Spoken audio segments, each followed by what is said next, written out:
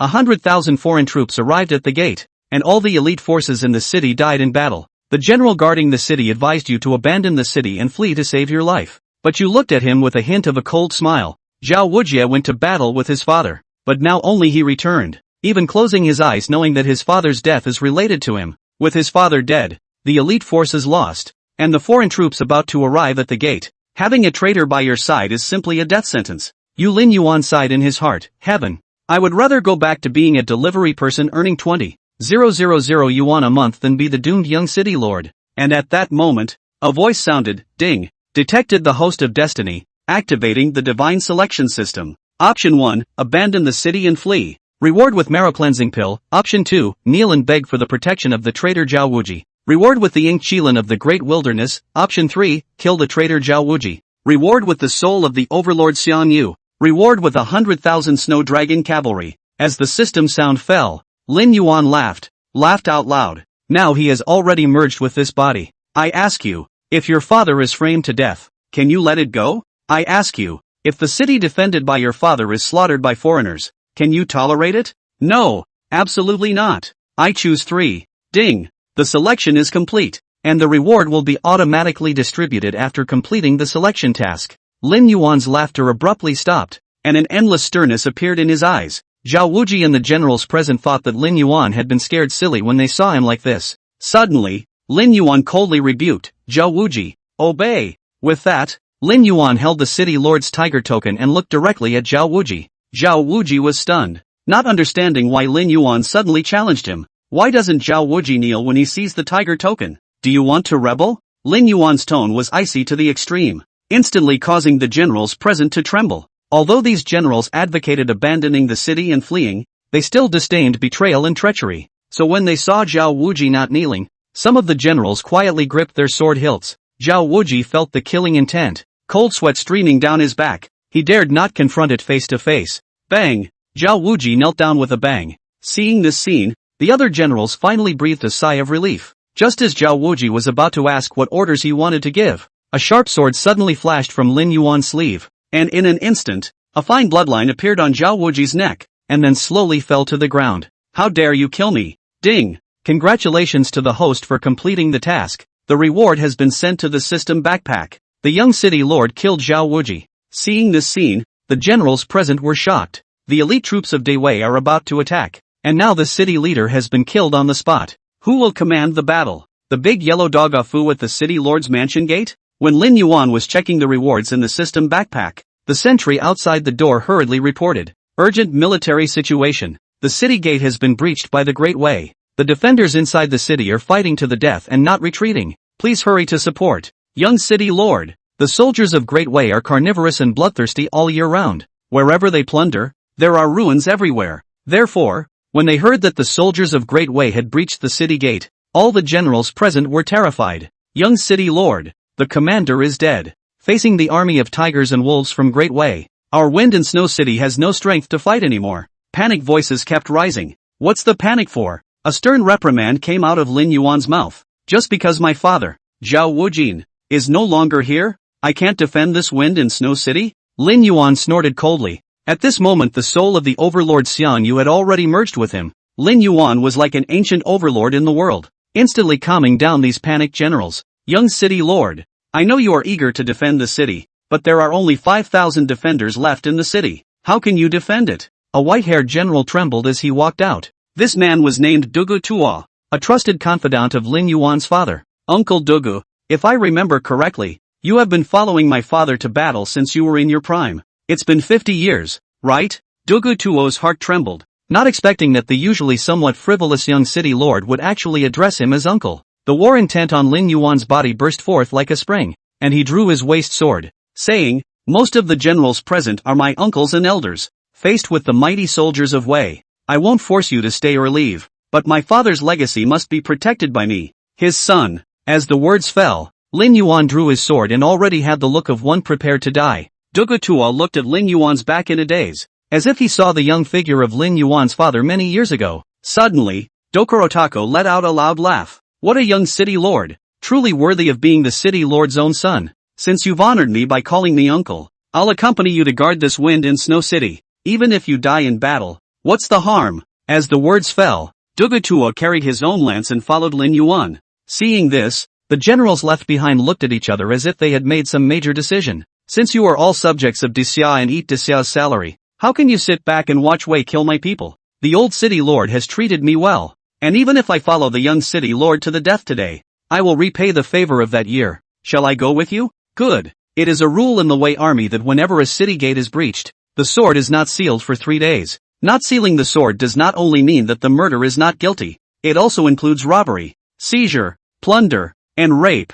All acts of violence are permitted within 3 days of the siege. Therefore, at this moment, within the wind and snow city, the people can't avoid it, can't run away from it. The streets are full of wailing and strewn with corpses. Reinforce the army. Reinforcements have arrived. The people of the city were thrilled to see this. Listen to my order. Cover the retreat of the people in the city with all your might. The rest of you, follow me to kill the incoming enemy. Lin Yuan was holding a long sword, walking like a swimming dragon, penetrating the head of a Wei armorer in a flash. The spilled blood, splattered on his face, bubbled with steam. He only felt that the battle intent within him, completely burned. This is the effect of Overlord Xian Yu's soul. Lin Yuan struggled to swing the long sword in his hand and killed into the formation, blocking 100 with 1. At this moment, Lin Yuan had not only inherited Xian Yu's battle spirit, but also the power of that overlord. Feather's divine valor is unmatched in the ancient world. Lin Yuan, who had killed his way into the formation, was the overlord. This scene stunned Dokorotaku. Isn't the young city lord physically weak and unable to cultivate martial arts? And how can you be so brave now? Not only Zhuge Tuo, all the wind and snow city defenders were shocked when they saw the scene. With the addition of 5,000 defenders in the city, the people in the city had a temporary respite. And those great Wei armorers also perceived the resistance of the dissenting forces of. Therefore, he surrounded the past with all his might. Noticing that he was gradually being surrounded, Dokorotaku said sharply, "Young city lord, with the city gates broken, there will only be more and more Wei armorers. We can't make unnecessary sacrifices." The first line of defense at the city gates was forced, and the enemy outside the city continued to pour in. Half of the original 5,000 garrison strength that Lin Yuan had brought with him was now also killed in battle. At this rate, it will only be a total loss. I'll cover for you. You go. Go to Cloud Dream City for support. Zhuge Tuo pushed Lin Yuan with all his might, but he couldn't push the other party no matter what. Go? Where to? But at that moment, a contemptuous voice came. Only a general riding a great desolating Kirin slowly arrived, and behind it, were tens of thousands of great Wei armorers in silence. It's the seventh son of Emperor Wei. Dokorotaku's face changed drastically. The royal family name of Wei is Sin, and this seventh son of the Wei Emperor in front of him was named Xianbu. At only 30 years old, he became the commander of Wei's border army, crowned with the title, King of Border Victory. It is the meaning of, the battle on the border, which is invincible. Therefore, Zhuge Tuo looked extremely scornful after seeing Xianbu. Thou, who art thou? Xianbu narrowed his eyes and sized up Lin Yuan, the son of the great summer's wind and snow city lord. Lin Yuan, Simbu doesn't seem very interested, only to see him raise his head in contempt. Within 3 breaths, hand over the city's tiger symbol. Madness. It's crazy. Lin Yuan laughed. What if I don't hand it over? Then die. No more superfluous words. In a matter of moments tens of thousands of great Wei armorers closed in on Lin Yuan's position. It's over. It's too late for everything. Zhuge Tuo, as well as the other generals, turned pale when they saw this scene. It's as if the end is doomed to death. Humph. At this moment when the air was frozen, Lin Yuan took a sudden step, stretching out the long sword in his hand. He raised his head proudly and said indifferently, "Thou barbarians, how dare you set foot on the land of my great Xia, the way to take death." This sound, like a bell, resounded through heaven and earth. Tap tap. The next moment, behind Lin Yuan, there was the sound of ringing thunderous iron horsemen collapsing into the ground. Zhuge Tuo and the others looked back, their faces frozen in disbelief at the scene they saw in front of them. I saw, under the white sun, cavalrymen clad in snow-white armor, a line of, running in a tidal wave. Just by looking at it, he was terrified by the aura of solemnity of the cavalry. Where is this army from? How can there be such killing intent? 100,000 great snow dragon cavalry arrived in an instant. The terrifying blood aura made the Wei armorers no longer dare to take half a step forward. Last General Ji Bat Song. C.U. Lord. Ji Bat Song, commander of the 100,000 great snow dragon riders, half kneeling down, eyes on fire. Brush up. 100,000 great snow dragon cavalry have dismounted. half kneeling down and said, "See you, Lord. See you, Lord. See you, Lord." The sound and power of the 100,000 Great Snow Dragon Cavalry Army rushed straight into the sky. Even the clouds in the sky dome trembled. Dr. Taku was shocked. The Wind and Snow City defenders were confused. Withdraw. Retreat. Great Wei Bianshang Wang Xianbu saw the scene and panicked angrily. Instead, Lin Yuan smiled faintly, holding his longsword and pointing it straight at the fleeing Wei armorer. "Great Snow Dragon Riders at your service. Execute the barbarians as far as the eye can see. Capture that so-called Wei Emperor's son, alive." Chapter 3, Capturing the Dragon Son of Wei. Summoning Zhuge Kongming. Wei border. Thousands of miles of snow. The sound of iron riders like thunder resounded in this land of ice and snow. The Great Snow Dragon Cavalry, like an avalanche, strangled the incoming enemies. The iron-blooded armored soldiers of Wei, who had just been unbeatable, were now, by this heavenly descent, scared and no longer defensive. Quickly, retreat, faster, faster. King Simbu of Bianqing spurs his horse. The bloodstains all over his body seem to tell of the intensity of the bloody battle just now. Looking back, the 100,000 Wei armored soldiers that originally followed, now it's actually being killed in the square. And after the fleeing Wei armorers, tens of thousands of Great Snow Dragon Cavalry, exuding a thick killing intent. The deadly bite. Simbu couldn't figure it out. Where on earth did this army come out of nowhere? According to Wei's intelligence investigation, it was impossible for such a cavalry army to exist within the borders of Daxia. Simbu shook his head, trying to keep his lax mind steady. Finally, he looked ahead, a hint of essence exposed in his gaze. A black flag, fluttering above the walls. That's the flag of Wei. It's the border of Wei. As long as we hide in the city, we're safe. Cavalry are not good at attacking cities, so as long as they can run into the city themselves, they will live. That was Simbu's only thought today. But Lin Yuan wouldn't give him that chance. Anyone who kills an armorer of Wei will be rewarded with 10 taels of silver. Whoever captures King Xianbu of Bianshang alive will be named Commander of Wind and Snow City and rewarded with 100,000 gold. The Great Snow Dragon Riders' side was fine, but those Wind and Snow City defenders went crazy all of a sudden. Since ancient times, dynasties have fought for profit. In the military, the armorer also takes the highest honor of making war, gaining wealth, and being appointed to an official position. Kill, kill, kill, for the sake of the war effort, for the sake of vassalage and worship. Even the most insignificant pawns on a normal day can now explode into a furious battle. Lin Yuan stared at Xianbu, who was hundreds of meters away from him, with killing intent in his eyes. The Lord of Wind and Snow City died in battle, and his own father died in battle. He knew that this Wei Emperor's seventh son, the so-called king of Bianshang, absolutely couldn't escape the relationship. Bao come. Lin Yuan reached out. Ji Ba Song, the commander of the Great Snow Dragon Cavalry, obediently handed out a divine bow that he was carrying on his back. "My lord, this is a divine bow named Sunset. Its list number reaches 200. The range is over 300 meters. Why don't you let Mordecai come?" Ji Ba Song said with some hesitation. "This bow weighs 200 pounds, and if you want to pull the full bow,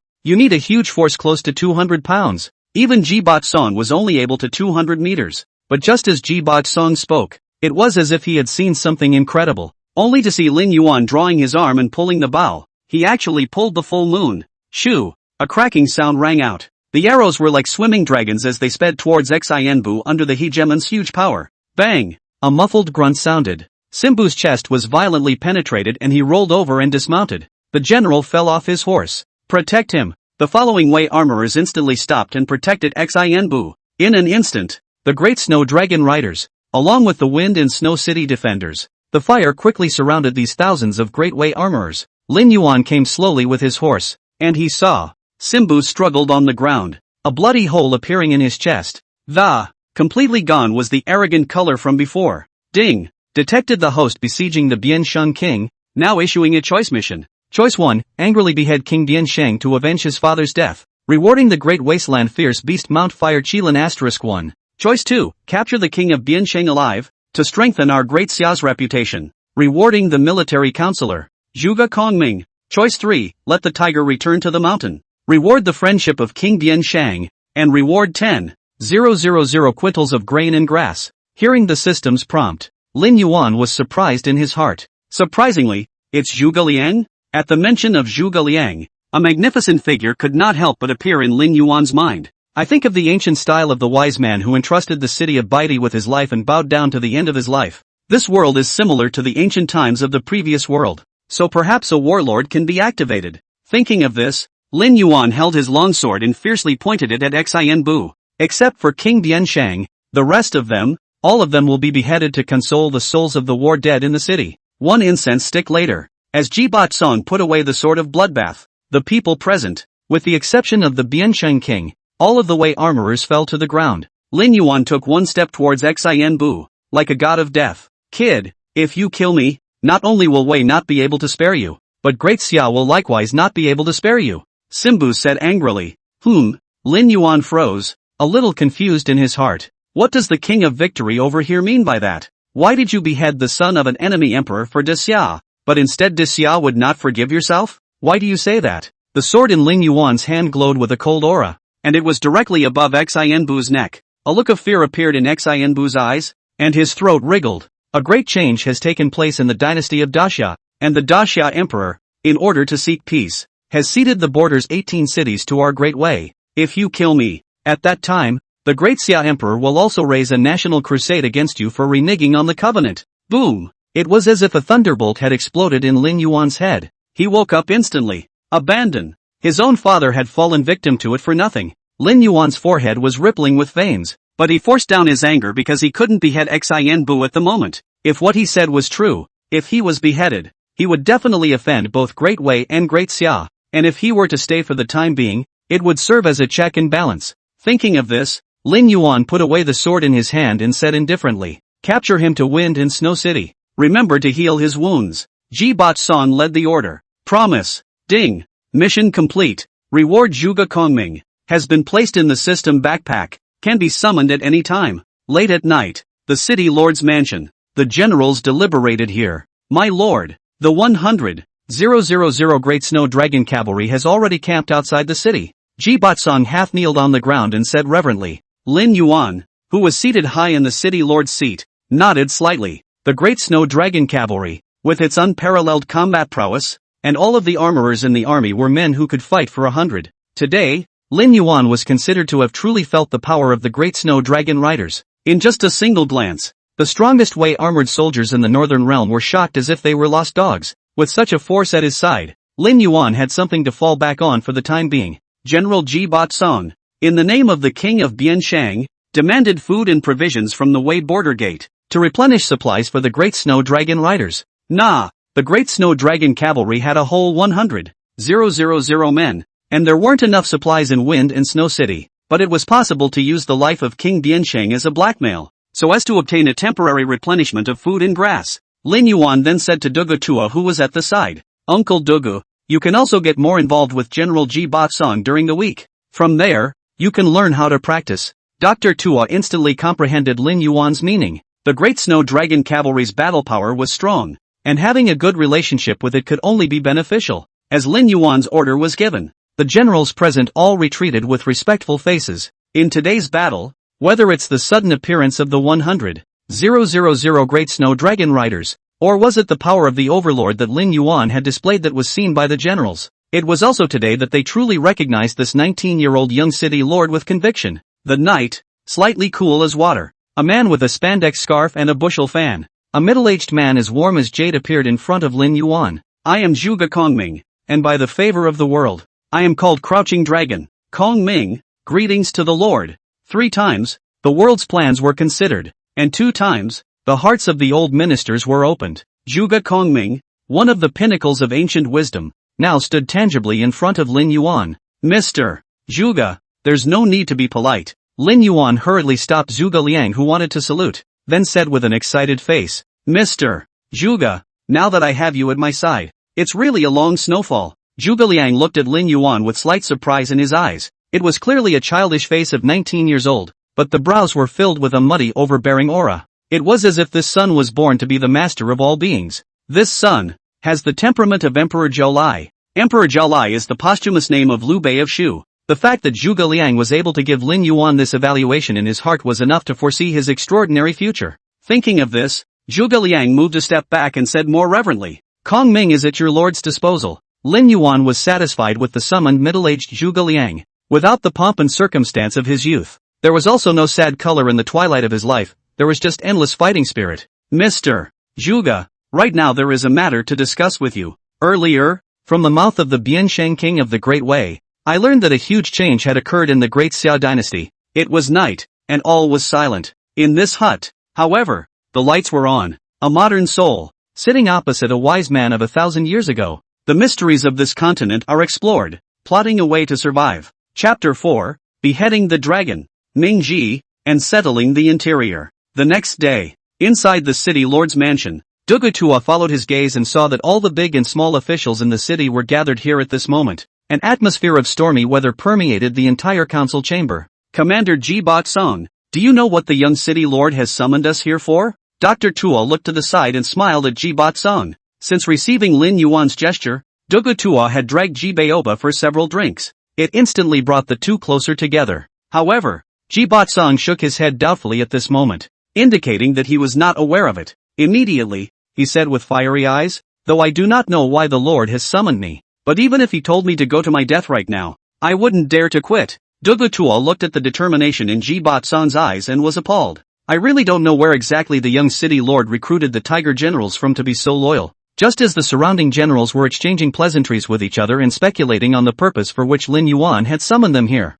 Suddenly, outside the council chamber, there was a team of armored soldiers, escorting a 7-year-old boy, slowly walking in. And at this time, Lin Yuan also brought Zhuge Liang over and sat on top of the high seat of the city lord. See you, young city lord. See you, lord. Lin Yuan nodded his head in greeting, then pointed at the 7-year-old child and said, Gentlemen. When Commander Song copied and killed Zhao Wuji's entire family, he found this child in the middle of the cellar. Lin Yuan smiled playfully. I asked this boy if he was outraged that his father had been killed by me. Guess what this child said? The generals who were doing it looked at each other, not knowing how to answer. Suddenly, a shrill voice came out of the child's mouth. I'm going to kill you. Avenge my father. That child's face was hideous, and the eyes that looked at Lin Yuan were ferocious, as if he was a ferocious beast. Ha ha, did you all hear that? This kid said he was going to kill me. Lin Yuan let out a loud laugh, but slowly, his laugh became a bit grim. Rebel General Zhao Wuji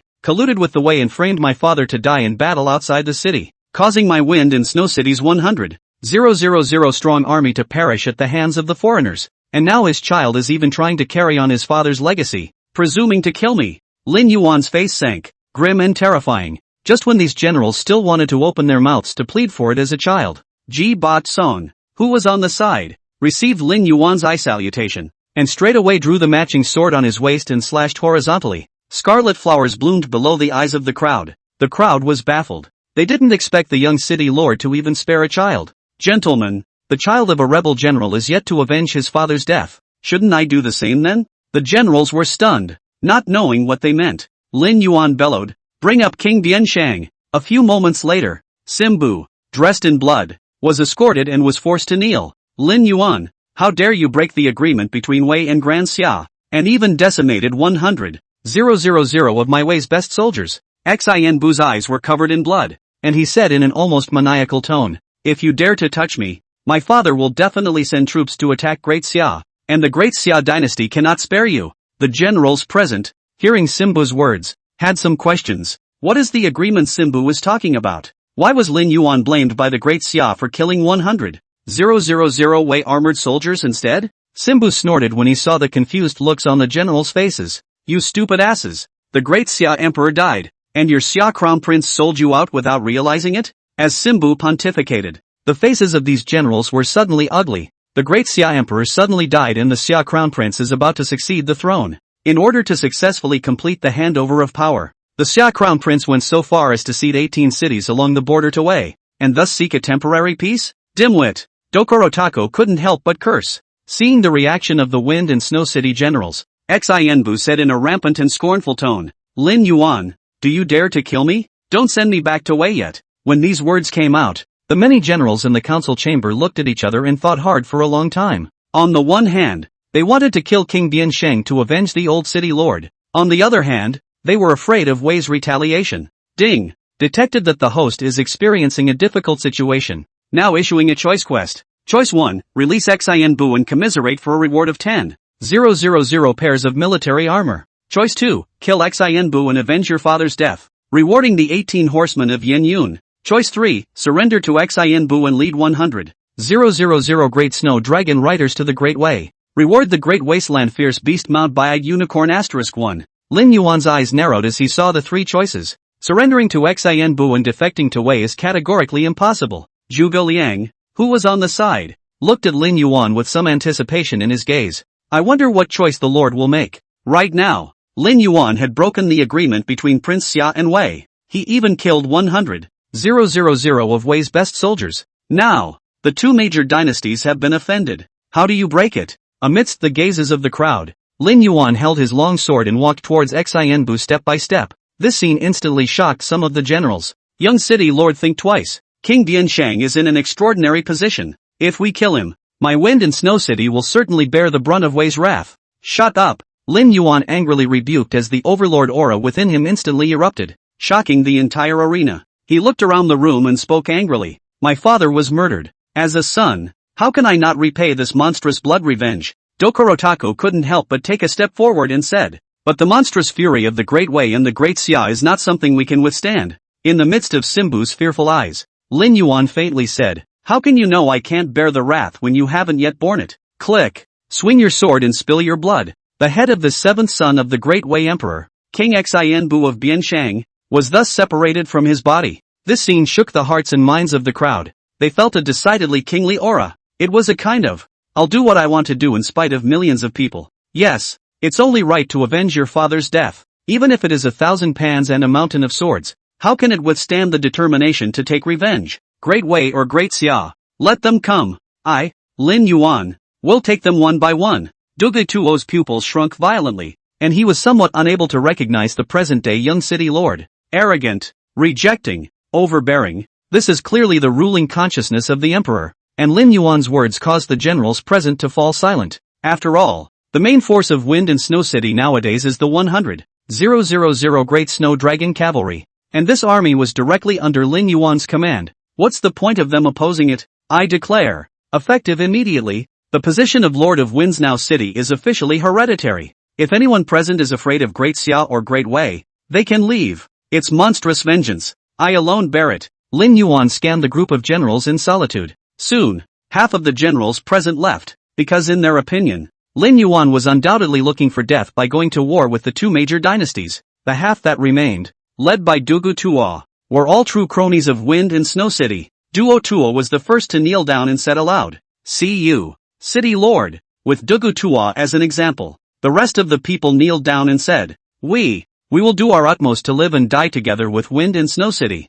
Work with the young City Lord. Seeing this scene, Zhuge Liang on the side shook his bushel and murmured in his heart, beheading the dragon son of Wei without hesitation, without fear of retaliation from the two major dynasties and without internal worries. Only then can we fully cope with the next crisis. With a mind like this, is the Lord really only 19 years old? Think back to when Liu Bei, at the age of 19, was probably still doing nothing in the civil. Chapter 5. The National War will start. Lin Yuan goes out to the 17 cities, the Wei dynasty, towards the parliament. In the Wei Hall, the 100 officials are divided into two factions by civil and military. Going to court was originally a matter of honor, but at this moment the ministers of the royal palace dare not speak for fear of frightening the emperor's heart. Above the imperial throne, the face of the current Wei emperor is like abyssal water without ripples, but his eyes, however, were deadlocked on a coffin on top of the main hall. Lying inside was the body of Wei Emperor's seventh son, King Bianshang. Don't the ministers usually talk a lot?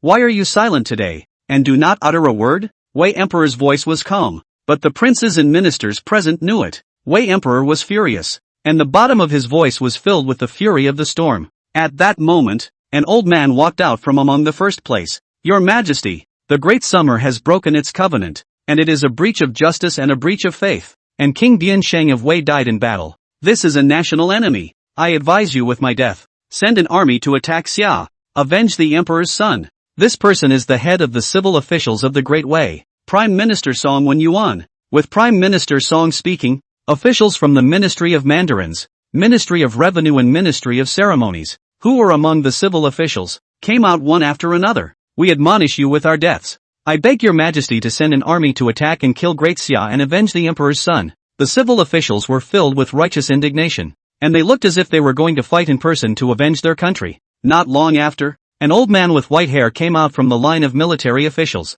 It is worth noting that this person has a sword at his waist, a position of great prominence. Your Majesty, the old minister invites you to fight, willing to avenge the emperor's son. This person is the head of the Wei military generals, one of the three major upper columns of Wei, Ling Wu. Although he was old, no official at the court dared to despise him. 10 years ago, Wei and Daxia dueled outside of the seaside. The combined strength of the two sides amounted to 500,000 men. The end result was that Ling Wu completely wiped out the Daxia army and dealt a heavy blow to Daxia, forcing Daxia to sign the Treaty of the Alliance beyond the seas. Let Daxia cede 50 cities, return to the court in triumph. Therefore, when Ling Wu, the head of the military generals, asked for orders, the military generals present were abuzz. Since ancient times, the dynasty to fight for supremacy. Military generals first, destroying cities and fortresses, liver and guts to death. In order to seek supreme honor, we are willing to attack and kill Great Xia with General Ling. Since ancient times, the civil and the military have always been a counterbalance to each other. But nowadays, above the court of the Great Wei, civilian or military general, at the moment it was surprisingly consistent in the face of national humiliation. They are going to attack Daxia. Good. Wei Emperor's eyes were cloudy as he ordered the Grand Eunuch of the Secretarial Supervisor to bring the Tiger Talisman of the three armies. Spinning around, he stood up. Listen to my edict. Upon hearing this, the 100 officials knelt and prostrated. Emperor Wei, who stood high above the imperial throne and held one of the pinnacle rights in this world, said aloud, "Now, the Great Xia has betrayed its trust in justice, destroying the covenant of the dynasty and causing 100,000 soldiers of our Great Wei to die in vain, to the death of our Great Wei Yingxiang king in battle. Shame on his country, shame on its ruler. I issue an edict in the name of Emperor Wei. Order Upper Pillar State Ling Wu to take command and lead the 500,000 armored soldiers of Wei. We're going to conquer Daxia. I will not return to the ring until the national shame is averted." The imperial edict fell. The 100 officials all said aloud, "Swear to snow the national shame. Avenge the country." This day, the Wei dynasty, which was founded hundreds of years ago, ran extremely hard. A book of national wars also crosses the 10,000-mile border and spreads throughout the world. Daxia dynasty. At this point in time, the Daxia dynasty had just completed a ceremony for the transfer of power. In today's courtroom, the 100 officials likewise had no joy to speak of. Some of their close ministers were either framed for assassination or sue for old age. It is safe to say that the court is in a state of panic today, and no one knows that the recently succeeded Xia Emperor will look at whoever he doesn't like and suddenly make a move. The young Xia Emperor, looking at the Wei ambassador to undertake up the national war book, only felt the cold sweat running down his spine. It did not occur to him that the secret agreement originally made with the Great Wei. Surprisingly, he was forced by Lin Yuan of the small border town. Now, it is a direct result of the impending war between the two countries. Ambassador Wei, there is still room for discussion on this matter. Xia Di said in a slight panic. I can assure the Wei Emperor that the first offender, Lin Yuan, will be apprehended, and that the Great Wei will be compensated in gold, silver, and treasure. Can we leave this matter at that? The Wei ambassador narrowed his eyes, and his eyes were filled with contemptuous mockery and arrogance. Since ancient times messengers have been much pride and honor. The messenger is not afraid to die. Death is something that can be celebrated for ages. Only after looking around the Daxia group of ministers for a week, the Wei ambassador said with his head held high, the Xia Emperor may not have understood the purpose of this messenger's visit. Then he said, almost word for word, with a pause, the national war will begin. I am only here to inform by the Wei Emperor's edict. Afterward, the Wei envoy waved his sleeves and was about to leave with a laugh in the sky. Daring, how dare you charge His Majesty? Where are the Imperial guards? Take them down, behead him. Soon, a group of Imperial guards apprehended the Wei ambassador and pulled him down. The courtroom, on the other hand, fell into a long silence. In the northern realm,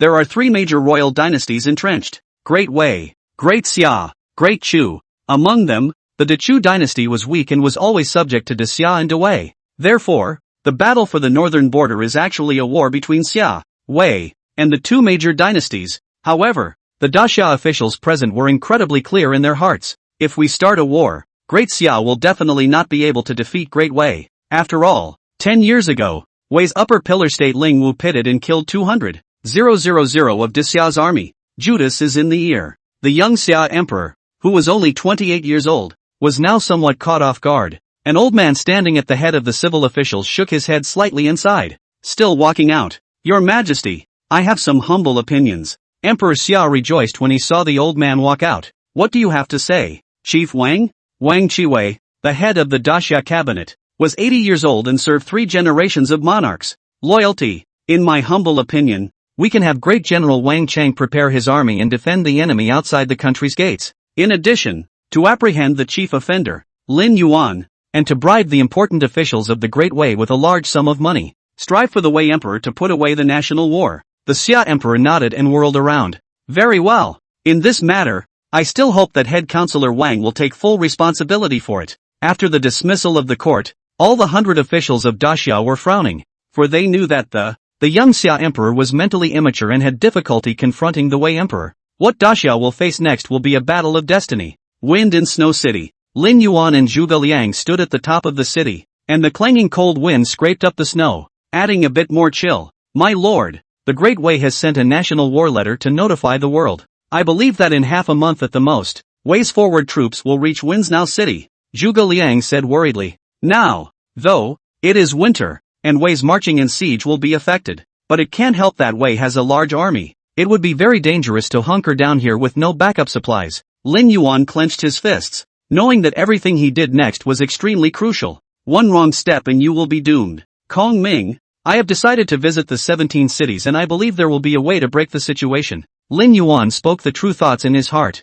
Earlier, when the Great Xia ceded 18 cities on the border, the owners of the cities were bound to be disgruntled. It was just that he didn't dare to show it due to the authority of the Xia Emperor. But nowadays, Lin Yuan was going to go for a fight. If we get help from the remaining 17 cities, we will have more certainty of self-protection. Zhuge Liang agreed with Lin Yuan's idea and continued. The people of Xia today all know that the Xia Emperor has lost his power and humiliated his country, and that he has begged for peace by ceding his land. He has already lost the great righteousness first. On top of that, the certainty of uniting the other 17 cities is also great. Saying that, Kong Ming seemed to suddenly think of something in general, and his eyes blazed. If you want to unite the 17 cities, you must first take Yingxiang City. Chapter 6. The king lifts the tripod. Yingxiang City, like Wind and Snow City, belonged to the same 18 cities that had been ceded out of the border. But the difference is, Yingxiang City, the city with the strongest military strength among the 18 cities ceded. Most importantly,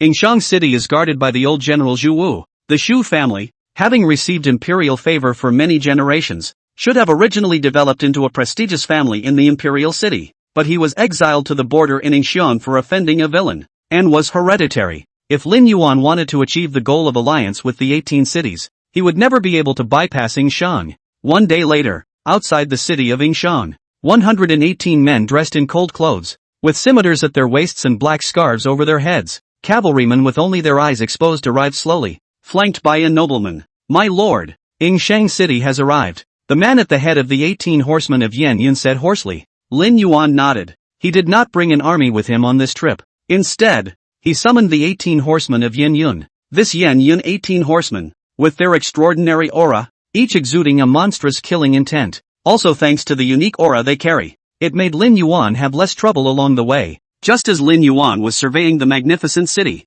the commander of the garrison at the city gates saw the extraordinary nature of the Yan Yun 18th Cavalry at a glance. Afterwards, he even sized up Lin Yuan. It was obvious that Lin Yuan was the master of this group. Where did the mail come from? What is the purpose of coming to Yingxiang City? In the spirit of his duty as a guard, the guard commander still said stiffly. Lin Yuan looked extraordinary and could not be easily offended, so his attitude was very low. Lin Yuan hesitated and blurted out, Lord of Wind and Snow City, Lin Yuan, come to pay respects to old General Zhu Wu. Boom! When these words came out, that commander's heart immediately shook. And now, the book of the Great Wei State War has spread throughout the world. The people of this world also know the secret of it. When they learned that Lin Yuan had disobeyed the emperor's order and beheaded 100,000 armored soldiers of Wei, can't help but be invigorated. There are still true men in Daxia. This is the real idea in the hearts of the common people, or people who worship martial arts in Daxia. Thus, when the commander learned that the current noble son was Lin Yuan,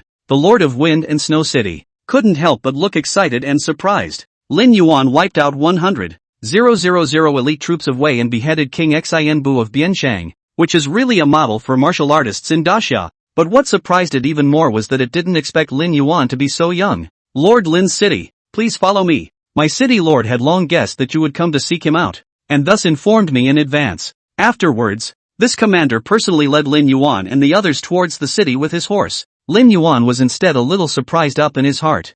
I didn't expect old General Zhu Wu to anticipate that he would come to him in advance. Immediately, Lin Yuan had some more playful intentions in his heart. This trip, it's getting interesting. After arriving at the Zhu mansion, Lin Yuan saw the red cloth and lanterns all over the door of the Zhu mansion. There were also many carriages and guards outside the gate, and there were many dignitaries constantly coming in and out, making it a lively place. City Lord Lin has come at the right time today. Today is the wedding day of old City Lord Zhu's first eldest son. Therefore, the old City Lord set up a banquet in his residence and invited many powerful figures in the city. Receiving the commander's explanation, Lin Yuan fell back and smiled awkwardly. I came here empty-handed today, and I don't know if old General Zhu Wu will blame me. Immediately, Lin Yuan instructed the 18 horsemen of Yen Yun to wait outside the residence. He himself entered the mansion with the commander. Within the Zhu family's auditorium, dozens of guests, seated on the floor. Lin Yuan saw Zhu Wu on top of the high seat at a glance. It was an old man with silvered temples, his skin dry but those eyes were as sharp as a falcon's. The commander climbed into Zhu Wu's ear after informing Lin Yuan of his arrival. The former also didn't show much change, merely nodding to this Lin Yuan. After Lin Yuan nodded in response, he was the one who noticed a hint of an unusual atmosphere. It was supposed to be the big day, but the faces of the Zhu family, including Zhu Wu, did not have the slightest bit of color. What happened? Lin Yuan sat on top of his seat, quietly surveying his surroundings, only to see a youth in a strong suit stood in the center of the hall and said with some contempt, "What? The descendants of the Zhu family, who have been favored by the emperor for generations, is there even no one who can lift the giant cauldron I have gifted?" Hearing this, the faces of the Zhu family members who were sitting there instantly turned blue. Only then did Lin Yuan realize that in the middle of the hall, there was a giant golden tripod. Its tripod body is carved with dragons and phoenixes, with the meaning of dragon and phoenix presenting auspiciousness. Good tripod, Lin Yuan secretly said in his heart.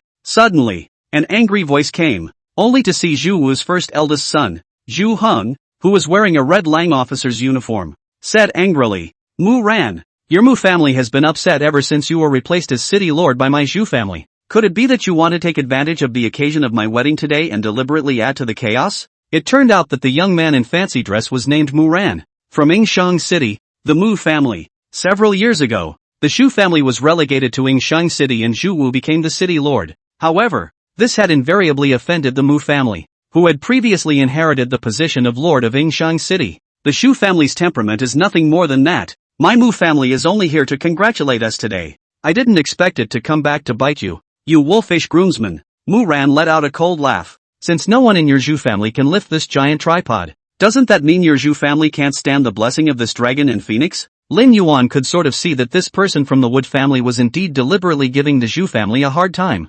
However, it was true that none of the young people in the later generations of this Zhu family could lift the giant tripod. Lin Yuan secretly said in his heart, "This giant tripod is at least 800 pounds, and it's no wonder that no one in the Zhu family's descendants can lift it." Just as Mu Ran was pleased and wanted to send someone to retrieve the tripod, Lin Yuan suddenly stood up and clasped his fists at Zhu Wu. "Kid might give it a try." Seeing Lin Yuan appear, Zhu Wu froze. Before Zhu Wu could speak, Mu Ran frowned. "Who are you?" Lin Yuan smiled and said, "My father and old General Zhu are close friends. I'm naturally considered old General Zhu's nephew." Upon hearing this, Mu Ran sneered. "Try it then. Just be careful not to break this body of yours." Looking at Lin Yuan's slimmed-down appearance, Mu Ran simply did not believe that he could lift it. The groom, Zhu Heng, had never seen Lin Yuan before, but he was still worried at this moment. "Brother, just do your best." Some of the guests saw this and exchanged words. A huge tripod of 800 pounds. Even an ox would struggle to pull it, let alone a human being. Alas, this Shu family has fallen so far that even the Wood family can bully it into submission. Then again, this junior is really unfamiliar. I haven't heard that Zhu Wu had this nephew before. Lin Yuan looked around the giant tripod for a week before finding a suitable launching point. Immediately, the qi and blood on his body began to roll over, and that brilliant overlord's power was instantly unleashed. With the giant tripod being shaken a bit, Mu Ran's expression, which had just been looking smiling, was instantly baffled, but in a whirlwind he consoled himself. Impossible, absolutely impossible. No one can carry this tripod. But the next scene was one he would remember for the rest of his life, only to see Lin Yuan's arm, forehead, veins rippling, roaring, "Get up for me!" Bang! Lin Yuan's feet fired, and the wooden floor suddenly cracked, and that 800 pounds of giant tripod unexpectedly slowly left the ground. Chapter 7. Yingxiang shoots a halberd, and the whole audience is shocked. How? How? Mulan's entire body froze, but he had to believe it. Right in front of him, Lin Yuan used his own strength to lift the 800-pound giant tripod over his head. The guests, likewise, were shocked to their feet. Divine power. Divine power. Who on earth is this son to be able to carry a giant tripod of 800 pounds? These guests stared wide-eyed and rubbed hard, still unable to believe the scene before them. Lin Yuan's veins rippled all over his body, and the terrifying power of the overlord caused his heart to surge. How about it? Does the Zhu family have the qualifications to receive this gift anymore? Bang! The giant cauldron was lowered by Lin Yuan with a loud bang, and a bell-like sound erupted. When Zhu Wu, who was on top of the high seat, saw this scene, his heart was shocked. A giant tripod of 800 pounds, and he just lifted it? Zhu Heng, the groom, was a bold man, and excitedly ran to Lin Yuan's side, patting his shoulder. Brother is truly a man of God. Immediately, it whispered to Lin Yuan, "Thank you, brother, and when it's over, I will certainly set up a banquet and drink with my brother." Lin Yuan's move was undoubtedly a relief for him, Zhu Heng, and even more so for the Zhu family. The Zhu family is a benefactor. It's just a lot of strength. What's so wild about it? Suddenly, Mulan made a mocking sound. What's the use of being as strong as an ox? When we get to the battlefield, it will only take one arrow to take your life. You Zhu family members, dare to compete with me in archery. Hearing this, even old General Zhu Wu was enraged. Mu ran. Today is my son's big day. It's not your turn to be wild here. Even if you labor to come, you don't have the qualifications. Seeing Zhu Wu old general shocked anger, Mu Ran is not the slightest bit afraid to say, "What? Is it possible that no one in your Zhu family dares to compare themselves to me?" Mulan held his head high once again. Shooting is the 6 arts of a gentleman, but it is also the art of killing. He was wooden and grew up with a superb talent for archery, and could hit a precise target with a single arrow from 200 meters away. His most famous achievement was that while hunting, at a distance of more than 200 meters, shooting at geese in flight. It can be called a man of divine shooting. Facing Mu Ran's arrogance, Zhu Hong couldn't help but say, "Compare then, shooting skills, I am not yet afraid of you." The Zhu family martial arts arena. There was a group of people fiddling with the items for the contest. Mulan commanded from the sidelines, 200 meters away, "Set up a bronze bell, and before the bell erect a halberd. The one who passes through the halberd's blade and shoots the brass bell wins. Do you dare?" Hearing Mu Ran's words, Zhu Hong got some chills down his spine. He knew that Mulan was a great shot. I didn't think he would dare to set up such a difficult competition program. 200 meters away, through a halberd, shooting a copper bell the size of a pea? Even the most divine shooter in the world would never be able to do it. Some of the guests, obviously not convinced, shook their heads and said. A few moments later, 200 meters away, a brass bell the size of a soybean was suspended, and before the brass bell there was a halberd. Zhu Heng, you go first. After all, if I make a move, you won't stand a chance. Hearing Woody's provocative words, Zhu Heng's arm trembled a little as he picked up the bow and arrow. As things stood, there was nothing to be done. Load the arrow, draw the bow, and shoot. Phew! A sound rang out above a break. Falling short. Missed, the observing armorer said in a loud voice. Zhu Heng shook his head helplessly. It's a big deal to be able to draw a bow and shoot 200 meters. On top of that, trying to hit a target the size of a soybean is harder than hell. Therefore, he didn't believe that Mu Ran could do it either. Zhu Heng, watch this. This is the shooting skill. Knock the arrow, draw the bow, shoot. Dang. All that could be heard was a metallic clash. The brass bell rang. Ring the bell. Hit. The moment the commander rang out, Zhu Heng's face turned violently white. This Mu clan's Mu Ran is truly marvelous. Truly a divine shot. I'm afraid that within the Great Xia, there are not many people whose shooting skills are comparable to its left and right. Mulan couldn't help but sneer when he heard the guests complimenting him.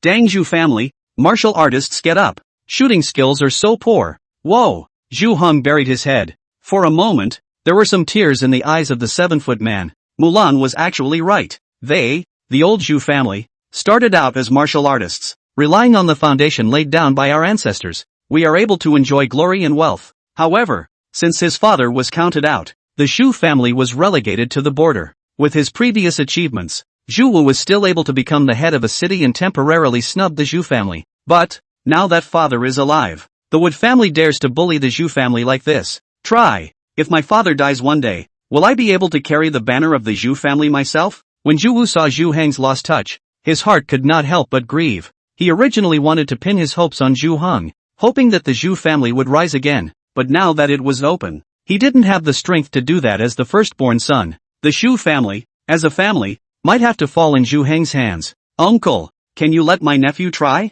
Zhu Wu froze, but turned his head to see Lin Yuan smiling at himself. Looking at Lin Yuan, Zhu Wu had an inexplicable emotion in his heart, but his intuition told him that perhaps the man in front of him, who had annihilated 100,000 of Wei's best soldiers, the young city lord who angrily beheaded the Biansheng king of the Great Wei. There is this strength. Yes. After receiving Zhu Wu's promise, Lin Yuan whirled around and said, since we're going to compete, we might as well be exciting. Mu Ran looked at Lin Yuan and always had a bad feeling in his heart. Move the commander to 300 meters away. If I fail to shoot, chop off an arm. If you fail to shoot, you will likewise chop off an arm. Dare? Lin Yuan's eyes exuded a strong aggressive intent, causing chills to rise up Mu Ran's spine. If you don't dare, then so be it. Apologize directly to the Zhu family and offer 10,000 taels of gold. That's the end of the matter. Mulan's mind struggled desperately to get up. He thought Lin Yuan was swindling him. 500 meters. Even pulling an arrow out would have been amazing. Not to mention shooting a brass bell from the middle of a halberd. Just compare. Mulan gritted his teeth. Spinning around, he picked up his bow and arrow straight away. Extremely hard to shoot, but only ended up with a range of 280 meters. Talk about running into a brass bell? Brother Zhu, I heard that your mansion has a divine bow named Profound Dragon. Can I borrow it? Hearing this, Zhu Hong subconsciously looked towards Zhu Wu. The Profound Dragon divine bow. With a poundage of 300, even Zhu Wu himself couldn't pull the full bow. Fetch, Zhu Wu gruffly said. A moment later, a large bow with a greenish ink color was held in Lin Yuan's hands, only to see that Lin Yuan's arm muscles bulged, and he actually pulled the bow and arrow into a full moon. Phew! The sound of breaking air like a swimming dragon sped by. Immediately afterward, the crowd saw that the brass bell, which was like a soybean, was actually shot straight by the bow and arrow. Rushing up into the sky. Bingo! Bingo! The crowd looked at Lin Yuan, their hearts awestruck. This son, 300 meters away, straight to the target. If it is on the battlefield, it will be great. God's power, God's shooting. There is absolutely no one else in the world. Amidst the shocked words of the crowd, Mu Ran's face suddenly turned ugly. He knew that the divine archery he thought he was capable of was like a child amusing himself in front of Lin Yuan, and today's Yingxiang shooting is bound to become a great story. Chapter 8. An orphan can be abandoned, but never forsake his honor. Snowflakes drifted and fell from the sky. Lin Yuan stood with his hands behind his back, his sharp gaze scrutinizing Mu Ran, causing the latter to tremble. You do it yourself, or should I? Lin Yuan's icy tone gave Mu Ran a feeling of powerlessness in the face of death. Today Yingxiang shoot the halberd. According to the betting contract, the loser left his arm, which was agreed in advance, but at that moment, Mulan was agitated. I'm a member of the Wood family of Yingxiang City. If I don't break my own arm, what can you do to me? Even though Mu Ran's behavior at the moment was uncharacteristic of a gentleman, the crowd didn't feel that there was anything wrong with it. The Wood family, but the Yingxiang City super family, and he, Mu Ran, was the next head of the Wood family. Wouldn't it be a great shame if I were to break my own arm today? Dude, forget it. Xu Hong came over and advised in a low voice. The Mu family is exceedingly powerful, and Mu Ran's sister became the consort of the Xia Emperor not long ago. It's just as good as it gets. It must not be offended. Emperor Xia's consort? Lin Yuan's eyes narrowed when he heard this. Ding! Detected that the host is facing a choice. Now releasing the choice task. Choice 1, release Mu Ran and reward the friendship of the Mu family. Choice 2, strongly chop off his arm, rewarding 100,000 Huban troops, reward General Bai Qi. Choice 3, concede and apologize, bow down to Mulan, rewarded with longevity extension pill *1. Seeing Lin Yuan's silent touch,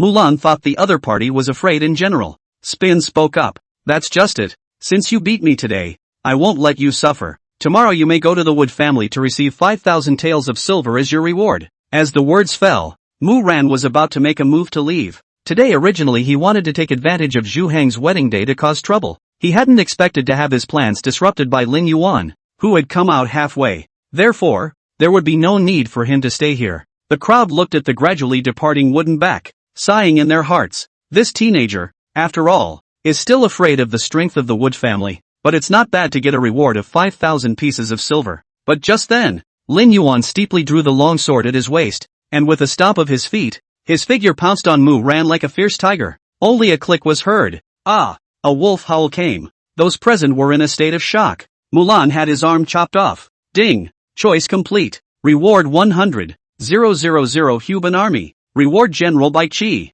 Seeing the Huban Army, Bai Qi's summoning card inside the system backpack, Lin Yuan revealed a smile, but his smile fell on Mulan's eyes as if he had seen a madman. You! How dare you cut off my arm? Originally, he thought that Lin Yuan would be afraid of his Mu family's strength and wouldn't dare to strike. I hadn't realized that the other guy was crazy. What a bull ***** wooden family. What a bull ***** imperial concubine. In my eyes, all are ants. Lin Yuan growled lowly. Chopping off your arm is because of the bet. If you don't want to die, get lost. Hearing this, Mu Ran didn't dare to hesitate and hurriedly picked up his broken arm and fled from the Zhu family. Lin Yuan then apologized to Zhu Hong, who was frozen at the side. I'm sorry brother Zhu, but I've spoiled your big wedding today. As things stood, there was no need for the big wedding to go on. The guests who were present panicked and excused themselves and left, not daring to stay here any longer, because they knew that the Zhu family could not escape from the chopping of Mu Ran's arm. This Yingxiang city, it's going to change. The night is as cold as water. Instead of bringing a sense of celebration to the Zhu family, the Zhu family's big wedding had more of a tense atmosphere. In the middle of the chamber, Lin Yuan sat opposite Zhu Wu, Zhu Heng's father and son. Seeing that the Zhu family's father and son's faces were as cold as water, Lin Yuan instead opened his mouth to speak first. If I rashly intrude today, I will cause trouble for your house. Rather, it is the late generation who is being abrupt. If Elder General Zhu feels that the Wood family is a nuisance, Junior will be the one to lead the people to destroy the Wood family. Okay? Lin Yuan softly said the matter of destroying the Wood family as easily as pinching an ant to move. It immediately drew Zhu Heng's annoyance. This brother, do you know what the Wood family's heritage is? They are in control of the general military power of Yingxiang city. Not to mention that the eldest daughter of the Mu family has become the consort of the Xia Emperor. What are you going to do to destroy the Mu family? Even though Lin Yuan had helped the Zhu family out during the day, now that he heard Lin Yuan's words, Zhu Heng then felt that the other party was an impulsive person. Just as Zhu Hong continued to complain, he heard Zhu Wu sigh. He does have it. Upon hearing this, Zhu Hong froze. What do you mean? His own father said that the teenager in front of him had this strength? What is he? Immediately, Lin Yuan stood up and cupped his fists at Zhu Hong. I've come unannounced today, and I haven't formally introduced myself. I am Lin Yuan, Lord of Wind and Snow City. Boom! Zhu Hong only felt a shock in his heart and mind. You're the Lord of Wind and Snow City who wiped out 100,000 of Wei's elite not long ago. Lin Yuan nodded again. No wonder Lin Yuan had spoken so easily about destroying the Mu family. He was able to annihilate 100,000 elite troops of Wei, and he even killed King Xianbu of Bianshang. He has the strength. There was also something about fearing the daughter of the Mu family as the crown prince's consort, which was even more amusing. Lin Yuan even dared to disobey Emperor Xia's orders. What's a concubine of the Xia Emperor?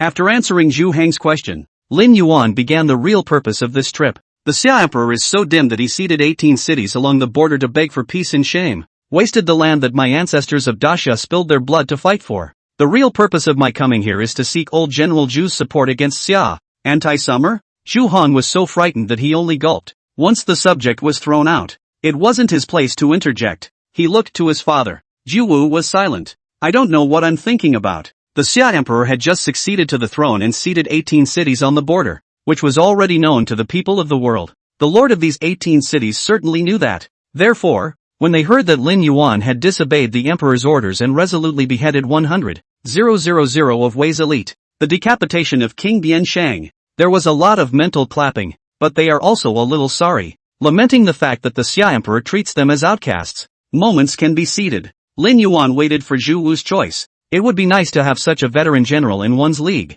Then it would be much simpler to alliance the remaining 17 cities. At that moment, Zhu Wu stood up. His old body was now glowing with majestic vitality. My Zhu family, world subject to the Imperial grace, lifting the 3-foot sword, fighting for the country on the battlefield, making countless achievements. It is already a great honor to be a martial artist and to be able to do this. In Zhu Wu's mind, he couldn't help but discover out that the ancestors of the Zhu family were Daxia. The contributions made to the birth and death of Emperor Xia. It's the honorable thing to do. However, since I inherited the position of family head, my Zhu family has gradually declined. Calculated by a villain. He was suspected by the Xia Emperor and relegated to this border city. And now even a borderline Wood family can bully me like a cat or dog. This, a great shame. Zhu Hong secretly clenched his fists. As the firstborn son, he was interested in revitalizing the family. But now, there are villains in the courtroom who are framing the Zhu family. And now that the Wood family has been offended, the first daughter consort of that Wood family will inevitably be blowing smoke on the Xia Emperor's pillow.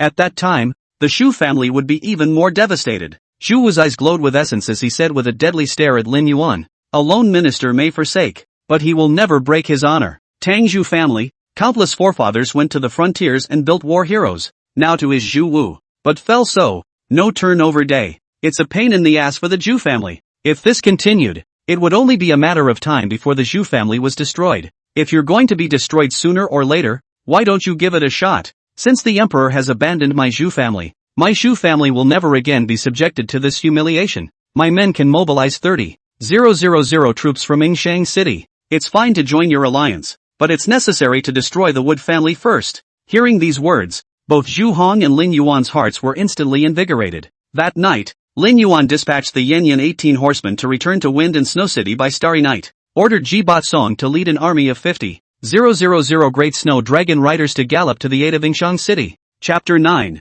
The Great Snow Dragon Riders tread on Yingxiang. 100,000 Huban show their might. The Wood family. Family Council. Mulan took his broken arm and howled. The Shu clan bullied my Mu clan and chopped off my arm. Please, father and uncles, do this for me. Bang! The lord of the Wood family, Wood warrior angrily slapped the table and cursed. How dare he, the Shu family, a fallen family, bully my Mu family? The many battle elders of the Wood family said with the same hatred. My Mu family's daughter, you're an imperial concubine. It's only a matter of time before my Mu family rises to power. Since this Shu family is ungrateful and eager to seek death, I'll see to it that we don't do anything about it. Send troops directly to besiege the Shu mansion. Kill Zhu Wu and take the position of city lord. When the time comes, with imperial concubine's help, the Xia Emperor won't blame my Zhu family. The people of the Wood family are not to be insulted. They, the Mu family, as a former city lord's house, likewise held the military discourse of Yingxiang city in their hands.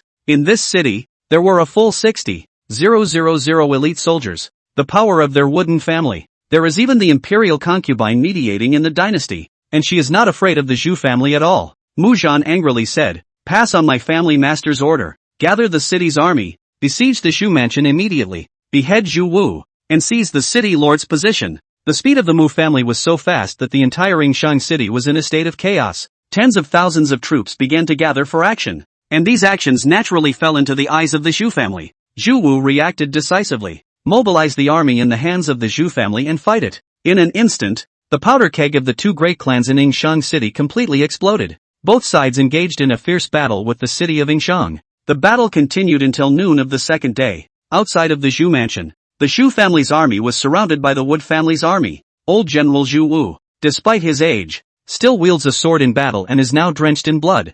Zhu Wu, surrender and you can keep your body intact. If you continue to resist, I will slaughter your entire Zhu family. The lord of the Wood family, Mu Zhan, was similarly covered in blood and looked creepy. The Wood family, but a family that relies on women to climb up the ladder. How dare they bully my Zhu family now? Zhu Wu laughed freely. Lin Yuan stood next to Zhu Wu, holding a long sword and staring intently at Mu Zhan. He did not choose to summon the 100,000 Huban Army for assistance in the first place. For one thing, it was because he didn't want to expose too many of his cards. Secondly, it was because he wanted to see what this Zhu Wu, as well as the Zhu family's army was capable of. Of course, the ending was out of Lin Yuan's expectation. The Shu family only had 30,000 troops in Yingxiang city, while the Mu family had 60,000. In the face of such a huge number of surprised people, the Shu family's army fought to the death. In one night, the Shu clan's army had died 8,000 in battle, while the Mu clan side had died over 10,000 in battle.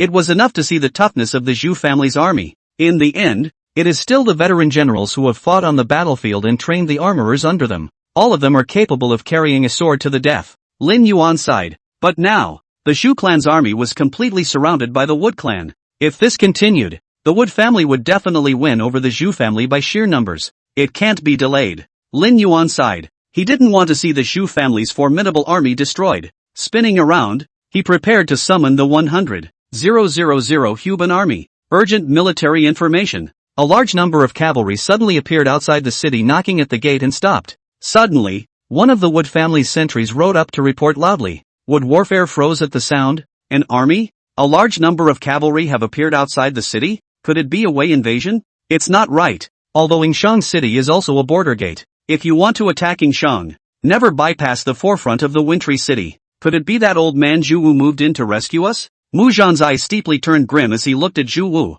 Destroy Zhu Wu first. Ignore the cavalry outside the city. As Mu Zhan roared, the Mu clan's army roared and charged. Erlangs of the Zhu family, die fighting, die fighting. Zhuge's army was not afraid, and both sides started another fierce battle. Lin Yuan knew that the cavalry outside that city was bound to be the Great Snow Dragon Cavalry. After telling Zhu Wu about this idea, Zhu Wu was instantly energized. I had heard that Lin Yuan had broken 100,000 of Wei's elite with a single cavalry. I think this cavalry that came to reinforce the battle strength is certainly not weak. Reinforcements have arrived. Charge with all your might. Kill the wood warrior and seal the city's commander. He who takes his limbs shall be crowned 1,000. Despite this crushing numerical superiority of the Mujia army, in the face of the deadly Zhu army, it is still difficult to win in a short period of time, and these two murderous armies were now experiencing an extremely rapid surge in deaths. Looking at this scene, Lin Yuan hesitated. Although the Great Snow Dragon Cavalry was strong in battle, after all, it belonged to the cavalry and was not capable of attacking the city. If they waited for them to breach the city gates, I'm afraid that Zhuge's army's side wouldn't be able to carry it. No wait. Lin Yuan clenched his teeth and immediately opened his system backpack. Summon 100,000 Huban Army. Summon the great general Bai Qi. Next moment, it was as if a terror had been born in the world. The sky was windy and snow drifted down. Immediately afterward, a tumultuous, thunder-like sound of ground trembling rang out. Both the Zhu clan's army and the Wood clan's army froze, stopping the fight in their hands one after another. They looked blankly toward the end of the road's horizon, only to see a big black flag, waving in the wind and soughing, gradually appeared. Above the black flag, the word tiger was printed in a regal manner. Immediately afterward, like a tidal wave, the Huban army rushed in with halberds in hand. The strongest party of this army, the man at the head, was riding an ink-colored warhorse, with a head full of white hair and killing intent. His gaze gathered on Lin Yuan and he spoke angrily. My last general Bai Qi, I will lead 100,000 Huban troops. I'm here to rescue you. Meanwhile,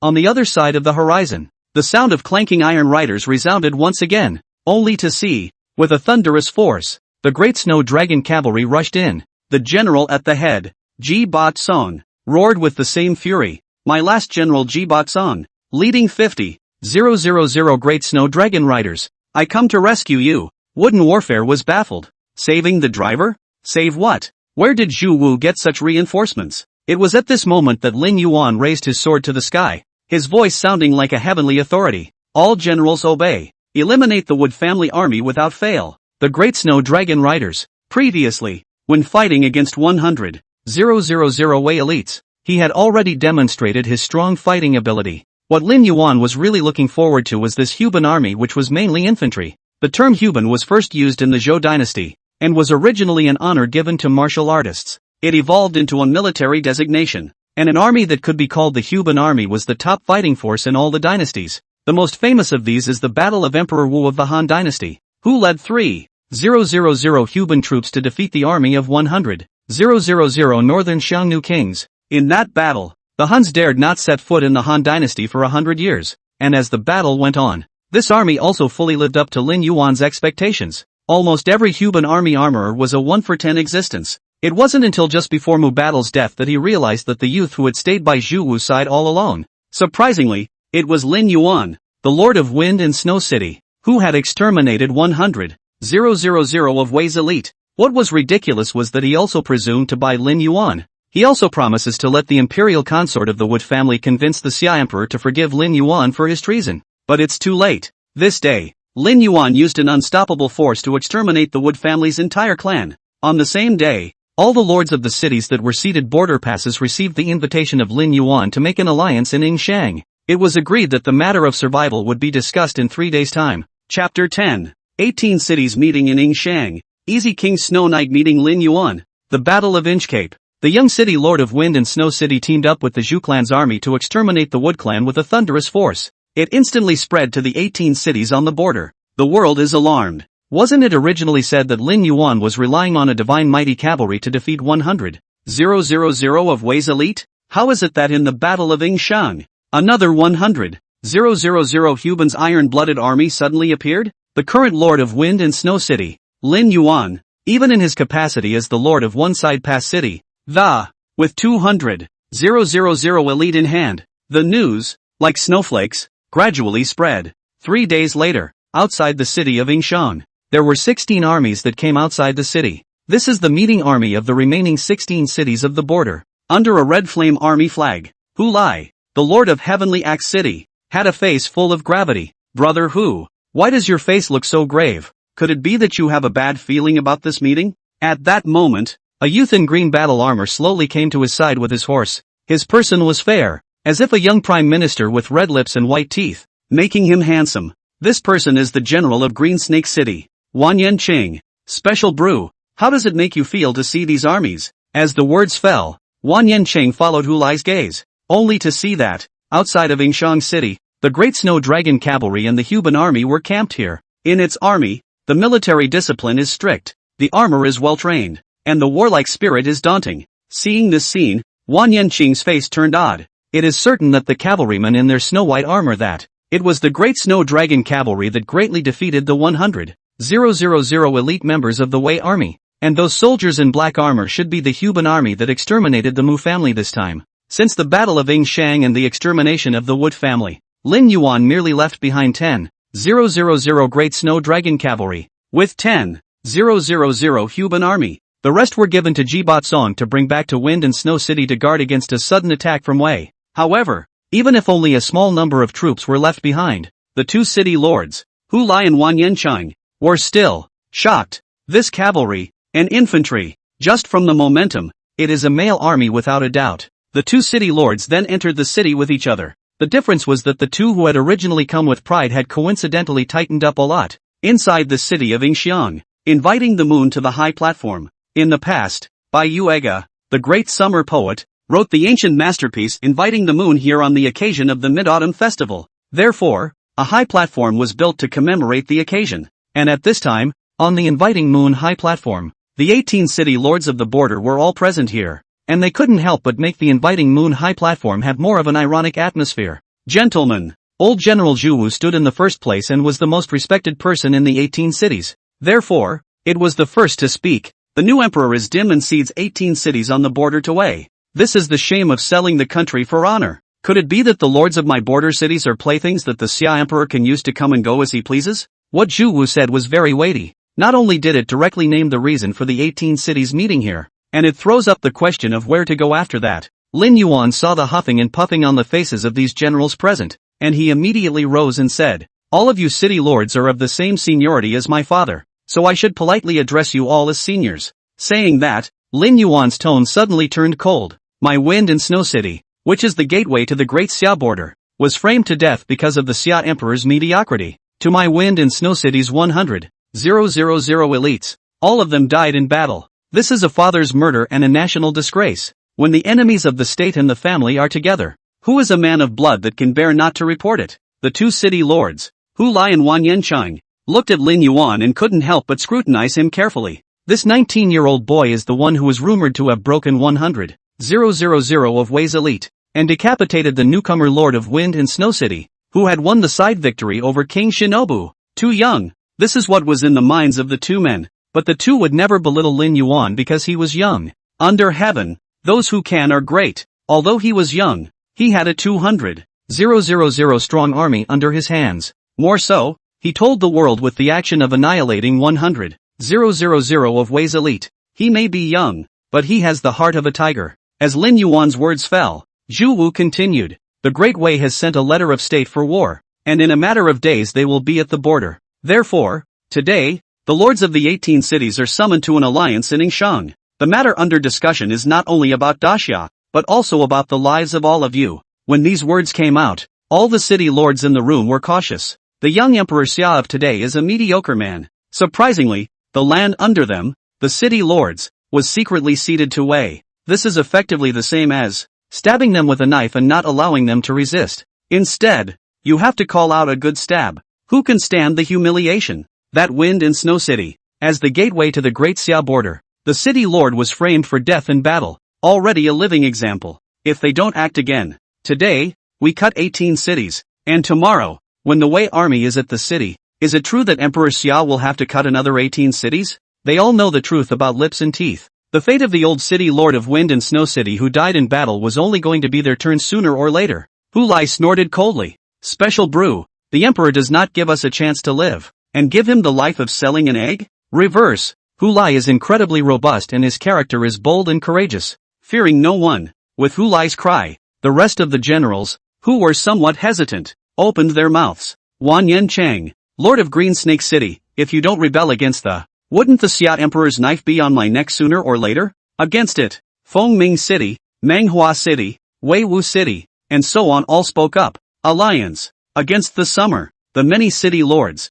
all of them were born as martial artists with a passion. If there is a bright ruler, it will be their honor to fight for their country and shed blood on the battlefield. If the king is a fainting one and bullies them, he will raise his sword and rise up against them. Seeing the lords of the 18 cities at the border with the same enemy, Lin Yuan did feel that things were somewhat unusually smooth. Gentlemen, we will no longer fight for the Xia Emperor after this. We, the people, will fight for the land that our ancestors spilled their blood to fight for. Fight for the 10,000 people of Daxia. Lin Yuan took the opportunity to speak. The emperor is dim and against the world, right? If the emperor is dim, he is against the emperor, and the reason why martial artists are celebrated, all because they are the umbrella for the people of the world. Therefore, when Hulai, a rough man, heard Lin Yuan's words, he couldn't help but shout out, "Good!" On this day, the lords of the 18 cities on the border took a blood oath in Yingxiang, advance and retreat together, for the country, for the people and for ourselves, not for the bull ***** emperor. It was night, when Lin Yuan had gotten drunk for a while and was preparing to go to bed. Day of the 18 horsemen of Yun sent a letter. When Lin Yuan saw the contents of the letter, his drunkenness was suddenly gone. It says this: the great summer's easy king invites Lin Yuan, Lord of Wind and Snow City, to travel to Yoha. Who is the easy king? He is the blood brother of the current Xia Emperor, the eldest son of the late emperor. Chapter 11. The First and the Commoner. The Loose King's Madness. Late night, the borderlands are still bitterly cold, and the snow is getting bigger and bigger. Gradually the world was covered with a white veil. Lin Yuan led the 18 Yun riders in a horseback ride to stop at the edge of a huge lake. Under the snowy night, the lake was silent, giving a sense of loneliness. At that moment, a small boat floated out onto the lake. A beauty queen came down from the ship, and it walked up to Lin Yuan and bowed. City Lord Lin, my master invites you to speak on the ship. Lin Yuan nodded his head and immediately asked the 18 Yun cavalry to stay here,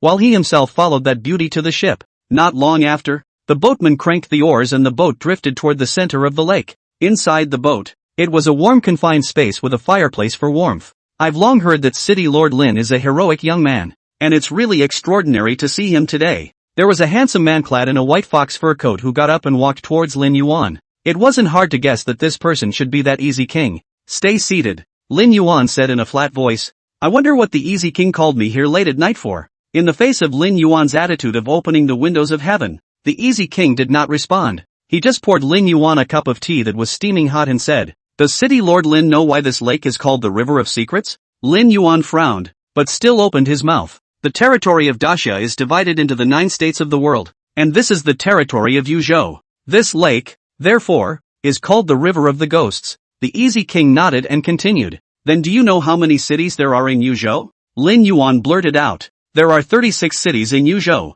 and the 18 cities that were ceded by the Xia Emperor are the ones that make up half of the Yuzhou domain. Lin Yuan was a little confused about the easy king's intentions. Suddenly, the easy king's eyes became stern and said, then do you know that the Xia Emperor was so enraged that he assembled the armies of the other 18 cities in Yuzhou, plus a large army mobilized elsewhere? Today, 200,000 troops are already gathering here. The easy king stared at Lin Yuan's face in death, but eventually it was lost, because he didn't identify any look of horror on the 19-year-old's face. Is this army of 200,000 to exterminate me, or is it to fight the coming invasion of Wei? Lin Yuan's words were pungent. If this 200,000 strong army was just to deal with him, a border city lord, that's proof enough of the Xia Emperor's lethargy. The easy king smiled sarcastically. 200,000 troops against you would seem a little redundant. But, it also suddenly said solemnly, To exterminate you is also one of the important things. Oh, is that so? I'll wait then. When the time comes,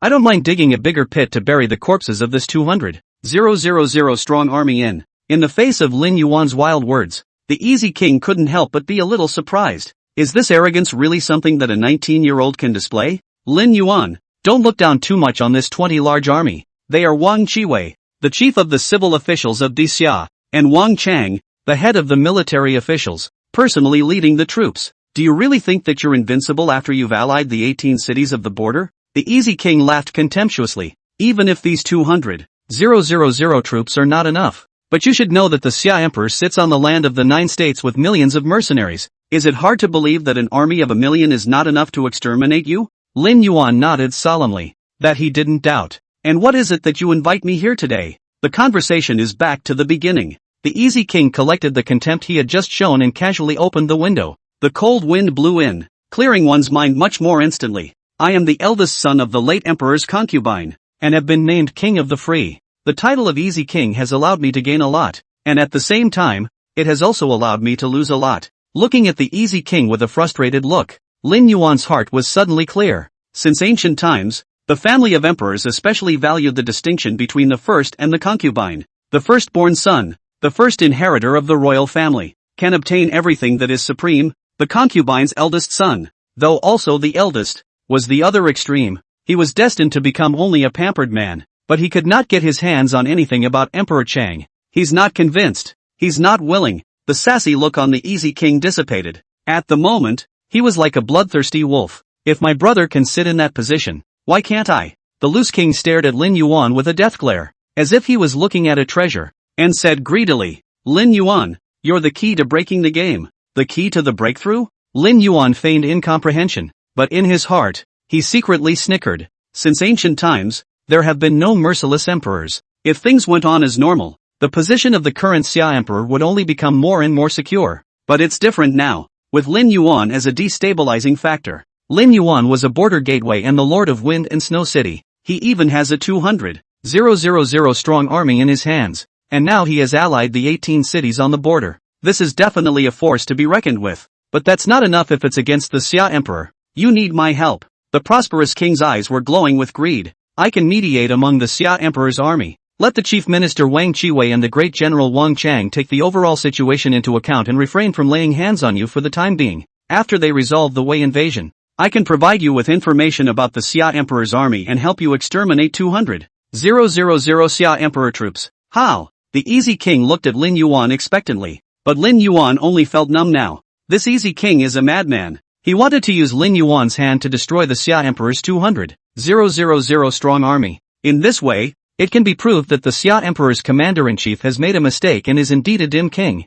At that time, he will be able to unite with the royal clan elders and the ministers of the court to stage a coup to replace Emperor Xia, become the new emperor. Insidious, cunning. Such a wolfish ambition really startled Lin Yuan. The matter is not half bad for you. If you can help me, you will not only be able to avenge your father's death and exterminate the Xia Emperor. When the time comes, when I ascend to the throne, I will instantly absolve you of the humiliation you carry and make you king of the opposite sex. How? As if thinking of the emperor he was about to become. The Easy King couldn't help but laugh madly. He knew that Lin Yuan would categorically not refuse his request. Avenge your father's death and be crowned king of the opposite sex. It's like pie in the sky. Ding! Detected that the dormitory is facing a choice. Now issuing a choice quest. Choice 1, reject the Easy King and reward the Easy King's killing intent. Choice 2, agree to Easy King's request and reward 200,000 quintals of grain and grass. Choice 3, spread the news that the Easy King wants to seize power, and reward the friendship of Chief Minister Wang Qiwei.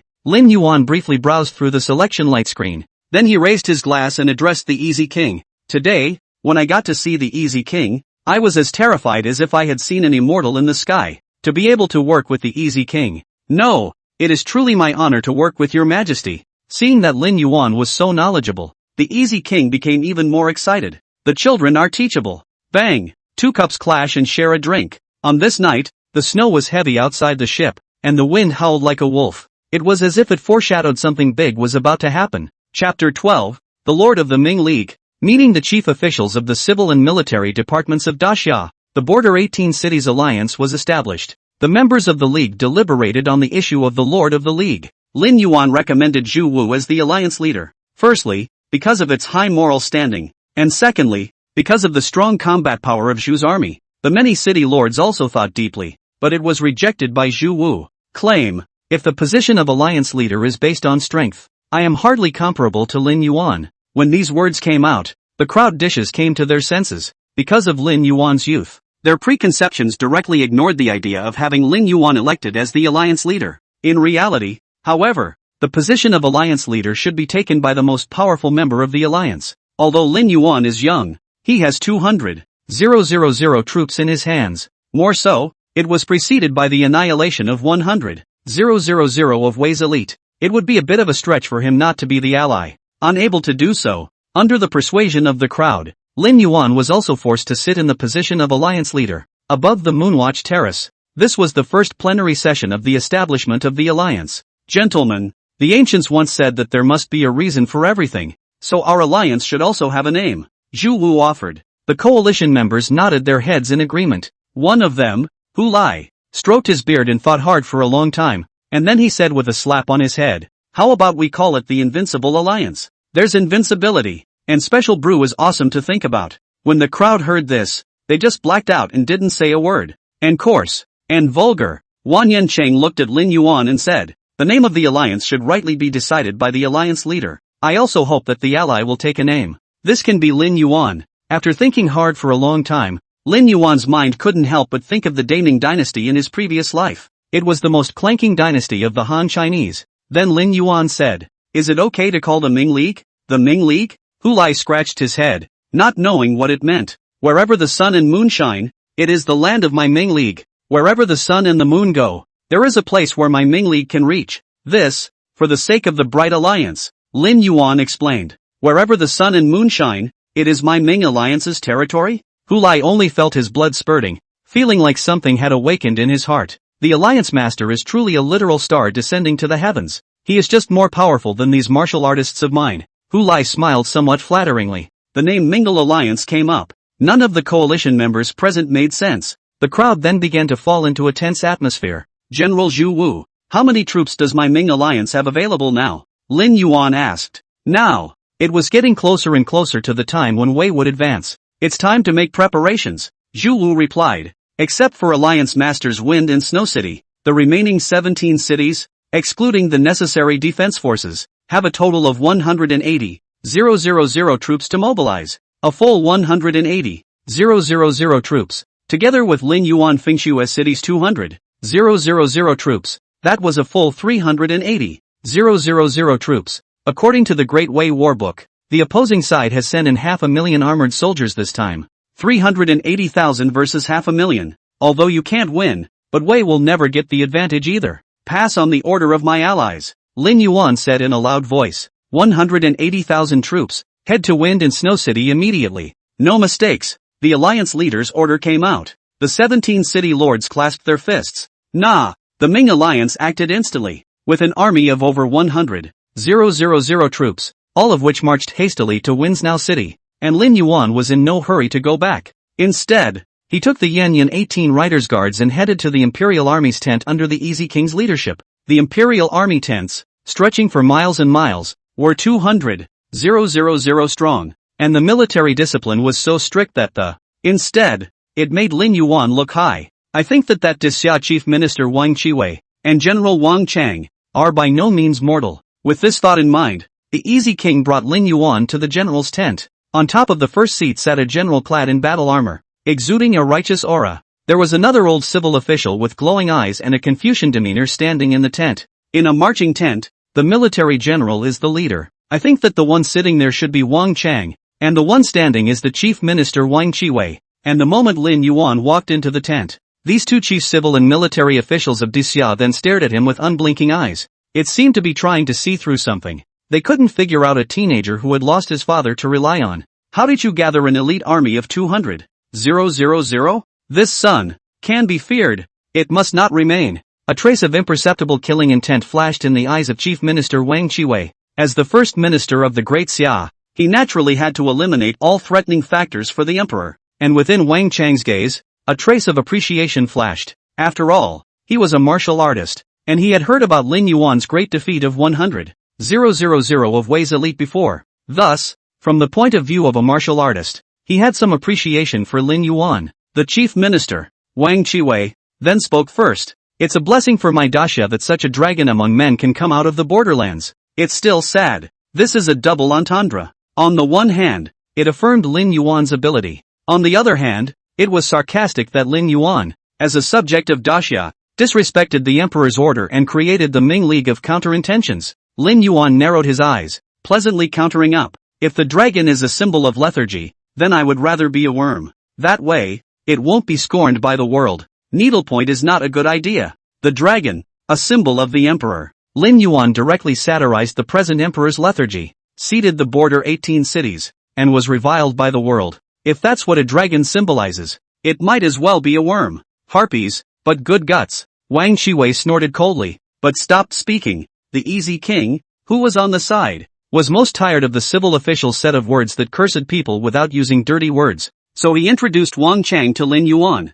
Alliance Master Lin. This is the pillar of my daxia's military generals. General Wang Chang. The matter of the Ming Alliance's alliance with the Imperial Army still requires more deliberation from you. Wang Chang clasped his fists and said to Lin Yuan, heroes come out of youths. It's a pleasure to meet Alliance Master Lin. More than civil officials, military men do not bend the rules. Wang Chang had something to say. You and I are both of daxia. We should protect the land our ancestors have laid down. Protect the people of daxia. As for the conflict between the Ming Alliance and the Imperial Army, put it aside for now. When the invasion of Wei is resolved, the Imperial Army will fall back 50 miles, allowing the Ming League 3 days to regroup. After that it's a duel. Okay? Lin Yuan nodded. He liked Wang Chang's character. I've long heard of General's great name, and this time, my Ming Alliance has the honor of sharing the Emperor's army led by the General, when it's really a cool thing to do. This remark caused Wang Chang to laugh. I don't know if it was because of his talent, but he really wanted to drink a few cups with this Lin Yuan.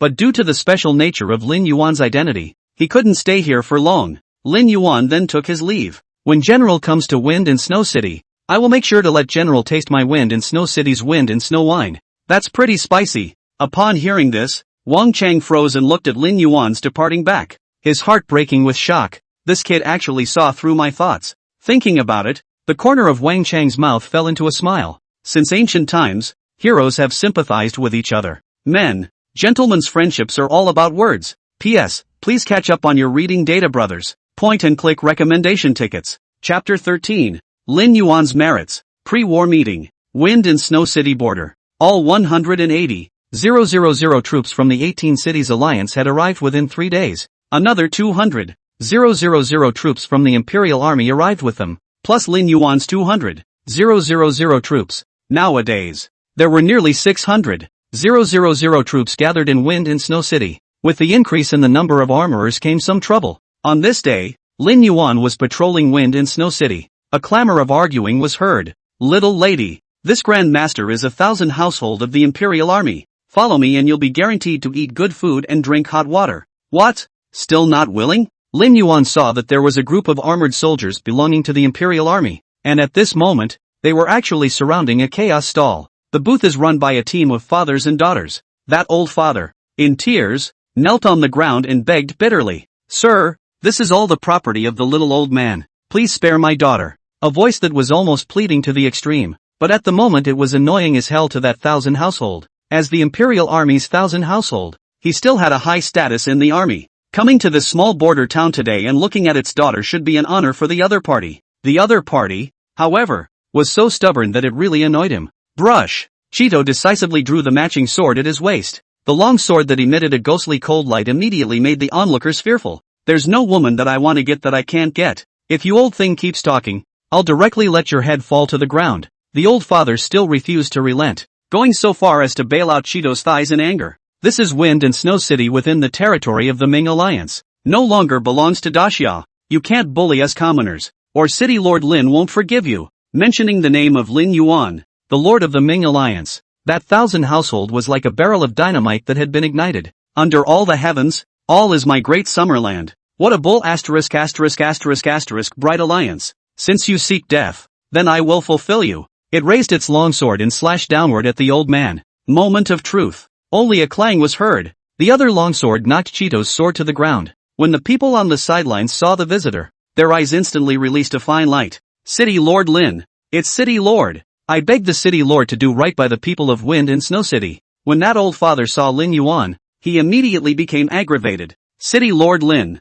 please save my daughter. Lin Yuan nodded, and underneath his calm eyes, a monstrous rage was already contained. Misunderstanding? Everything is a misunderstanding. If City Lord Lin is free, would it be alright if I treat you to a drink? That 1000th household hurriedly laughed sardonically. At this moment, after all, he was in Lin Yuan's territory, so he didn't want to make too much of a mess. In your next life, grow a pair, Lin Yuan said in a cold voice. In a flash of lightning, the surging power of the overlord descended and chopped off his head with a sword. Everything happened so fast that the crowd didn't have time to react, and that Cheetos was already dead.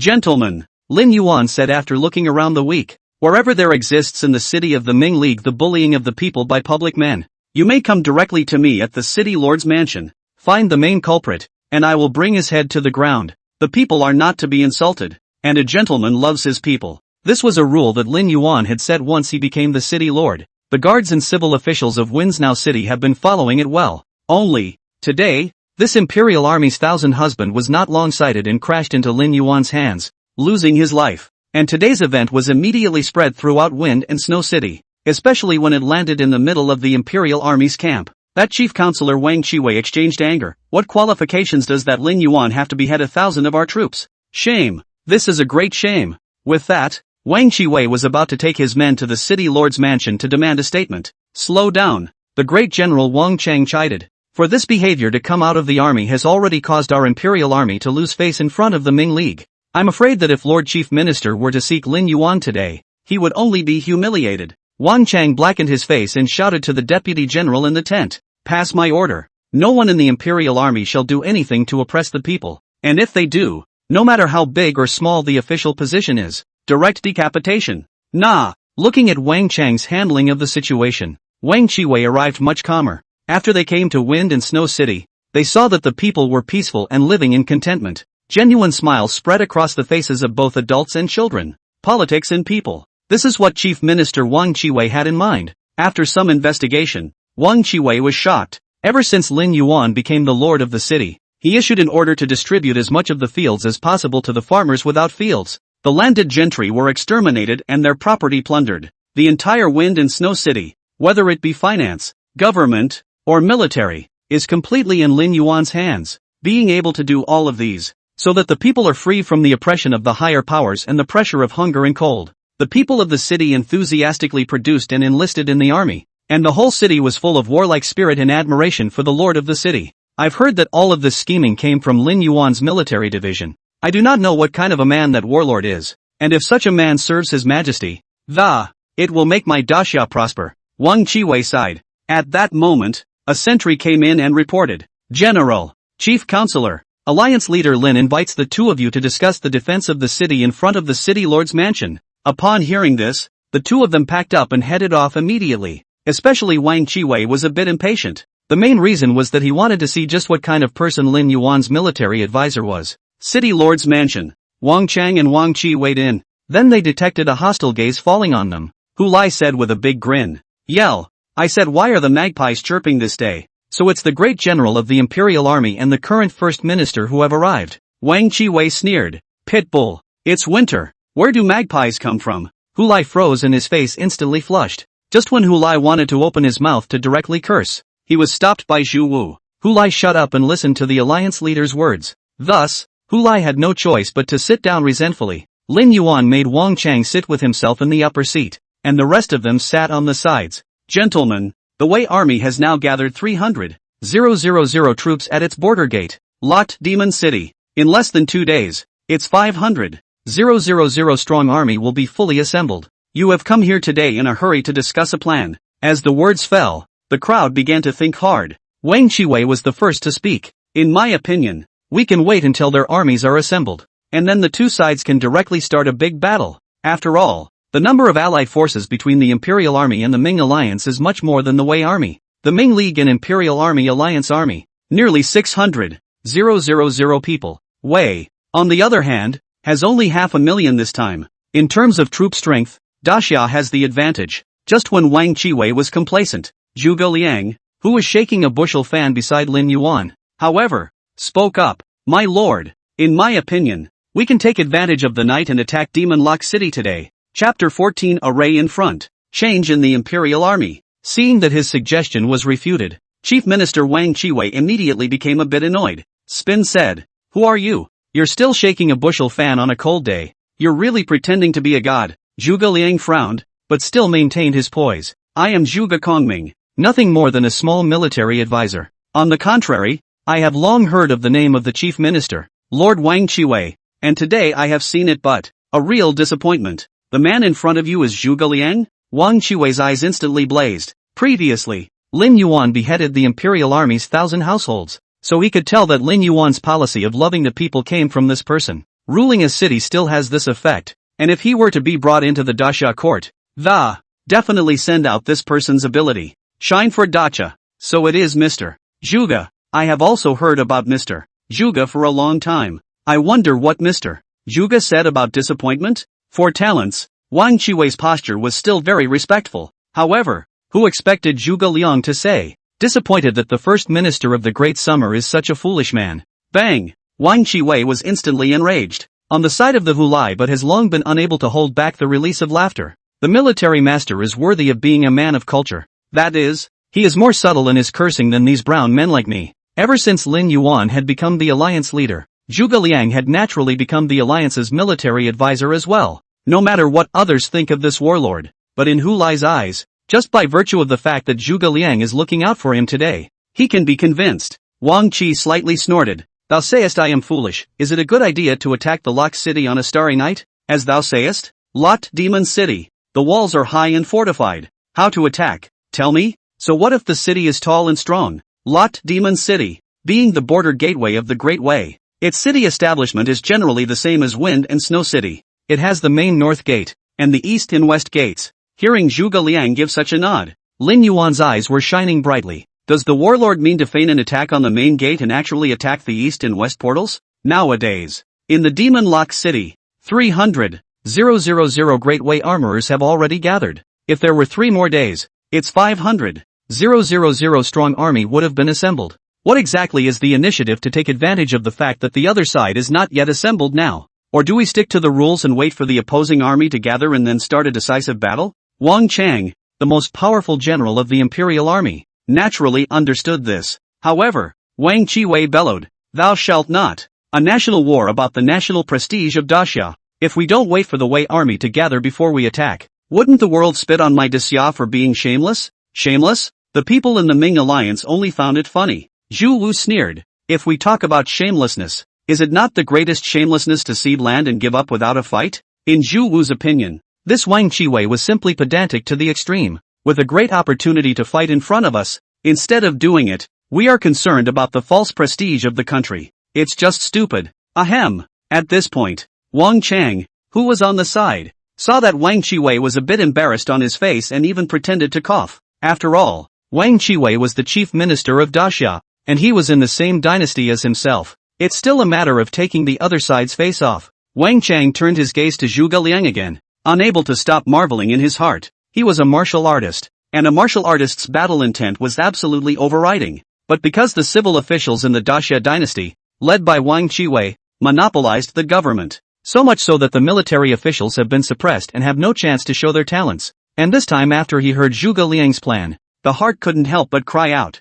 Zhuge Liang was his confidant. If there is a man of letters in the court so rigid in daring to fight, then there wouldn't have been the shame of Wei's forceful oppression for several years. Therefore, he arched his hand at Zhuge Kongming. "If Mr. Zhuge believes in the Imperial Army, he can have my Imperial Army displayed in front of him. By time for the Ming League to attack the city. The Imperial Army's army of 200,000. If all of them were to be set out, the Great Wei Demon Locking City would definitely not dare to take it lightly. It will be assumed that this is the main army of Daxia. It will then mobilize reinforcements from the East and West Gatekeeper armies. By then, the East and West sides will be weak, and this will give the Ming League a chance. The matter is finalized. The Imperial Army arrayed itself before the main gate, while the Ming allied army separated to the east and west sides of the city. Then, the Imperial Army and the Ming League's side forces began to move in earnest. Only Wang Qiwei was left in the council chamber with a gloomy face. not knowing what he was pondering. Starry night, the Great Wei border,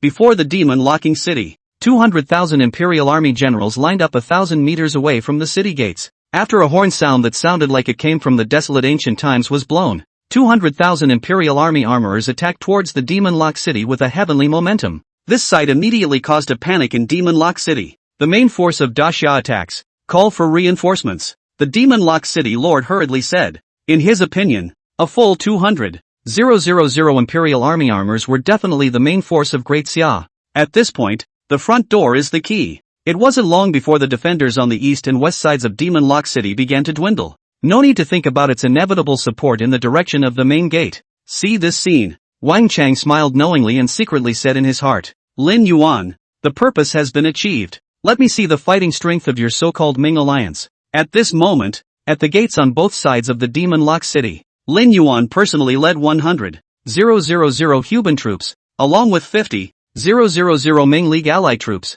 and brazenly launched an attack towards the city gates. And on the other side, the great general Bai Qi, the great general Ji Bat Song. Instead, he led the other 100,000 or so Ming League allied troops to indignantly launch an attack on the city. The moment, the three gates of Demon Lock City were all under attack. City Lord, the two sides of Demon Lock City have also been attacked. It's about to lose its defense. A sentry said eagerly to the Lord of the Demon Lock City. How is that possible? The Lord of Demon Lock City's pupils shrunk up sharply, but then a look of horror appeared in his eyes. We've been duped. He reacted to the fact that the 200,000 Imperial troops at the main gate were only a feint attack, and the rest of the army on either side is the real main force, the Lord of the Ming Alliance. It must be that Lin Yuan. The Lord of Demon Lock City clenched his fists, his face filled with anger. Pass my order. The city's 300,000 strong army vows not to retreat. Must hold the gates. We live and die with the city. He doesn't believe it anymore. There were 300,000 troops in the city, relying on the tall city. Even if the number of opponents was large, could they still grow wings and fly over? Toward breaching the gates. That too at the cost of blood. 3 hours later, Imperial Army camp. Yingxiang listened to the news from the sentries under his hand. General, the Ming League allied forces are fighting fiercely on the east and west sides. Even though we held back the vast majority of the forces at the main gate, the Ming League still suffered heavy losses. Hearing this, Yingxiang let out a slight sigh. The battle lasted until this time, and it was almost dawn. If the city cannot be attacked again, it will be a failure of the plan. Suddenly, there was a hint of doubt in Yingxiang's heart. Did one trust that Lin Yuan guy too much? After all, the other guy is just a teenager too. If this battle is lost, it's not just the Ming League. Just practicing his Imperial Army would be an equally painful loss. Just as Yingxiang was about to announce the withdrawal of his troops, Wang Qiwei walked in from outside the tent. Pass on my Prime Minister's order. Order the Imperial Army to turn their horses around and hang Lin Yuan with all their might. Hearing this, Yingxiang was shocked. Chapter 15. Imperial Army lost righteousness. Kill back. Are you crazy? Yingxiang said with some anger. Right now the Ming Alliance army was led by Lin Yuan after a long battle. Not only were the men tired, but they also lost a lot of armor. If the Imperial Army were to surround and kill him with all their might at this time, it would indeed have a shocking effect. But Yingxiang couldn't do it. That undermines the greater good. We made a covenant. Wait until the allied forces of the Great Wei are repelled before the duel between the Imperial Army and the Ming Alliance. Has the First Minister forgotten? In the face of Yingxiang's questioning, a touch of impatience appeared on Wang Qiwei's face, only to see him take out a dragon-shaped jade pendant and raise it high in the air and say, Emperor Xia has ordered me to take full responsibility for dealing with the allied forces of Great Wei. I now represent His Majesty. Take back your tiger symbol of the three armies. Surround Lin Yuan's Ming Alliance army with all your might. With that, a team of armored soldiers broke in and said to Yingxiang, I'm sorry General, the Emperor, always a symbol of power, even though he, Yingxiang, made it to the top of the military officials. But nowadays, Daxia is led by civil officials. Consequently, long before sending the troops, Wang Qiwei had already bought many military generals. The purpose was to guard against Yingxiang's authoritarianism in the military. Shameless, Wang Qiwei you old. You're shameless. Seeing Yingxiang being detained, Wang Qiwei's face could not help but appear gloomy. This time, leading the army to respond to Wei's attack contained the task of annihilating Lin Yuan. At first, Wang Qiwei didn't put this minor character of Lin Yuan in his heart, but ever since he came to Wind and Snow City, his heart faltered. There is peace in the city of Wind and Snow. The 18 cities of the Ming Alliance have reached hundreds of thousands of troops. plus the assistance of a military advisor like Zhuge Kongming, Wang Qiwei no longer dared to imagine going on. He is a veteran minister of 3 dynasties and is dedicated to Daxia and to His Majesty. Both for the sake of His Majesty and for the peace of Daxia, we must first extinguish the internal trouble. As for Wei, the external trouble, the big deal is to cut the land and beg for peace first. It's just a matter of regaining it at a later date, locking up both sides of the devil's castle. The morning sun will rise and daylight will shine on the earth. Countless bodies could be seen lying on the ground covered in snow. Lin Yuan, on the other hand, was drenched in blood as he led the Huban army in a continuous assault on the city gates. As the siege car emitted a terrifying collision force, only a rumble was heard. The gates of the demon-locked city were suddenly smashed open. Seeing this scene, Lin Yuan's eyes exploded with light. He knew that victory was at hand. A whole night of fighting. 100,000 Huban troops have already died in battle. 30,000 of them. But the end result is good. Lin Yuan shouted. The city is broken. Kill it in. The Ming alliance generals who followed Lin Yuan shouted similarly. Hu Lai in particular was the most excited. It was a painful battle to fight. Surprisingly, he broke through the gateway of Wei's border city. He, Hu Lai, would be famous today along with the name of Ming Alliance. The news that the Huban army had broken through the city had likewise reached the ears of the Lord of Demon Lock City. It's over. The Lord of the Demon Lock City knew that once the city gates were forced, all was lost. While he was preparing to fight to the death, to live and die with the city, the sudden realization. The Imperial army in front of the main gate unexpectedly ran wildly towards Lin Yuan's Huban army's position. The Demon Lock City Lord had initially thought that the Imperial army was coming to support Lin Yuan, but the next moment's scene was a revelation, only to see that the people of the Imperial army had actually begun to surround and kill the Huban army. Good.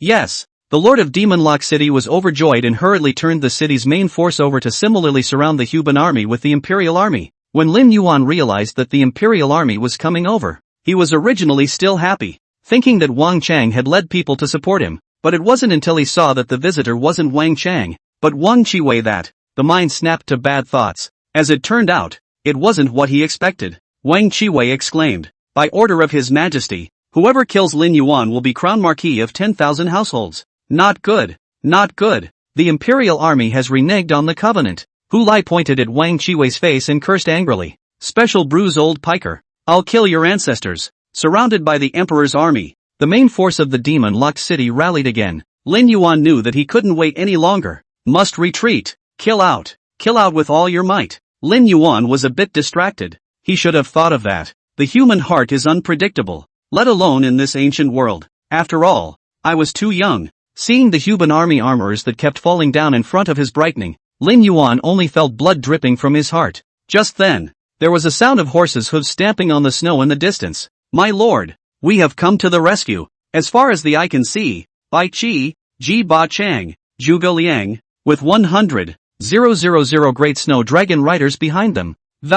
As well as the army of the Ming alliance he killed. Block. Wang Qi said with slight anger. Today he would kill Lin Yuan. Couldn't pass up the opportunity. But the great snow dragon rider wouldn't give him that chance. Bai Qi Ji Ba Song, who was eager to save his master, almost killed his eyes. The great summer emperor's old man has betrayed his trust. The Imperial army is shameless to the core. Kill me back. Lin Yuan raised the long sword in his hand and took a blood oath to the sky, roaring in anger. At this moment, the Ming League army, the Imperial army, and the Great Wei army, the 3 armies are mixed up. The entire underneath of the demon-locked city was a bloodbath, and the horrifying sight was daunting. Ji Bat Son led the 100,000 Great Snow Dragon Cavalry to charge several times, extremely quickly dispersing the Imperial army's ranks. Charge and kill. Charge! The Great Snow Dragon riders shouted and killed. Extremely vocal. On the side of the Huban army, it was even more furious. Bai Qi, the god of killers, bore the brunt of the attack, leading the Huban army, entering the formation with the momentum of a fierce tiger and continuously strangling. The people in the Ming alliance were even more unwilling to follow. Zhu Wu, Hu Lai, Wan Yan Cheng, and the other 17 lords of the city, all of them showed off their skills, leading his own personal army. He defied life and death and fought to the death in a brazen manner. Wang Qiwei was horrified as he saw the Imperial army armorers continue to fall. Retreat! He didn't expect that the people in the Ming alliance had exploded with such terrifying combat power. On the side of the Imperial army, they watched as the leading general, Wang Qiwei, retreated and fled before the battle. The entire Imperial army of more than 100,000 armored soldiers fled in panic or surrendered their weapons. The Lord of the Great Wei demon-locking city also cringed when he saw the combat power that had erupted from the Ming alliance. Scramble into the city and take up a defensive position. Not long after, the entire battlefield returned to calm. My lord, while the Ming alliance was attacking Demon Lock City, Wind and Snow City had already been occupied by Wang Shiwei. How can this be? Dr. Tua said with a face full of trepidation. Originally, he was supposed to guard Wind and Snow City as the general who stayed behind, but he was deceived by Wang Shiwei that Lin Yuan was under siege. Therefore, Zhuge Tua led the city's defenders to come to the rescue. I didn't realize that it was a trick to get rid of the tiger. Wind and Snow City fell into Wang Shiwei's hands. Ding! Detected that the host is facing a choice. Now give the host 3 choices. Choice 1, kill back to Wind and Snow City and reward Great General Lu Bu. Reward 100,000 heavy cavalry iron floaters. Choice 2, surrender Wang Shiwei. Rewarding the Great Desolate Fierce Beast Mount Fiery Flame Warhorse * 100. Choice 3, set up camp outside the city and wait for the right moment to reward the Great General Xing Daorong. Lin Yuan gripped the long sword in his hand tightly and said with killing intent in his eyes, kill back, kill back. Chapter 16. The death of the people of Wind and Snow City. Total annihilation of the Imperial Army. The Battle of Locked Demon City originated from the Imperial Army's loss of justice. It caused the Ming League to suffer heavy losses. In the middle of the Imperial Army's camp, Wang Chang, who was under house arrest, only felt ashamed when he heard the news from the small soldiers in front of him. However, when he heard that Wang Shiwei had actually fled from the battlefield,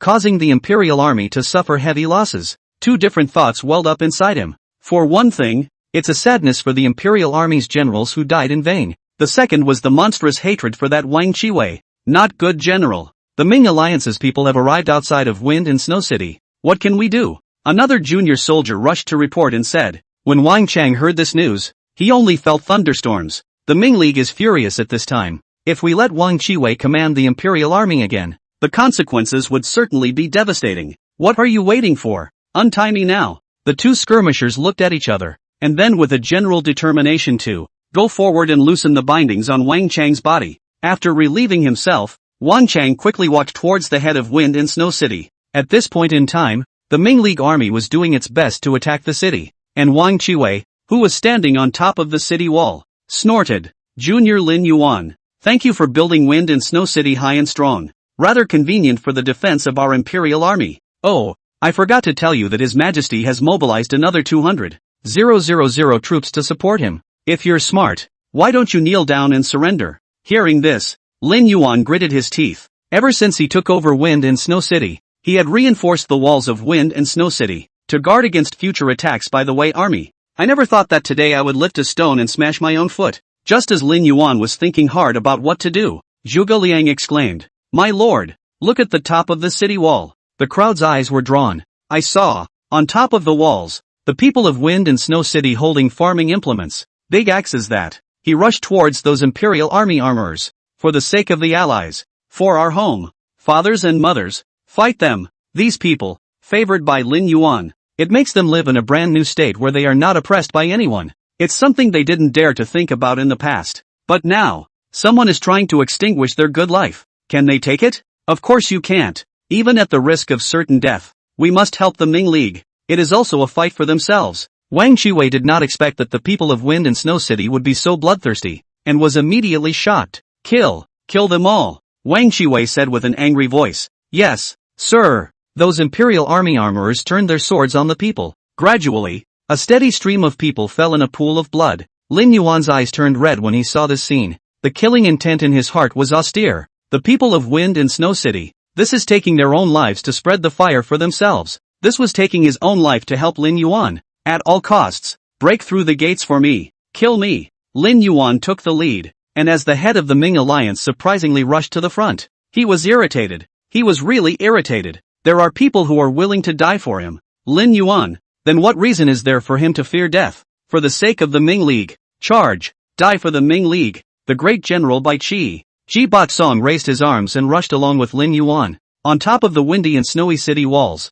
a steady stream of people were still rushing up. Can't kill enough, can't kill enough. This scene caused Wang Shiwei to break down a little. In the city of wind and snow, Wang Chang was puzzled to see the city rushing towards the city wall with an 8-year-old child holding a bamboo pole. Reprimanded. There is a battle ahead. Go home now. Who expected the child to retort, "How can I turn a blind eye when the war comes to my house?" This child's father and brother, for the sake of Lin Yuan and Ming Meng, now there is a dead battle on the walls. Therefore, it was only after hearing the news that this child took up the bamboo pole in his hand, which he regarded as a long sword, and the brazen men rushed towards the city. Looking at the child's determined back, Wang Chang only felt a trance in his mind. The hearts and minds of the people of a city had gone to Lin Yuan as much as they could, the lord of the Ming Alliance, possessing the heart of an emperor. Wang Chang was shocked beyond measure and said, the closer Wang Chang got to the walls, the more people he saw charging up. When he saw the Imperial Army armorers beheading the people without frowning, Wang Chang was enraged.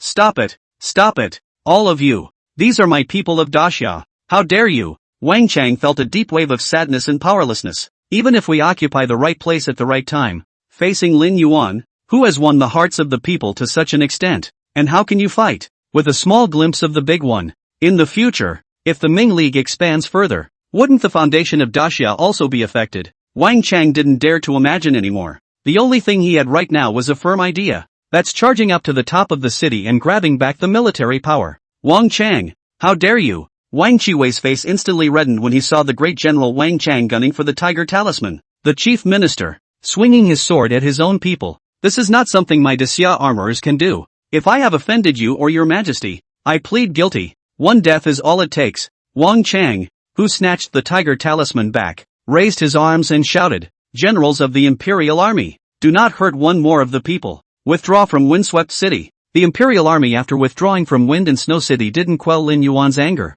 They have to pay for the dead people of Wind and Snow City. The Ming League's army pursued them all the way to the banks of the Yushui River. At this point in time, there were less than 20,000 people remaining in the Imperial Army. Wang Chang looked at the angry Lin Yuan and had trouble speaking. Lin Yuan, it's all my fault at this point. If I have to kill or die, I'll take it alone. But these brothers of my Imperial Army, they still have families. Can we spare them? Lin Yuan shook his head. I said wipe out the Imperial Army. Take responsibility for the dead people of Wind and Snow City. It is also a tribute to the souls of the Ming allies who died in battle. Wang Qiwei stretched out his hand and pointed straight at Lin Yuan, cursing angrily. Treasonous traitors, how can you have such a big mouth? Even though I die today, I will still be immortalized. And you, Ming League, will forever be nailed to the pillar of shame in history, writing the name of a traitor. At this time, Wang Qiwei wondered if death was near and vented his fear. Zhuge Liang said in a condescending cold voice, history, always written by the victors.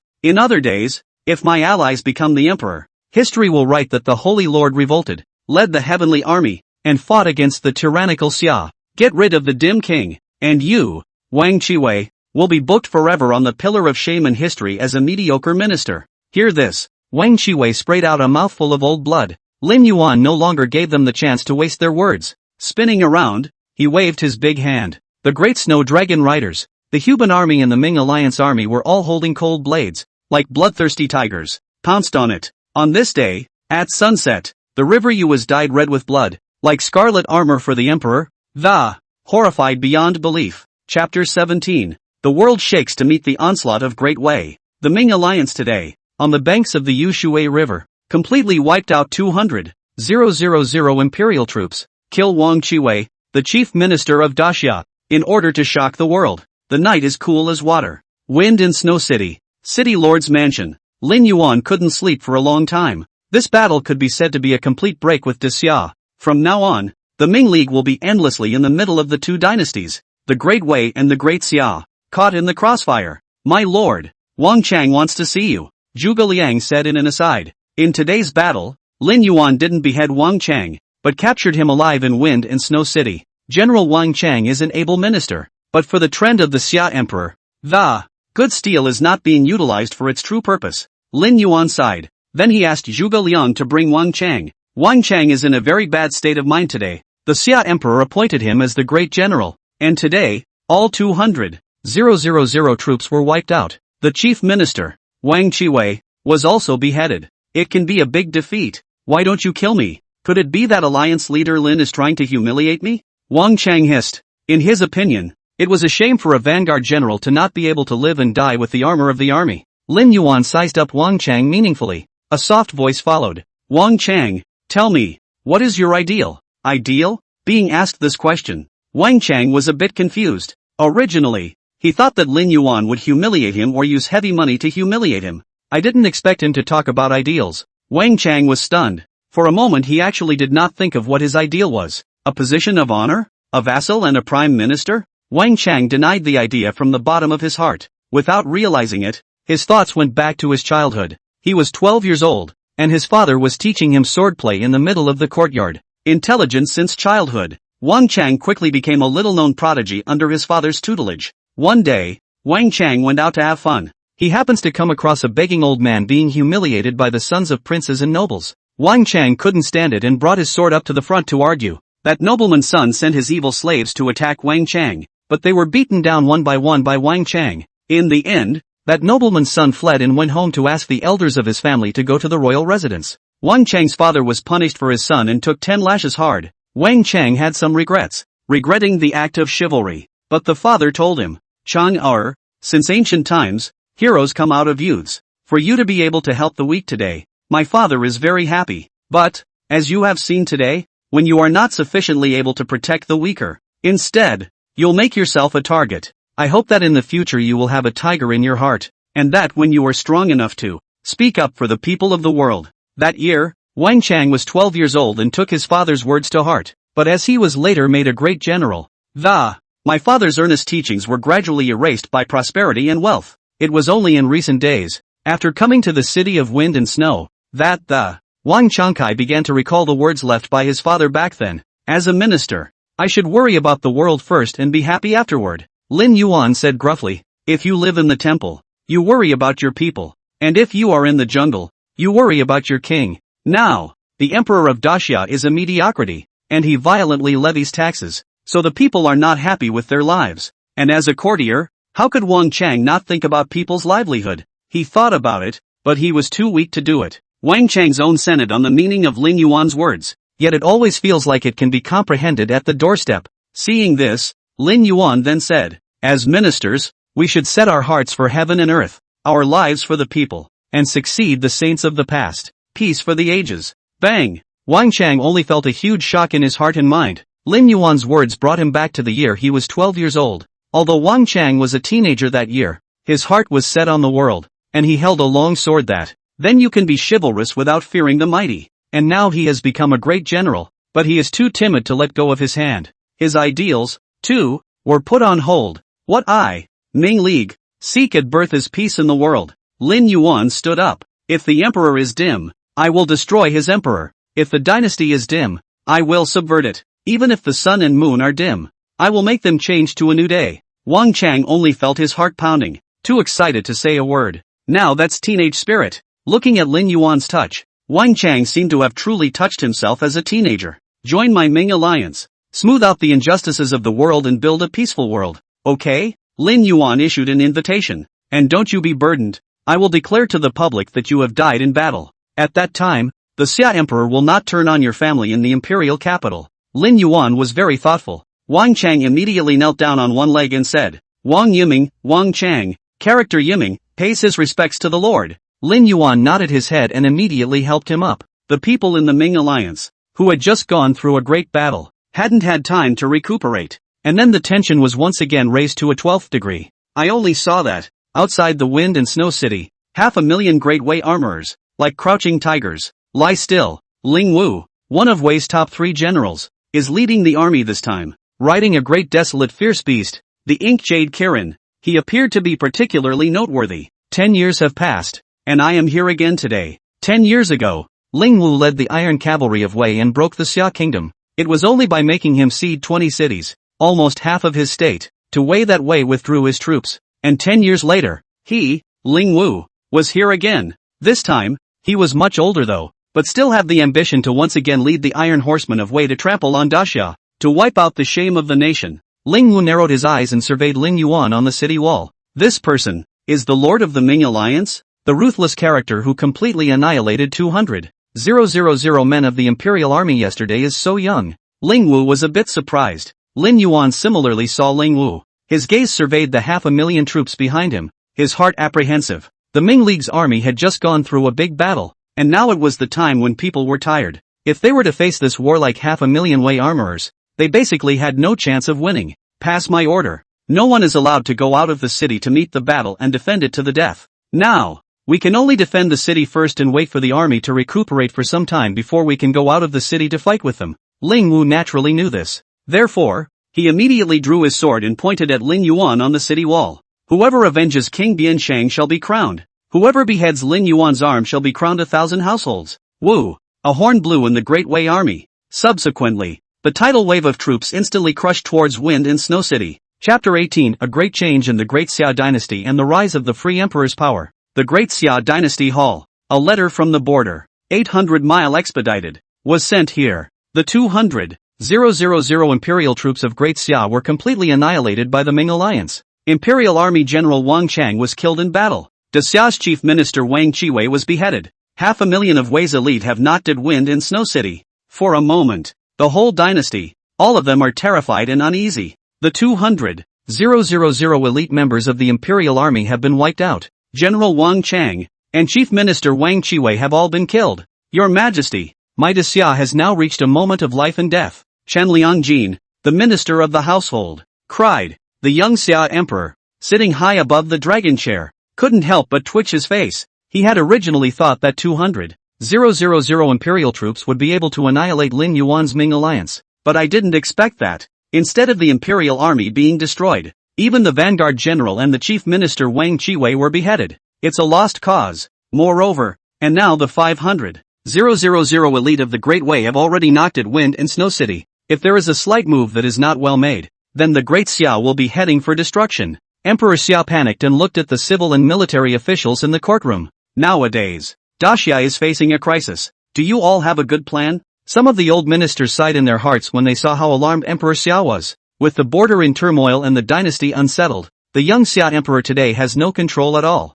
Suddenly, on top of the courtroom, the Easy King in a python robe walked out. The Xia Emperor saw the Easy King appear. A sudden thump in his heart. He had a bad feeling as he looked at the Easy King's shadowy gaze. Second brother, do you have any way to deal with this? Shadi asked, forcing a smile. Instead, the Easy King said aloud in a chesty voice. Of course. When these words came out, the attention of all the officials in the court was drawn over. The Easy King is the eldest son of the late emperor's concubine. Although his age was even younger than the current Xia Emperor, he was ambitious and sophisticated. The Easy King took a deep breath. He looked around the courtroom for a week, and finally left his gaze on top of the dragon chair that emanated golden light. Make another new king, the Easy King said with a firm gaze. SS. Sound of air sucked between the teeth, indicating hesitation or thinking over. Once these words came out, the civil and military officials present unexpectedly inhaled a mouthful of cool air unanimously. What is this Easy King talking about? How dare you want to abolish the emperor?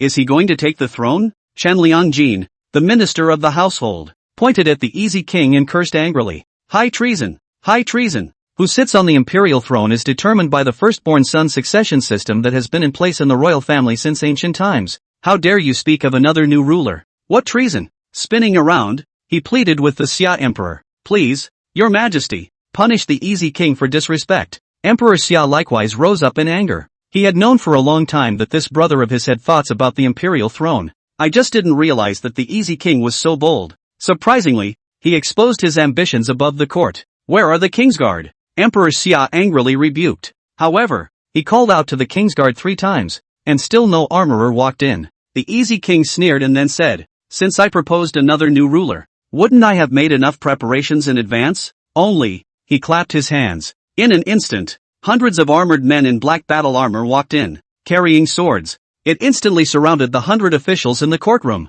Seeing this, the military officials in the courtroom hurriedly gathered beside Emperor Xia and shouted, escort! With its cry of alarm, some ministers flew to gather beside Emperor Xia. But more than that, it was walking up to the Easy King. At this moment, behind the Easy King, a large number of civil and military ministers had clearly gathered. Among them, there is even a great elder of the royal clan. Only to see the grand elder of the clan pointing at the Xia Emperor and angrily rebuking him. The current emperor of Daxia is not worthy of virtue. We, the people of the clan, have decided to abolish the current emperor and install another Easy King as the new ruler. When Emperor Xia heard these words, his face couldn't help but turn pale. He forced his heart to palpitate and pointed at the clan's grand elder. I, treating you well. Why dost thou do this to me? The great elder of the clan did not say anything, but just retreated behind the Easy King.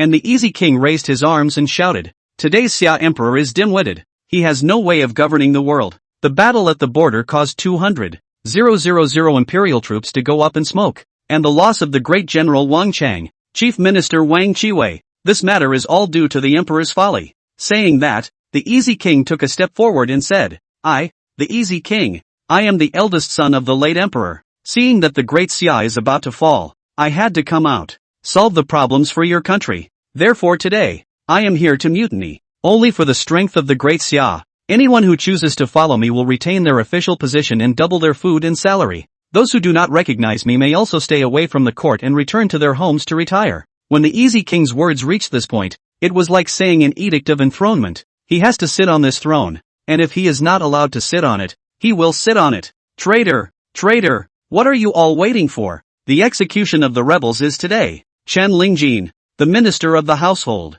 became frantic, and he pushed and shoved the civil and military ministers next to him. There was a big look of trying to protect Emperor Xia. Under his call, there were intermittently extremely military generals walking out, but they only vocalized the Easy King and did not dare to make a move. The Easy King would just be a big handful about it. The armored soldiers who received the order did not show any mercy, and directly beheaded the rebellious ministers led by Chen Lingjin. See this scene. Those courtiers who surrounded Emperor Xia hurriedly left him, walked up behind the Easy King. A large courtroom. Only Emperor Xia stood alone and silent above the high hall. "Royal brother, it's time for you to abdicate." The Easy King spoke coldly. The Xia Emperor was then picked up by the armorers and dragged down. The Easy King immediately sat on top of the dragon chair, delicately caressing the carved dragon pattern with mixed emotions. A few moments later, he stood up and addressed the ministers above the court. "Effective immediately, I succeed to the throne as Emperor of Great Xia. Now issue my first decree." The civil and military officials in the courtroom,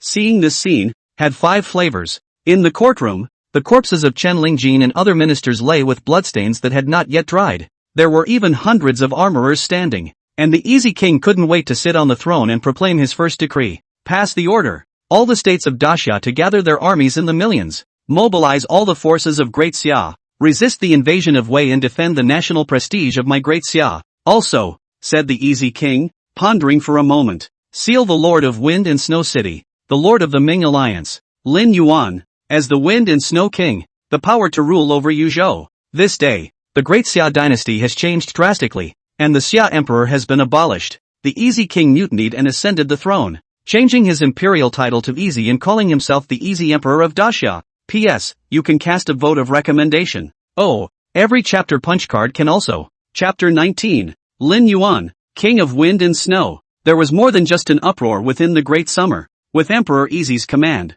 the buildup of armies in the 9 states of Daxia was accompanied by many rebellions. Some of the courtiers loyal to the deposed Xia Emperor quickly mutinied to rebel against the Easy King. Claim, the Xia Emperor is the royal lineage. Easy Emperor, plotting to usurp power, is a chaotic traitor. They were so loud and powerful that for a while they created a lot of noise in the territory of Daxia. However, it was quickly suppressed by Emperor Prosperity with a thunderous strike. Intermittently, 500,000 troops were assembled in the territory of Daxia. Soldiers sent to the city of Wind and Snow. The border, the city of Wind and Snow. Wei's attack had lasted 3 days. The corpses under the Wind and Snow city had piled up. On this day, General Ling Wu of Wei struck a pact with Lin Yuan. Let's stop the war today and pack up the remains of the armored men for the sake of righteousness. In this day and age, there is a great deal of focus on what happens after death. Therefore, when a war is being fought, there will be a special time when both sides will come to an agreement. It is used to pack up the remains of soldiers killed in battle, so that their souls can return to their homeland.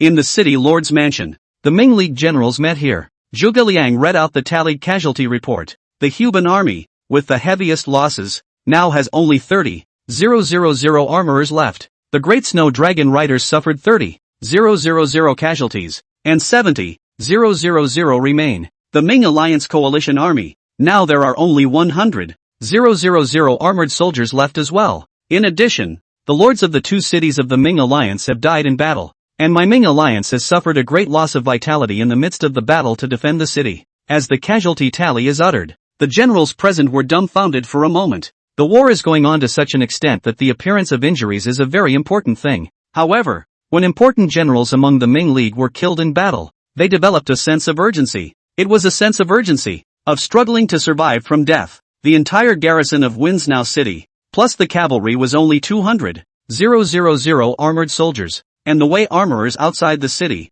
500,000 when they came, still have 400,000 left. 3 days, such huge casualties. May I ask, how long can we hold out in Wind and Snow City? Zhu Wuzhang said in a daze. In just 3 days, the war between the Ming Alliance and the Great Wei barely stopped for a split second. The successive fights had brought each other's casualties to a horrifying level as well. My lord, I suggest we stop defending the city. Otherwise we will have 10 of the power we have built up in our hands. At that time, if Great Xia attacks us from behind, we will no longer have the power to resist. Nowadays, the Ming League is still unaware of the huge changes that have taken place in the territory of Daxia, the Easy King's ascension to the throne as emperor, not to mention the news that Emperor Easy was going to anoint Lin Yuan as the king of the opposite sex. Therefore, at this moment, within the Ming Alliance, a layer of tension was overflowing. No, definitely not withdraw from Wind and Snow City, Lin Yuan firmly said. Once Wind and Snow City falls into the hands of the Great Wei, it will be very difficult to retake it, and the people of the city will be subjected to an unprecedented ordeal. This was definitely something Lin Yuan did not want to see. Even if I die, I'll die in Wind and Snow City. The many generals of the Ming League looked at each other when they heard these words. He then got up and cupped his fists at Lin Yuan. We, for sure, will fight to the death. Protect Wind and Snow City. Protect the people of Daxia. The following day, the sky was warm and sunny. The temperature rose and the snow began to melt. This day is the occasion of the spring. But, never when the warmth arrives. The Wei armorers outside the city launched another brazen attack. Lin Yuan personally put on his armor and led the defenders of Wind and Snow City to fight back as hard as they could. While the battle was raging, Zhuge Liang came in a panic. My lord, it's not good. 50 miles behind Wind and Snow City, a large army has appeared. I'm afraid it's the Imperial Army. Hearing this, Lin Yuan was like falling into an ice cave. How? So fast? Not even 10 days had passed since the beheading of the 200,000 troops of the Imperial Army and the beheading of Wang Qiwei. The Xia Emperor surprisingly sent another large army. It seems, it's time to move Lubu and Taifu too. Lin Yuan sighed in his heart. Originally, he wanted to wait for the Wei to break through the gates of Wind and Snow City, and use the 100,000 Iron Buccaneers as a surprise force. Surprise your opponent. I didn't realize that it was going to be used on the Imperial Army now. Pass my order. Let Ji Batsang and Bai Qi continue to lead their armies to resist the Wei attack. Afterwards, Lin Yuan personally led the remaining 70,000 Great Snow Dragon Cavalry towards the back of Wind and Snow City. At the large rear of Wind and Snow City, 100,000 allied troops from Yuzhou marched here. At the head of the group is the Yuzhou State Minister, Li Ruliang, the state pastor, the pinnacle of human officials in charge of a state's power. After Li Ruliang received the order from Emperor Prosperity, he mobilized his army from Yuzhou with all speed, started to rush to the border town of Wind and Snow, hands, while shouldering the order of Emperor Prosperity's bounty. I don't know what kind of luck this Lin Yuan has had, but he's even been ordained as the king of opposites. This is a splashing honor. One day at a time. Li Ruliang is not stubborn. When he learned that the Xia Emperor had been deposed, he didn't feel anything. Therefore, when he received the order from Emperor Prosperity, he appeared to be quite frank. Not long after, Li Ruliang saw that in front of him, a tidal wave of Great Snow Dragon Cavalry suddenly appeared. Alert! Alert! Li Ruliang was shocked. The Great Snow Dragon Cavalry began to charge, giving him a great shock. In this world, there is such an army. When he saw that it was among the banners of the Ming League that the Great Snow Dragon riders were carrying, hastily, he sent up a man to call out, "We have been ordered by the Easy Emperor to come and reward Lin Yuan as the King of Wind and Snow. Don't misunderstand." Hearing this, Lin Yuan hurriedly ordered the charge of the Great Snow Dragon riders to stop. If it had been a little later, these Yuzhou coalition troops in front of us will be the charging ingrates of the Great Snow Dragon riders now. Lin Yuan dismounted first and quickly took in the situation. When he learned from Li Ruliang's mouth that the Easy King had ascended to the throne as emperor, he was horrified and shocked.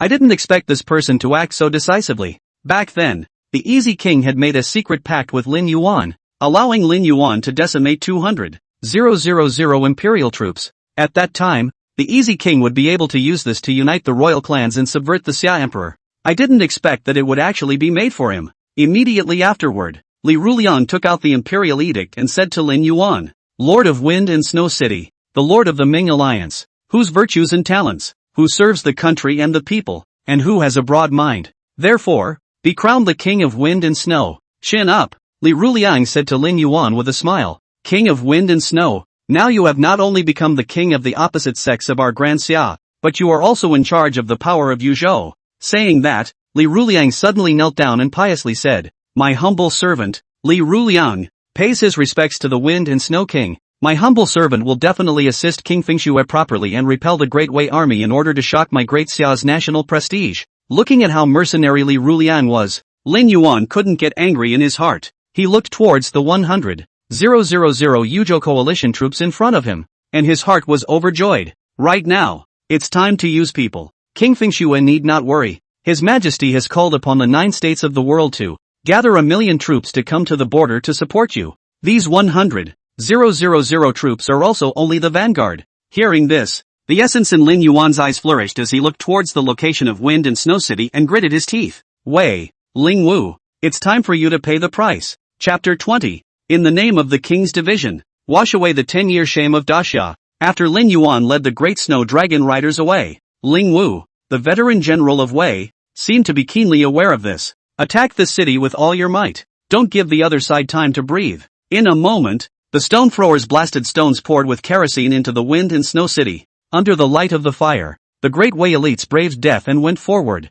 For the sake of Wei, charge and kill. Charge, Wei's iron-blooded division. Its battle power is the pinnacle of the northern realm. But the guarding armored soldiers of Wind and Snow City were not weak either. The Huban Army, even if they are fighting to the last man left, still have the courage to rush to the fire. The two armies were pitted against each other and the war was stalemated and miserable. Zhuge Liang on the city wall got the message. Huge changes in the Daxia dynasty? The Easy King has successfully ascended the throne and has enthroned the Lord as the king of the opposite sex? The most exhilarating thing for Zhuge Liang was 100,000 allied troops from Yuzhou have arrived at Wind and Snow City. This would be an elite addition to the force against the Great Wei. Lin Yuan arrived in the city with 100,000 allied Yuzhou troops at fire speed. The city's generals were then summoned and a declaration of attack was announced. Gentlemen, Wei has been attacking the city for 3 days. Right now, the enemy is bound to be exhausted, and we've been supplemented with 100,000 troops from the Yuzhou coalition. The military generals of the Ming League are all warlike men.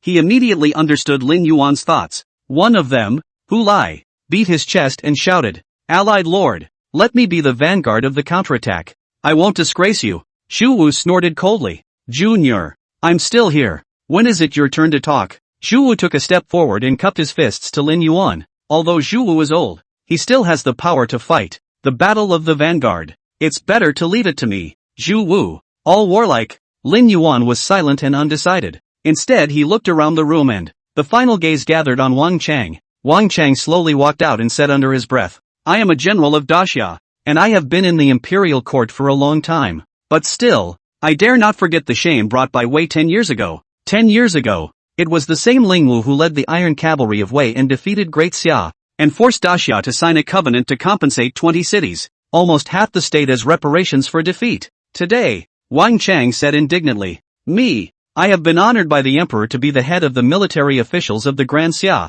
and today, I've been rewarded by the Alliance Master for allowing me to join the Ming Alliance and serve my country. This battle of the vanguard is bound to be fought by me." Wang Chang's aura was in full swing and his battle intent was unrivaled, surprisingly leaving the generals present with no rebuttal. Good. Lin Yuan clapped his hands and decided. This 100,000 Yuzhou coalition army will be led by Wang Chang. Afterwards, Lin Yuan even stood up and said to the generals of the Ming Alliance, "This battle, it is a war of nations. It is also the battle that my Ming League will make known to the world. This battle, to make the world understand, with my Ming Alliance, Daxia is not a soft persimmon to be bullied and humiliated." The Ming Alliance generals felt their blood boiling and clasped their fists. "I will certainly fight to the death to raise the prestige of our Ming Alliance. Raise the prestige of my Daxia." Outside of Wind and Snow City, the Great Wei Armorer had just finished a round of onslaught. Its head general, Ling Wu, looked out at Wind and Snow City from afar. This time, Daxia and Wei are at war. He brought 500,000 armored men, but 3 whole days passed. Surprisingly, he hadn't even captured a single Wind and Snow City. Time has passed. The fighting strength of the Daxia armorers has grown to the point where they can be compared to Wei. Ling Wu sighed. 10 years ago, he led an army to come and attack Daxia. At that time, Daxia was like tofu, crumbling at the slightest touch. But today, it is otherwise. Suddenly, his eyes sharpened, only to see that the tightly closed gate of Wind and Snow City actually slowly opened. Among them, A general clad in silver armor and holding a long sword led a large army slowly out. Not long after, outside of Wind and Snow City, the army was neatly aligned. Before these 100,000 Yuzhou coalition troops, Wang Chang's gaze was like a wolf, staring deathly at the distant Wei military camp. Extremely quickly, the Great Wei military camp began to change. Its armorers assembled in good order, with Ling Wu at the head, gradually heading towards Wang Chang. Before the armies engaged in battle, the first generals of the two armies were 20 meters apart, talking at a distance. "Thou, who art thou?" Ling Wu said in a deep voice. "A general who can lead an army of 100,000 cannot be an unknown person." However, he really didn't know Wang Chang's identity. General of Daxia, Wang Chang. Wang Chang looked at Ling Wu, his heart boiling with battle intent. 10 years ago, it was Ling Wu who brought shame to Great Xia. Today, he, Wang Chang, as a general of Daxia, fought for his country. How can we not wash away this shame? After today, my Great Wei armorers will be on a long march. If you are timid, let the Xia Emperor see the entire Yuzhou. Ling Wu's eyes were sharp, and he seemed to see the final outcome of this battle. Wang Chang shook his head and chose to decline, turning around and walking back. Only, he left a message. The Daxia of today is not the Daxia of yesterday. Ling Wu shook his head and smiled bitterly after secretly weighing the meaning. Just a stiff upper lip before you die. Within a short time, the main generals of the two armies returned to their armies. Ling Wu drew the matching sword in his waist and pointed to the sky in a loud voice.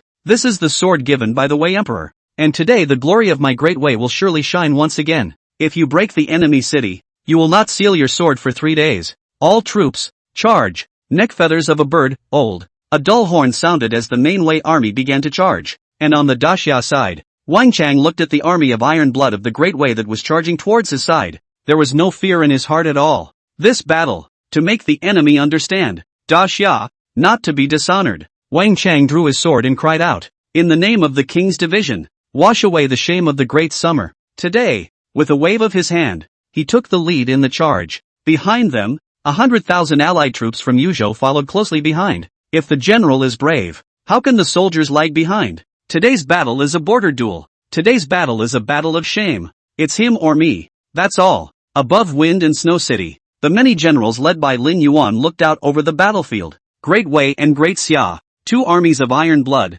entangled together. In a single glance, hundreds of people fell. The confrontation of hundreds of thousands of troops caused Lin Yuan's heart to surge. The narrow way is the way to go. This is the battlefield. A man's romance. Wang Chang was in the middle of the formation, bathing in blood, and the silver armor on his body had turned scarlet, but that wouldn't stop him from charging. Under his leadership, the 100,000 allied troops of Yuzhou grew more and more courageous. Surprisingly, there is a hidden trend of suppressing Wei. In the middle of the Wei camp, Ling Wu could not help but feel emotion in his heart when he saw the courageous and conquering Wang Chang. 10 years have passed, and Great Xia has gained another tiger general. But, Ling Wu's eyes clouded over. A good general is not allowed to be born in the enemy's country. Pass on my general's orders. Order the 100,000 bull demon heavy riders to move out. Let's end this war. In Ling Wu's opinion, the 100,000 Yuzhou coalition troops at the moment were bound to be the entire force within the city.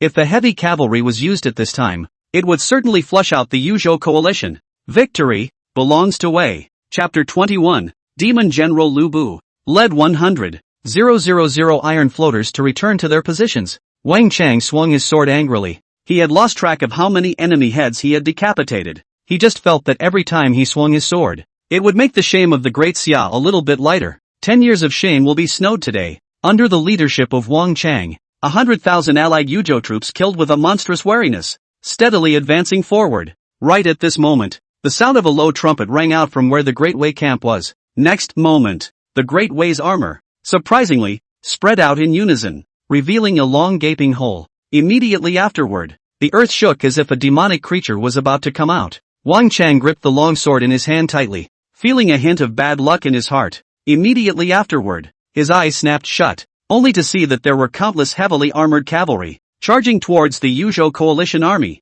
Its Wei's bull demon heavy riders organized the defense. Wang Chang roared. 10 years ago, Wei relied on 100,000 bull demon heavy riders to nail Great Xia to the pillar of shame. 10 years had passed, and Wang Chang only felt a chill when he faced the bull demon heavy rider directly. Cavalry, the king of the army, and heavily armored cavalry is pretty much the sword of extermination. As long as the heavily armored cavalry launched a charge, the enemy army was bound to rout. The Yuzhou coalition army was well trained, 10 people in a team, quickly organizing a defensive formation. But it was all in vain. 100,000 bull demon heavy cavalry, like the demon god of destruction, and with just a single photo charge. Then the allied forces of Yuzhou were heavily defeated, above the windy and snowy city. When the Ming League generals saw this scene, they felt bad. With a single photo charge from the heavy cavalry, the Yuzhou coalition suffered thousands of casualties. How can this be defeated? Why don't we get the Great Snow Dragon riders out there?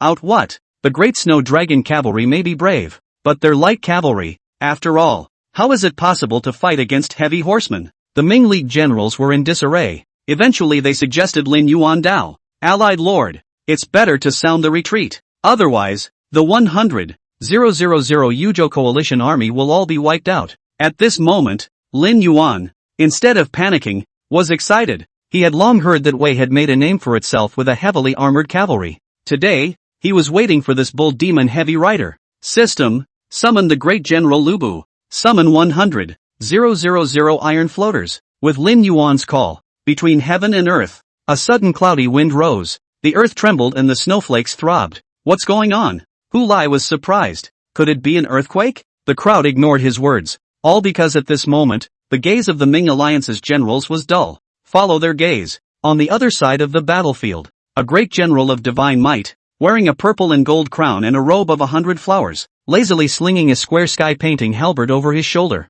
He surveyed the situation on the battlefield. Not long after, behind the general, one of the cavalrymen slowly reached behind Lubu with his horse. The body of this cavalryman and warhorse were draped in heavy armor, revealing only their eyes, making them look strong and mysterious. Gradually, 10, 100, 1,000, the entire 100,000 heavily armored iron buccaneers stood beside the general with their horses. This heavily armored cavalry was silent in the gloomy wind, but no one dared to ignore their fighting strength. Where did this army appear from? Could it be the newly formed heavily armored cavalry of the Great Wei? Zhu Wu exclaimed. It's over. It's all over. This will wipe out the 100,000 allied troops of Yuzhou. Ming League generals, thinking that this sudden appearance of heavily armored cavalry was the army of the Great Wei. A moment of trepidation. Just then, the general with the purple and gold crown clipped the belly of his horse and started charging with his halberd in hand. Immediately after that, the 100,000 heavily armored cavalry behind it similarly began to charge.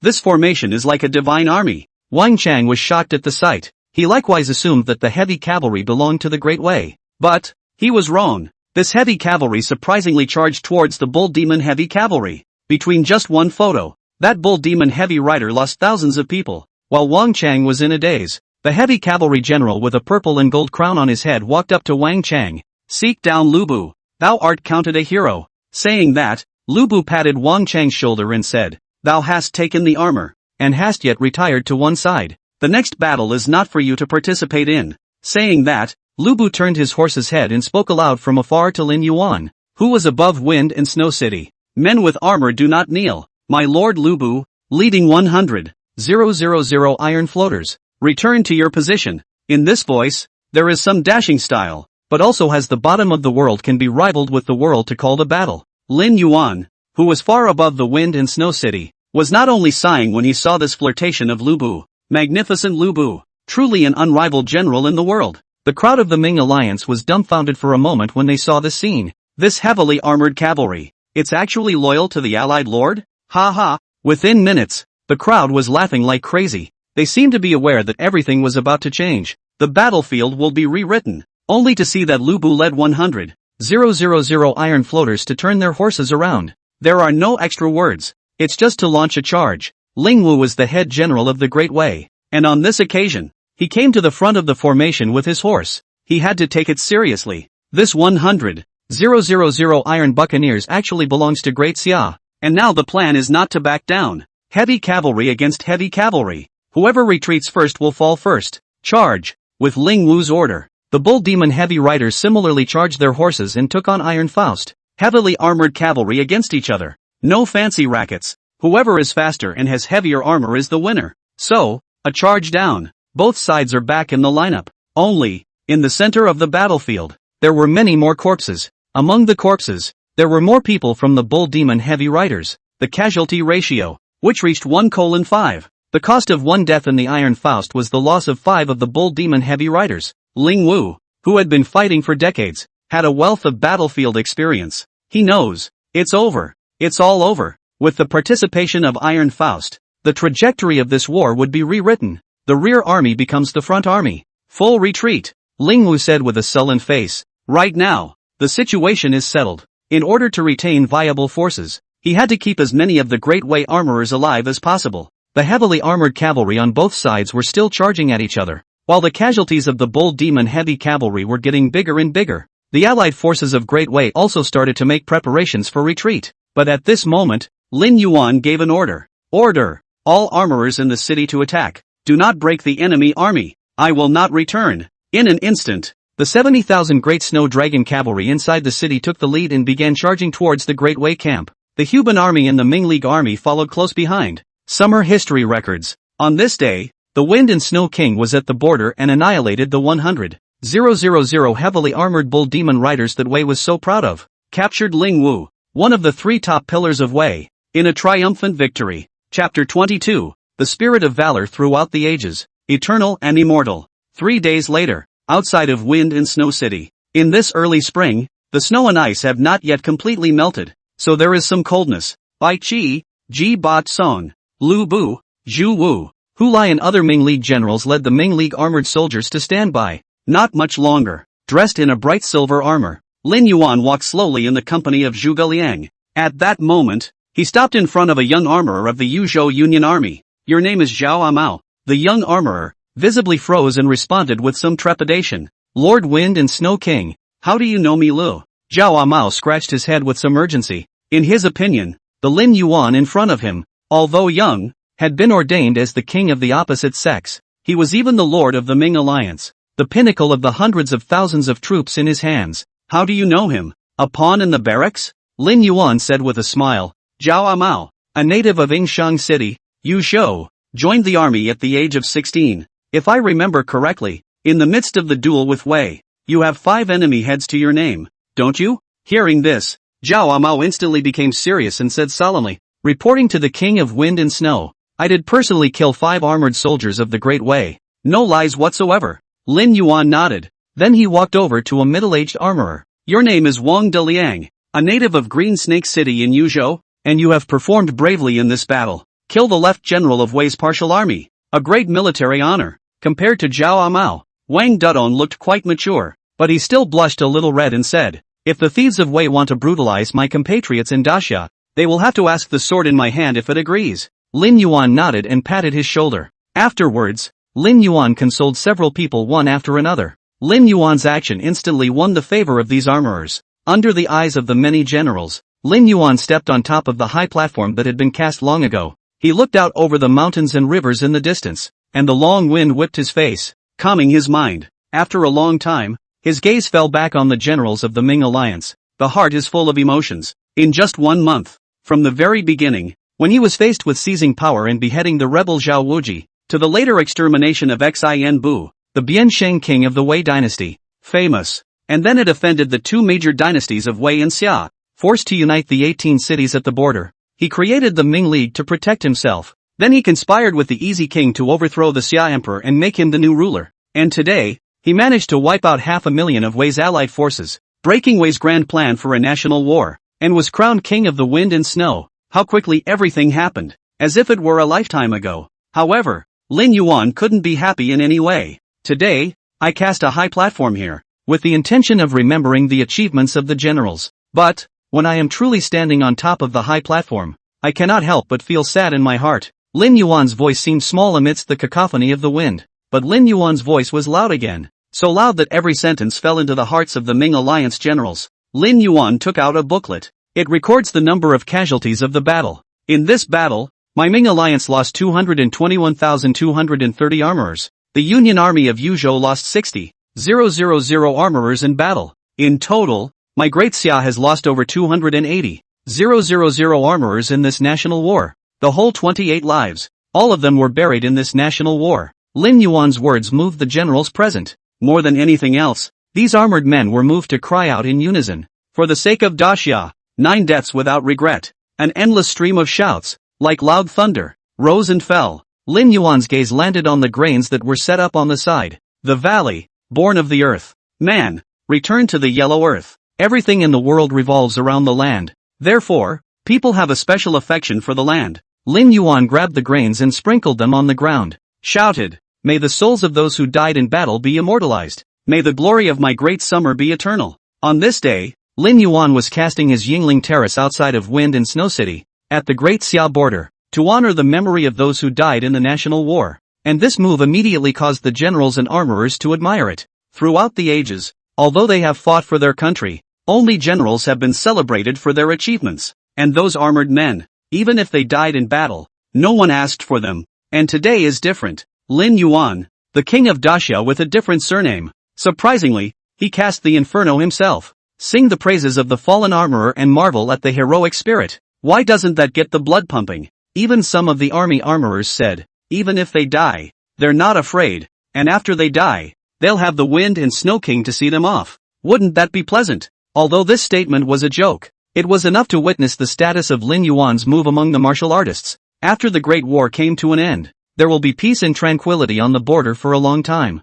After rewarding Lin Yuan for his accomplishments, he dispatched the Ming League armies back to their respective cities. Of course, 2 of the lords of the city were killed in this war. Lin Yuan, on the other hand, had additionally activated the sage in his city as the acting city lord. Lin Yuan, who had been named the King of Wind and Snow, was simultaneously given great power over the entire Yuzhou. After the war, the people need to recuperate. This is something that Lin Yuan knows well. Thus, with the aid of Zhuge Liang, Lin Yuan rewarded production within the boundaries of Yuzhou.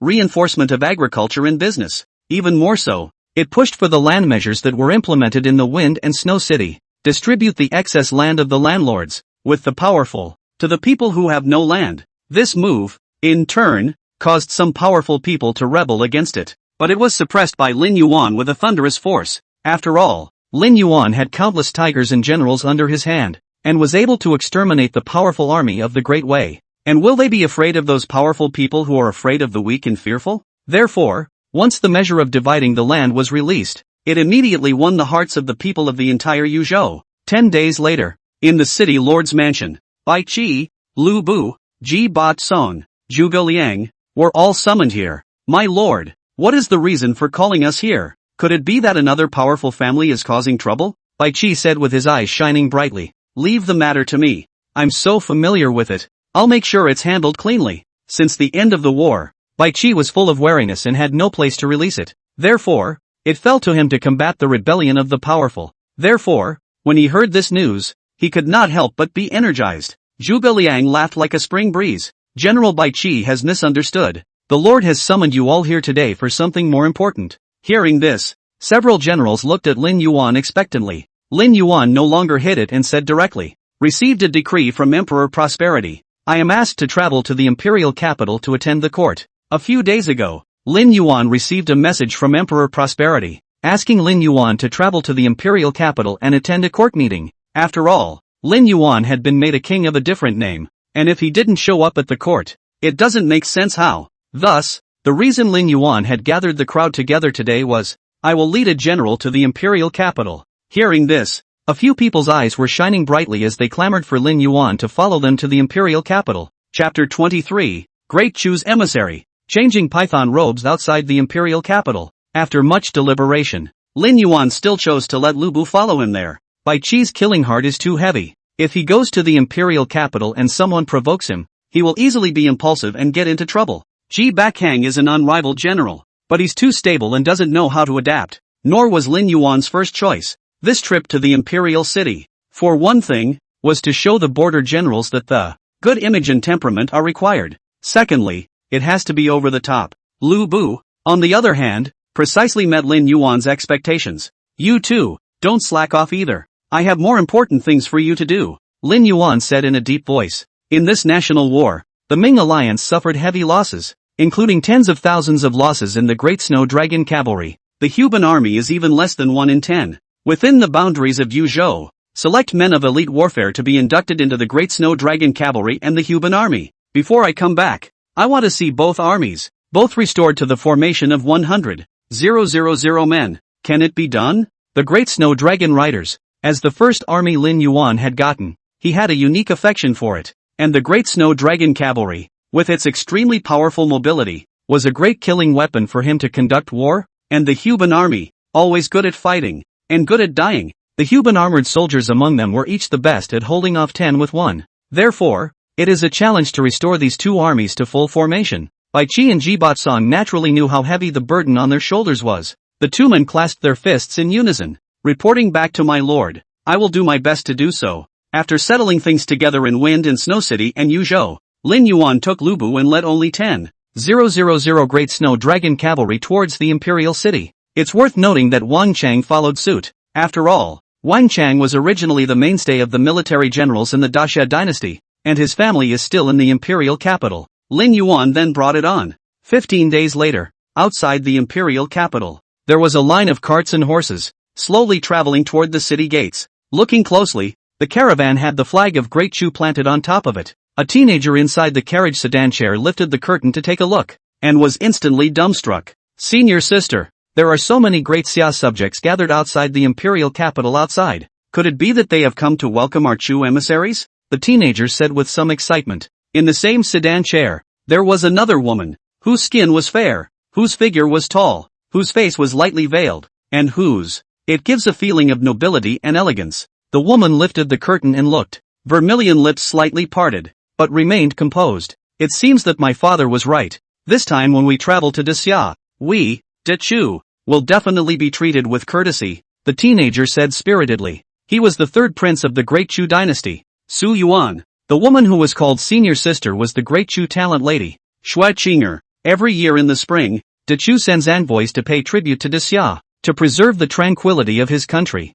And this year, it was the Chu emperor's royal son who personally led the team. It wasn't long before the caravan of emissaries from De Chu stopped in front of the Daxia courtiers. Su Yuan excitedly jumped off the carriage and walked to the front of the Daxia courtiers, raising his head and said, "Me, am the emissary of Great Chu, the son of the Chu emperor, Su Yuan. I've come to Daxia this time to bring greetings from Emperor Chu. I hope that there will be harmony between the Great Chu and the Great Xia with no use of soldiers for all time." Su Yuan was only 18 or 19 years old, and at this moment, pride was written all over his face. This was the first time he'd been that far from home, and he'd come on behalf of the Great Chu. Naturally ostentatious. At the head of the Daxia courtiers was an old man with grey temples. This person is the new chief minister appointed by Emperor Easy after he ascended the throne. The name is Chen Changling. When Chen Changling saw Su Yuan in front of him, he didn't react at first to what the other party was doing. It wasn't until Su Yuan introduced himself that he realized. It turned out that the other party was a messenger from Great Chu who had come to pay tribute.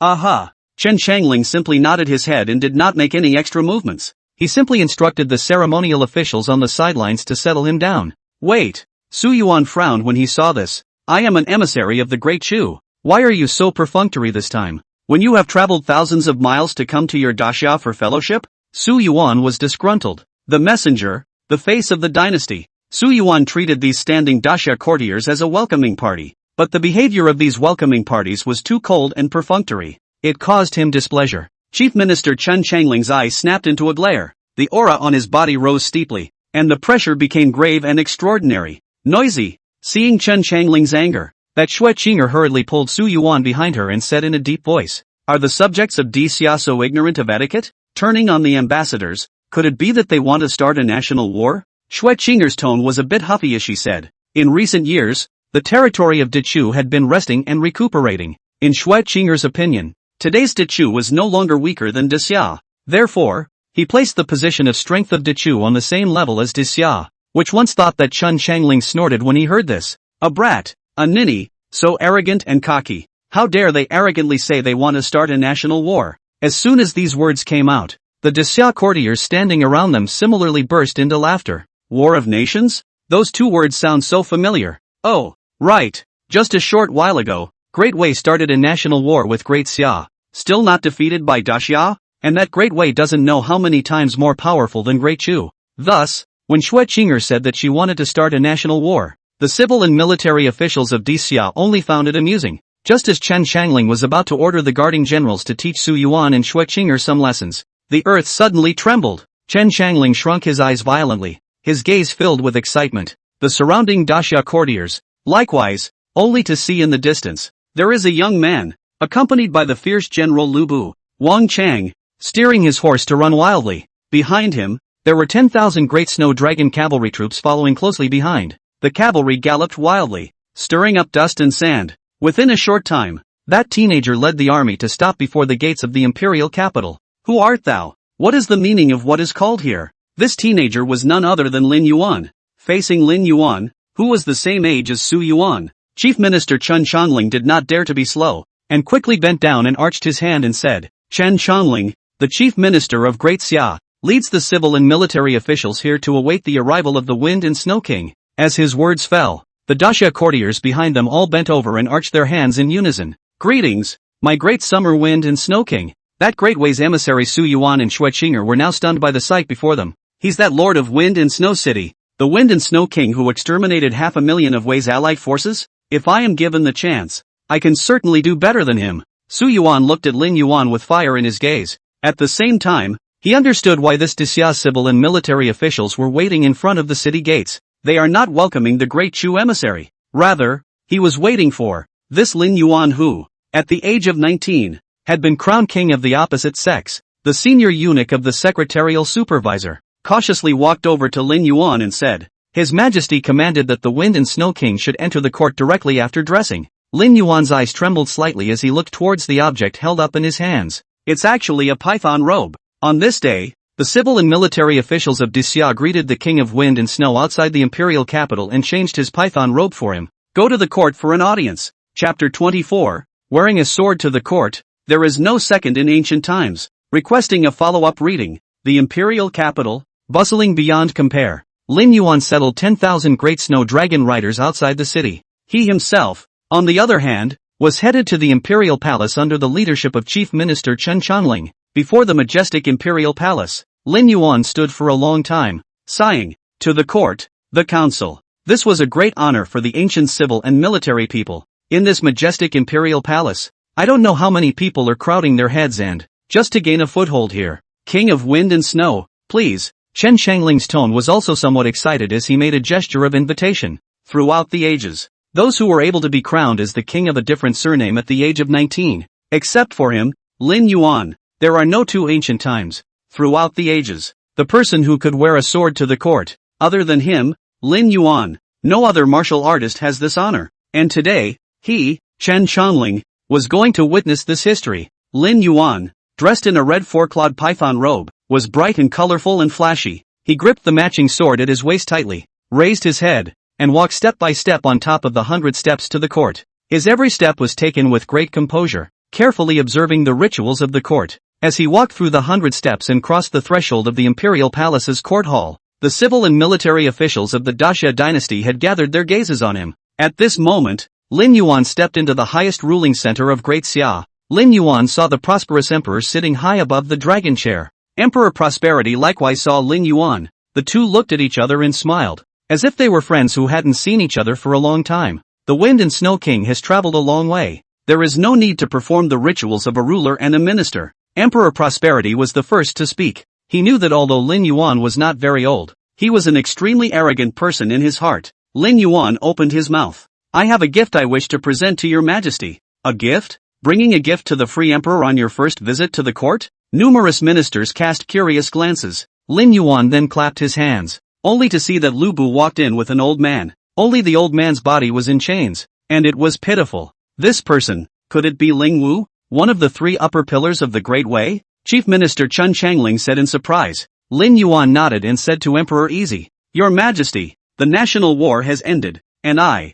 Great Xia, have won all the battles. In this national war, annihilate 500,000 of Wei's elites and capture its upper pillar state Ling Wu alive. This is the gift that I have brought to your majesty. Does your majesty like it? Ling Wu? Surprisingly, it was Ling Wu, one of Wei's most powerful ministers. Yes. I don't know which one of the courtiers yelled. This roar instantly vented the shame that Daxia had suffered for years. Prime Minister Chen Chongling almost trembled as he walked to Ling Wu's side. Then he threw himself up to the sky and laughed maniacally. Ling Wu, you didn't think this day would come, did you? You too have become a prisoner one day. Chen Changling's eyes seemed to glisten with tears. 10 years ago, it was Ling Wu who led the majestic army of Wei to trample on the dignity of Dixia. Let Daxia cede 20 cities. How could the people of Xia forget this disgrace? And today, the king of wind and snow, capturing Ling Wu alive, is the battle of snow shame. This battle flashed the glory of the great summer once again. Your Majesty, King Fengxue has accomplished a great deal. The humble minister advises and asks His Majesty to reward King Fengxue. Chen Changling couldn't help but say, almost simultaneously, full of civil and military personnel. All of them arched their hands and said, King Fengxue, reviving the glory of our great Xia, when rewarded. As Emperor Prosperity watched this scene, his heart was similarly overwhelmed with relief. Since his ascension to the throne, rebellions have risen and fallen within the borders of Daxia. There is also a sense of storminess in this imperial throne of his. But today, he saw a full court, unity and unity of touch. Why not let him pleased pass on my decree? Emperor Prosperity laughed. Grant the King of Wind and Snow 100,000 taels of gold and reward him with a royal residence in the imperial capital. Also, Emperor Prosperity paused, then said, forever keep the qualification of the Wind and Snow King to match the sword to the court. When these words came out, the civil and military officials were all surprised. If anything, the reward of gold and silver was expected. That the Wind and Snow King's pairing of swords to the court became a special case was enough to see Emperor Easy's favor towards Lin Yuan. This, the pinnacle of martial artist distinction. Thank you, Your Majesty, Lin Yuan said with a slight arch. The prosperous emperor was so excited that he stood up and said, tonight, set up a banquet in the Nightwish Palace. I, with the King of Wind and Snow, with the civil and military officials, will celebrate the victory of the national war. After ending the court meeting, the civil and military officials dispersed. Emperor Freeze specially ordered the senior eunuch of the Secret Service to call Lin Yuan into the middle of the Palace of Nourishing Heart. Lin Yuan, how about tasting this spring tea? This is a tea nourished by snowy mountain spring water. The taste is different. Emperor Luce loves tea. And that day when he was on top of the Yoha with Lin Yuan Shuei, the same tea was drunk. Lin Yuan took a shallow sip. A little bitter. Not good. But Lin Yuan still squeezed out a smile and said, good tea. Good tea. His Majesty has excellent taste. Seeing Lin Yuan's defiant appearance, Emperor Easy couldn't help but laugh. Turning his hand, he poured out the tea. Bowl ***** Snow Mountain tea. I drink it is not as good as the big bowl of tea from the street stall. Your Majesty didn't call me here to sip tea, did you? Hearing Lin Yuan's words, Emperor Freewheeler similarly put away his smile. Turning to a serious look, he said as he sized up Lin Yuan, I, indeed, did not expect that you would be able to annihilate 500,000 of Wei's allied forces. Originally, Emperor Prosperity wanted Lin Yuan to annihilate the 200,000 imperial troops as a way to force Emperor Xia to abdicate, and Lin Yuan's Ming allied army, after the great battle with the Imperial army, categorically no longer have the power to resist Wei. For this reason, Emperor Prosperity had also been prepared to cede cities in order to seek peace with the Great Wei. But unexpectedly, Lin Yuan had not only annihilated 200,000 imperial troops, he had also annihilated 500,000 allied troops of Wei. What? Is your Majesty afraid of the military power in my hands and wants to have a cup of tea to release the military power? Lin Yuan's instantly alerted. Since ancient times, a cunning rabbit dies and a traitor cooks. It is rare for a military general to be able to retreat in one piece when he has accomplished great feats and is in a position of authority. In the old days, Zhao Kuanin, the great ancestor of the Song dynasty, invited military generals to a banquet on a snowy night, and released them from military service by cups of wine, so that, by peaceful means, the threat of military generals to imperial power was resolved. And could it be that today's free emperor wants to do the same? Easy Emperor waved his hand. I am not that pedantic, said the prosperous emperor, muttering, although I am the son of a concubine, the idea of a strong Xia in my heart is absolutely no worse than anyone else's. Nay, the late emperor passed on to the firstborn son, and not to me, and what a bore, and that is why I have joined forces with you to force my brother to abdicate. Speaking of this, Emperor Prosperity's gaze became somewhat fierce. That brother of mine is a straw man, a punk who only eats, drinks and has fun. If he is allowed to sit on the throne, then my Grand Xia will be slowly eaten away by the neighboring dynasties. The Great Summer's demise is not far off. Emperor Prosperity, ambitious and bent on the strength of the Great Summer, and that's why he took power to the throne. Emperor Prosperity's eyes were shining brightly as he stared at Lin Yuan. I, never a pedant. Lin Yuan, if you can lead the Xia kingdom to a faraway land, then I can delegate authority to you. Emperor Prosperity's heart surged as he said, I want to construct the Daxia. Its territory shall be vast and boundless, and its people shall live in peace and happiness. What I want is 1,000 years of domination. Seeing Emperor Easy's frantic groping, Lin Yuan couldn't help but wind up in his heart. Chapter 25. Chuan voice difficulties. Lin Yuan's poetic talent. Requesting for recommendations and punching the clock. Catch up on your reading. Emperor Prosperity. Probably not a good son, not a good brother. As a result, he defied the late emperor's posthumous edict and forced his brother out of office. But he will definitely be a good emperor. This was the true thought in Lin Yuan's mind. However, in the face of Emperor Prosperity being so upfront with his invitation to imperial endeavors, Lin Yuan didn't answer directly, but read out a poem. Xutong is noisy with 12 shoals, and the road here has been difficult for ages. I hate the human heart as much as the water, waiting for the flat earth to ripple. Emperor Prosperity scrutinized the meaning of the verse. Could it be that you have a concern in mind? Just as Emperor Prosperity was about to ask a follow-up question, Lin Yuan cut him off. The border is bitterly cold, and the microcosmic minister is most fond of food but often denied it. For tonight's dinner, Your Majesty must instruct the Imperial kitchen to prepare more delicacies. Emperor Prosperity knew that Lin Yuan didn't want to continue on, so he immediately laughed aloud. Today I will let you see the craftsmanship of the Imperial capital's Imperial chef. The night is bright with stars, but the lights in the Imperial Palace were intertwined, no less than the stars in the sky. Nightwish Palace. It is the place where the Emperor banquets his ministers, and at the moment it is even more brightly and magnificently decorated. The Free Emperor hosted a banquet here for the civil and military officials. Palace maids and eunuchs walking in the banquet, serving food, in a hurry. Above the imperial seat, Emperor Prosperity raised his wine cup and said aloud, "Here's to the war dead heroes who fought for their country." On hearing this, all the officials were cited together. The second cup of wine was raised and Emperor Easy said to Lin Yuan, "Here's a toast to King Fengxue for fighting for his country, breaking the Wei Army and shaking the world." The words fell, and the 100 officials filled their cups. Just as Emperor Prosper wanted to raise his third glass of wine,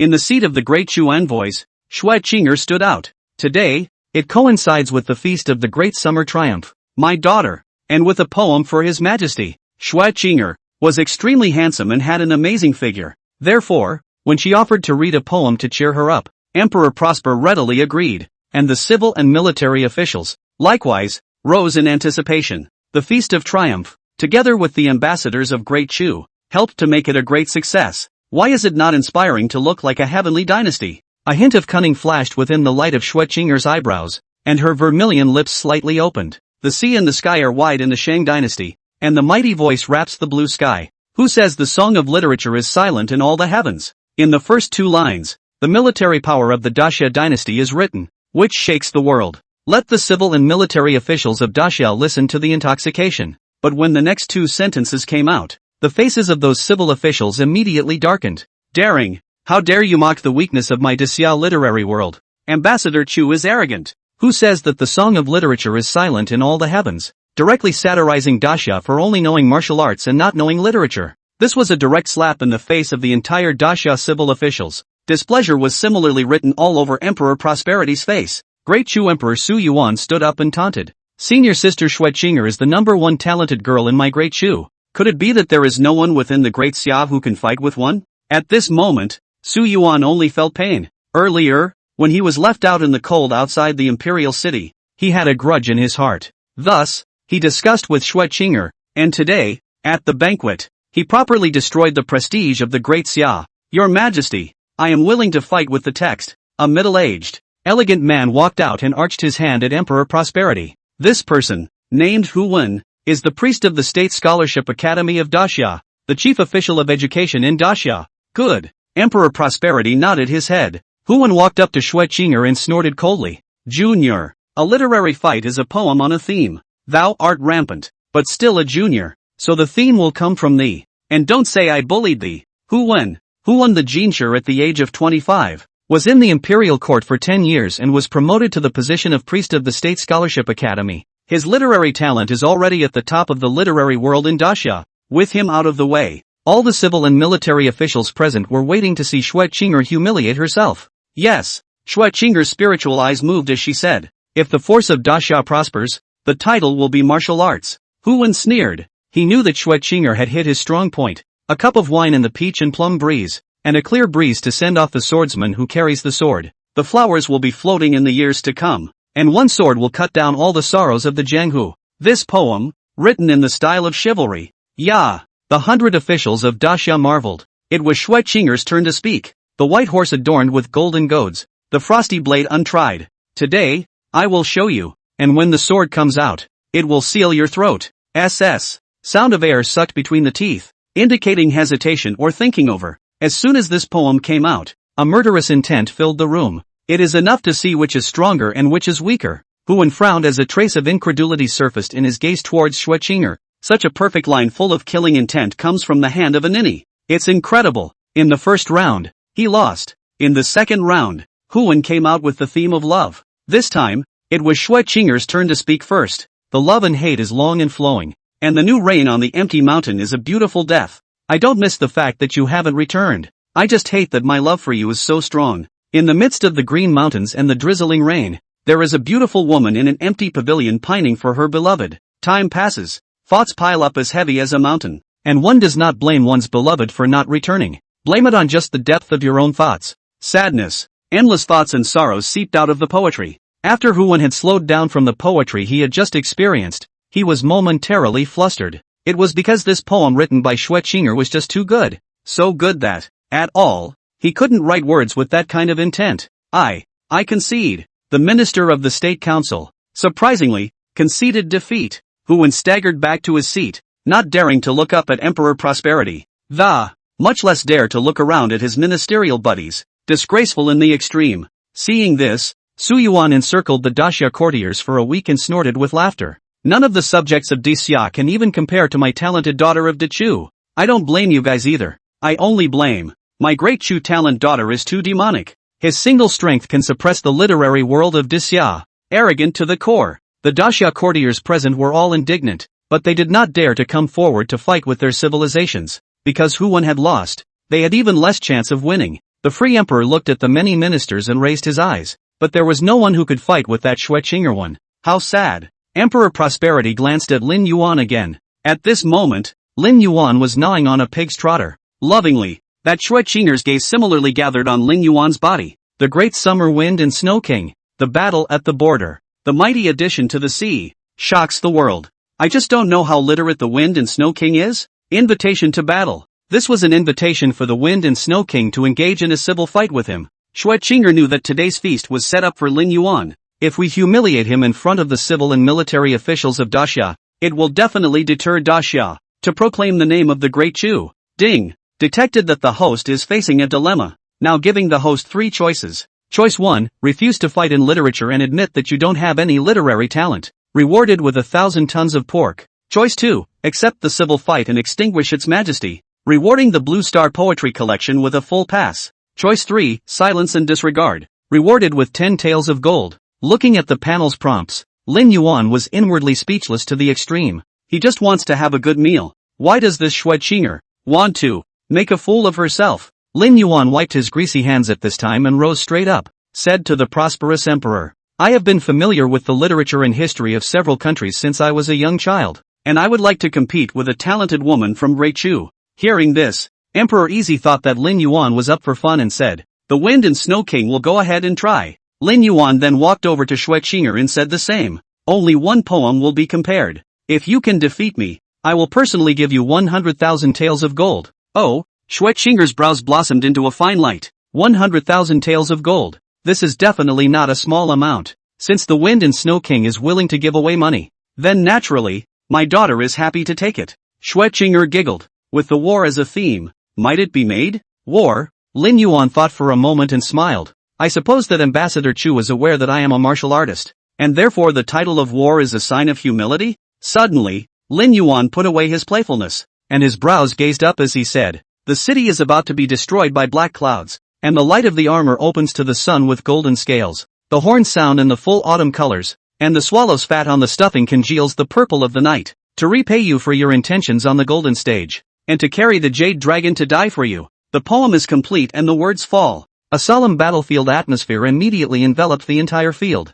The audience was dumbfounded and mesmerized. Xue Qing'er's face changed slightly, wanting to open her mouth to compose a poem, but her mind was all about that one line. To repay you for your intentions on the golden stage, and to carry the jade dragon to die for you. It's a male romance. The battlefield, the home of men, and only men can deeply appreciate the battlefield. The killings, The feats. A sense of honor. What could she, Xue Qing'er, compare to Lin Yuan? Chapter 26. The Exiled Immortal's Advent. The prosperous emperor's thoughts, requesting for catch-up readings and recommendation tickets. The Wind and Snow King is so literate. The prosperous emperor cheerfully clapped his hands. One sentence. To repay you for your intention on the golden stage, and to carry the jade dragon to die for you. It seems to be written that Lin Yuan is dead loyal to Emperor Easy. And, once this poem is released, I am afraid that there will be no more verses in the world that can describe the subject of war and match it. Lin Yuan slowly walked over to Xue Qing'er's body. His nose wrinkled, and there was a faint scent from Xue Qing'er's body.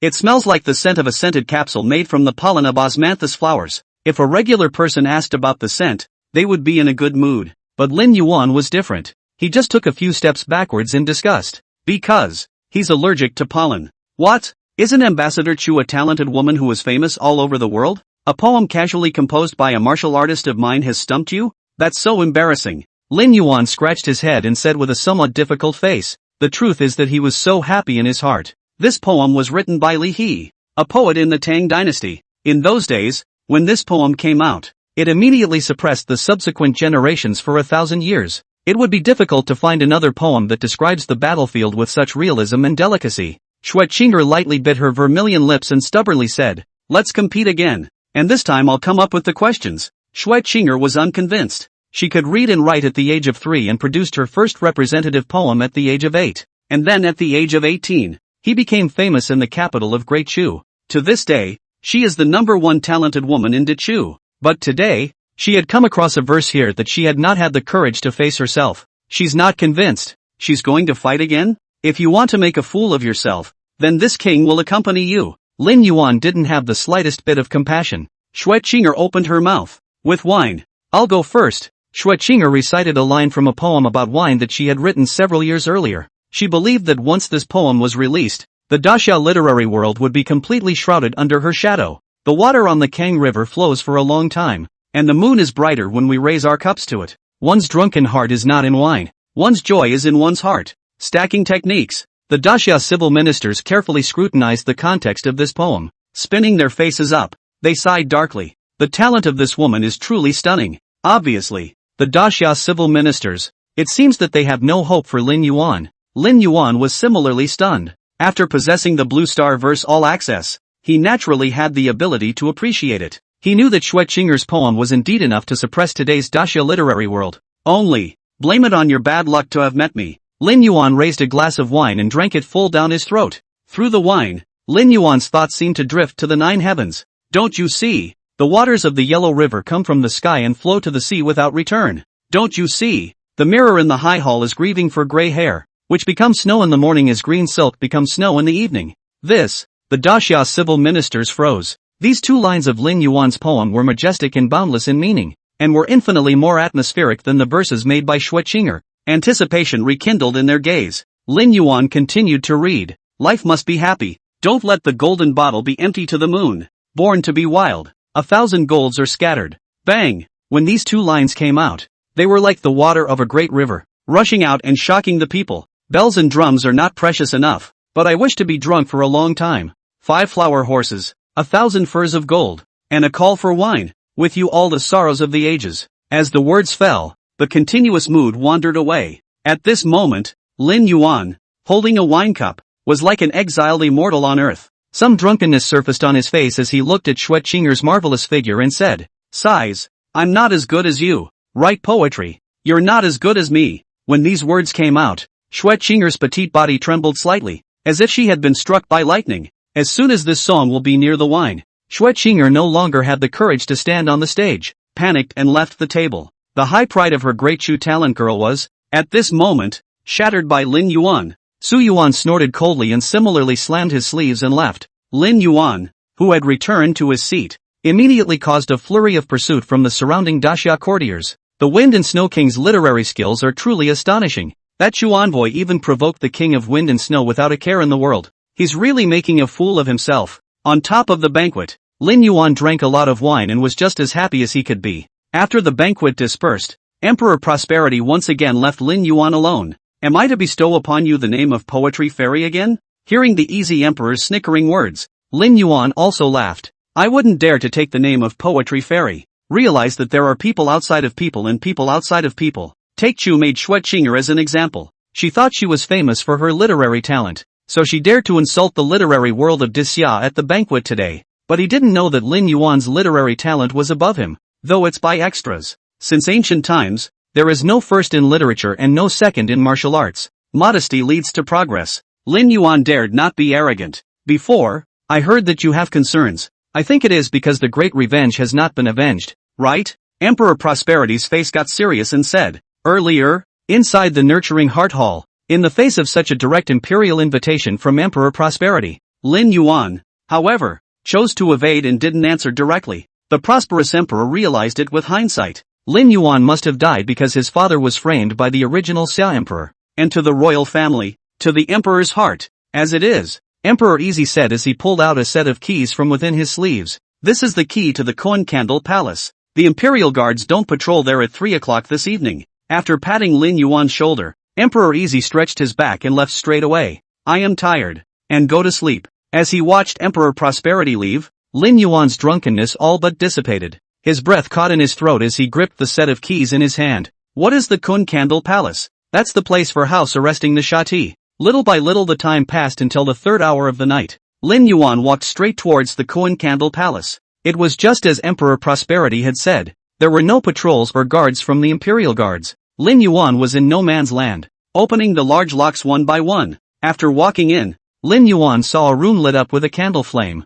then headed straight there. Yingxiang Temple. The prosperous emperor did not go to bed, but was there with his eyes closed waiting for some news in general. Your Majesty, the Wind and Snow King has entered the Kun Candle Palace, the senior eunuch of the Council of Ceremonies said carefully from the sidelines. Brush. Emperor Prosperity snapped his eyes open, his fingers tapping on the dragon chair as he pondered. Although my brother has been abolished, he is still my brother after all. Emperor Prosperity displayed a hint of an intriguing expression. He had given the key to the Kun Candle Palace to Lin Yuan with the intention of testing the other party. If Lin Yuan didn't kill Emperor Xia, it was fine. If he did kill Emperor Xia, then, later on, he will surely dare to kill me, too. When he thought of this, hideous threads of blood surfaced in Emperor Prosperity's pupils. Chapter 27, Emperor's Lair. Revenge. Lin Yuan's mother? In the palace of the Kun Candle, there was a candle flame fluttering in the middle of the darkened room. Lin Yuan pushed the door open. Then he saw a haggard-faced man seated at the table.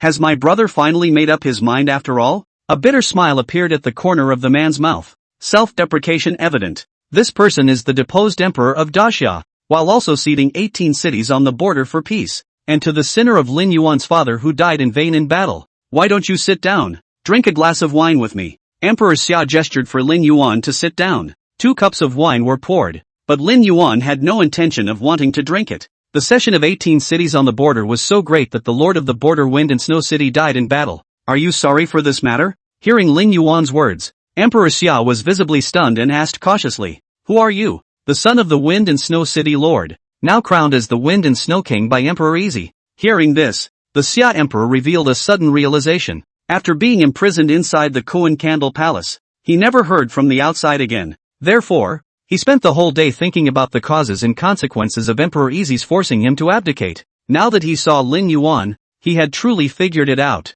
Since I ceded the border to 18 cities, the world has spurned me as a dim-witted ruler, but the world doesn't know about my hard feelings. The ghostly candle flame fluttered, reflecting the sentimental look of the Xia emperor. The late emperor died, and the dynasty is in the dark. This is another time when there are strong enemies around the border. In order to successfully complete the transfer of power, the cession of the 18 cities on the border, although the next best thing, but it's also in the body. Emperor Xia sighed. Couldn't he not know that Emperor Prosperity had thoughts about the imperial throne? But he didn't choose to put up a defense. Because, he has to put the country first. The first thing to do is to stabilize the border. As long as the border is stable, he can ascend to the throne. After that, step by step, we will solve the problems in the court. Nay, the border has produced Lin Yuan, a number of mutations. In spite of yourself? Lin Yuan snorted coldly. Thou hast made the way of the faint-hearted. Sound better. Border 18 cities. That is how many ancestors spilled blood to fight the land. That is how many Daxia armorers spilled hot blood to guard the place. The Xia emperor, in disregard of the wishes of the people of Daxia, was bent on ceding 18 cities at the border, to the point where Lin Yuan's father was killed in battle. It's not at all out of body. It's stupefying. The emperor is the guide of the nation. If one is so timid in a high position, how can one lead a dynasty forward in the tide of history? Lin Yuan pointed at Xia Di and said angrily, if all emperors are like you, then the day of the great Xia's downfall will not be long in coming. Therefore, thou art not worthy to be an emperor. Unworthy of an emperor? Bang! Emperor Xia likewise slapped the table angrily, and the tea spilled out of his cup. Thou art not in a high station, and how canst thou know my sufferings? Being on the imperial throne, restraining all the people, the court factions are even more mixed. If I am not careful, I will end up in a place of no return. At that time, the great Xia will be even more in turmoil, and the people of the great Xia will be born in the midst of war. The veins on Emperor Xia's forehead rippled and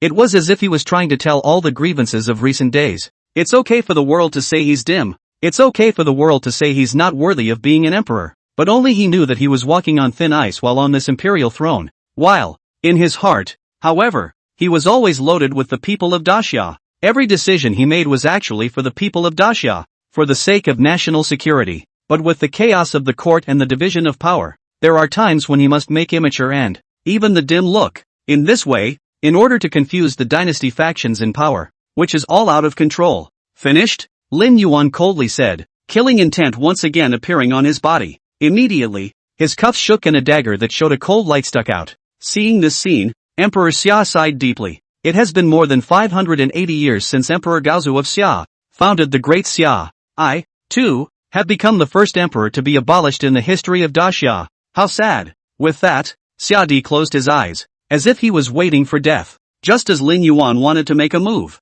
Xia Di said quietly, thou art also a poor man, that thou art not even informed of thy own birth. Life? Lin Yuan's palm that gripped the dagger tightly was violently stunned. What do you mean? Xia Di opened his eyes and said with some streams of light in his eyes, your father, Lin Yuan Kuei, is from my great Xia imperial capital. And your mother, do you know who she is? Mother? Whether it's the traveled Lin Yuan, or the original Lin Yuan, there are no memories of my mother. Since childhood, whenever Lin Yuan asked his father about his mother, Lin's father's tone always revealed a hint of nostalgia and sulkiness. But in the end, Lin Yuan got all the answers. Thy mother, who died in childbirth on the day of thy birth. Therefore, Lin Yuan never asked his father about his mother again. He didn't even know where his mother was from. Therefore, when Emperor Xia mentioned the matter of Lin Yuan's mother, Lin Yuan completely lost control as if his reverse scales had been touched. He grabbed Shady Eye's collar and shook it frantically. You know what? Tell me. Emperor Xia sneered.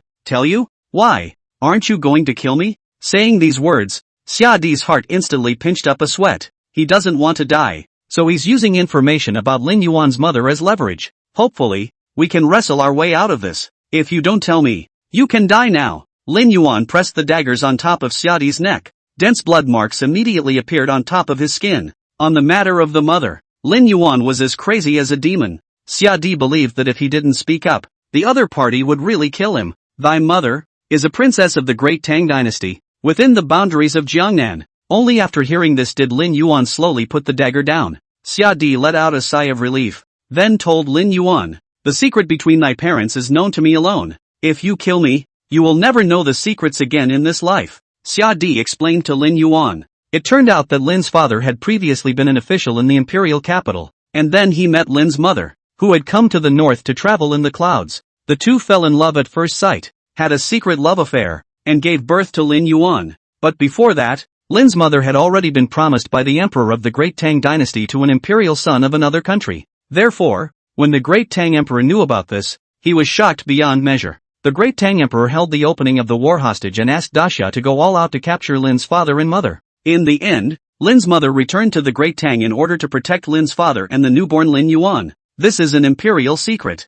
I was shocked when I found out at the time. The Xia emperor slowly said, but don't worry, I've already burned that memorization scroll. No one will ever know again. My mother's name? Lin Yuan grimaced and asked in a deep voice. Emperor Xia pondered for a moment and said, Li Wanwei. Back then, was Princess Yao Shui of the Great Tang, and now nearly 20 years have passed, and the aftermath is unknown to me. Shadi told all he knew. Hopefully, this would make Lin Yuan curb his killing intent. But suddenly, Emperor Xia's pupils shrunk violently and his face paled, only to see that Lin Yuan swung his dagger and wiped his neck with a swift movement. Bang! A dull voice rang out. Its head fell to the ground immediately. Emperor Xia's unbelieving eyes stared at Lin Yuan dead in the face, as if he wanted to ask, why? Why? Lin Yuan didn't say anything, but instead picked up the wineglass on the table and spilled it straight towards the ground. Father, your revenge. My son has avenged you. A father's murder. Even if the other party is an emperor of a country, Lin Yuan also wants regicide revenge.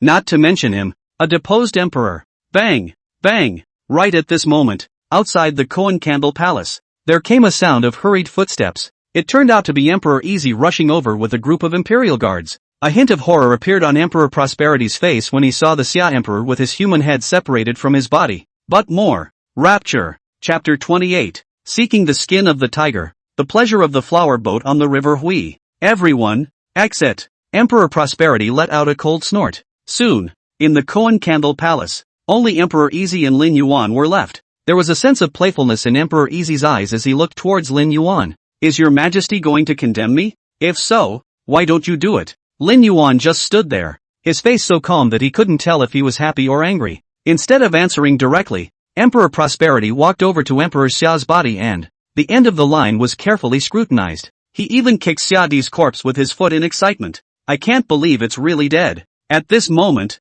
Emperor Prosperity completely showed the joy within himself. Ever since he ascended the throne, he had always wanted to kill the Xia Emperor to put an end to the problem. However, if the Xia Emperor is killed, the ministers in the court will certainly stop it. Moreover, a younger brother killing his older brother would incite no small amount of public opinion within the great Xia dynasty. At that time, those who are interested will make an article out of the matter. Take, conquest of the tyrannical emperor, as the pretext. At that time, the entire Great Xia territory will be filled with rebels, and there will be no peace. And Lin Yuan, kill the Xia emperor for the free emperor. For him to get rid of Emperor Xia, a danger that could threaten his throne, how could he not be happy? Suddenly, Emperor Easy's expression became ruthless. Lin Yuan, don't worry, anyone who sees the scene today will die except for the two of us. The Xia emperor's death will not be revealed to the outside world, and he will be imprisoned here forever. Said here. The prosperous emperor had made his intentions clear. He didn't blame Lin Yuan,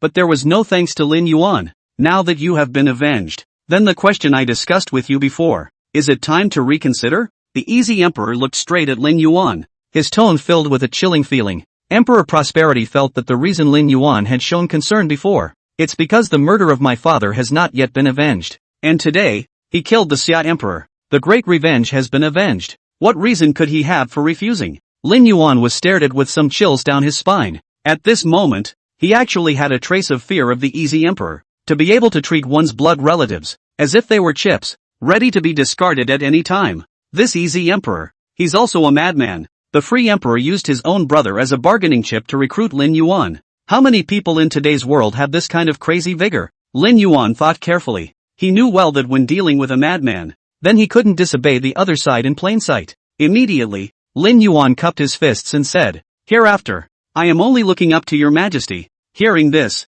Emperor Prosperity cracked a smile, and Lin Yuan sneered in his heart. Plotting the path of the future with Emperor Prosperity is tantamount to plotting with a tiger for its skin. Lin Yuan wasn't stupid, and agreeing to assist the free emperor at the moment was nothing more than a stopgap measure. The next day, Lin Yuan woke up in the Wind and Snow King's mansion in the imperial capital. I don't know how much of the people's blood and sweat will be spent on this huge royal residence. Lin Yuan sighed. This Wind and Snow King's mansion was divided into east, west, south and north, totaling 4 courtyards. In addition, there are special courtyards for maids and servants. In each courtyard, there are also separate rockeries and greenery. It creates a spring, summer, fall and winter. For season theme, Lin Yuan walked in the summer courtyard. There is a trickle of water from the rockery outflow into a pool. There were colorful koi carp in the middle of the pool, swaying and swimming. Lin Yuan picked up a handful of fish food and sprinkled it down. The koi immediately swarmed up and scrambled for it, stirring it's a splash.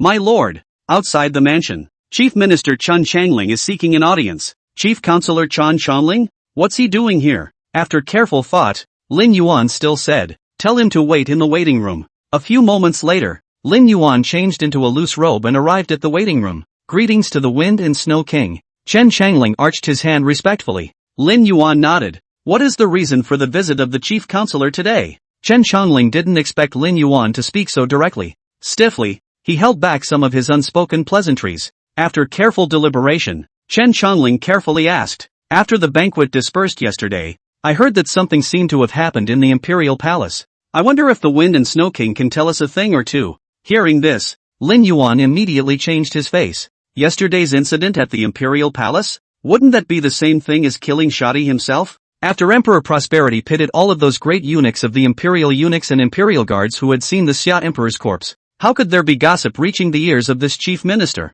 This first counselor has some ability, Lin Yuan secretly said in his heart. Chen Changling looked at Lin Yuan's sudden change of color and screamed in his heart. Something big is bound to happen in the palace, and, still, it's something that can't be known. Chen Changling found out this morning when he had an audience with Emperor Prosperity. The great eunuchs of the secretaries of ceremonies beside him, even the companion body Jinyui have all disappeared. Something must happen to it. He didn't dare to question the Xia Emperor and thus came here to the Wind and Snow King to get wind of the situation. However, now that he saw Lin Yuan's face change suddenly, he knew that he couldn't ask any further. Right, the Wind and Snow King came to the Imperial capital for the first time, so I don't think he's had a good stroll, Chen Changling said as he found a topic. Now that the winter is over, spring has returned. There are quite a few flower boats above the river Huai at night in the Imperial City. If King Fengxue is interested, I would dare to take King Fengxue on a tour. Hearing this, Lin Yuan felt feel Chen Changling's cleverness. Good, then I'll take care of Mr. Prime Minister. The two continued to exchange pleasantries for a while before Chen Changling excused himself and left. After sending Chen Changling away, several waves of people came one after another. There are 6 ministries of ministers respectively. The priest of the State Scholarship Academy, the commander of the Imperial Capital's martial arts arena, and so on. What surprised Lin Yuan was, after these people came to the Wind and Snow King's mansion, they all mentioned one thing, and that was, take a dip in the Wheat River flower boat tonight. This immediately tickled Lin Yuan's interest to the extreme. This Huizhou River flower boat, in the end how attractive. Civil and military officials actually like this bite? Soon darkness fell. In front of the Wind and Snow King's mansion, there came many carriages of princes and nobles. The people looked at them and saw that they were all acquaintances, so they smiled at each other and led Lin Yuan towards the Wheat River. Wheat River. It is actually an ornamental river within the Imperial City, with its slow flow and narrow channel. At night, the river is lined with lanterns and stalls. The city was bustling with people visiting the city. Mr. Lin, you see the biggest flower boat there, don't you? That's the Lotus Place, the most famous flower boat in the Imperial capital. I've got the night wrapped up, Chen Changling said with a smile. When they came out to play, they didn't call out their official titles in the court, so Chen Changling addressed Lin Yuan as Mr. Lin. The piece of flower ship was large, the size of a 2-story building, just like the cruise ship of Blue Star. Lin Yuan excitedly walked in with the rest of the princes and ministers. Coming up to them were several beautiful girls in light veils. Lin Yuan's blood immediately spilled, because, underneath that light veil, there was clearly no clothing whatsoever. At this moment, Lin Yuan also understood. This flower ship is almost equivalent to a spa in Blue Star. This day, many rich people in the Imperial City wanted to enter Lotus Place to have fun, but they were told that Lotus Place had been chartered for the night. The rich are indignant. They're trying to force their way in. Instead, they ended up getting their asses kicked by the armor-bearing sergeants of the Imperial City. Eventually, after inquiring, I realized, the kings of the civilization and the 100 officials are grouping together in it for fun. Among them, there's that hefty Wind and Snow King. Hearing this, the rich could only show envy when they looked at the Lotus Place that was constantly shaking in the water. Chapter 29. The king returns, intending to take 30 cities of the Great Way. The imperial capital is as prosperous as a dreamland, making it hard to leave. But, beauty is like a phantom, passing by in an instant. 3 days later, Lin Yuan was notified by the Minister of Rights to attend the court. Above the court, Lin Yuan wore a bright red 4-clawed python robe and stood at the head of the military officials. The courtiers in the courtroom all cast friendly glances at Lin Yuan. In recent days, civil and military ministers have been traveling to the Wind and Snow King's residence to show their goodwill. Through contact down the line, the people also knew that Lin Yuan was a very easygoing person. Therefore, the relationship on the surface is all good. His Majesty has arrived. At this time, a duck voice came from the big eunuch of the secretarial supervisor. And Emperor Prosperity sat on top of the imperial throne from behind the curtain. I pay my respects to your Majesty. The civil and military officials bowed in unison. Good. All of you love ministers, stand up. Emperor Prosperity had a smile on his face and looked to be in a very good mood. Chief Counselor Chen Changling is extremely experienced in observing words and colors, so he arched his hand and asked. This morning at court, the old minister saw magpies chirping in the treetops. Now that I see your majesty so happy, then something good must have happened. Your majesty's heart is like the sea. Why don't you share it with your ministers? How about letting us dip into your majesty's joy as well? Flattering to this extent, the civil and military ministers present also scat in their hearts, have expressed their shame. Emperor Prosperity laughed brightly. Yesterday, I received a letter from Great Wei. He will cede 30 cities on the border as a price to tranquilize the anger of my Grand Xia. Hearing this, the civil and military officials perked up. Congratulations, Your Majesty. Congratulations to Your Majesty. Your Majesty is truly an emperor of the ages. Above the courtroom, there was an atmosphere of excitement and flattery. Ever since the defeat of Xia at the hands of Ling Wu of the Great Wei 10 years ago, it has been in a state of devastation. No more triumphant battles. And today, the Great Wei book has arrived. Cede 30 cities on the border. It's almost the equivalent of half a state. How can it not be exciting? At that moment, Lin Yuan walked out, his bright red python robe particularly eye-catching. Your Majesty, I have been in the Imperial capital for some time now. Now it is also time to return. Saying that, Lin Yuan arched his hand and said, I am willing to collect the 30 cities begged by the Great Wei in lieu of Your Majesty. Good. Emperor Prosperity nodded his head in approval. On this day, Lin Yuan received orders to leave from the imperial capital and return to the border. It is worth mentioning that General Wang Chang resolutely chose to follow Lin Yuan, because, in the midst of the battle at the border, he found that long-lost sense of honor. Thus, on the day Lin Yuan left, he also led his family, all of whom migrated away. 10 days later, the border city of wind and snow. The first thing Lin Yuan did after returning to the city lord's mansion was to gather the Ming alliance generals. The lords of the 18 cities at the border had rushed from their respective cities to Wind and Snow City to attend the meeting. Gentlemen, Lin Yuan circled around and spoke in a relaxed tone. Great Wei surrendered, and the Wei Emperor submitted a begging document to Great Xia. Cede 30 cities on the border. This time, I have summoned all of you here to discuss the matter of conquering the descending city. The fact that Wei had lost the national war was something that all the Ming League generals knew. However, when they heard that 30 cities were ceded, the crowd still couldn't help but get excited. Back then, when my Great Xia lost the national war, we only ceded 20 cities, and now the offense is changing shape. Hu Lai Tun yelled, don't fight with me, all of you. This time to collect the descending city. I want to be the vanguard. Pioneer? Wan Yanqing coldly said, why does it have to be you who is the vanguard? I can do it too. Bai Qi,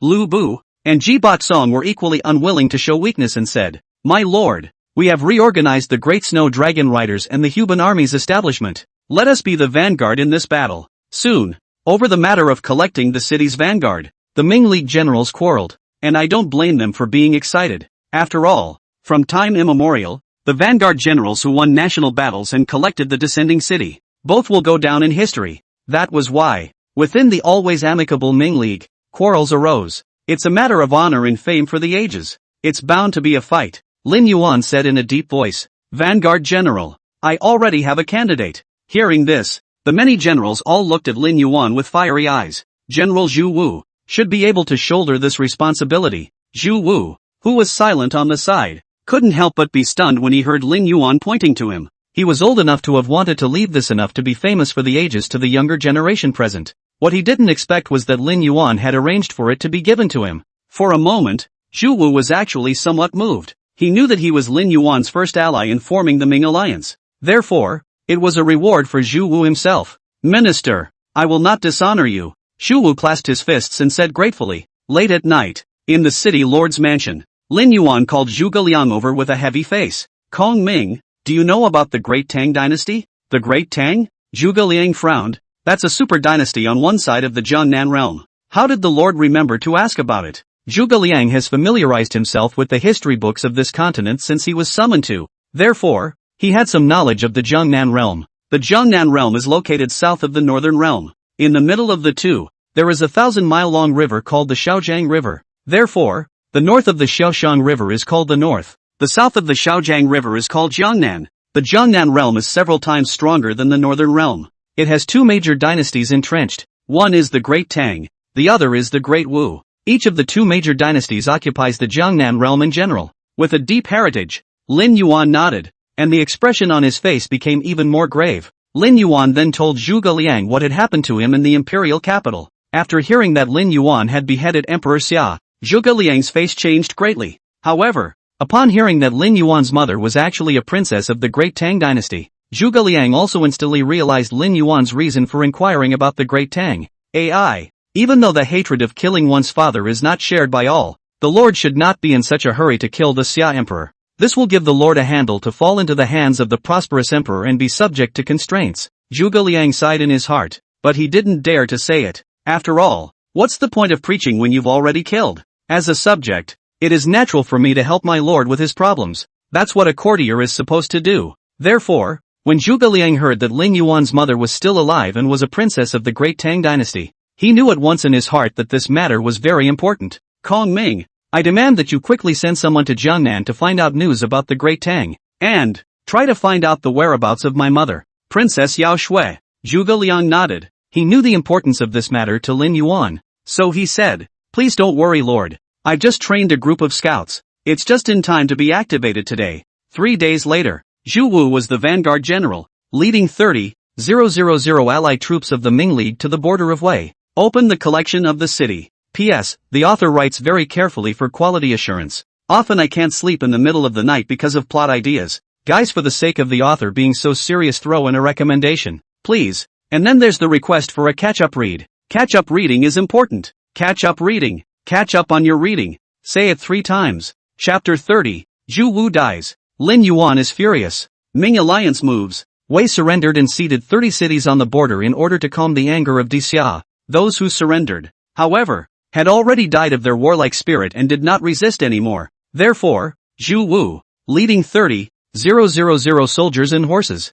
would be able to drive straight in and complete the collection of the city. But it was not to be. What goes well is rare, but what goes wrong is common. This day, Zhu Wu led the Ming Alliance's coalition army and had already collected 10 cities in the territory of the Great Wei. The entire Ming Alliance coalition army was full of wariness, and the group was in high spirits. Vice General Li Dawei saw Zhu Wu frowning and asked in confusion, General, is there something on your mind? Zhu Wu shook his head. He didn't know how to describe the feeling, though today they are collecting the fruits of their victory. But for some reason, the deeper he went into Wei's territory, the more uneasy his heart grew. Pass on my military order. The whole army is on alert. In the end, Zhu Wu instructed Vice General Li Dawei to say, when they came to the 11th city, above the entire city, not a single garrison was present. The gates of the city were wide open, but no people were to be seen walking about. Very fishy, Zhu Wu muttered in his heart. The first 10 cities were collected, and all of them had a Wei garrison with whom to complete the transfer of rights.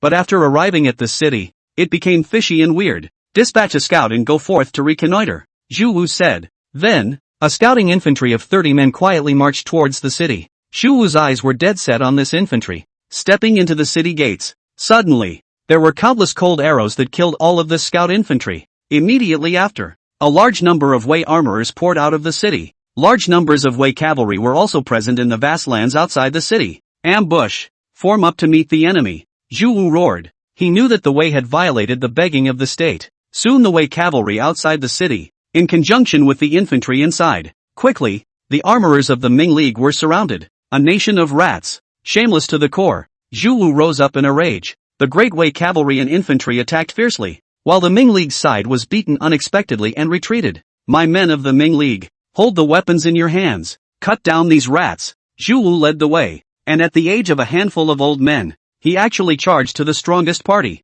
Seeing that the leader was so brave, the Huban Army and the Yuzhou Union Army also fought hard. Zhu Wu fought frantically in the midst of the enemy's siege. At this moment, all that came to his mind was the trust Lin Yuan had placed in him before his departure. General Zhu Wu can take on this responsibility. These words made Zhu Wu grateful for a moment. He's an old general, almost old, but he's valued by Lin Yuan, sent to collect the ceded cities of Wei. It's such a great honor at this point. But now, this Wei rat has betrayed the begging state. Zhu Wu knew that he wouldn't be able to finish the task of collecting the city. Kill out! Kill out! Zhu Wu raised the scarlet longsword in his hand and growled. He couldn't die at the hands of the shameless Wei people, and even more so, he couldn't let the armored soldiers of the Ming League in front of him fall here. David Li, I'll cover you. Break out with all your might. Be sure to bring out the news that Wei has turned its back on the begging state. Vice General Li Dawei was dead set against it. General, I'll cover you. You go. Zhu Wu laughed. What's with you boys being pussies at this time of night?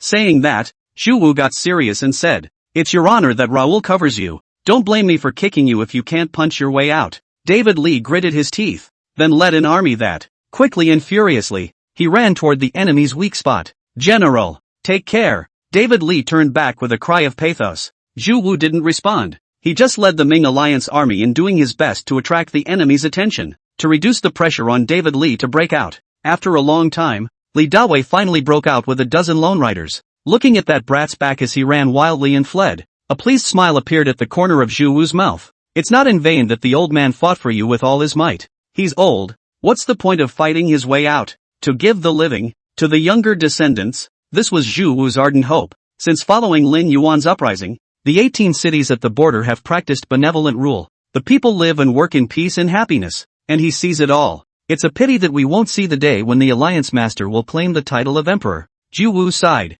He knew that although Lin Yuan was young, he was by no means a male who was willing to submit to others. Retrieving his emotions, the reality in front of him was the gradual fall of what was left of the Ming League's armor. The surrounding Great Wei armorers gripped their blood-stained weapons tightly as they approached them. "Lay down your arms and surrender and you will be spared," the Wei leader said in a condescending manner. "Surrender?" Zhu Wu stroked his beard and laughed up in the air. "Men of the Zhu family only die standing, not live on their knees. Today, even though I die, but I will never degrade the prestige of the Zhu family's ancestors." Immediately, Zhu Wu resolutely raised his sword and led the few remaining Ming League armorers to fight the enemy to the death. On this day, Zhu Wu, the head of the Zhu family and a veteran general who had been fighting for decades, died in battle in the territory of Wei. His death has made that fading Zhu family quietly making its mark on history. History, a man who fights to the death and does not surrender. A man who is worthy of the Zhu family. Wind and Snow City. Lin Yuan was in the midst of plotting the development of Yuzhou with Zhuge Liang.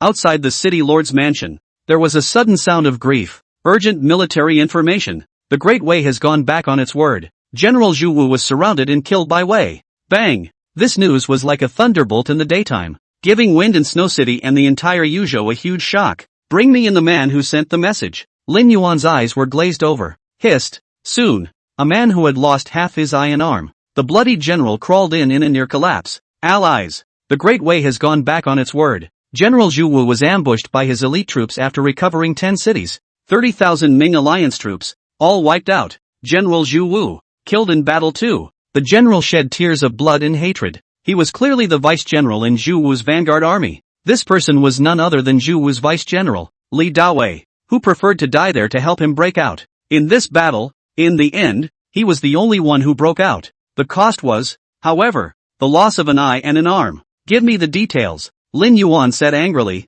His body couldn't help but tremble, its anger taken to the extreme. When it was learned that Zhu Wu was deep in the hinterland of the Great Wei and was isolated and ambushed by the Wei army, Lin Yuan's eyes were filled with killing intent. "Wei, shameless to the core, Kong Ming, execute the pen on my behalf and write a letter to the prosperous emperor to inform him of this matter. Also, pass on my alliance leader's order. All Ming alliance generals, lead their armored men and women to assemble at Wind and Snow City once again." Lin Yuan clenched his fists and made clicking sounds. "I shall be in command myself. Avenge the old general." Chapter 31. Imperial Uncle Changuo Wang, Great Chu and Great Wei, the Great Xia Dynasty Hall. Emperor Prosperity angrily threw the letter sent by Lin Yuan onto the ground. "The people of Wei are shameless, wasting the national book like a child's play. Such dynasties, clumsy to the extreme." Seeing how angry Emperor Prosperity was, Chief Minister Chen Qianling hurriedly picked up the letter and quickly skimmed through it. The same anger covered his face. He said to his colleagues standing in the courtroom,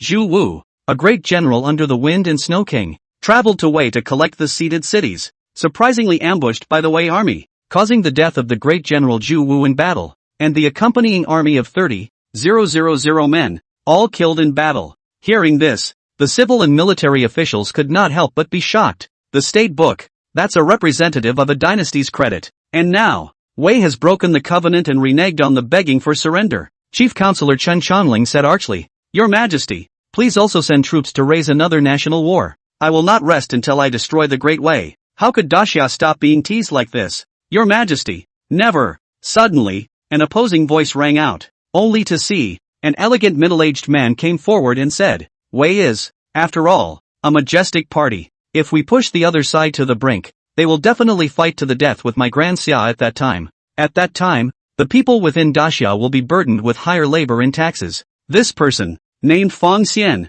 is a Hanlin scholar. He expounded on his point of view from within Daxia. If the people can't afford the taxes and chores, they're bound to rise up and rebel. At that time, my Xia will be in turmoil again. There was some truth in what Feng Xian said. However, it couldn't make Emperor Prosperity stop. Feng Xian, I will ask you, Xia has been humiliated. If I don't react, won't it make the neighboring dynasties look down on my Xia? When the time comes, everyone will pinch my Xia. The soft persimmon, compared with the fire of war caused by my initiative to send troops to conquer that which is kindled by aggression. It's only going to get worse. Don't you get it? Emperor Prosperity let out an angry voice. He, Feng Xian, had read Confucian books since childhood and had developed a saintly heart. He may be able to give full play to his talents in matters of governing people's livelihoods and stabilizing the peace and stability of the territory. But when it comes to matters of national warfare, his Confucianism is the absolute worst. Seeing how insistent Emperor Prosperity was, Feng Xian was equally fearless.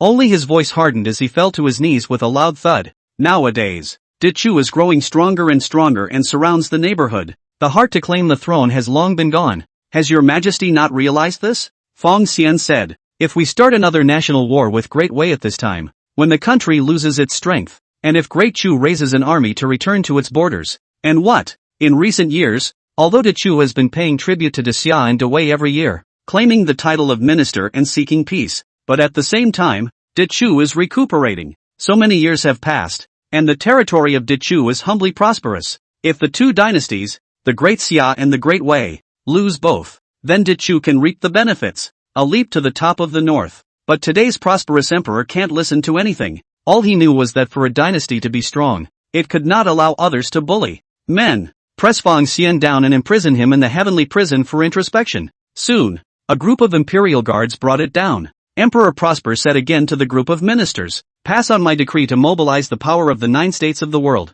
gather the armored soldiers of the 9 states, and crusade against the Great Wei. With that said, Emperor Easy looked at a middle-aged man among the military ministers and said, leave it to King Changwu to personally advance this matter. At that time, in order for King Changwu to lead his troops to the border to join King Fengshui. Speaking of this, that Changwu king walked out and arched his hand. At your majesty's command. After leaving the court, Emperor Easy left King Changwu alone. Imperial uncle, do you know why you were sent to the border? King Changwu, a person of royal bloodline, the uncle of Emperor Easy. King Changwu, introverted in nature, is steady, but also very skillful in the art of power and strategy. He naturally understood what Emperor Prosperity meant, but he couldn't say it. After all, in royalty, you can't be too smart, or else, easy to die. And I ask for your majesty's guidance, Emperor Easy said as he patted King Changwu's shoulder. Da Xia, after all, is a royal world. The Wind and Snow King is at the border, gathering too many men.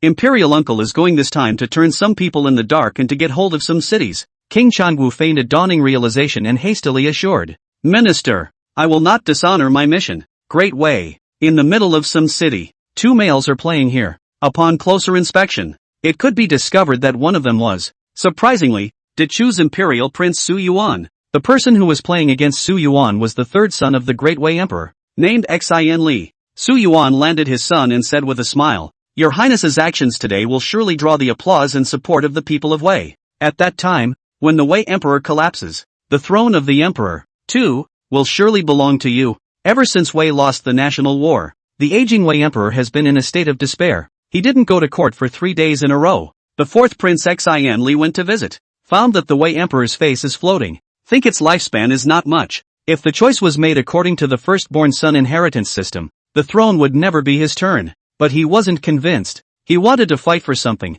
Therefore, today, they will join forces with Chu Emperor's royal son Su Yuan here to ambush Shu Wu and completely annihilate the Ming Alliance army. That Great Xia's prosperous emperor was able to ascend to the throne as a concubine's son. And why shouldn't I? Sin Li said with exuberance. In today's battle, I killed Zhu Wu, the vanguard general under the King of Wind and Snow, and wiped out 30,000 people from the Ming Alliance army. This battle had completely inflated Xian Li. That Wind and Snow King is no more than a generalized person. If you and I join forces, definitely can beat him, Su Yuan said in a cold voice. At that time, when your highness obtains the imperial throne, I, Great Chu, will join forces with Great Wei and conquer Great Xia together, share the wealth of its Daxia territory. Women, then, Su Yuan compelled Xian Li. Your highness, if you do sit on the throne, don't forget me. Xian Li smiled brightly. That's natural. Then, the two continued to play against each other. While playing the game, the two men were each harboring a grudge. Su Yuan mocked in his heart, "Stupid to the core, just with you, you still want to ascend to the Wei Emperor's throne? Being used and not knowing it." Su Yuan had traveled thousands of miles to the Great Wei this time to find this fourth prince Li. In fact, it's by the Chu Emperor's will, none other, stirring up a war between Great Xia and Great Wei. When the two countries, after the national strength is consumed, is the time for the rise of Great Chu, and Chu Di assured Su Yuan, if Wei and Xia start another national war, he will be the biggest contributor. The fourth prince, Li, likewise had his own thoughts in his mind. If he wanted the throne, then he was bound to rely on outside help. Another important point is the support of the ministers in the court and the people in the territory. The people of Wei have always been warlike. Therefore, upon learning of the failure of the national war, many voices within Wei were against ceding the border for peace, begging for a rematch. Therefore, Li believes that this battle of his own today will certainly be able to invigorate the hearts of the people of Great Wei. If you really defeated Wind and Snow King Lin Yuan, then he would have a lot of support if he wanted to obtain the imperial throne at that time. Chapter 32. The two kings gather troops at the border. The northern border will be in chaos. Su Yuan and Li, both of them, planned meticulously. They wanted to draw Lin Yuan to the Great Wei to start a duel. At that time, Lin Yuan was deep in the Great Wei's hinterland and isolated, and all they need to do is raise their arms and the warlike people of Wei will inevitably come to Xin Li's aid. With the constant replenishment of soldiers, Li would meanwhile win the hearts and minds of the people of Wei. This would be of immense benefit to his bid for the position of Wei Emperor, and their means of attracting Lin Yuan to come were extremely assured. Hang the remains of Zhu Wu over the city. The day Lin Yuan doesn't come, the soul of Zhu Wu will not have peace. If Lin Yuan really didn't come, then he would lose his prestige among the Ming alliance. The entire Ming League would also turn away from him. Wind in Snow City. Zhu Heng, the son of Zhu Wu, wore a white scarf on his head and carried his coffin. When he saw Lin Yuan, with a loud thud, he fell to his knees. There was a look of determination and pathos on his face. His father died in battle, and as the eldest son of the Zhu family, he could not watch his father's corpse being insulted by the enemy. He came here with his mother's expectations and also with the hatred of the Zhu family, carrying a coffin. Allied Lord, in the battle with Great Wei, I am willing to be the vanguard. Lin Yuan helped him up. Between men, not much needs to be said. Zhu Heng, the current head of the Zhu family, as the new head of the family, the responsibility of reviving the Zhu family is on him. And now, his father died in battle, a matter of supreme honor. Now, as a son, he would carry on his father's will as well. Prosperous Zhu family, fight for your country. Lin Yuan scanned the many generals present. With a cold face, he said, Great Wei, the shameless country, ambushed my Ming League vanguard general Zhu Wu, so much so that the great general was killed in battle, and the army of 30,000 men with him was wiped out. In this, can I endure? Zhu Wu, the veteran general, has been fighting for dozens of years and is highly respected. The influence in the Ming League cannot be underestimated. Therefore, when they learned of Zhu Wu's death in battle, many generals in the Ming alliance army were outraged. Hu Lai said angrily, revenge for senior Zhu Wu. Wan Yanchang was equally enraged and said, if we don't avenge senior Zhu Wu, then what is the significance of my 18 cities at the border? Forming a bright alliance? Bai Qi had a good personal friendship with Zhu Wu, so when he learned that Zhu Wu was ambushed and killed by a curfew, he would have been the first to ask for war. And now, when Lin Yuan asked again, he still said with a shadowy face, war, deadly battle. At this moment, the aura of the god of slaying blossomed out completely. The Minmater generals, nothing else. Since we are going to fight, then let's battle thoroughly. Let's have a good fight. As such, they brought the entirety of their armor under their hands to Winsnow City, only for revenge, only to die fighting. Good. Lin Yuan looked at the generals and said, this battle, a battle for revenge. This battle, we must fight so that Wei can no longer breathe. Since we're going to fight until the final chapter. Therefore, Lin Yuan was going to have all of his troops out for this battle. Order, Bai Qi to be the front general, Xu Hong to be the vice general, and lead the Huban Army of 100,000. Take the rations and go first. Order, Ji Bat Sang is the main general of the Great Snow Dragon Cavalry, and Dugu Tua is the vice general, waiting for the opportunity to move. Command, Lu Bu leads 100,000 Iron Float Heavy Cavalry, joint action with Ji Bat Sang. Lin Yuan, on the other hand, was the main general of the Center Army, leading the 200,000 allied troops of Yuzhou. In war, there are three armies, front, center, and rear. and in this battle, Lin Yuan had no intention of setting up a rear army. This battle is a deadly one. Since it's a deadly battle, we'll break through and leave no room for retreat. Report. King Changwu of Daxia with his Imperial Army of 300,000 armored soldiers has arrived outside Wind and Snow City. A city guard general came and reported. King Changwu? Hearing about this person, Lin Yuan had some impression. When he was in the Imperial capital some days ago, he had a meeting with this person. Gentlemen, I think it was His Majesty who dispatched King Changwu, with the help of these 300,000 Imperial Army armors. This battle will surely upend the Great Wei Society. Lin Yuan led the Ming Alliance generals out of the city accordingly, only to see that, 3 miles outside of Wind and Snow City, a large number of Imperial armored soldiers were arrayed here. It exudes an air of irony. Not long after, a general in golden armor came leisurely on a warhorse. This person is that King Changwu. King Changwu rolled over and dismounted from his horse, clasped his fists at Lin Yuan and said, His Majesty has decreed to gather 300,000 armored soldiers from the 9 states and come to help the Wind and Snow King.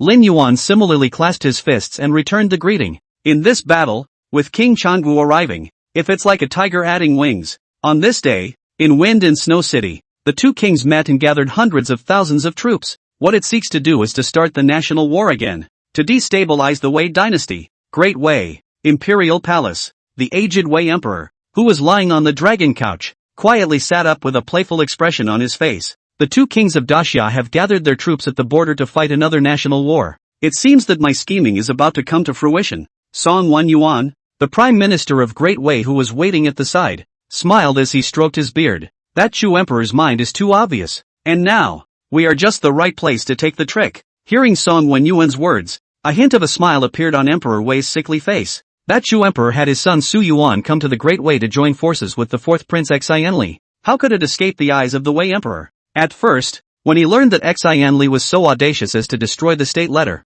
Emperor Wei didn't almost die of anger. However, Song Wan Yuan seized the opportunity keenly. Let Daxia gather her troops, and then informed Daxia of Dachu's involvement. In that case, Daxia was bound to be outraged, but it was equally faced with a choice. And no matter how Daxia chooses, the ultimate beneficiary will be Wei. If Daxia turns its head and turns its wrath on Dachu, then Great Wei can use Emperor Chu's provocation of war between the two countries as an excuse to unite with Great Xia and raise an army against Great Chu. The other result is that Wei pulls Chu down. Extremely the power of the two countries to fight against the Great Xia. Over the years, the Great Chu had rested and recuperated, and its national strength had flourished. And although Wei had just lost the national war, it had been known as a great power for a long time after all. It's still possible to assemble a large combat force. Great Wei and Great Chu have joined forces, and it is unlikely that Great Xia will be able to break through the alliance between their two countries. On the contrary, Daxia could still be torn off a piece of meat by the two countries. I suppose that by now,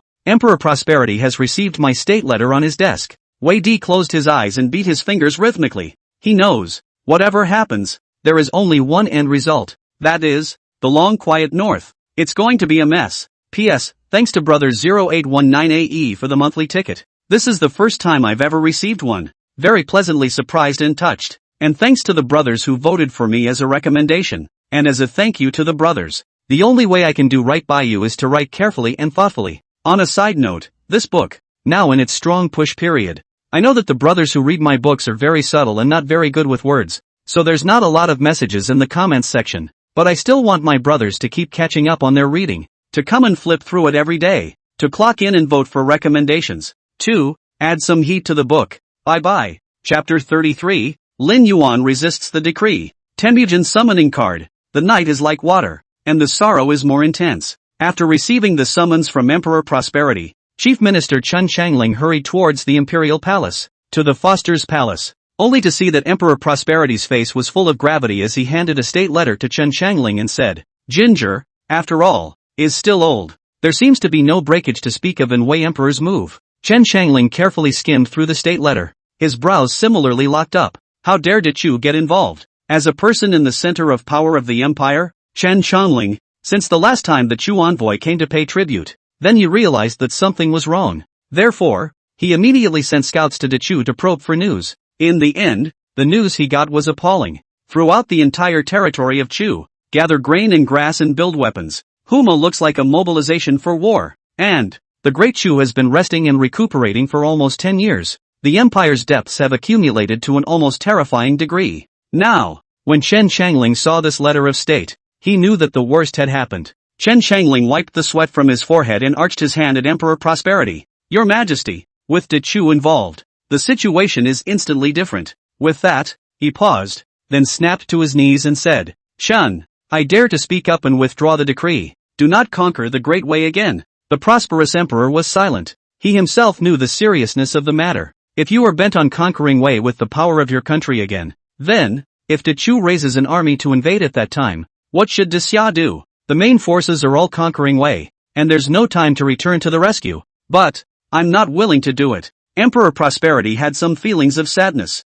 In the north, the three parties check and balance each other, pulling one hair and affecting the whole body. The slightest mishap, the country will be overturned. Damn you, De Chu! Emperor Prosperity couldn't help but spit out a curse. Suddenly, he seemed to have thought of something, and his eyes revealed a brilliant light. Yingxiang, what if I were to join forces with Great Wei and conquer Great Chu first? Upon hearing this, Chief Minister Chen Changling was somewhat in a trance. The army has already marched to the border, spending countless amounts of grain and grass, gold and silver. You can't just come back without doing anything, can you? It would be better, instead, to conquer De Chu first, destroy Great Chu first. At that time, De Xia will then have a duel with Great Wei. Chen Changling likewise rose in anticipation. If it did, it would definitely be beneficial to De Xia. And, judging by the previous battle with Wei, a future duel between the Daxia is also sure to win. In time, the north will be unified. There is only one dynasty, and that is Daxia. There will be only one emperor, and that will be Emperor Prosperity. This will write down the state letter and send it to the Great Wei by Starry Night in 800 miles in an expedited manner. 10 days later, the Great Wei hinterland. The people of the Ming Alliance and the Imperial Army had already captured 3 cities on the Great Wei border. And now, a large camp has been stationed outside the 4th city, preparing to attack the city. Allied Lord, in this battle, I will still be the vanguard. Zhu Hong clasped his fists and said, in the past few days of fighting, he had almost never closed his eyes. All of them were at the forefront of the battle. This crazy move completely shocked the people in the Ming Alliance. There were exclamations, worthy of being old General Zhu's son. Lin Yuan similarly noticed the change in Zhu Hong. In the beginning, its first meeting was still its wedding day. At that time, Zhu Hong had not yet seen maturity, but more spontaneous and light-hearted. However, since his father, Zhu Wu, died in battle, it was as if he had grown up overnight, especially in terms of force. It seems that the death of his father has stimulated the potential of his bloodline. On top of the battlefield, he led the Zhu family army and became more and more courageous. It has become the mainstay of the offense. Lin Yuan knew that he was eager to avenge his father's death, and he could understand this feeling of Zhu Hang. General Zhu, I have another candidate for the spearhead of this battle. You and rest well. The next city vanguard master. It's not you. Hearing Lin Yuan make such an arrangement, Zhu Hong was not in a position to say anything more. Another 10 days. Lin Yuan, led by King Fengshui, and the Imperial Army, led by King Changwu. Soldiers are at the foot of Wubuchi Castle. This city is where Zhu Wu was ambushed, where he died in battle. And, his corpse is now being hung above the head of Wu Yuan City. Show the army of Daxia. Father, Zhu Han looked at the mutilated corpse, his teeth clenched, and his heart trembled violently. The emotions in his heart broke the dike and he uncontrollably said to Lin Yuan, Allied Lord, my father's remains are on top of the city walls. Please let me lead the troops into battle. I'm going to bring my father back. I will let the traitor of Wei die without a corpse. The Ming Alliance generals, likewise, were enraged. They were after a 20-day campaign, laying down 10 cities in a row in Great Wei. And now, it had finally come to the place where Zhu Wu had been ambushed. When they saw that the remains of old General Zhu Wu had been insulted to such an extent, they all felt hatred from their hearts. Voice wants to die fighting. Just when Lin Yuan was about to send his troops, from beyond the camp, King Changwu suddenly walked in. He first coldly scanned the Ming League generals present. He then walked over to Lin Yuan and handed the other party a letter. Lin Yuan opened it up and was instantly enraged. Asshole. When King Changwu saw Lin Yuan's angry scolding, he couldn't help but coldly say, King Fengshui, pay attention to your words. When you see the Imperial edict, it's like seeing the Emperor of Prosperity. How dare you disrespect it? Zhuge Liang, receiving the Imperial decree in Lin Yuan's hand, his expression likewise rose somewhat unnaturally. Zhu Heng, sensing the subtle change, hurriedly asked, Allied Lord, what happened? What did His Majesty's letter say? Lin Yuan was silent for a while, not knowing how to tell. Zhu Han looked again at the military counselor Zhuge Liang, and the other party had the same difficulty in speaking. King Changwu spoke first. By His Majesty's decree, the army is ordered to turn around and march towards Dichu. Toward Dichu? Why? Zhu Han anxiously tried to speak, but his throat couldn't make a sound. Seeing that, he was about to snatch back his father's remains, but at this time, he wanted to retreat and attack Great Chu. How could he take it? The group of generals from the Ming alliance were equally upset. Seeing the many generals, Zhuge Liang slowly explained. Imperial Prince Su Yuan of Great Chu colluded with Imperial Prince Xian Li of Great Wei, General Zhu Wu. It was in the scheming of the two that he died. Chums stirring? Hearing this, the crowd could not help but be shocked. But in a moment it was a sudden realization. No wonder they had come all the way over from the conquest to discover that the Great Wei's armorers had a very different style of combat. It's a little different than it used to be. Turns out it's Dichu's involvement. Those are the armored soldiers of Dichu. Hu Lai rose up in indignation. Special brew. The district Chu also dares to move earth on the head of the Tai Sui.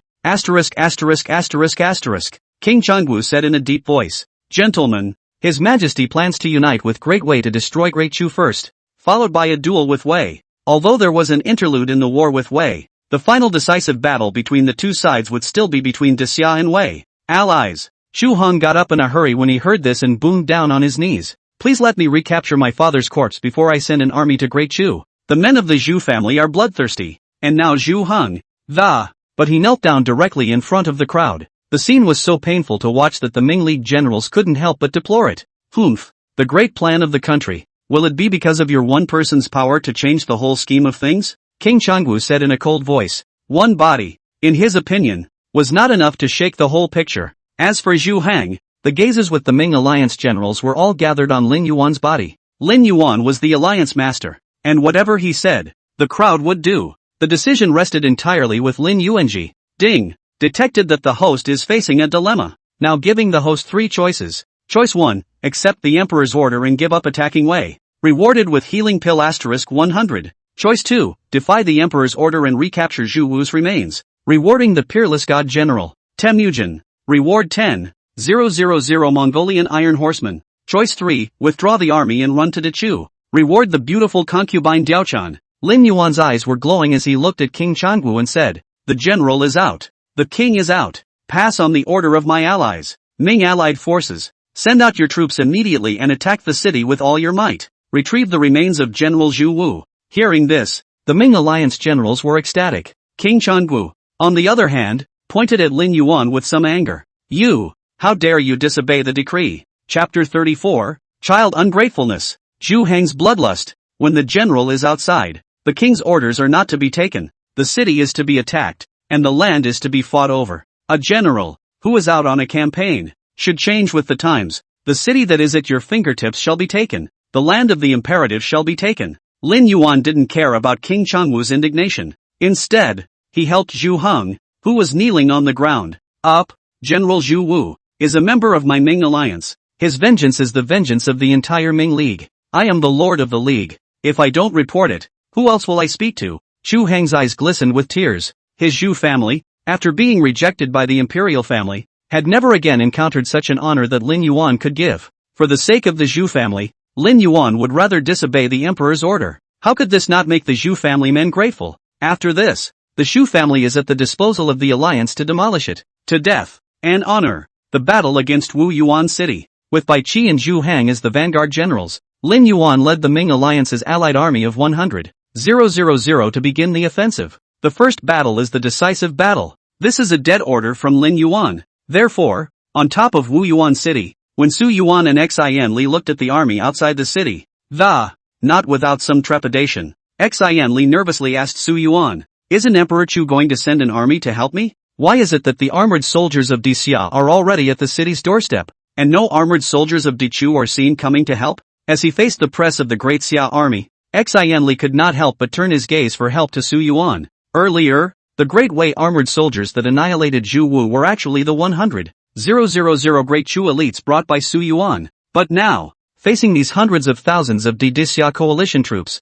those 100,000 Dichu elites, it's simply not enough to resist, let alone exterminating Lin Yuan? Su Yuan strongly pressed down the fear of facing the Dixia army directly and comforted. Your Highness need not be alarmed. I passed the information to Emperor Chu 10 days ago. I think it will arrive today. With that, his voice trailed off as he looked over at the bodies hanging over the city. On the city wall, with Zhu Wu's corpse, the Daxia army will surely not dare to release arrows. This battle, we still stand to gain the advantage. Hearing Su Yuan say this, Xin Li's panicked expression was relieved. Right now, he could only trust Su Yuan. Not long after, the Daxia army began to attack. As Su Yuan had expected, the Daxia army indeed did not dare to release arrows to attack the city. They were afraid of accidentally injuring Zhu Wu's remains. In this way, the attack on the city was greatly weakened. Su Yuan, who had returned to his place of residence, looked around to make sure that no one was following him, before closing the door to the house. In the midst of his residence,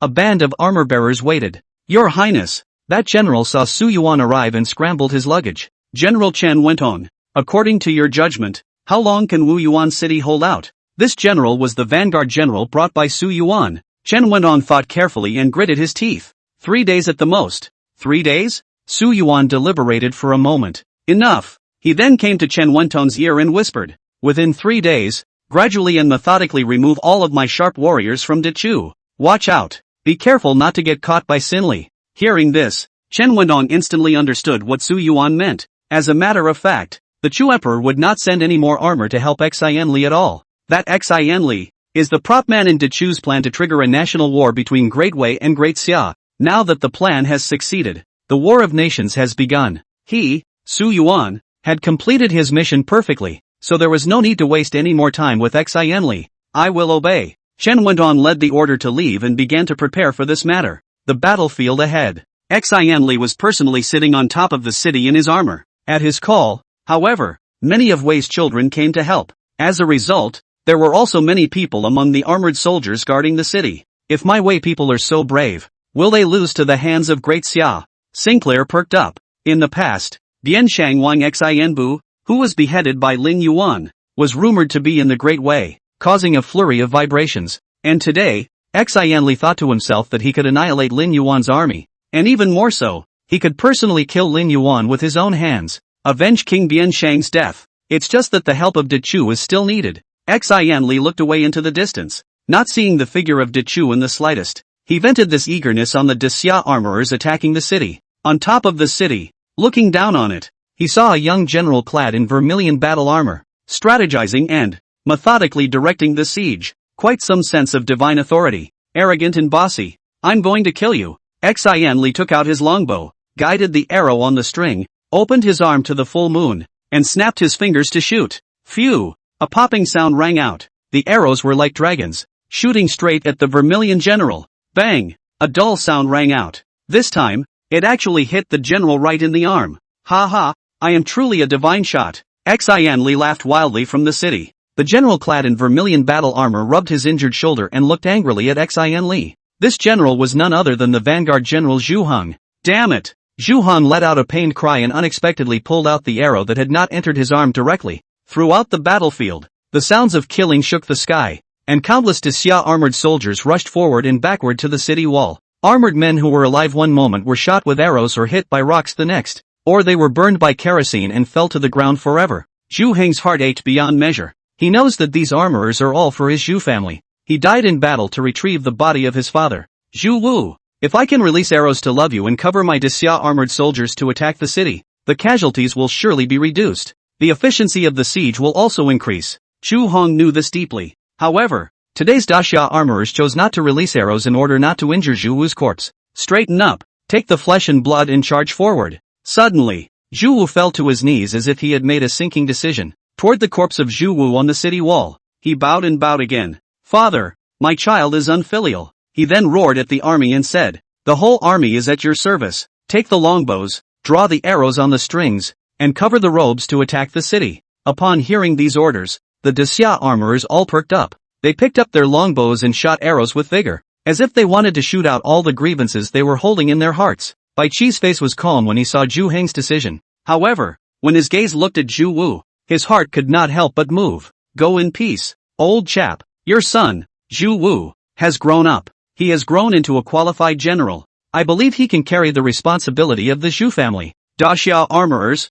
10,000 arrows. A rain of arrows that swept through the entire Wu Yuan city. looking at the arrow feathers that had not entered above his father's remains. Zhu Heng's eyes widened in anger as he ran forward with his sword and roared, "Kill! Kill! Kill! P.S. I'm begging for a catch-up read, a recommendation, and a monthly pass. The envious cow pays tribute to his brothers." Chapter 35. And Yuan King of Wei, Father and Son, Great Wei, Imperial Palace. Prime Minister Song Wenyuan's face was a bit unnatural as he thought for a long time, but he still opened his mouth. The Xia Emperor has agreed to an alliance to attack Chu. Yet that Wind and Snow King is still marching through my Great Wei territory. Among them, Wuyuan City, where His Highness Xian Li is located, has been surrounded by heavy troops and is in danger. Song Wenyuan carefully surveyed the Wei Emperor, who had his eyes closed, wondering how the other party would react. Folklore used to say that a tiger's venom does not eat its children. I wonder if the same is true of this aging Wei Emperor. Slowly, Emperor Wei opened his eyes,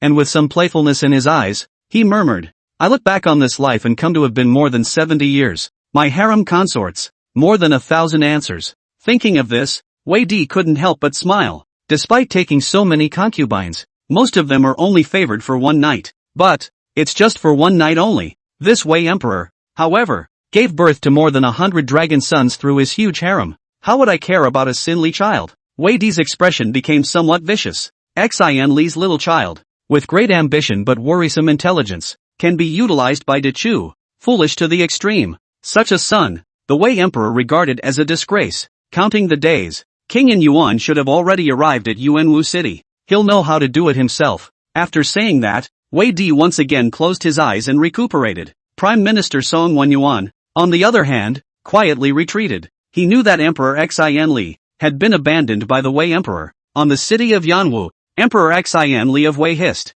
"Where are the Chu reinforcements? Why aren't the reinforcements here yet?" He wanted to go look for Su Yuan, but Su Yuan was lost, and on top of the walls, the garrison, originally dominated by the armored soldiers of the Great Chu, now it has quietly become the people of Wei as the main force. There are very few Dechu armorers. Xian Li ran up to the Dechu general Chen Wenong and questioned, "Where is Su Yuan? And where are the reinforcements you promised me?" Right now, the city is precarious and close to being lost. The reinforcements that Oyasama Sinclair had hoped for were slow to return. This made Xian Li's heart panic. He didn't know why, but the defending armored soldiers of Dechu were getting fewer and fewer the more they fought. It seems to have disappeared. Under his eyes, the only person he could see in charge of the Chu army was Chen Wenong in front of him. Chen Wenong didn't respond to Xian Li at first. Instead, he surveyed the defenders on the walls. The defenders on top of the city wall, 7 out of 10, are people of Wei. The 3 talents are the Great Chu armorers. Seeing this scene,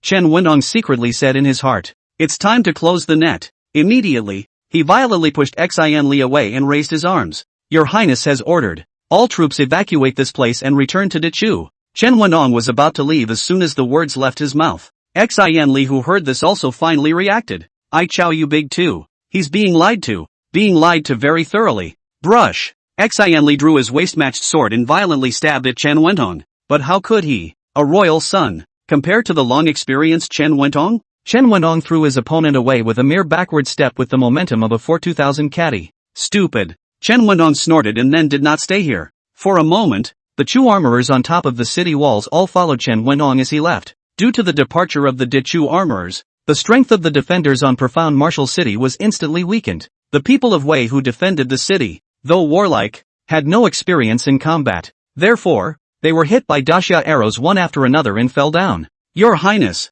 what to do? Are we still defending the city?" A few of the Wei people inquired with trembling voices. "Defending the city? Guard my ass. What can they, the people, do when the regular army has run away?" Therefore, some of the more resourceful people of Wei quietly took off their armor and slipped off the walls and started running for his life. Xian Li's mind was in a trance, and he knew that the tide had turned. "Your Highness, there are flags of my Wei outside the city. It's King in Yuan's ministry." One of the people of Wei was surprised. Hearing this, Xian Li seemed to grab a life-saving straw as if he were looking into the distance. Sure enough, at the end of the horizon, the flag of the Yuan King of Wei was waving in the wind, and a large army, the gradual emergence. "Great! Father must have sent King in Yuan to rescue me." Sinli rose up with tears of joy. He then raised the long sword in his hand and said to the people on the city wall, "My people of Wei, the reinforcements have arrived. The victory in this battle is ultimately ours. Swear to defend the city. Shoot these invaders from Great Xia to death."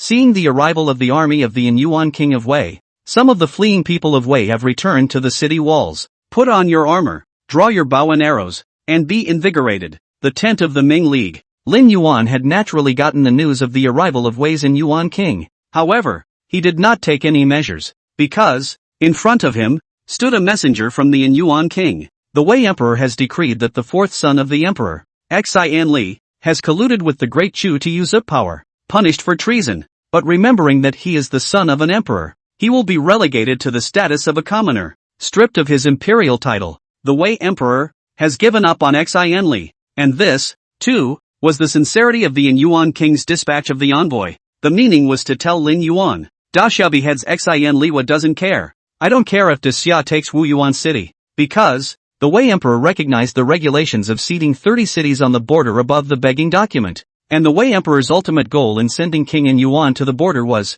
make an alliance with Great Xia, destroy the Great Chu. Lin Yuan hurriedly sent someone to tell this news to Zhu Hong and Bai Qi, who were fighting on the front line. The two were overjoyed, especially Chu Hang. Originally, he thought that because of the arrival of King Lin Yuan, the attack on the city would be a lost cause. But now, since Emperor Wei has given up on Xinli, there would be no one left who could stop Zhu Hong from taking the city and reclaiming his father's body. Final charge. Break through the gates. Kill. Zhu Wu personally led the army and launched a frantic crash towards the city gates. Xinli, who was on top of Yuanwu city, looked at the troops of the Lin Yuan king who were pressing on, and his heart sank violently. He cursed distantly into the distance. King Lin Yuan, are you blind? Don't come and support me yet. The distance was too far, and let him hiss. The troops of the Lin Yuan king remained unmoved. Your Highness, the city is broken. Suddenly, one of the people of Wei came running in panic to sue for knowledge. What? Xinli's face suddenly changed.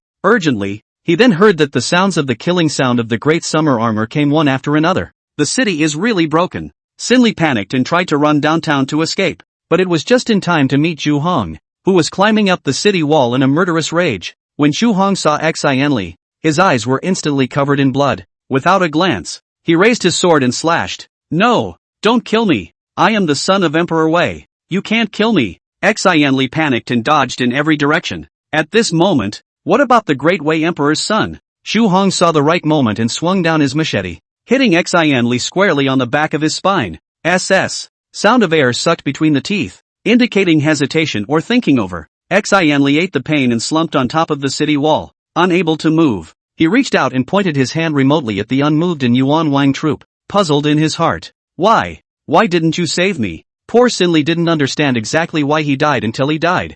Zhu Hong, on the other hand, was frantically hacking away at Xinli's corpse to vent his hatred. A few moments later, Xinli's body had turned into crushed mud. Zhu Hong, on the other hand, pulled his father Zhu Wu's body up from the top of the city and said with tears streaming down his face, Father, the child has helped you take revenge. The child takes you home. When Zhu Hong was young, Zhu Wu was very fond of Zhu Hong, his firstborn son. Therefore, he often took Zhu Hong out to play. Once, at a banquet, the young Zhu Hong drank some wine and became very drunk, carried back home by Zhu Wu. After sobering up, Zhu Wu often teased Zhu Hong with this incident, and exclaimed, now it's the old man carrying his son home. When you grow up, you'll be the one carrying your drunken old man home. The young Zhu Hong took this incident to heart. He had been waiting for Zhu Wu to get drunk and try to carry his father back home. But what he didn't expect was that Zhu Wu's drinking power was a sea of strength, and he didn't have that chance at all. And today, Zhu Hong finally got a chance to carry his father.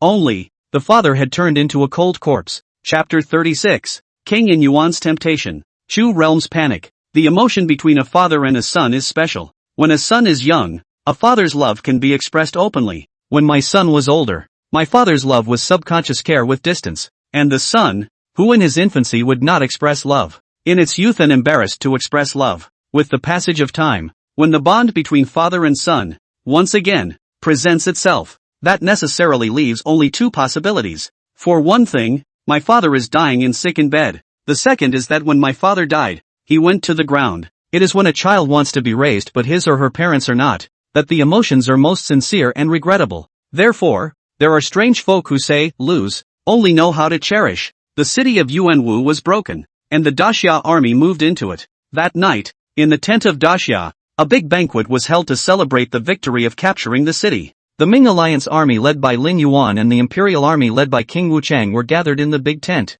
pushing cups and exchanging drinks. Lin Yuan was drinking with the generals when Zhuge Liang came close to Lin Yuan's ear and said, "The Yuan king of Wei seeks an audience." Hearing this, Lin Yuan said to King Changwu, "The Yuan king of Wei seeks an audience. I wonder if King Changwu would like to meet with him." With King Changwu's nod, Lin Yuan instantly summoned King Yuan within his tent. Soon, a young general in black armor came with 10 beautiful ladies. King Yuan saw Lin Yuan and King Changwu above the high seat and spoke, "I've long heard that the Wind and Snow King is a talented young man, and today's sight is truly extraordinary." When King Yuan's words fell, he did not say another word. This action caused King Changwu to be a bit unhappy and coldly snorted. "What? Is it possible that King Yuan only knows King Fengshui, but not my King Changwu?" Hearing this, King Yuan's heart sneered. He had long heard that this King Changwu was very concerned about reputation. "I tried it today, and it was true," he then said. "I heard that King Changwu prefers beautiful women. Therefore, I have specially brought 10 beautiful ladies from the territory of the Great Wei.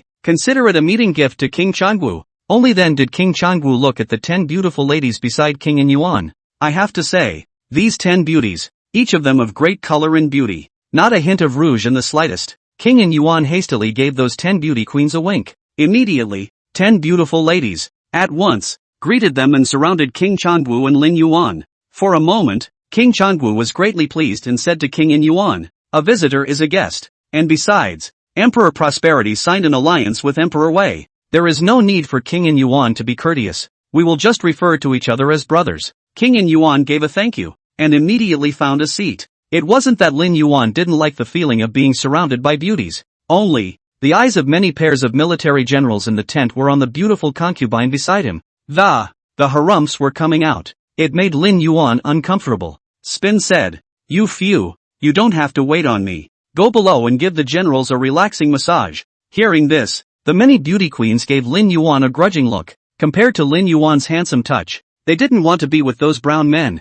But in the end, unable to resist Lin Yuan's order, he still forced himself to resist the urge to dry heave. Served up the generals. One of them, Hu Lai, encircled the thin waist of a beauty queen and raised his wineglass to Lin Yuan and laughed. "Ha ha! Thank you, allies. I'll keep this thought in my heart." Hu Lai, a brown man with a mouth full of bearded cheeks, made the beauty of the body beside the girl very disgusted. Plus ask about the smell of sweat on its body. Just a clatter. That Maggie actually threw up. "Ha? Could it be that you have a happy pulse?" Hu Lai scratched his head questioningly. To his way of thinking, it was natural for a woman to vomit when she had a happy pulse. It's just a bummer that it caught up with him. Hu Lai, no fooling around. Lin Yuan snorted coldly and told him to be quiet. And Yuan Wang, who was sitting at the bottom, saw Lin Yuan's appearance, and his heart was somewhat surprised. Doesn't care about fame, doesn't like women. This son, it's a bit tricky. The king of Yuan, who likes to play with power and strategy the most.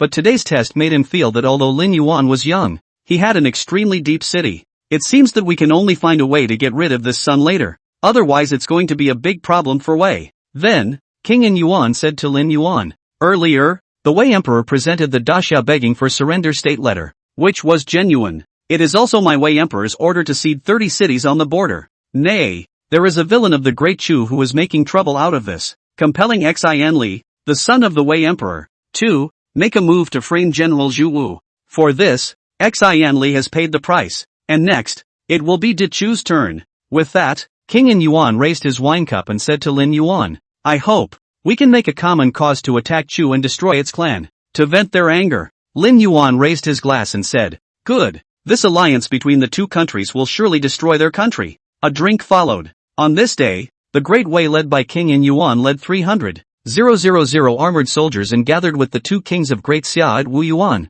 discussed and traveled to Dechu in a few days to raise the battle of destroying the country. Dechu, above the court, Su Yuan completed his mission and returned in triumph. Immediately, he arched his hand and said to Emperor Chu, "Father, my son has successfully provoked a national war between Great Wei and Great Xia. Now Zhu Wu, the great general under the Wind and Snow King, has died in battle, and Xian Li, the son of the Great Wei Emperor, has also died in battle. I think there will be constant warfare between Great Xia and Great Wei. As a result, the snipe and the muscle will fight, and the one who will benefit will be Chu." Thinking of this, Su Yuan instantly felt that he was the number one contributor, and he said in a self-motivated manner, "I don't want any reward. I only wish to stay by my father's side for a long time and share my father's worries. Su Yuan knew that as a meritorious official, the Chu emperor was bound to give a reward. Therefore, he went ahead and said he did not want a reward. Surely you can move your own father. Perhaps, in the future, he would be able to continue to receive the Chu emperor's attention, even, gradually touching that dragon chair above. Thinking of this, Su Yuan's heart had been happy. But what happened next turned his beautiful fantasy into a bubble. Adverse son, how dare thou speak out against reward? I'll let you support Li, the imperial son of Great Wei, to compete for the throne of Great Wei. When? Let you abandon him? Emperor Chu said angrily. Do you know that because of your actions? Li died in battle. No one in all of Wei will ever stand with Great Chu again. And now, Wei is even joining forces with Dixia on the grounds that Dichu is interfering in its dynastic affairs, sending troops toward Dichu. Bang! Hear this. Su Yuan's legs couldn't stop trembling. He thought Li was stupid and thus felt that Emperor Chu had chosen the wrong person to support him. Therefore, he made a fool of himself and withdrew the assisting Chu army. It led to Xin Li's isolation and eventual murder. However, Su Yuan did not expect that Emperor Chu would value more of Li's identity. Let Li, as a prince, seize the throne and then side with Dichu. Li, whose identity is more influential than his own abilities. Pull down. 100 for the palace. Soon, the wailing of Su Yuan resounded in the courtroom. The other thing that was there were the whispers of Dichu's courtiers. It was a fear of imminent retaliation. Chapter 37. Stealing a horse is not a crime, but giving him wine instead. Ministers, could it be that you are afraid of the allied forces of Great Wei and Great Xia? Emperor Chu narrowed his eyes and surveyed the 100 officials above the courtroom. As soon as the emperor's words came out, those courtiers who had just been a bit terrified gathered their nervousness. Emperor Chu named Chu Yuan, the head of the civil officials, in the hope that he could come up with some countermeasures. Then, an elegant and handsome man in official robes walked out from among the column of ministers. His name was Chu Yuan, and he was the official prime minister of Dichu. At only 40 years of age, he has mastered the right to be the pinnacle of the courtiers with his schemes of power. Chu Yuan, with his romantic poetic talents, was the top of the list of talented people in Chu. Such a generally literate and powerful man came to be only 40 years of age. It was truly horrifying. Chu Yuan said in a loud voice. I thought that this was the best time to square up the national prestige of Dichu. He held his head high. He was untamed. He continued. On the occasion of my Chu's 10 years of silence, in these 10 years, my Dichu's warehouse is full. The people are rich, and the country is in full bloom. Why should we be afraid of the districts Great Wei and Great Xia? Numerous courtiers nodded their heads as they heard this. In the beginning, when they heard that the allied armies of the Great Xia and the Great Wei were about to attack Great Chu, the instinctive awe arose. This fear comes from the mentality of paying tribute. However, after Chu Yuan's mention, they came to their senses. Today's Dichu is no longer the Dichu of yesteryear. Nowadays, the Great Chu has a strong national power. I, Chu, have a great many generals who are good at conquering, and 500,000 soldiers with armor. What fear is there? Chu Yuan raised his arms and shouted. He was a romantic poet. He seems, at this moment, to have seen the victory of the battle of turning the Great Chu over to the saw Dichu defeat the allied armies of Dixia and Dewei, saw the return of Dichu to its peak position, seeing the posture of the Great Chu who will dominate the northern border. Chu Qing said it well. Emperor Chu clapped his hands in praise. Immediately after that, Emperor Chu seemed to have thought of something and continued. Don't forget, ministers, the allied forces of Dixia and Dichu want to reach my Chu territory. But first we have to pass through 100 miles of no man's land, which is the land of the wild man. Beyond the borders of Dichu, there are 100 miles of no man's land. The land is scarce, the resources are depleted, but there is a force of savages living there. No one knows where the savages came from or how they survived. Yet, they are there. Pass on my decree. Mobilize the entire territory and prepare for the incoming enemy. Emperor Chu waved his sleeve, completely fearless. At your majesty's command. The group of ministers were passionately indignant. 10 days later, on the part of the Xiaowei alliance, the three kings were in the tent, checking the map of the Chu border and discussing attack strategies. King Lin Yuan said, pointing at the city gate of Dichu. 10 years ago, Great Wei had a battle with Great Chu. At that time, the state power of Dichu was weak, and the Wei army advanced all the way to its border. But it shall not be broken. The fortified city of the Great Chu border will be a difficult hurdle for us, King Lin Yuan said in a deep voice. Suddenly, a lone rider entered the camp, trotted all the way inside the tent, and half-kneeled. Report to the Wind and Snow King. General Lu Bu has encountered 10,000 savages up ahead. These wildlings have stolen the horses of the great snow dragon riders. And then they were besieged by General Lu Bu, who wanted to know what to do with the savages. Savages? Lin Yuan frowned. Earlier, Lu Bu was allowed to lead the Great Snow Dragon Cavalry as an advance party to the front. I hadn't realized that there were 10,000 savages in this barren pass. Go, take me forward, Lin Yuan came to say with interest. After a long time, Lin Yuan led a group of people to the land of the besieged savages. My lord, Lu Bu clasped his fists and said, before you is the group of savages who stole the war horses. Lin Yuan looked around and saw the wildlings, surrounded by the great snow dragon riders, panicking. It seemed to be very afraid of the might of the great snow dragon cavalry. My lord, stealing an army horse is a serious offense, or order that these savages be cut down to vent their hatred. Lu Bu leapt to his feet and said, no. Lin Yuan shook his head. Though military horses are valuable, are human lives no better than horses? Lin Yuan passed the great snow dragon riders and walked to the front of those savages. Thou, from whence comest thou? Lin Yuan asked. He seemed very interested in the tribe of savages that could live in this barren land. One of the chiefs among the savages, after a moment's thought, came forward boldly. Our ancestors were originally the people of Dichu, but then migrated out because of the Dichu famine. It's been decades by now. People of Chu? Lin Yuan nodded and looked at the chieftain. Do you know the offense of stealing a military horse? The chieftain shuddered. After the cold winter, our tribe has run out of food, and it's spring, but there's not much to eat. So, hungry, too hungry. Otherwise they wouldn't have risked certain death to steal army horses to feed their hunger. Lin Yuan saw that the corners of that chieftain's mouth, there were still traces of blood, thought to be the blood of a raw warhorse. Is the warhorse good? Yummy. Lin Yuan laughed out loud and whirled around to Lu Bu. Order! Bring 200 jars of fine wine for these men to quote. He obeyed the order and whirled forward to maneuver. The savage leader, on the other hand, was stunned. He couldn't believe what he was hearing.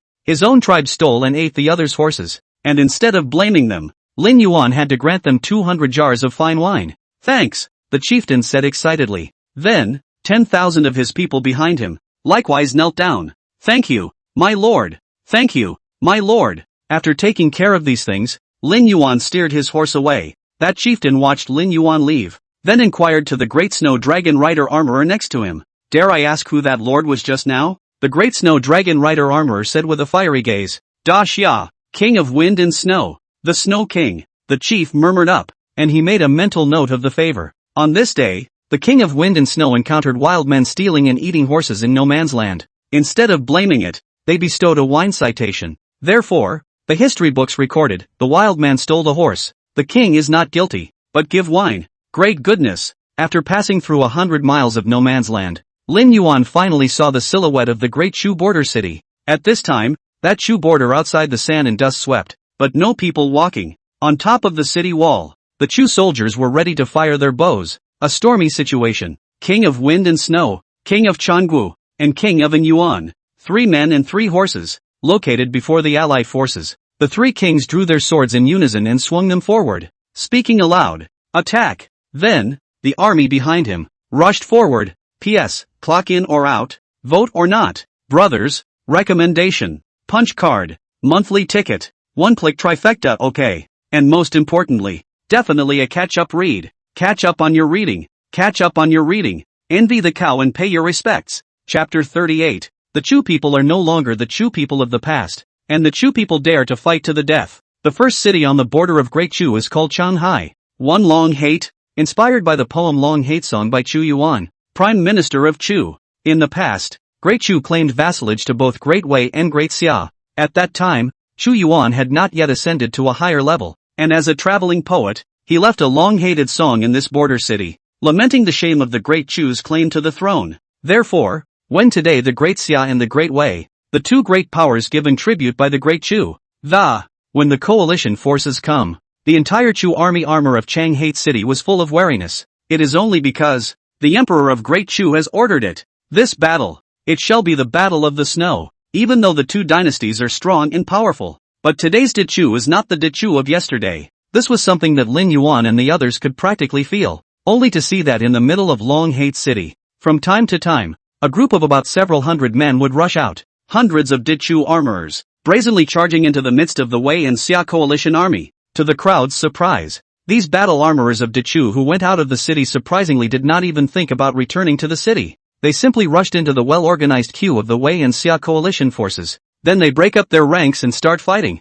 Then, walk the last drop of blood and turn into a cold corpse. When these Dechu armorers who had rushed out died, the Wei and Xia allied forces had not yet had time to rearrange their formation. Its gates opened again and hundreds more Dechu armorers rushed out. Eventually, the people of the Wei and Xia coalition forces finally understood. These, all of them, are dead soldiers. It's the man who dares to die. With these daredevils of Dechu, coupled with the attack of the Chu soldiers on top of the city walls, the allied forces' attack on the city could not be formed at all. And in the end, there were more bodies of the fallen Wei and Xia coalition forces. I didn't expect that Dechu's combat power would reach such a level. King Changwu of Xia sighed. There was a time when he had always viewed Dechu as a vassal state, but now that he saw the fighting strength of the Dechu armorers, it gave him a moment of surprise. The great Wei and Yuan king nodded his head similarly. 2 rounds of attacks have been launched, and 150,000 men have pressed forward. The walls of this great Chu are surprisingly unharmed. Moreover, the allies have suffered 5,000 casualties.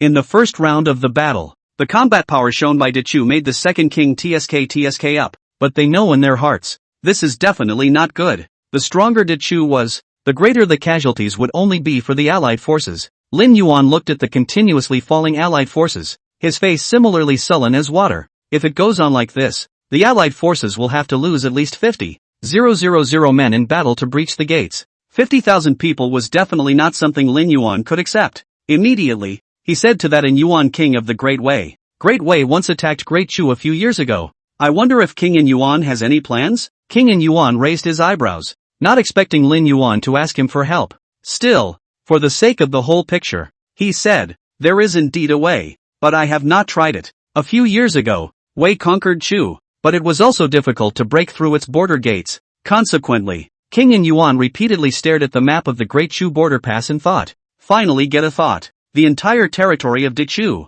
located on top of a mountain range, and the Great Chu border gate, built on the mountain range's heavenly dangers. Trying to break through from the front is difficult too. However, if we bypassed the mountain range and broke through from its rear, it might be the way to break the situation. Bypass the mountains? Raid from the rear? Lin Yuan pondered. If this can launch a surprise attack from the back of the Great Chu border, it can indeed have an unimaginably huge effect. But, looking at the high mountains next to Long Hate City, Lin Yuan only felt that it wasn't very realistic. But, it's better than doing nothing. Lin Yuan decided to personally lead a team of elite soldiers over the high mountains. When the Ming League generals learned of Lin Yuan's move, they asked for battle. Lin Yuan said, to go over high mountains should be used as an oddity. You can't lead too many men and horses in case you're discovered by Dechu. Therefore, this time, Lin Yuan needed small, elite armored soldiers. And if you want such an armorer, you must choose from within the Huban Army. Bai Qi, Lu Bu, you two lead 5,000 Huban troops and follow me. After I'm gone, the Ming League army is under Kong Ming's command. Lin Yuan and the others climbed all the way up from below the foot of the mountain. It was springtime, and poisonous insects were crawling in the mountains, adding a bit of crisis. At dusk, the army led by Lin Yuan came to a basin in the mountains. The army is temporarily repaired, and then it will continue its journey by starry night. The night, bleak and cold. Fortunately, the moonlight was brighter and illuminated the mountain path for the Huban army. In the middle of a hidden mountain nest on Mt, there are large numbers of Chu troops stationed here. One of the generals exhaled cold air and grumbled. Chancellor Knight wonders why we were stationed here. How is it possible for a coalition of Xia and Wei to pass through here on such a cold day? Now, it's the beginning of spring, and the nights are chilly with the dew coming together. Besides, the mountains are surrounded by wild beasts and poisonous insects. And in his opinion, then there's no way the Xiaowei alliance could have passed through from here. It was at this time that a scout of the Chu army came to him in a rough breath and reported,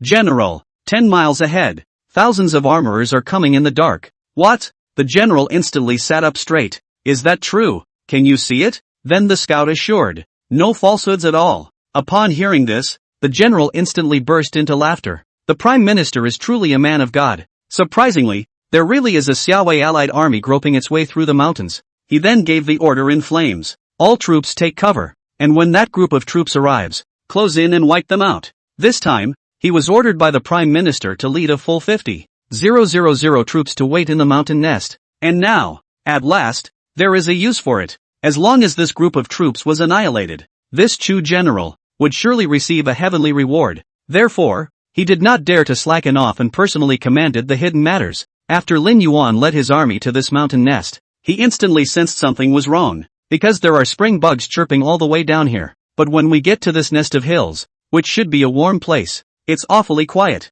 Suddenly, there were countless torches lit up all around. Not good. There's an ambush. Lin Yuan was shocked and hurriedly had Lu Bu, Bai Qi and the two of them organize a defensive formation. The next moment, that Chu general waved his hand and shouted, "Brothers, the time to make a mark has come. Kill those people in front of you." But the prime minister said, "One head, 10 taels of gold." Upon hearing this, the Chu army's 50,000 armored soldiers all went crazy. Fear of not being able to get heads. Bai Qi and Lu Bu surrounded Lin Yuan's body and spoke angrily. "Huban Army, break out. There are too many Chu troops, and even though the Huban Army has a reputation for fighting to the death, it is too stifling to die here. Therefore, the best decision today is to break out." But, gradually, Lin Yuan's face sank. It seems, breaking out won't be possible. Chapter 39. The savage does not forget his favor, and the steppe eagle Temujin descends. In the middle of the mountain night, countless torches illuminated the narrow battlefield.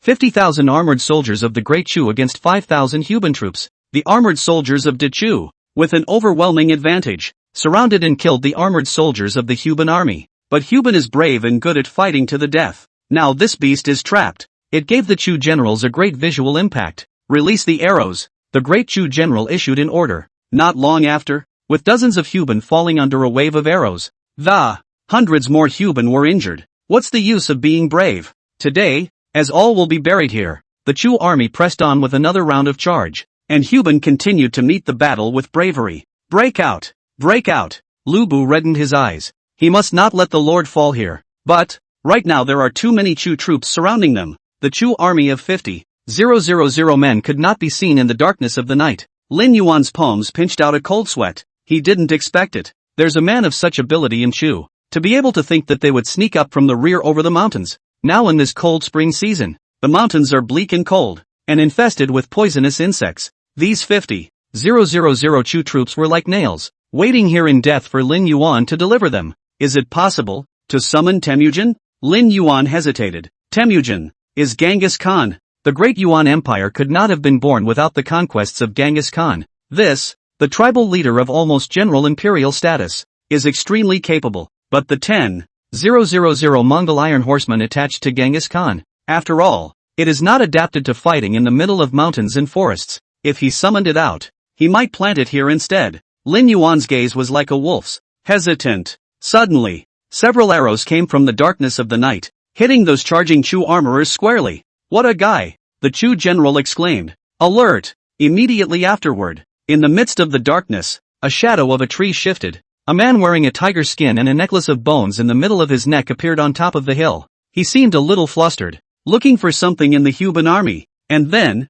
when he saw Lin Yuan, his gaze suddenly lit up. "Don't be afraid, Wind and Snow King. We have come to your rescue." This person, it was clearly the leader of that savage, the tribe of savages who previously stole and ate the horses of the great snow dragon's cavalry. The savage leader's mouth drummed and made a piercing sound similar to a bird's song. Then, in the blackness behind him, the hibernating army of savages, armed with axes, had machetes, spears, charging in. Save the Wind and Snow King. Charge! The wildlings are spread out over 100 miles from no man's land up to the border of the Great Chu. As a result, the savage tribe had long known that there was a large group of Chu troops in ambush in the middle of the mountain nest, and when they saw Lin Yuan leading a group of people to touch in, they felt that something big was wrong. They knew that the Chu army must be ambushing Lin Yuan. Therefore, the savage leader did not hesitate at all after getting the news, directly bringing the savage tribe, all of their clansmen, a full 10,000 people, to come to Lin Yuan's rescue. "In days of old, you gave me wine. Today, I take my life to save it." That's what the savage tribe is all about. Therefore, when the 10,000 savage tribes charged into the formation, those Chu troops couldn't help but be disoriented. They had long heard of the existence of savages in the no man's land beyond the border, and when they faced the savages head-on today, he was immediately shocked by their ferocity. "Stop! Kill them!" The Chu generals hastily stabilized their positions and ordered a counterattack. But, the moment its square was in disarray, it had been seized by Lin Yuan. Huban Army, counterattack. Huban, like a tiger, when they seize the opportunity, they will simply bite the opponent's throat. One hit kills. Therefore, the Huban Army armor, directly leaped up, jumped into the Chu army formation, and began to decimate. Summon Temujin. Summon 10,000 Mongolian Iron Horsemen. Lin Yuan decided. Since we're going to counterattack, that side doesn't give the other side any chance to resist.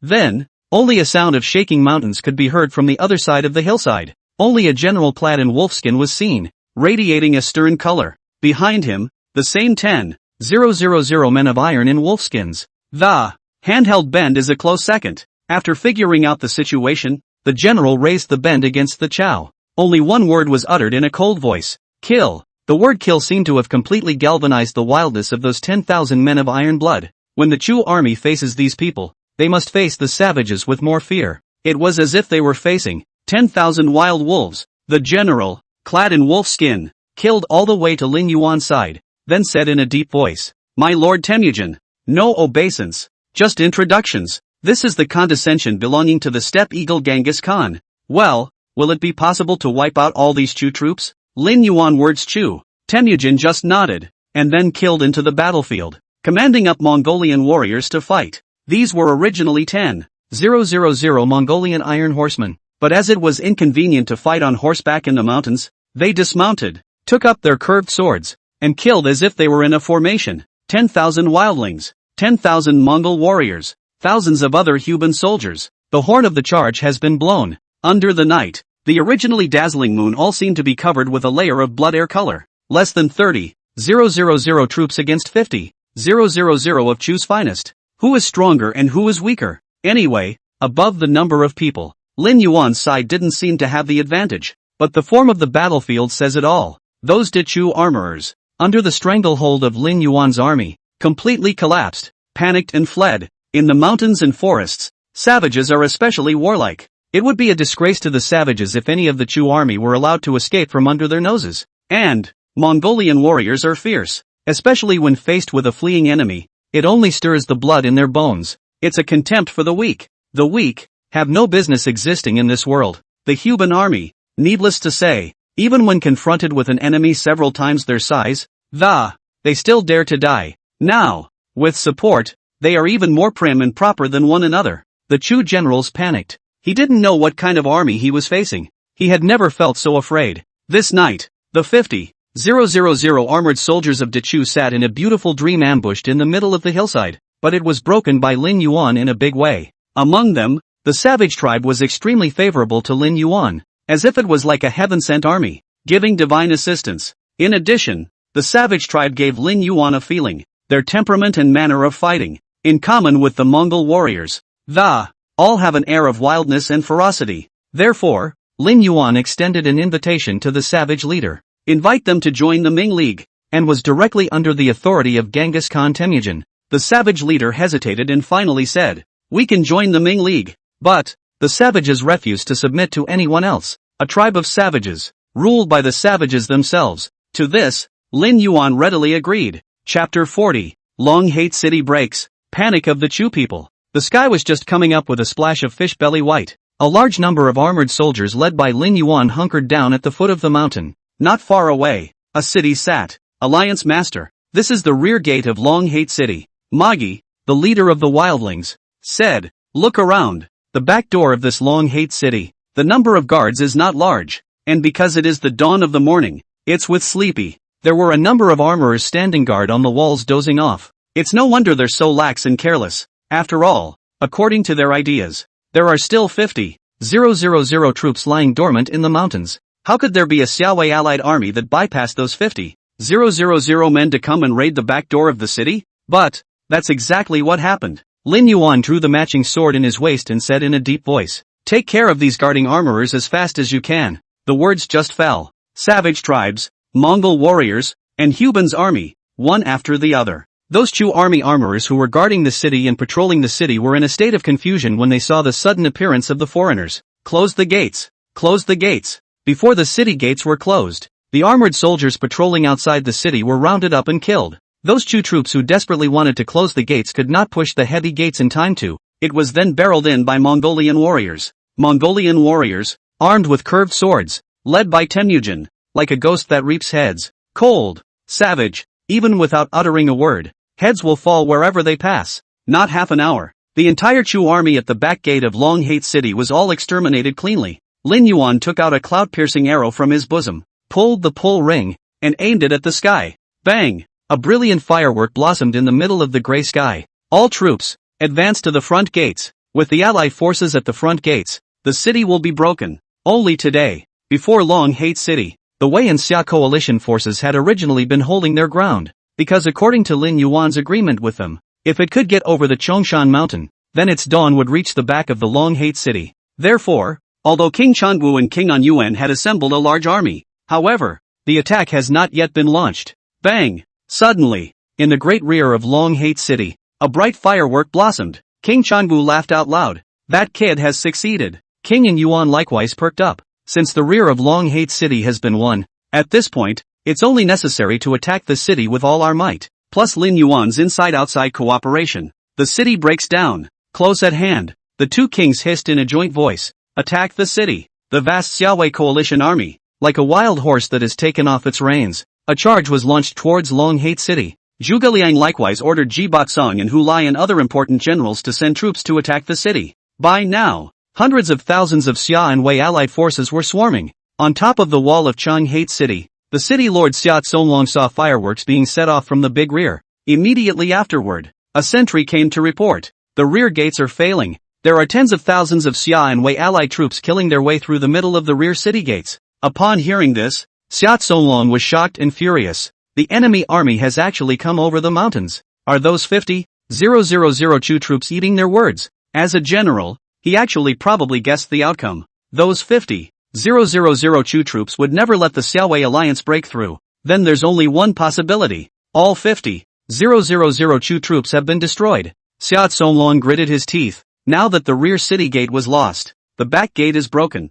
which is equivalent to the entire Long Hate City being half broken. If the enemy troops echoed back and forth, the entire city would be lost by then. Emperor Chu and the Prime Minister trusted me and released me to defend the city. And the future failure of the city gates has caused a great disaster. Xia Tsonglong's voice was sad and resolute, but there are still 200,000 troops in Chang Hate City. I must not sit idly by. Whirling around, he quickly ordered. The city's 100,000 troops head to the back city and wipe out the invading Xiaowei allied forces with fire. And come and join us in the front city. Xia Tsonglong asked his vice general to take 100,000 troops to the back city to destroy the enemy. And he himself is leading an army of 100,000 to guard the front gate of the city. Splitting up the troops was the best thing for him. Immediately, the deputy general led the way. But, he was wrong. After that vice general led 100,000 Chu troops to the back city, he happened to encounter the army led by Lin Yuan. To the surprise of the adjutant general, there were surprisingly 10,000 cavalrymen among the army led by Lin Yuan. Those 10,000 Mongolian cavalrymen, on their horses like divine soldiers, instantly rushed 100,000 Chu troops into disarray. The vice general of the Chu army couldn't believe it. How on earth did the cavalry get over the mountains to the rear? But, he couldn't think of that much at the moment. He could only lead the charge, hoping to exterminate these enemies by sheer force of numbers. But, the Mongol cavalry was ultimately underestimated by him. In the past, this Mongolian iron horse that could pierce Eurasia was on the battlefield today, like an absolute god of war. They were led by Temujin, strangling the Dechu armorers in panic. Add to that the madness of 10,000 savages fighting to the death against Huban's army. Despite facing 100,000 Chu armorers, Lin Yuan was not at all disadvantaged. Before Long Hate City, as Xia Tsonglong dispersed the 200,000 troops guarding the city into two paths,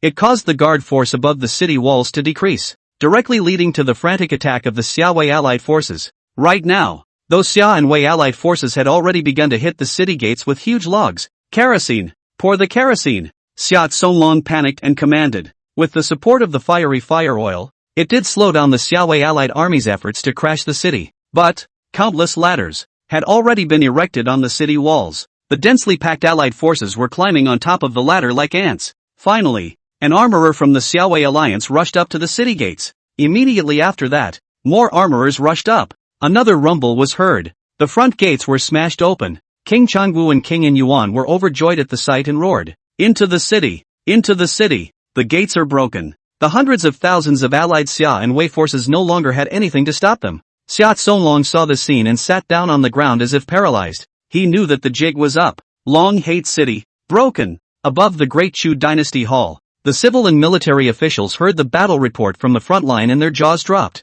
Immediately following this was a strong sense of unease. Long Hate City will be broken in 2 days. All 200,000 of Chu's defenders have been wiped out. General Xia Zonglong died for his country. Since then, the allied forces of Xia and Wei drove straight in and took 8 cities in a row at the border. Nowadays, it is expanding further toward the Chu realm. In just 2 days, the city of Changhate, which had been given high hopes by all the ministers of Chu, was breached. It gave them a great deal of shock and frustration. Your Majesty, the guarding force of Long Hate City is something we have carefully prepared. Now that it's been broken in 2 days, what can we do about it? How about, let's surrender? A courtier panicked. His words also caused an atmosphere of surrender to permeate the courtroom. P.S. Thanks for the monthly pass from my brother. He. Catch up on your reading, and keep asking for recommendations and monthly votes. Chapter 41. The Plan of Flooding the Allied Forces. Zhuge Divine Calculations. The City of Long Hate. Dacha carefully prepares to defend the City of Power,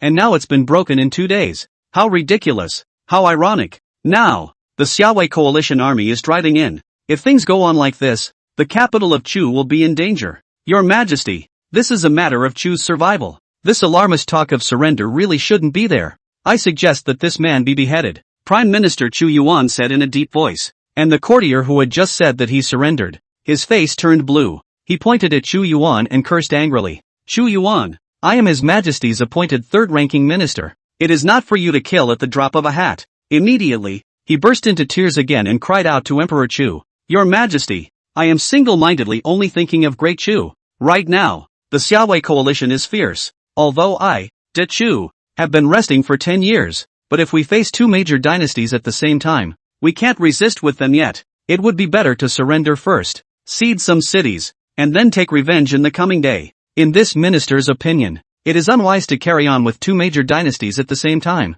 That is why he spoke the words of surrender. There was silence above the courtroom. No one dares to reveal their true thoughts. Now, the power of decision is all in the ears of Emperor Chu alone. Enough! Emperor Chu's palm slapped heavily on the dragon chair, making a dull ringing sound. Great Chu has been silent for 10 years, and now if we cede the city again, will we not have no more days to turn around? Cede the city today, and again tomorrow. In that case, won't this Chu, which already has a small territory, be ceded? Immediately, Emperor Chu looked at the courtier who had said he would surrender. Chu, take a 10-year break, a prosperous population, plenty of food, plenty of money and silver, and now, having lost just 1 battle at the border, he is going to surrender. Won't he make people snicker? Saying that, Emperor Chu straightly let the Imperial guards come and press that courtier down and said, beat this person into the heavenly prison, punish him with a copy of his family's name. After saying that, Emperor Chu looked at the ministers in the court again. In the future, if anyone dares to talk about surrender again, this is what will happen to them. The ministers were silenced and did not dare to speak. Prime Minister Chu Yuan smiled knowingly and said, Your Majesty is wise. Then, he bowed his head and pondered. I still have a plan. It can break the Xiaowei alliance. What is the plan of the love minister? Tell it quickly. The Chu Emperor reported having a pie in the sky and looked at Chu Yuan. And now above the courtroom, Chu Yuan has been the complete and utter main war faction. It was also the faction favored by Emperor Chu. Chu Yuan opened his mouth to recall. 20 years ago, a flood broke out in the border town of Shanhu, the cause of which was caused by the melting water from the ice and snow in the mountains. That said, some of the courtiers got some impressions. The city of Nazhan Lake is built on snow-capped mountains, and at the beginning of spring each year, when temperatures return to the often, this causes the meltwater from the snow-capped mountains to break the banks as it converges with the surrounding lakes. And then, by order of the Chu Emperor, a dike was built under the snowy mountains to control flooding. And it's the beginning of spring. I think a lot of cold water has gathered in that dike. Murphy, the Chu Emperor gradually gained some clarity in his heart. What the Prime Minister means, could it be that he is blowing up the dike, diverting the cold water, and drowning the Xiaowei alliance? Upon hearing this, some ministers immediately felt that it was a good idea. But, there were also some ministers with a heart for benevolent government who stood up and objected. If the dikes are blown up, the first to suffer will be the people of the city. Moreover, it is so difficult to build a dike under the snowy mountains that it can never be repaired for 10 years afterward. Could the Prime Minister bear to see the people of Shanhu City suffer from a 10-year flood disaster? Having said that, The ministers who originally thought this method was a good plan fell silent again. Yeah, there are still tens of thousands of people in the city of Shanhu. If, indeed, the dike is blown up, tens of thousands of people will be affected. Also, the flooding would have affected several surrounding cities. The number of people affected will never be less than 100,000 people. Those who achieve great things don't take small things seriously. Zhu Yuan said, 200,000 border generals have died in battle. If we don't want the number of people killed in battle to continue to grow, something must be sacrificed to preserve the ultimate victory. I think that this plan is cruel, but it is definitely a plan that will zai chu. For the sake of the greater good, blowing up the dike has caused the people of several cities on the border to suffer. But it would be just as likely to cause the Xiaowei alliance to suffer a heavy defeat. This is for the sake of the country, for the sake of the Chu kingdom. Emperor Chu nodded.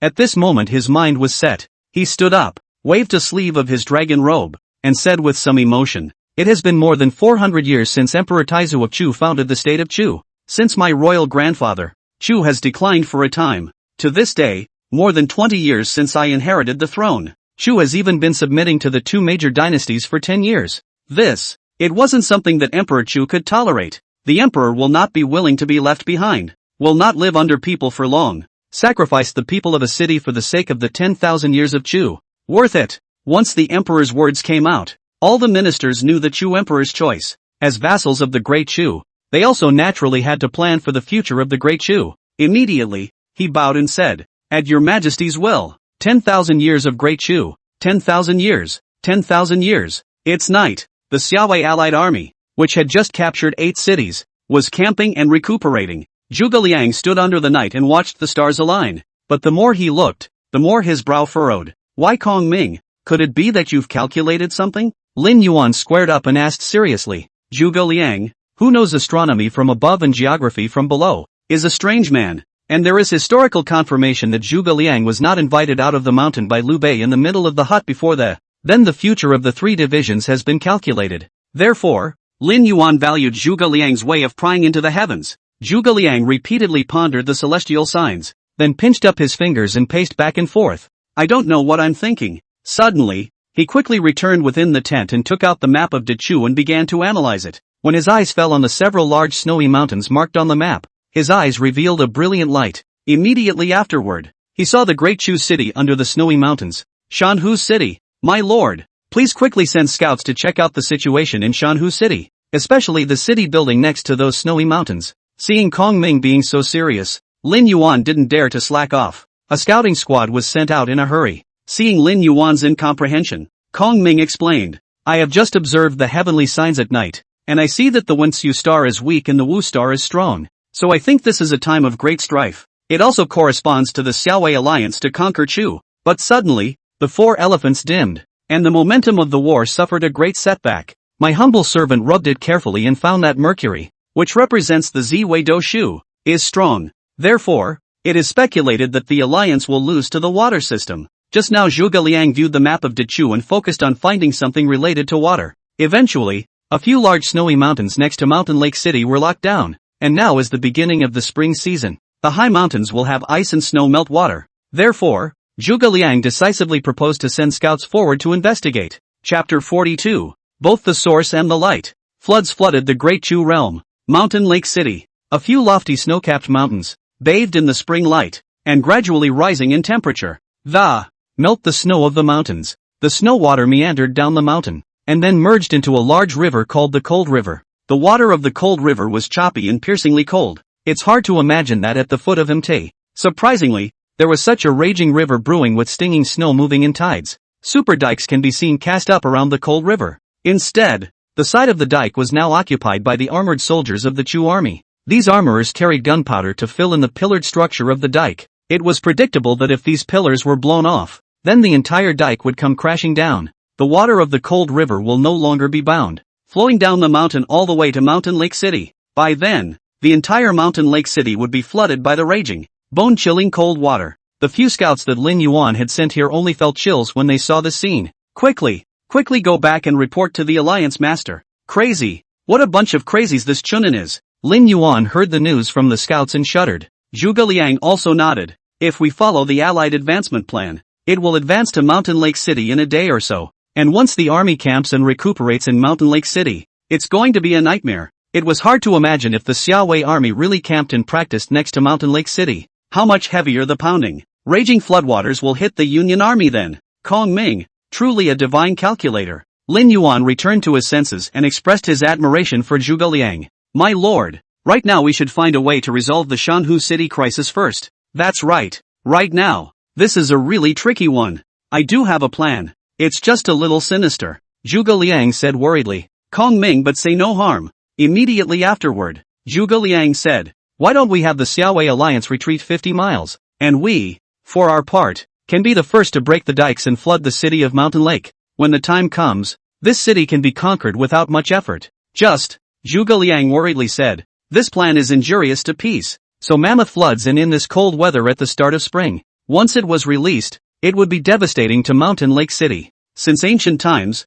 when soldiers fight, although there are waves, but never take the initiative to hurt innocent people. If Zhuge Liang's scheme is really carried out, the people of Shanhu City, at least a good portion of them must be dead or wounded. Zhuge Liang's eyes were on Lin Yuan, because he knew that if this matter was known to King Yuan and King Changwu, the two kings will certainly not hesitate and will certainly choose Zhuge Liang's scheme. At this moment, Zhuge Liang telling Lin Yuan about this matter was actually considered a test and sharpening for him. Ryoko, Lin Yuan sighed out a breath. No more hesitation in his expression said, it is better to teach me to lose the world than to teach the world to lose me. The Great Chu has abandoned the city of Shanhu, and as an enemy, if I sympathize with them, rather, I seem a bit pretentious. Hearing Lin Yuan's answer, Zhuge Liang was satisfied. Lin Yuan then spoke with King Changwu and King Yuan about the news. As Zhuge Liang expected, both kings agreed to the program. The rear of the Union army then became the front and retreated 50 miles backward. And then, the Yuan king of Wei personally volunteered to lead 10,000 light troops and climbed up the snowy mountain. On the side of Shanhu City, Liang Yun, the Chu army's defender, saw that the Xiaowei alliance had actually retreated. It was not to be wondered at. Can it be that the Xiaowei alliance has withdrawn, giving up their plan to attack Great Chu? If this is true, it is naturally the best. Because of this, it would prevent Mountain Lake City from being submerged into an ocean. As the defending general of Mountain Lake City, he was even more the parental officer of this city. How could he bear to see the people of this city displaced? But there is never anything good in the world. Report! A light cavalryman hurriedly arrived and said hastily, above the snowy mountains, 10,000 enemy light troops have been spotted, now heading for the dike on the hill. Boom! Upon hearing this news, Liang Yun's brain exploded. How did the Xiaowei alliance know about the dikes? In the midst of his shock and fury, he had no time to think. Light cavalry in the city. Follow me quickly to gallop to the dike on the hill.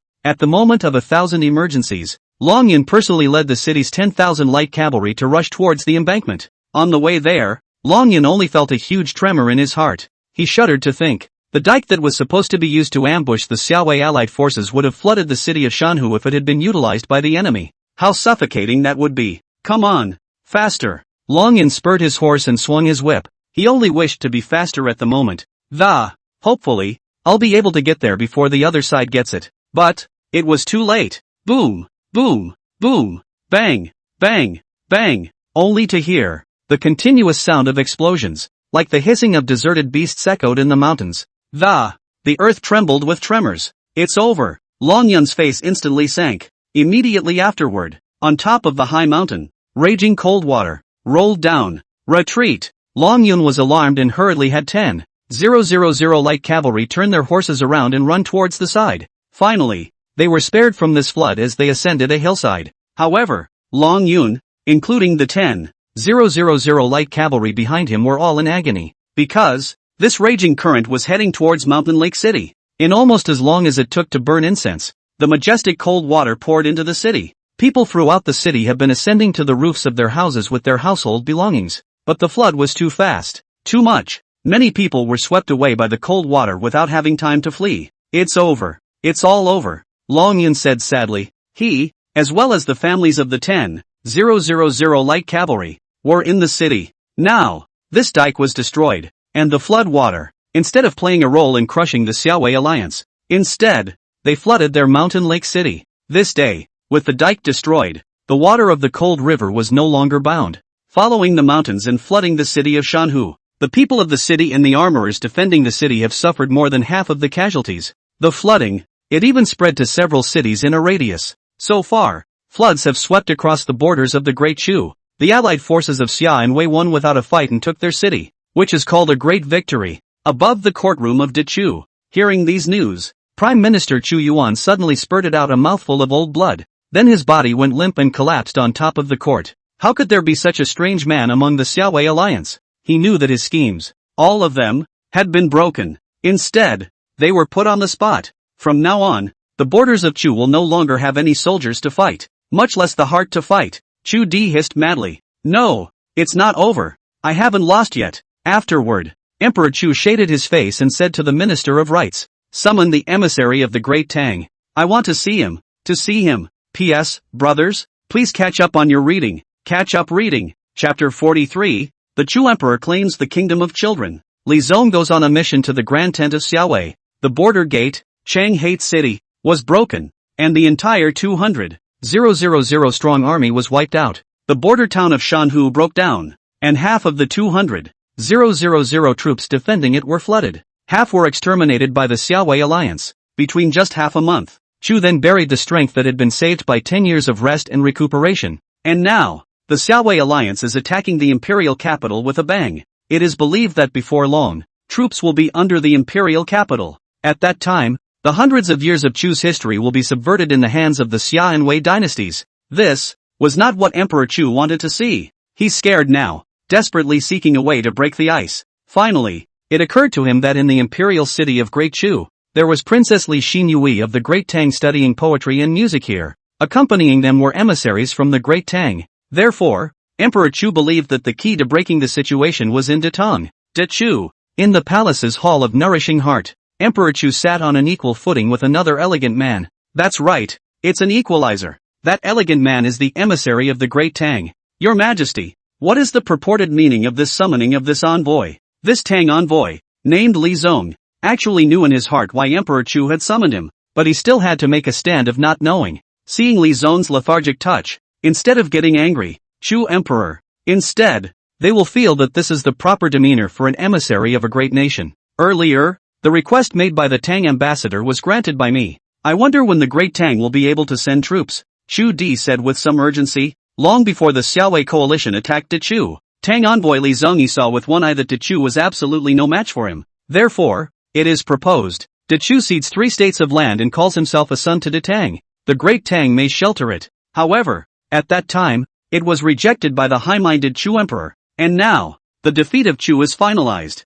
Emperor Chu, however, reassembled Tang envoy Li Zong, thinking that he had agreed to the terms of the previous Tang envoy, ready to call for help. Li Zong didn't rush to respond. He instead took a sip of his tea. This action made Chu Di look a little anxious. Mr. Li Zong, now that Chu is in danger, only Great Tang can save Chu. As long as the Great Tang sends troops, on top of the previous promises, I'll add the annual contribution of 100 beauty queens to. How? Emperor Chu said that he contributed 100 beautiful ladies. In fact, it is an allusion to the gift of these 100 beautiful ladies to Li Zong. Let him, as the Tang envoy, say some good words to the Tang Emperor so that he can send troops to rescue Chu. Not enough. Suddenly, Li Zong opened his mouth. Not enough? What's not enough? Chu Di was a bit bewildered. The previous condition was that the Xiaowei alliance had not yet attacked Chu. And now, when you, Chu, have lost, and the Xiaowei alliance is at a time of strong warlike intent, it's a little difficult to deal with. Therefore, the previous chips, in today's current situation, are obviously not enough. Li Zong faintly said, and how much more leverage do you want me to add? Emperor Chu said through clenched teeth. Emperor Chu knew that the cost of trying to ask the Great Tang to send troops was definitely not small. However, what Li Zong said next still made him somewhat unexpected. Li Zong's face was calm with some unquestionable color. You, Chu, want the Shecheng Child Kingdom, and to cede half of the land within Chu. And, after the Great Tang sent troops to repel the allied forces of Xia and Wei, the army within the territory of Great Chu, no more than 100,000. After saying the conditions, Li Zong narrowed his eyes and looked at the green-faced Chu Emperor Dao. Emperor Chu, can you promise? If it can be promised, Great Tang can send troops on the same day, and 10 days later, the army will arrive. After a short silence, Emperor Chu finally gritted his teeth. Shameless to the core, although Datong is powerful, it has opened its mouth to ask for the land within the territory of Chu. That's a lion's share. It's simply a robber baron move. Moreover, the army within the territory of Dechu shall not exceed 100,000. This is clearly a conquest of Dechu in disguise. This was something that Emperor Chu absolutely could not tolerate. Even if I were to become a fallen king, I could not possibly agree to this shameless request of thine. Then, with a wave of his sleeve, Emperor Chu angrily sent off his guests. Suddenly, the senior eunuch of the secretarial supervisor trotted all the way over and leaned over to whisper in Emperor Chu's ear. The Xiaowei coalition army has broken through 5 more cities. In 15 days at the most, the troops will arrive at the imperial capital city. Bang! Upon hearing this news, Emperor Chu nearly lost his footing somewhat. Seeing this scene, the Tang ambassador on the side hastily made a move to leave, but it was stopped by Chu Di's bite. Slow down. Emperor Chu's face looked odd as if he had eaten a fly as he asked, if I agree to Detong's conditions, after repelling the allied forces of Xia and Wei, will my great Chu still be there? Will my empire still be there? Emperor Chu's tone was almost trembling. Li Zong sneered in his heart. The people of the north are indeed weak, and even as a king of a country, they do not have the spirit of the great Tang that dares to fight to the death. However, a smile that made people feel very warm emerged on his face. Great Tang is the kingdom of heaven. How could you do something to turn your back on your allies? If Emperor Chu believes in Great Tang, Emperor Tang will certainly not let Emperor Chu down. Li Zong's words were clear. The Chu emperor does not have to worry that the Great Chu will no longer exist, nor does he have to worry about the move to lose the imperial throne. Emperor Chu will sit even more firmly on top of the imperial throne, and with the help of Great Tang, we can also launch a counterattack against Xiao Wei. At that time, not only would Emperor Chu be able to wipe out his former shame, there is even an equal distribution of land in the north with the Great Tang. It's not a good idea. Yes, Emperor Chu took a deep breath and said, I agree to Detong's terms. Hearing this, Li Zong smiled slightly and bowed his hand. Great Tang never disappoints its allies. As a token of my appreciation, I will travel to the tent of the Xiaowei alliance as an envoy of the Tang, make it stop its offensive momentum.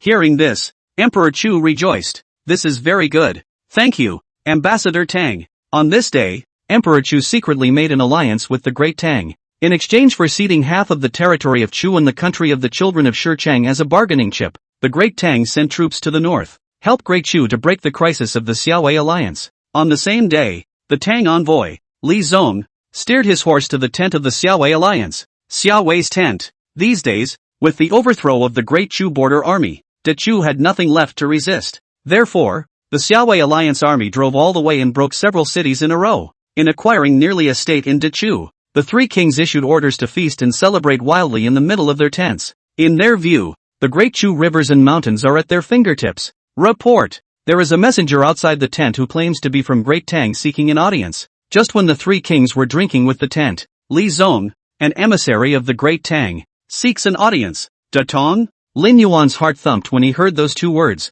The dynasty of Detong meant a lot to him. This is the dynasty of his mother. His mother, however, was a princess of the Great Tang dynasty. When King Lin Yuan and King Changwu heard this news, they similarly did not dare to take it lightly. Great Tang, that was the top dynasty in the Jiangnan realm, far from being comparable to the northern dynasties. Afterward, an elegant figure walked into the tent and smiled at the 3 kings and said, I am Tang Ambassador Li Zong. Greetings to the kings of the north. Chapter 44, The Oppression of the Great Tang, and the Tang envoy's words. The Tang Ambassador Li Zong's gesture was very generous, but it brought out the elegance of the heavenly kingdom. The 2 of them, and Yuan king of Wei, and Shangu king of Daxia, were both acting very enthusiastically. Hastily, he called for someone to organize a table and sit with the king. I believe this is the Wind and Snow King who became famous at a young age in Daxia, isn't it? Li Zong didn't react much to the goodwill of the 2 kings, and Yuan and Shangu. Instead, he looked at Lin Yuan, who had been silent.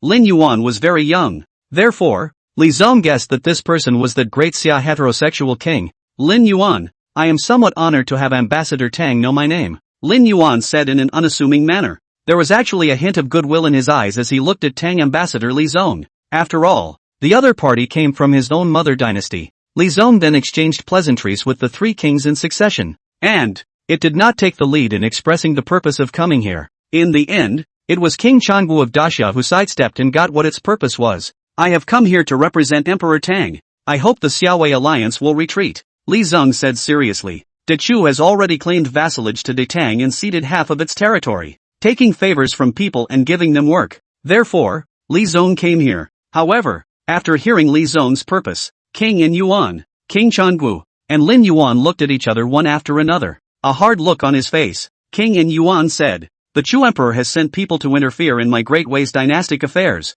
and has instigated a war with Great Xia. And come on, my Great Wei and Great Xia have lost a great deal. How can we lightly say the words of retreat? Facing the greatness of the nation, the three kings, all of them, put on a grim stance. Great Wei and Great Xia, although not as good as the Great Tang dynasty in the southern realm of Jiangnan, but, after all, this is the land of the north. The Great Tang in his Jiangnan realm is certainly strong, but has his hand reached a little too far? After all, a strong dragon can't suppress a snake." Li Zong also understood the determination of the three kings. In that case, with that, Li Zong stood up and prepared to leave with a wave of his sleeve. "Within 10 days the Great Tang army will march on the northern border. If you all will not retreat, let us decide on the battlefield in a man's way." Threats. The three kings could not help but reveal a murderous intent out of the corner of their eyes when they sensed this. A man who could make it to the throne would not be able to detect the other party's threatening intentions. Tang envoy Li Zong, this is trying to threaten Xiaowei by force. Force the other side to retreat. Slow down, the Great Wei and Yuan king said in a deep voice. The matter, which is of great importance, is not for us to make a decision. We, for one, must report it to His Majesty for a decision. The matter is no longer theirs to decide. If you don't retreat, you are directly at war with Great Tang. If we retreat, we will be disobeying the Emperor's order. This is a matter that needs to be taken up with the Emperor of Xiaowei, so that the Emperor can decide. Good. Li Zong sat down again and said, "This ambassador is not an unreasonable man either. What's the use of waiting a few days? Except that, these days, the Xiaowei allied forces shall not take half a step further into Chu territory." Li Zong's aura was all over the place, and behind him stood the entire Great Tang dynasty. He's fearless. The three kings of the Xiaowei alliance weighed their options and still said, "Good." After the feast dispersed, Lin Yuan did not expect that the Tang envoy Li Zong would come within his tent and talk with him. King Fengshui, at such an age, he has become the king of the opposite sex of a country. What a young and talented man, Li Zong said with emotion, not holding back any of his praise. It seems very genuine. Lin Yuan didn't know what Li Zong was looking for, but it was never to come and praise himself. The Tang ambassador has flattered me. I wonder what the Tang ambassador's private search for me is about. Li Zong said with a smile. I've heard that King Fengshui's poetic talent is comparable to the poetry fairy in the world. Therefore, before I went on my mission, the princess of my dynasty wanted me to ask for a pair of poems. I don't know if it's convenient. Li Zong's attitude towards Lin Yuan was compared to that towards King Lin Yuan and King Changgu. It seemed very sincere. After all, he had done a detailed investigation before he left for the Xiaowei alliance. Among them, Lin Yuan's information made Li Zong pay particular attention. At the age of 19, he led his army to defeat 500,000 men of the Wei army, achieving victory in the national war for Xia, Seal the king of the opposite sex. And then, in the midst of a banquet at the imperial capital of Daxia, he struck back at Xue Qinger,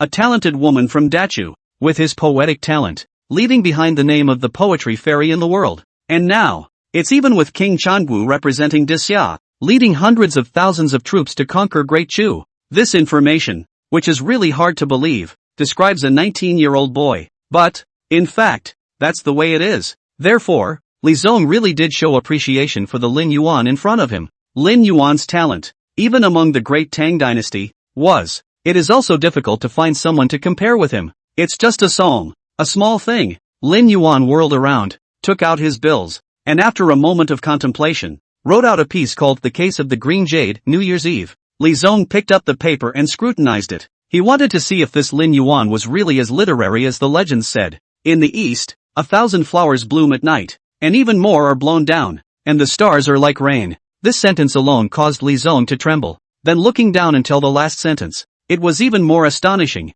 I've been searching for him for 1,000 years, but when I look back, he's there, beyond the lights. Great poem. Li Zong clapped his hands and shouted. This poem, coming from the north, is truly amazing. Li Zong seemed to have thought about how happy he would be if this poem was seen by the princess. It even occurred to me that if this poem had been circulated within the borders of the Great Tang, I fear that the entire literary world of the Great Tang, all will be shaken. Mr. Li, I've also had my heart set on a heavenly country like Great Tang for a long time. I wonder if I could be introduced to it. Lin Yuan said solemnly, as if he was a serious elementary school student asking his teacher for advice. That's natural. Li Zong enjoyed talking to such talented young men. The two of them sat opposite each other on the table and talked about the economy, livelihood, science and technology of the Great Tang Dynasty, all the way to astrology, astronomy, and so on. What might have happened in the previous dynasty and in the centuries to come, after the topic is about to end. Lin Yuan asked coldly, "Does Mr.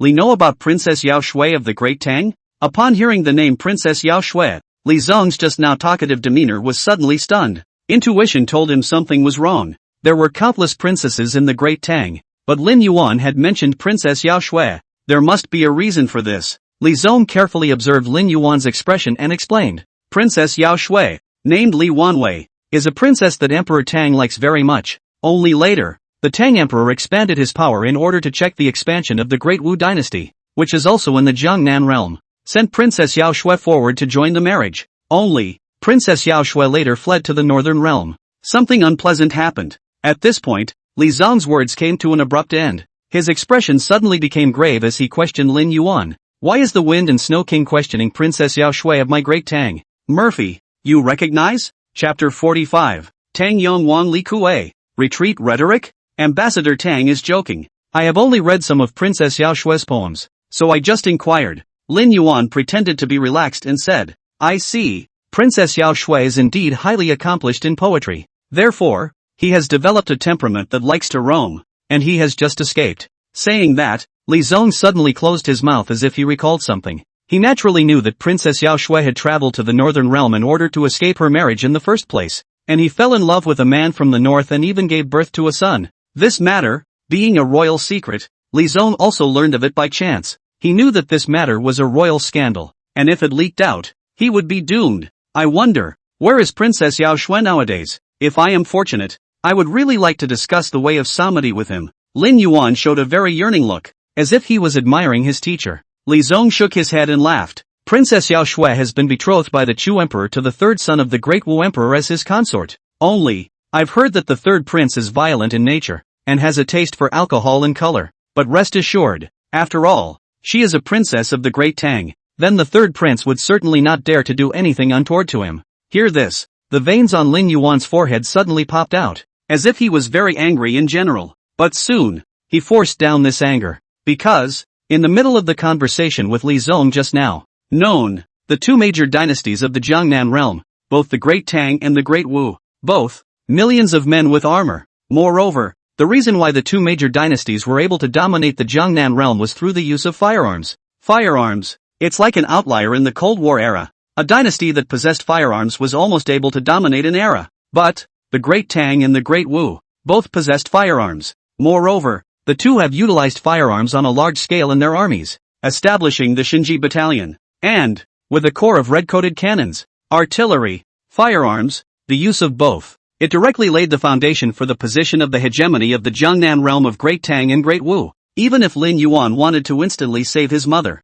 But when one thinks of the power of Great Tang and Great Wu, it is like a child facing an adult armed with a weapon. Bound hands are powerless. Get stronger. It's imperative that the Ming League expands further. This was Lin Yuan's true thought. The Great Tang Dynasty, have a heart as big as a valley. If the Wind and Snow King is willing to go to the Great Tang to develop, he can certainly achieve even higher accomplishments than he did in the Northern Realm. If the Wind and Snow King has such an intention, just open your mouth and I can pull the strings. Talking about it to this point, Li Zong had already taken the young man in front of him as his friend. Although from different regions and different dynasties, people who harbor talent will always be fascinating. The Northern Realm is my hometown, and Daxia is the place where I was born and raised. But Datong, someday, I do have to make a trip, Lin Yuan said seriously. He was unwilling to leave the north, unwilling to leave Daxia, but the Great Tang, he was bound to pay a visit in this life. And then there's the Great Wu dynasty that trapped my mother. But before he went, he had to develop his power.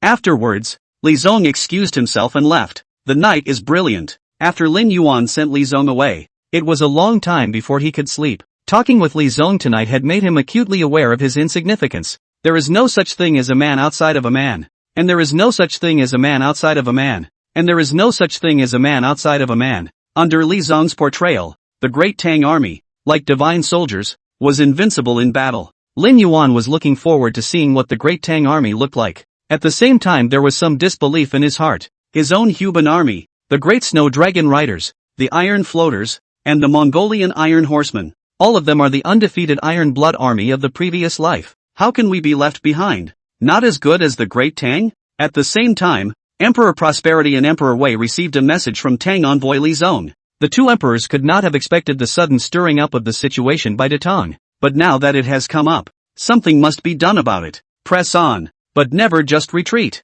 Although the Great Tang is strong, the north is not yet weak. In the face of the Great Tang dynasty in the southern realm of Jiangnan, among them, Emperor Easy and Emperor Wei, who had a gap, chose to unite for the time being. After all, both sides launched a national war to conquer Dechu. The cost is extremely high. How can we not get some benefits and let the Great Tang emissaries stop their troops and return to the imperial court with a word or two? There is no such thing. Lin Yuan, king of Changgu, and king of An Yuan, who received instructions from Emperor Easy and Emperor Wei. The three kings were united at the moment in a formation of one northern realm, testing the Great Tang and advancing and retreating together. 10 days later, the warriors of the Great Tang Primus, in their great ships, crossed the Xiajiang River and set foot in the north, straight towards Dechu, outside the Great Chu imperial capital. A full 100,000 Great Tang soldiers are at the city. There was nothing different about these 100,000 Great Tang armorers at a cursory glance, but looking closely,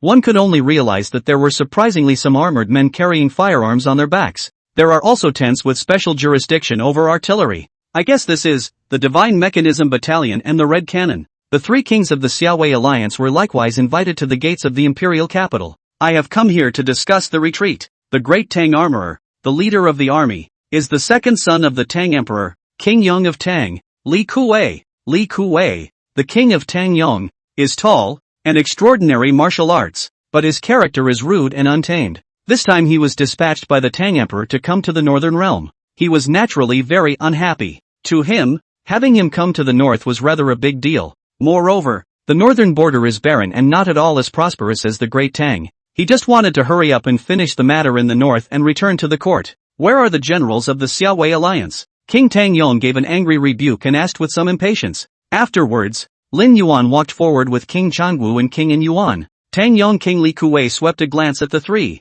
but lingered on Lin Yuan's body. Su was surprised because Lin Yuan was young. Li Kuwei, the king of Tang Yong, walked up to Lin Yuan, whose tall stature. Surprisingly, he was a few centimeters taller than Lin Yuan. There's really no one left in the northern realm, so young to be crowned king. Hearing King Tang Yong's snorting voice, the surrounding Great Tang armorers similarly mocked. Seeing this scene, Li Zong, the Tang envoy, who was on the sidelines, was hastily trotting over to King Tang Yong's side. He explained in a small voice. He didn't want King Tang Yong to look down on Lin Yuan. When King Tang Yong heard that Lin Yuan had defeated Wei's 500,000 strong army, instead of being surprised, King Tang Yong became more convinced of the matter that all the northern realms were mediocre. Well, since this king has arrived at the northern border, why don't you, Xiaowei, hurry up and retreat? This king will give you 3 days. If you don't retreat, then we will go to war. There's not the slightest bit of sentimentality to be had.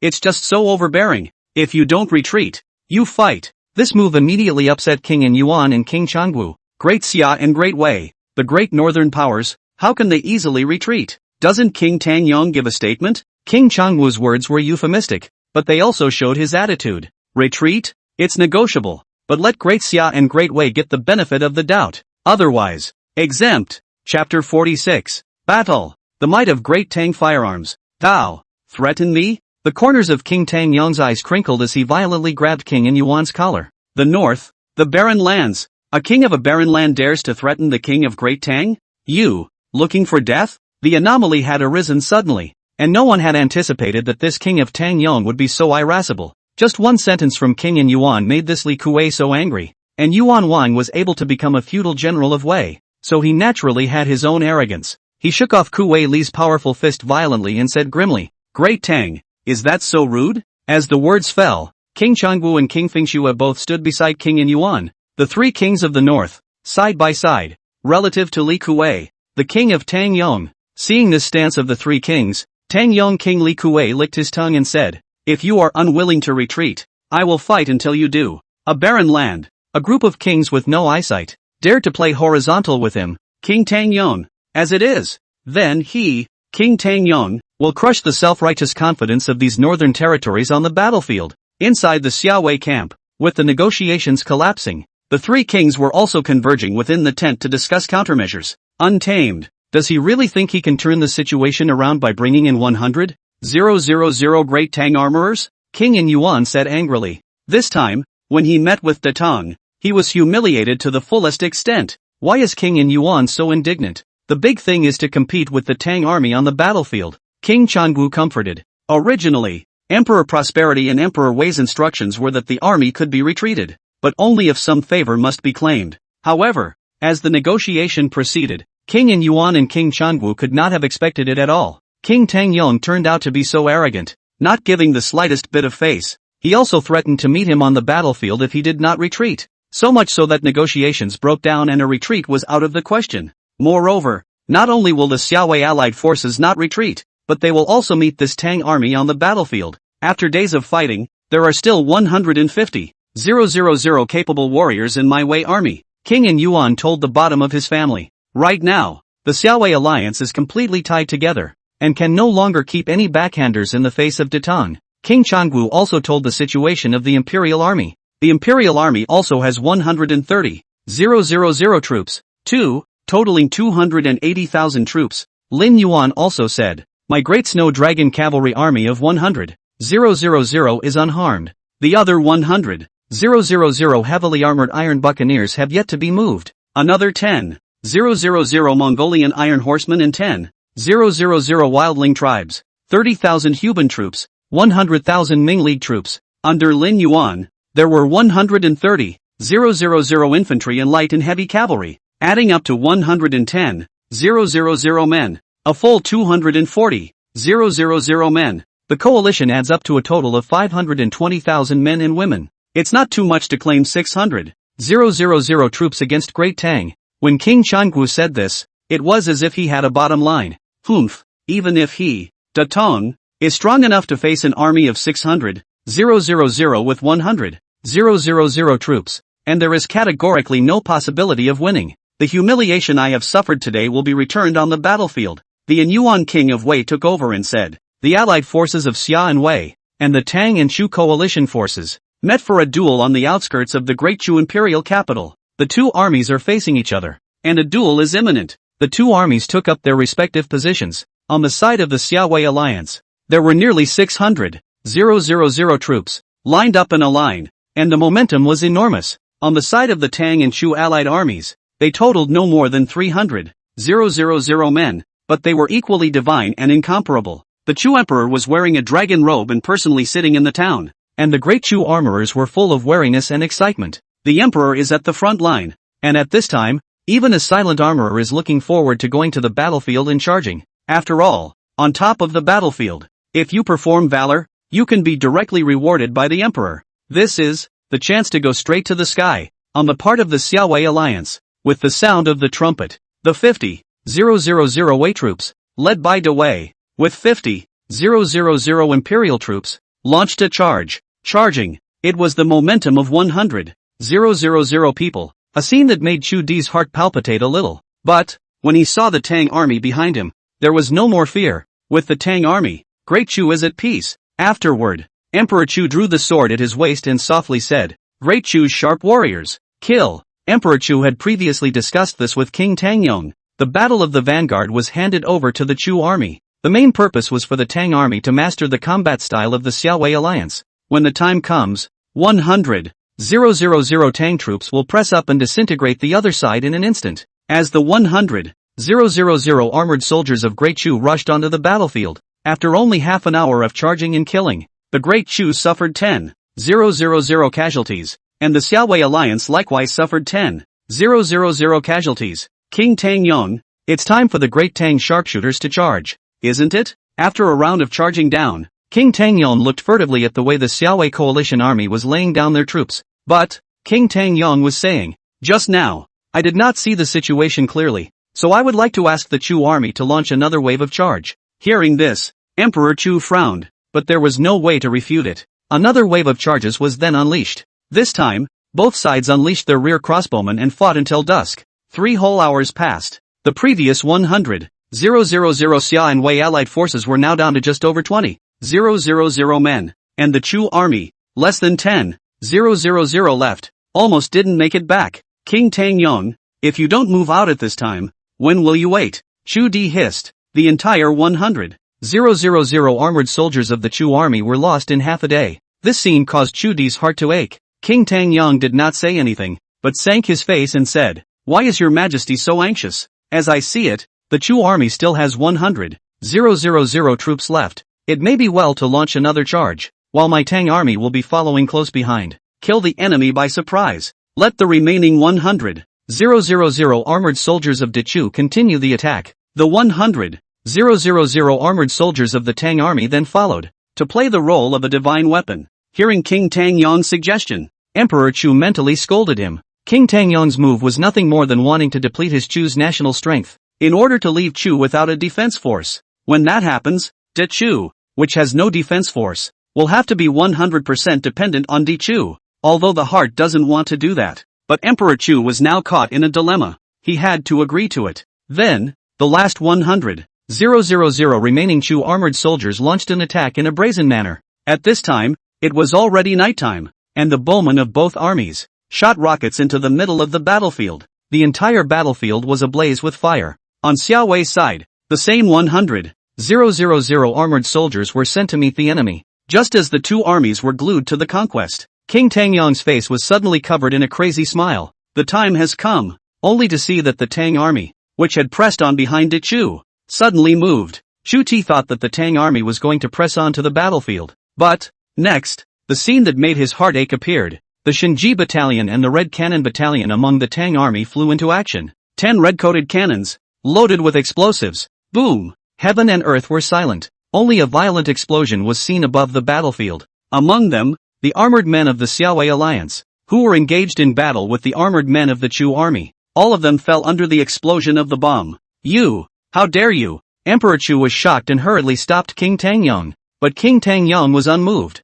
and he cried out frantically, "Fire the cannon! Keep fighting! Bulldoze the battlefield!" Chapter 47. Upgraded Sinjijin and Red Cannon. Ha ha! King Tangyang laughed almost maniacally. He loved the thrill of seeing his enemies blown to bloody pieces. On the side, Tang Ambassador Li Zong couldn't help but smack his lips when he saw the bloody images on the battlefield. The great Tang army, famous throughout the world, relies on this firearm. And today, for the first time, Li Zong also saw the power of firearms so close on the battlefield. After only a few rounds of bombardment, the 100,000 Xia and Wei allied forces, which were just intact, surprisingly, 1 out of 10 exists today. The entire battlefield turned into scorched earth, filled with a layer of pungent smell of gunpowder mixed with blood. And the 100,000 Dechu armorers were likewise within the range of the firearms attack. Li Zong knew that King Tangyang was doing it on purpose. He's deliberately trying to deplete Dechu's defenses. In this way,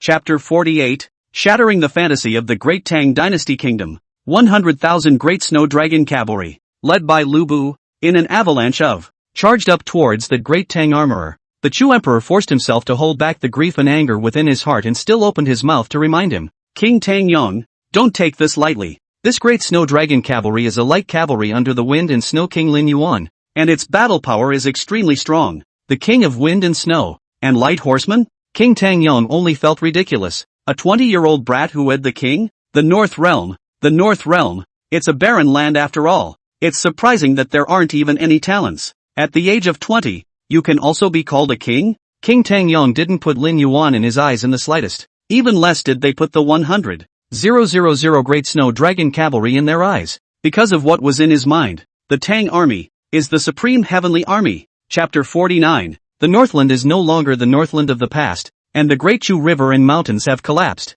Ming Union. Charge. Lin Yuan held his longsword and led the entire armor of the Ming Alliance army in a swarm. The moment the Huban Army led by Ji Bachang went out, the heavily armored iron floaters led by Bai Qi were out in force. The famous Ming Alliance army, led by the Lord of the 18 cities at the border, were all out in force. The entire force of the Ming Alliance, with Lin Yuan's arms raised in the air, had spurred their horses, running to the front. At this moment, Lin Yuan's greatness was interpreted. He, Lin Yuan, at the age of 20, was named the Wind and Snow King, not because there was no one in the Northern Realm. Rather, it was because he, Lin Yuan's force, suppressed the entire young people of the Northern Realm. May I ask, how many people in the Northern Realm have this kind of majestic soldiers and warriors under their command? Do you think the young people of the North have such a calling? See you. and Yuan Wang of Wei. Chapter 50. The Destruction of Chu. The Taking of the Tang Emperor. With the collapse of the imperial city following,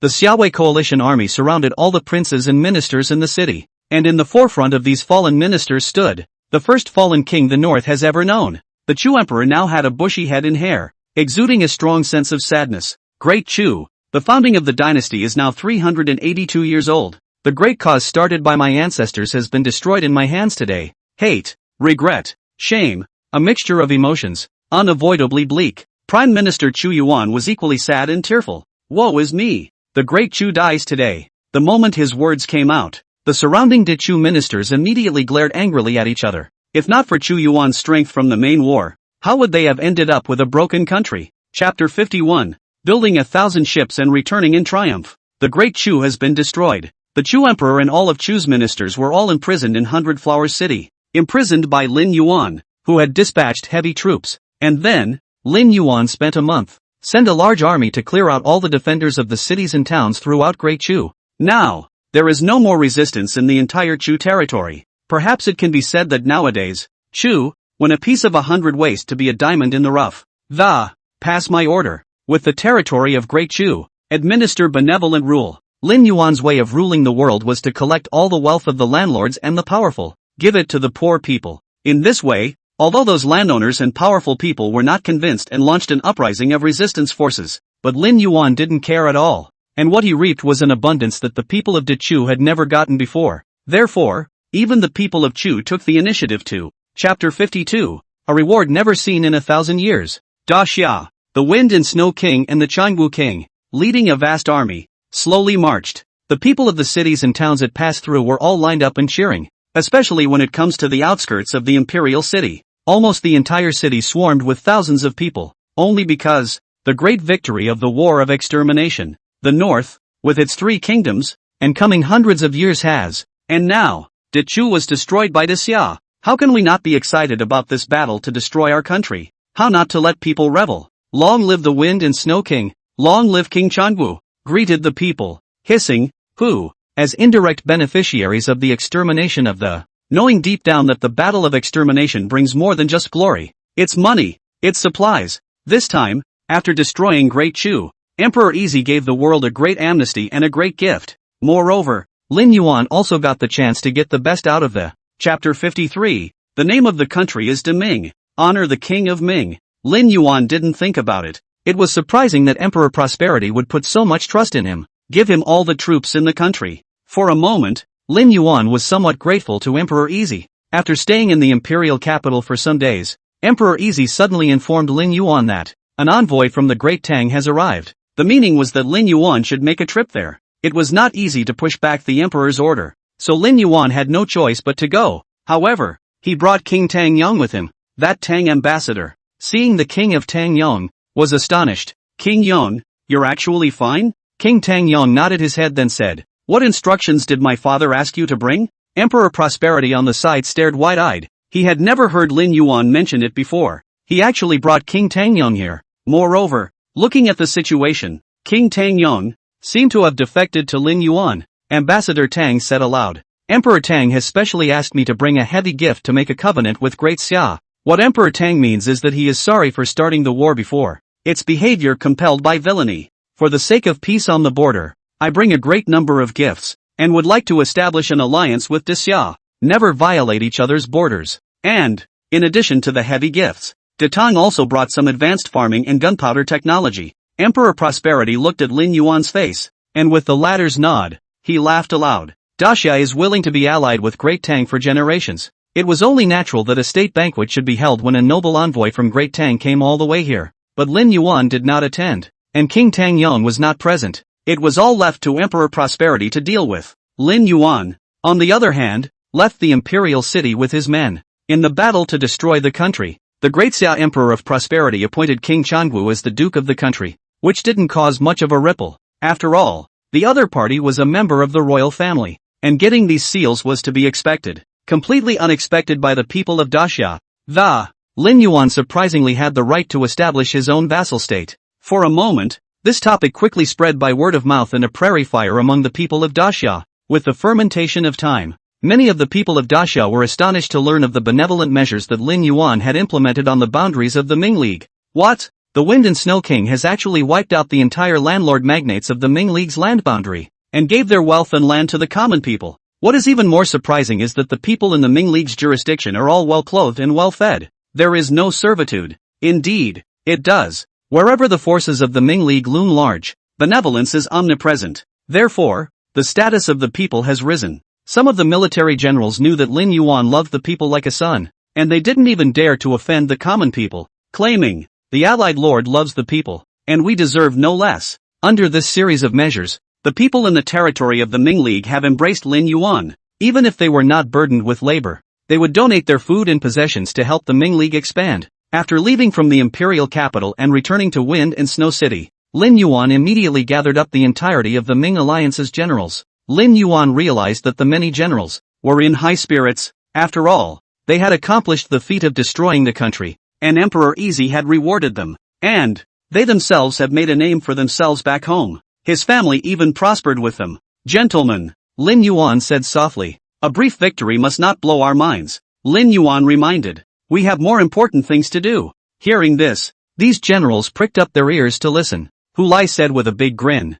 "Allied Lord, just do as you command. Let me go east, never west." Zhu Hong similarly said, "The Shu family is willing to be moved by the Alliance Lord." Each of these border generals has now been rewarded from the battle to destroy the country. They knew very well that the reason for these bounties was all because of following Lin Yuan. Therefore, their loyalty to Lin Yuan was a step higher. Lin Yuan nodded, satisfied with the performance of these generals, and then said, "Emperor Easy, reward me for the right to establish a vassal state." Speaking of which, some of the generals boiled over. Excitement was written all over their eyes, because they knew that Lin Yuan was going to proceed with the establishment of a vassal state. "Alliance Master, I wonder where our Ming Alliance clan will be established?" Zhu Hong asked the question and said, regarding the establishment of the address of the vassal state, Emperor Easy had actually told Lin Yuan long ago. All of Yuzhou, Daxia is divided into 9 states under the heaven, and the Easy Emperor was so bold that he ceded 1/9 of the world, the entire Yuzhou,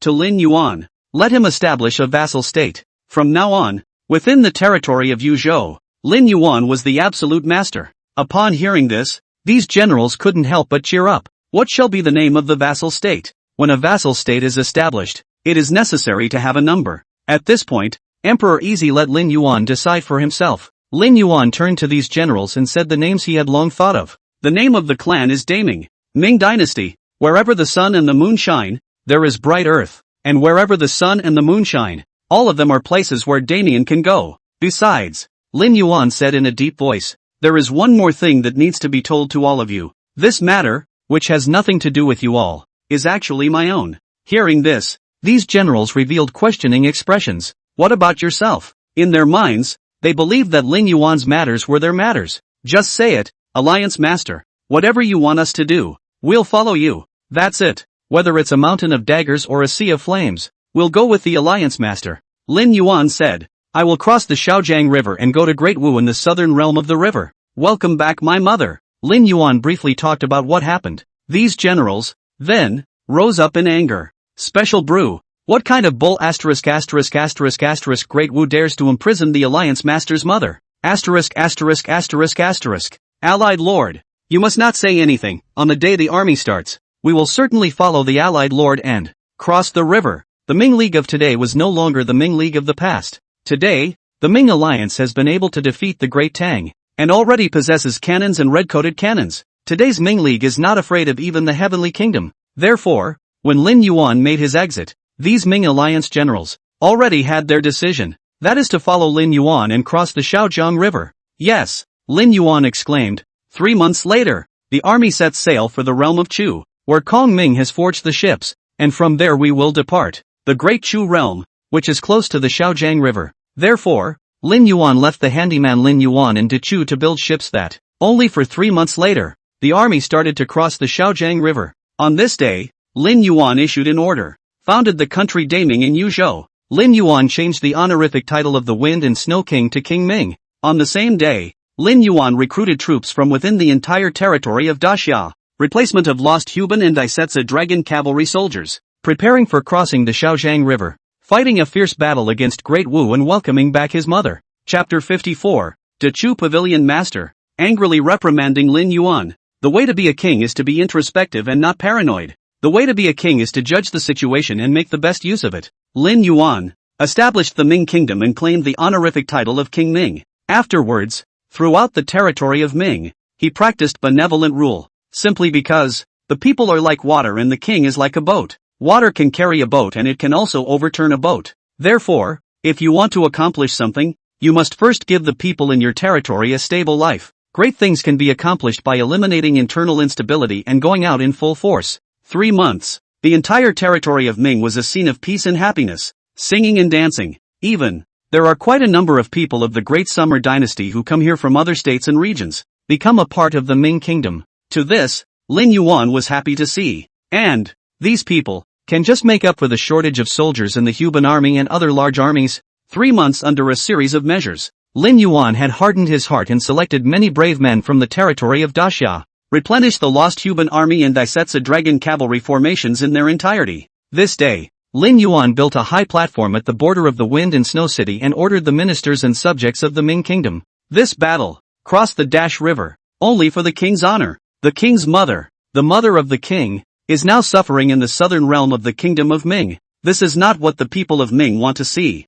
The king, supposedly, is the supreme being. It's a being that can't be tainted. And now, there was an ungrateful dynasty that imprisoned the king's mother. This is clearly a slap in the face of Ming. Slap the face of these people in the Ming dynasty. Fight for the king. Fight for the king. These people, the generals, shouted with enthusiasm. Lin Yuan looked at this sincere face and couldn't help but be moved in his heart. This is the feedback brought about by practicing benevolent governance. The king practiced benevolence, and the people loved the king. The people will value the dignity of Ming, the dignity of the king, more than their own lives. In other words, this is the cohesion of a great nation. This scene similarly caused King Changwu and the Imperial Army to look dumbfounded. In just 3 months, Lin Yuan then already had such a strong appeal within the Ming kingdom. Terror! What's the point of Emperor Prosperity sending me to oversee it? This Lin Yuan, I'm afraid he's going to threaten the Great Xia's society. King Changwu said darkly. This time, to rescue Lin Yuan's mother, the Free Emperor handed over the Xia military power to Lin Yuan. At the same time, King Changwu was appointed to follow as his vice-general. The beauty of it was that it was meant to help Lin Yuan rack up the momentum. But, in reality, it still allowed King Changwu to supervise Lin Yuan. After all, a king with a different surname was ultimately not as trustworthy as the royal family's Changwu king. Only in today's form. How could he, King Changwu, supervise Lin Yuan? The army traveled for a month and reached the outskirts of the imperial capital. To Lin Yuan's surprise, surprisingly, there was a group of people dressed in the clothes of Dechu's civil ministers who stopped the army. The man at the head of the group was an old man with white hair and a long beard, appearing elegant to the extreme. However, when that old man saw Lin Yuan at this moment, he hissed with all his strength. Ming King Lin Yuan, you despicable person. It's just a matter of destroying the Great Chu society. Why do you still want to destroy our Great Chu culture? This old man, holding several tattered books, looked saddened but brave to the core. How dare a corrupt scholar insult the Ming King? Seek death. Bai Qi, who was accompanying Lin Yuan, was furious and was about to wipe him out with a sword. Stop! Lin Yuan hurriedly chided. He then rolled over and dismounted from his horse, slowly walking in front of the old man. He didn't recognize the old man, but he saw an extremely familiar figure. Behind that old man stood a luscious woman. It was clearly Xue Qinger, who had fought with Lin Yuan at the Great Summer Banquet in the first place. When Xue Qinger saw Lin Yuan's eyes, she instinctively tried to dodge them. Nowadays, Lin Yuan had a kingly aura, which was steeply different from his playful touch at the banquet that day. Make it daunting. Why did the old man scold me? Lin Yuan asked in disbelief. That old man tremblingly held the tattered books and angrily glared at Lin Yuan. The men under your hand, scavenging the realm of the Great Chu for treasure. What's more, it has destroyed the precious literature of my Great Chu Wen Yuan Pavilion. Original. This old man was the pavilion elder of the Great Chu Wen Yuan Pavilion. Wen Yuan Gu, in fact, is the place to record the history of Dechu, is the root of a country's cultural lineage. Lin Yuan frowned. The armored men under his command were good fighters, but their military discipline was strict and, how is it possible to raid Dechu's belongings? It was something he expressly forbade. Thus, when this matter happened, Lin Yuan's mood instantly became grave. There are times when the great armies achieve extinction, and there is a laxity in the strict military discipline. In other words, The armor-bearer who has been bound by military discipline for a long time will certainly be overwhelmed by the great victory of the, thus doing something that is not lifting. This was something Lin Yuan absolutely did not want to see. Does the courtier know who did this? Lin Yuan asked. Before the pavilion elder could reply, Xue Qing'er, who was behind him, spoke out. Ming League Army 1000. Chang'e. It was the work of a chitos named Chang'e. Lin Yuan nodded and said to the pavilion elder, I, for one, will give you justice. Afterwards, Lin Yuan led the pavilion elder and these people, and together they traveled towards the imperial capital city. When Zhuge Liang learned of Lin Yuan's return, he was naturally the first to rush to meet him. My lord, in 3 months' time, shipbuilding has been 900 ships. I believe that in 7 more days, 1,000 warships will be ready. Before Zhuge Liang could finish his sentence, Lin Yuan interrupted him with his words. Kong Ming, aren't you aware of what's happening in the city? Seeing Lin Yuan with an angry look, Zhuge Liang had a feeling that something was wrong. However, these days, he had been supervising the shipbuilding project outside the city, was not in the city, and therefore did not know what was happening in the city. Lin Yuan briefly told Zhuge Liang about the situation. The latter likewise frowned.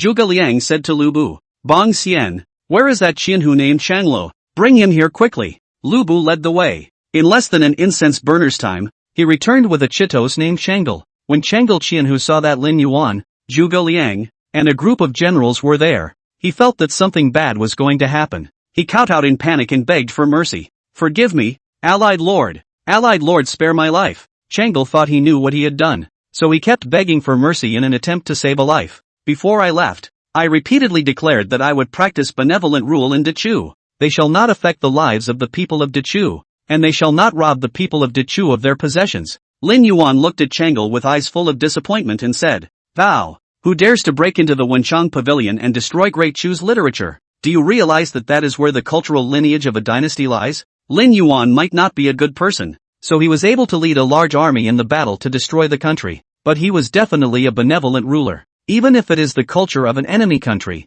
he wants to preserve it. But the man under his hand had turned his back on his orders. *******.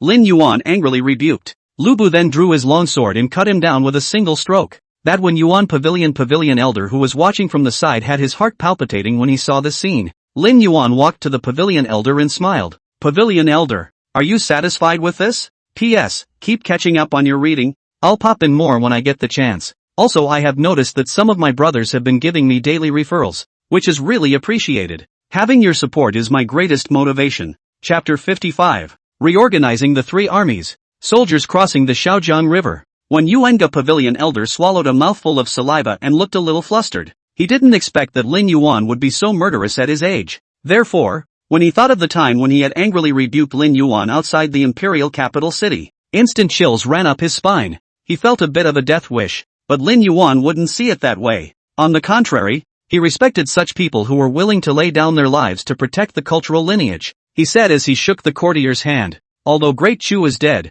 its culture is splendid and can survive. With Lin Yuan's words, the pavilion elder felt a sudden sense of relief. He's older now, almost halfway into the yellow earth. His greatest hope in this life was that this brilliant culture of Dechu could be preserved. Thinking of this, the pavilion elder let Xue Qing'er stand out and said to Lin Yuan, This woman is a talented woman that comes out of my Chu once in a century. I hope that the Ming king will support her and allow her to preserve the culture of the Great Chu. Snow Qing'er, a talented woman too. This is the heir chosen by the courtier, the heir to guard the treasures of the Great Chu culture. Lin Yuan glanced deeply at Xue Qing'er, whose eyes no longer flickered. It seems that this is her ambition in general. That. Lin Yuan nodded and said, I will send a team of 100 men to be at the exclusive disposal of Xue Qing'er. Upon hearing these words, the pavilion elder was relieved and said a heavy thank you to Lin Yuan. The king was angry and Chitos was killed. This move completely made the Ming armorers who stayed in Dechu put away their indulgence. Ming's military discipline is strict,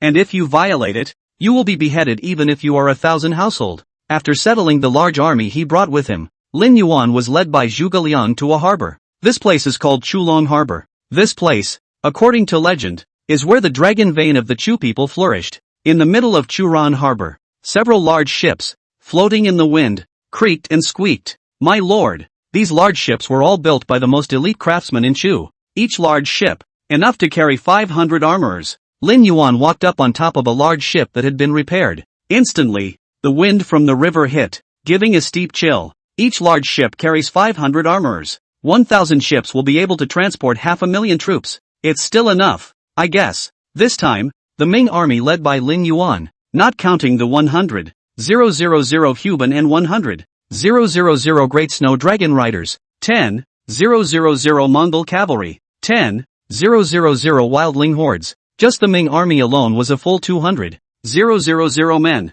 plus the 300,000 men of the Imperial army. Altogether, it adds up to an army of more than 700,000 men. There is also the transportation of all kinds of weaponry. When added together, 1,000 large ships, divided into 2 trips, could be transported perfectly well. Suddenly, Lin Yuan saw a familiar-looking figure among the shipbuilding artisans. Lin Yuan then walked over. Take a closer look and be surprised. I can't believe it's you. When that person heard the sound and turned his head to see Lin Yuan, a great sense of fear immediately flowed out of his pupils. The man turned around and tried to escape, but was violently held down by Lu Bu, who was accompanying him. Don't kill me! Don't kill me! The man begged pitifully for mercy. Su Yuan, what a surprise to be able to see you here. This person was the son of the Chu Emperor, the one who had conspired with the son of the Wei Emperor in the past to frame Zhu Wu. I am a little surprised that you have run away when your father is imprisoned. Lin Yuan looked at Zhuge Liang and snickered. Kong Ming,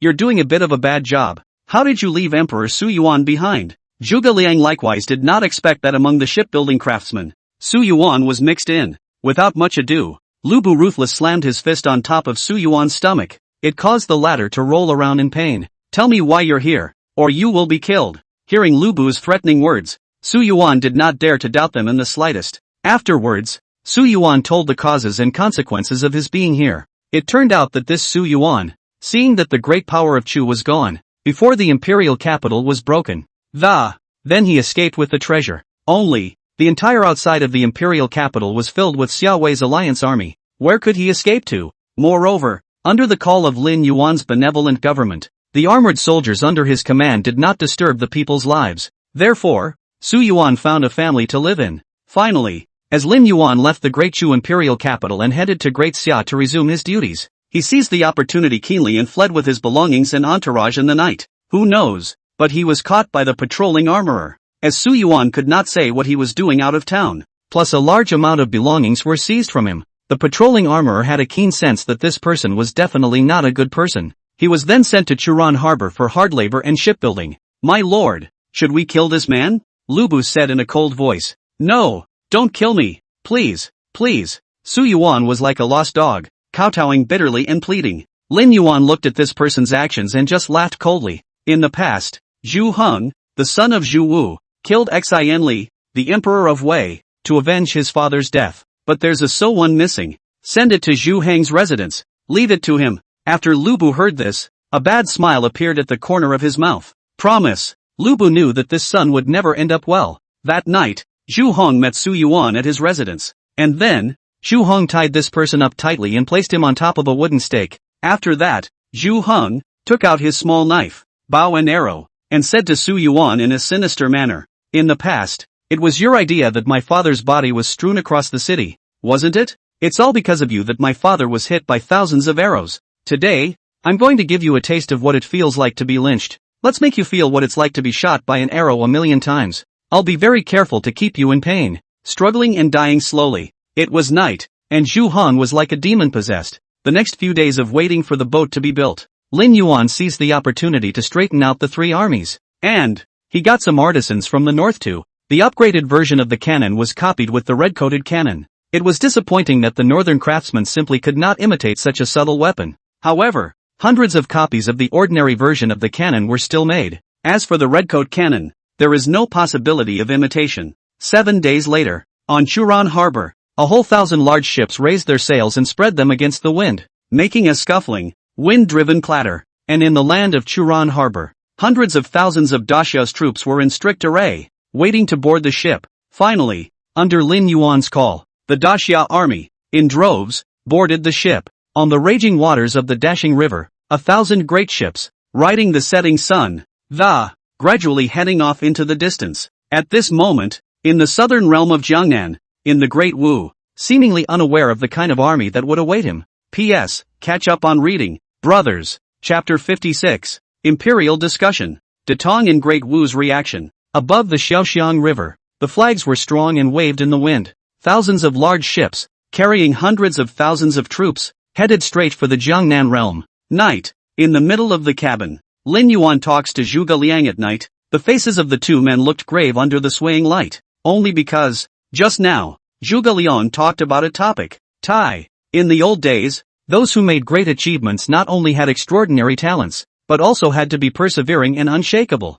Lin Yuan had both. Therefore, Zhuge Liang proposed. The Lord has now established the Ming kingdom within the great Xia dynasty, and now that you even hold the military power of Xia, why don't you claim the title of emperor in one fell swoop and accomplish great things? The empire, the blood-curdling topic, great work, words that make men feel uplifted. The two together are enough to drive anyone crazy. And now Lin Yuan, young and talented, holding a heavy army, loved by the people. These several factors, taken together, already possess the capital to ascend to that top position. Therefore, Zhuge Liang once again advised, "My lord, when we welcome back the Queen Mother, please ascend to the throne." Lin Yuan was indifferent and did not respond. Now, even without the Imperial Army of Daxia, the army in his hands, and the firearms in his hands, it can already subvert the entire Daxia society. In turn, he would go straight to the Great Wei and achieve the position of the peak master of the Northern Realm. But, Lin Yuan currently didn't have this idea. Kong Ming, Emperor Easy trusts me and has placed the military power in my hands. Am I going to fail the Emperor's grace and subvert the Great Xia's kingdom? If Lin Yuan really did this, he would definitely be able to get the throne that was undoubtedly, only, that would be equally criticized by the world. Let the world think that this Ming King Lin Yuan is an ungrateful person. It would centrifuge the people against him, and it would be a negative for the world. Zhuge Liang nodded, thoughtful. It's easy to get the throne, but it's hard to stabilize it. The reason Lin Yuan was able to win the hearts of the people so well within the Ming kingdom was, for one thing, benevolent government. Secondly, it is by the call of the Ming king himself. If the reputation stinks, these people will naturally disperse. How can we talk about defending Lin Yuan? Kong Ming is in a hurry. Zhuge Liang hastened to apologize and said, but in his heart he was deeply unimpressed. Since the Lord is afraid of getting the wrong position, then he would design it so that the empire would come just right. This, exactly what Zhuge Liang should do as a subject. Big Dawn. After the Tang envoy returned from Daxia, he naturally learned that Lin Yuan was going to land in the Jiangnan realm with his troops. Therefore, when he announced this news in the Great Tang courtroom, it caused an outcry all over the court. Although it is said that Ming King Lin Yuan defeated 100,000 of my Great Tang's elite, but, that was, after all, my Great Tang sharpshooters fighting far from home. If it were placed in the Jiangnan realm, wouldn't the millions of my Great Tang soldiers with armor kill Lin Yuan like a chicken? Some of the ministers opened their mouths in mockery. They all thought that Lin Yuan was too self-righteous, thinking that after defeating one of their Great Tang armies, you think you're invincible? Do you think you can go against Great Tang? Hearing the news from these ministers, the Tang ambassador cleared his throat slightly awkwardly and said, "You all have misunderstood. Ming King Lin Yuan landed in the Jiangnan realm with no intention of attacking our Great Tang. Rather, it's the Great Wu." Oh, Lin Yuan is going to attack Great Wu? This statement immediately aroused the minister's interest.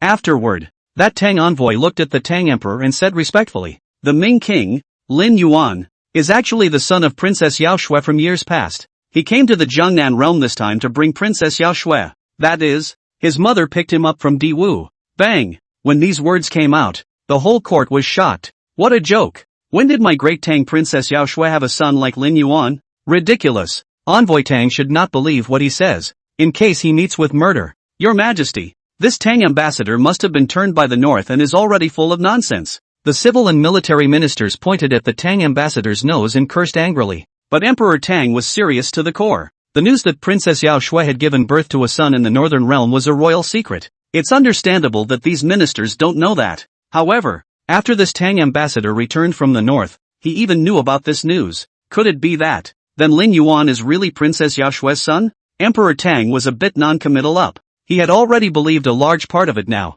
counting the time that Lin Yuan was 20 years old. It might really be Princess Yuki's son. That means Lin Yuan is his grandson? Don Ambassador continued. I thought that the Northern Realm still has two major dynasties in existence today though. But according to the current situation, Lin Yuan might be the future master of the Northern Realm. And now, the Great Chu has been destroyed. There were only two major dynasties in the north, the Great Xia and the Great Wei. And Wei is already a scared bird, not to be feared. and Daxia, although now is the most powerful dynasty, but realized that it was all thanks to Lin Yuan. If Lin Yuan wanted to, he could subvert the Great Summer's society in a matter of moments. At that time, the entire northern realm would fall into Lin Yuan's hands. Emperor Tang pondered for a moment and said, "When Ming King Lin Yuan lands in the Jiangnan realm, Great Tang will send a mission to meet him. Remember, do not make an enemy of it." Since Lin Yuan didn't have any thoughts of being an enemy of the Great Tang, he, the Tang Emperor, naturally wouldn't look for trouble either.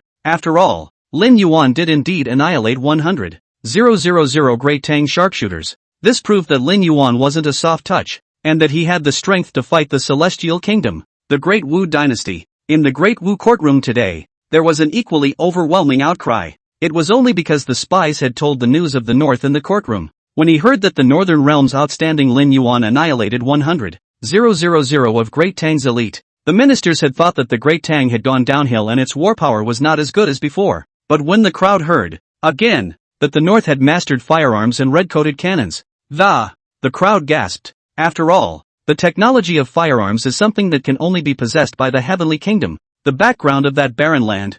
How did you get it? Then turned his head and thought, after all, even in the most barren places, geniuses are born. Therefore, they also accepted the fact that the North possessed firearms. Your Majesty, that secret agent looked towards Emperor Wu, and his legs couldn't help but shiver a little. He knew that if he said what he was about to say next, he was bound to offend one person. However, for the sake of Great Wu, for the sake of Emperor Wu, he had to say it. Third Prince, the consort of King Changsheng, that Princess Yao Shui of the Great Tang, is Lin Yuan's mother. And now, that Lin Yuan is leading hundreds of thousands of troops across the Shao River toward Great Wu. What? This sudden words are super informative. It wasn't long before a minister finally came back to his senses and couldn't help himself. You're saying that Lin Yuan of the Northern Realm is the grandson of Emperor Tang? And now Lin Yuan is coming to Great Wu to retrieve his mother, Princess Yao Shui? As soon as these words fell, the gazes of the crowd turned to the third prince, King Changsheng, who was standing in the corner. King Changsheng was also confused, and then he swallowed a mouthful of saliva. It was as if he had made a big mistake. King Changsheng trembled and said to Emperor Wu, My son was drunk yesterday, and by mistake, he cut off Princess Yao Shui's arm, chopped it off." Chapter 57. Changsheng King's Mind. Landing in Jiangnan Realm, King Changsha missed and cut off Princess Yao Shui's arm? When these words came out, the whole court was silent. Originally, when the Northern Realm came in a rage, the big deal for them in Great Wu was just to let Princess Yao Shui out. But nowadays, you cut someone's mother's arm off? This is a roll that no one can stop. Rebel son. Emperor Wu instantly became furious. Nowadays, Emperor Wu, who was suffering from many kinds of illnesses, was now shivering up at the anger of King Changsheng. Li Chang'an, the chief minister of Great Wu, hastened to advise, Your Majesty should not be angry. Now that it's happened, it's better to think of countermeasures first. That's right. Since things can't be reversed, we still have to find a way to deal with it. Emperor Wu looked at Li Chang'an, who slowly said, Lin Yuan, the Ming King of the North, is the grandson of Emperor Tang, plus, I, Great Wu, am the same dynasty as Great Tang in the Jiangnan realm. If the northern armies turn on Great Wu, Great Tang will help. At that time, my Great Wu will be in a dilemma. Upon hearing this, Emperor Wu's face showed sadness. He wanted a response, not to hear it rehash the predicament at hand. Li's son suggested, there should be a two-handed approach. 4-1. Actively negotiate with Lin Yuan of the Northern Realm and come up with some price to make the other party rest their anger. Secondly, accept the demands of those Buddhist cultivators in the Western region in exchange for the support of the Buddhist soldiers in the Western region. Upon hearing this, the ministers of the court deliberated. The West, a land of strife. They did not have a unified dynasty and relied on the temples to rule the territory in peace. There are countless temples in the Western territories. Of these, the most representative, there are only two, a Maitreya Buddha religion and a Shiva god religion. The second, the leading Buddhism in the Western region, ruled over the people who practiced throughout the Western region. And not long ago, people from the Western Shiva sect came to Great Wu, wants to do missionary work in Wu, but it was unequivocally rejected by Emperor Wu, because Great Wu has its own native religion, which is Taoism. However, Taoism is not strong, and has even been reduced to a tool for the Great Wu royal family to rule the whole territory. Your Majesty, I suggest that I may verbally accept the request of the Shiva sect in the Western region too, in exchange for their troop support. As to whether or not they should be allowed to preach in the end, it all depends on whether or not Lin Yuan can rest his anger. Li Sunan said. Emperor Wu nodded thoughtfully and hesitantly. What if Lin Yuan insists on avenging his mother's death? What if Great Tang also sends troops to attack Great Wu? Great Wu and Great Tang are perennially entrenched in the southern realm of the river, both in a dynamic balance. Although there are perennial wars, they do not spread much. However, if Lin Yuan led an army from the northern realm to cross over, it would break the balance. Hearing Emperor Wu's concern, a hint of ruthlessness emerged from the corner of Li Chang'an's eyes. Then fight. My Great Wu has millions of soldiers with armor, and even more, the treasury is full of food and grass, so why fear a battle? Moreover, with the help of the Buddhist soldiers in the west, it was categorically unafraid. Yes, Emperor Wu seemed to approve of Li Chang'an's plan and then said, the matter of contacting the west will be left entirely in the hands of the first minister. As for the news of appeasing Lin Yuan's wrath, the minister of rights will take care of it. As the words fell, Zhang Ruliang, the minister of rights, walked out. Minister, I will fulfill your majesty's trust. After the pilgrimage dispersed, that frightened King Changsheng returned to his royal residence. The frightened look of the courtroom was completely gone from the king of Changsheng nowadays. Instead, it has a deep, introspective air. Your Highness, this is the best opportunity for the north to come and attack. Chen Rohai, a military advisor on the staff of the royal palace, said. Now, Emperor Wu is suffering from a serious illness, and his dragon body is in pain, coinciding with the onslaught from the north and the crisis in Great Tang. If we make a move at this time, the chances of success will be greatly increased. Chen Rohai said with a fiery gaze. This King Changsheng, on the surface, is a wasted prince who indulges in fun and games, but in reality, he was the most scheming one among the many sons of Emperor Wu. By pretending to be a loser, he is making them many princes, especially if the prince loses his suspicion of him. From there, he can deploy big plans in private, and his big plan is to seek power and usurp the throne. No, it should be called a change of dynasty. He wanted to create his own dynasty. Pass the word down, King Changsheng said in a deep voice. Prepare the staff among the royal household. As soon as the northern army reaches the Great Wu border, strike immediately. That staff sergeant alliance complied. This plot has been in the works for over a decade. The number of handlers that King Changsheng had secretly bribed had reached 10,000. You know, having 10,000 attendants in the middle of the imperial capital has yet to be discovered by Emperor Wu. This shows the means of the king of constant victory. And now, finally, the time has come. Just wait until the allied forces of the north reach the border of Great Wu, and by then the entire Great Wu will definitely be in turmoil. And that was the perfect time for King Changsha to make his move. Immediately after that, King Changsheng seemed to have thought of something and said grimly, I didn't expect that Yao Shui to have a child with someone else already. You keep that in your sights and don't let her escape. At that time, I will kill his son in front of Yao Shui. King Changsha suddenly felt like he was wearing a cuckold. Ever since Princess Yao Shui had married him, Yao Shui had shown great distaste for him. And now, King Changsheng also finally understood that this Yao Shui had long had his heart belong to him. Even, he had a son with another man. Now, that son is leading hundreds of thousands of troops from the north to welcome her back. Don't even think about it. Great Tang border, Star Harbor. This place is the closest harbor to Shaojiang River in Great Tang.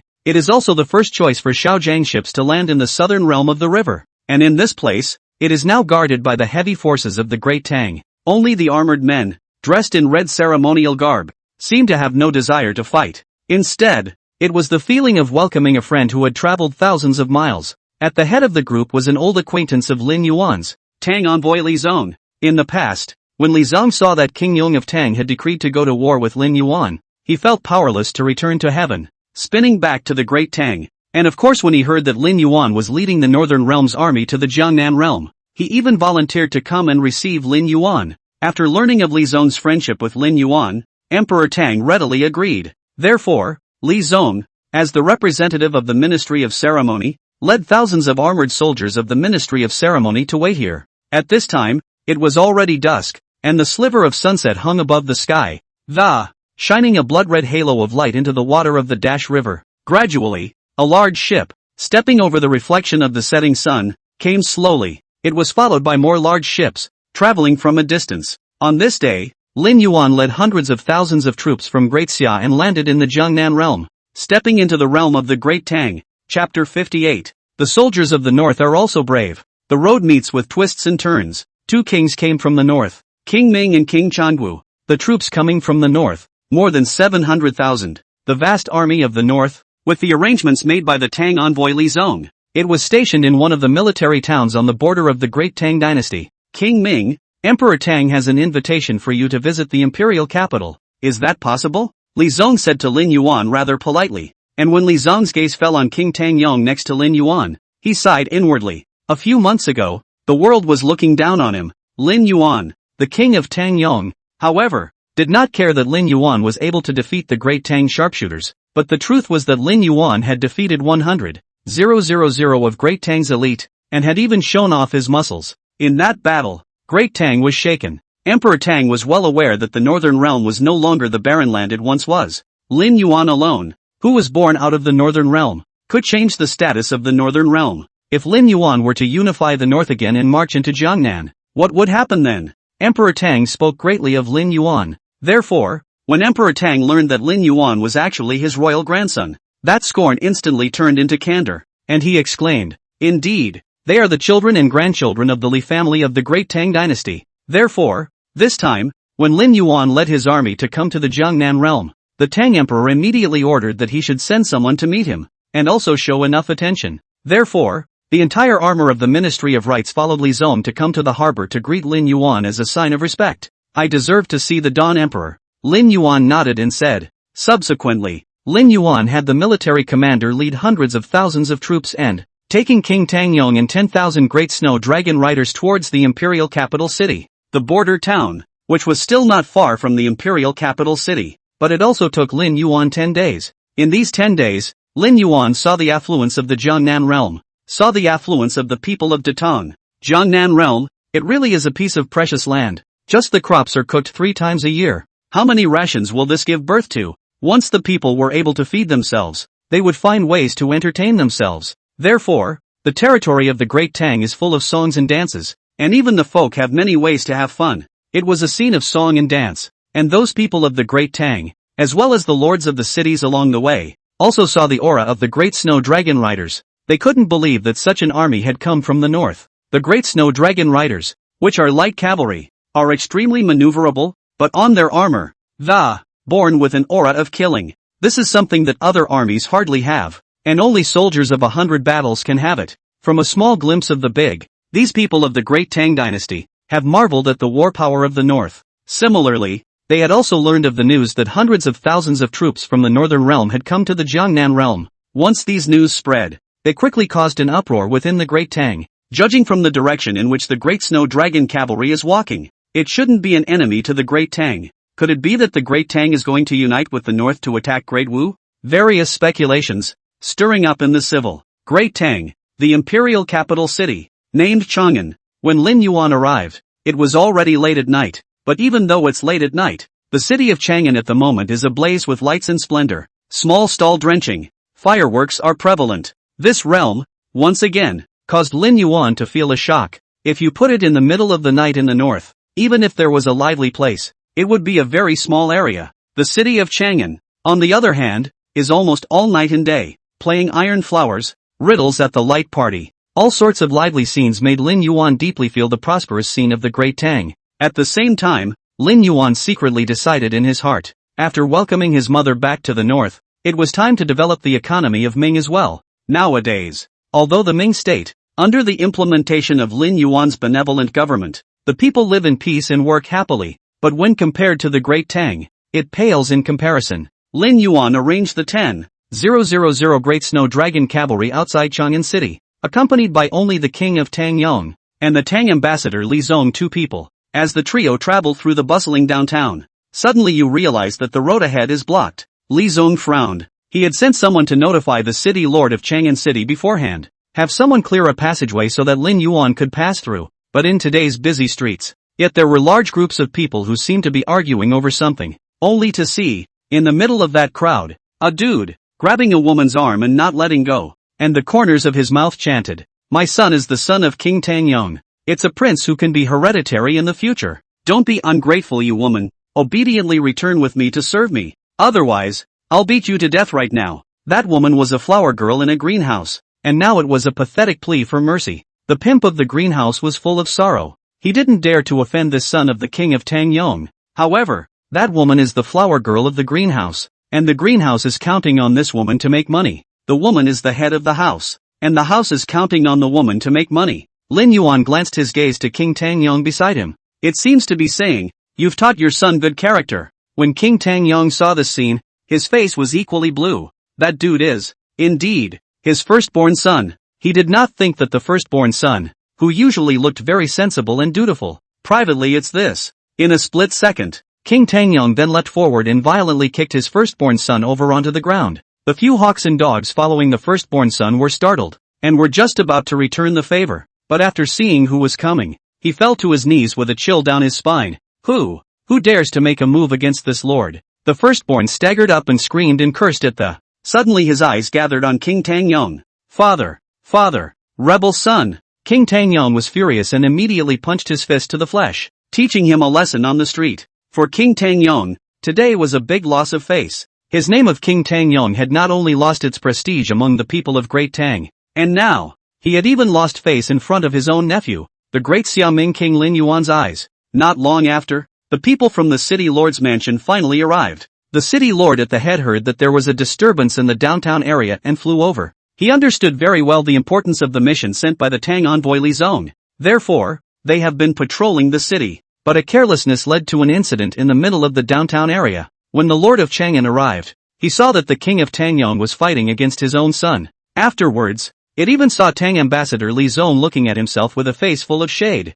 as if to say, "Let's see how I'm going to fix you when this is over." Immediately, the city lord was like falling into an ice cave and hurriedly ordered the people under his hand to disperse the onlookers of the Great Tang. The road was cleared extremely quickly. Afterwards, he even watched Tang envoy and Lin Yuan leave with a guilty face. And King Tangyong has now beaten his firstborn son to death. It was night, and the Great Tang Palace was brightly lit. Lin Yuan walked through the huge palace and pushed open the gate of the Weiyang Palace. In it, Emperor Tang is waiting for him. P.S. Brothers, recommend tickets to go up a wave of goodwill. Chapter 59. Royalty, Imperial Heart, Affection, World, People. The white moon hangs high in the night. Lin Yuan's silhouette, however, appeared to be alone under the moonlight. His figure stopped outside the gates of the unseen palace. It seemed to be pondering something. He didn't know what kind of identity he was going to take to meet this Emperor Tang. Is it the identity of the King of the North? Or the identity of the royal grandson of the Tang Emperor? This was the first time since Lin Yuan arrived in this world that he was so hesitant and had a hard time making a choice.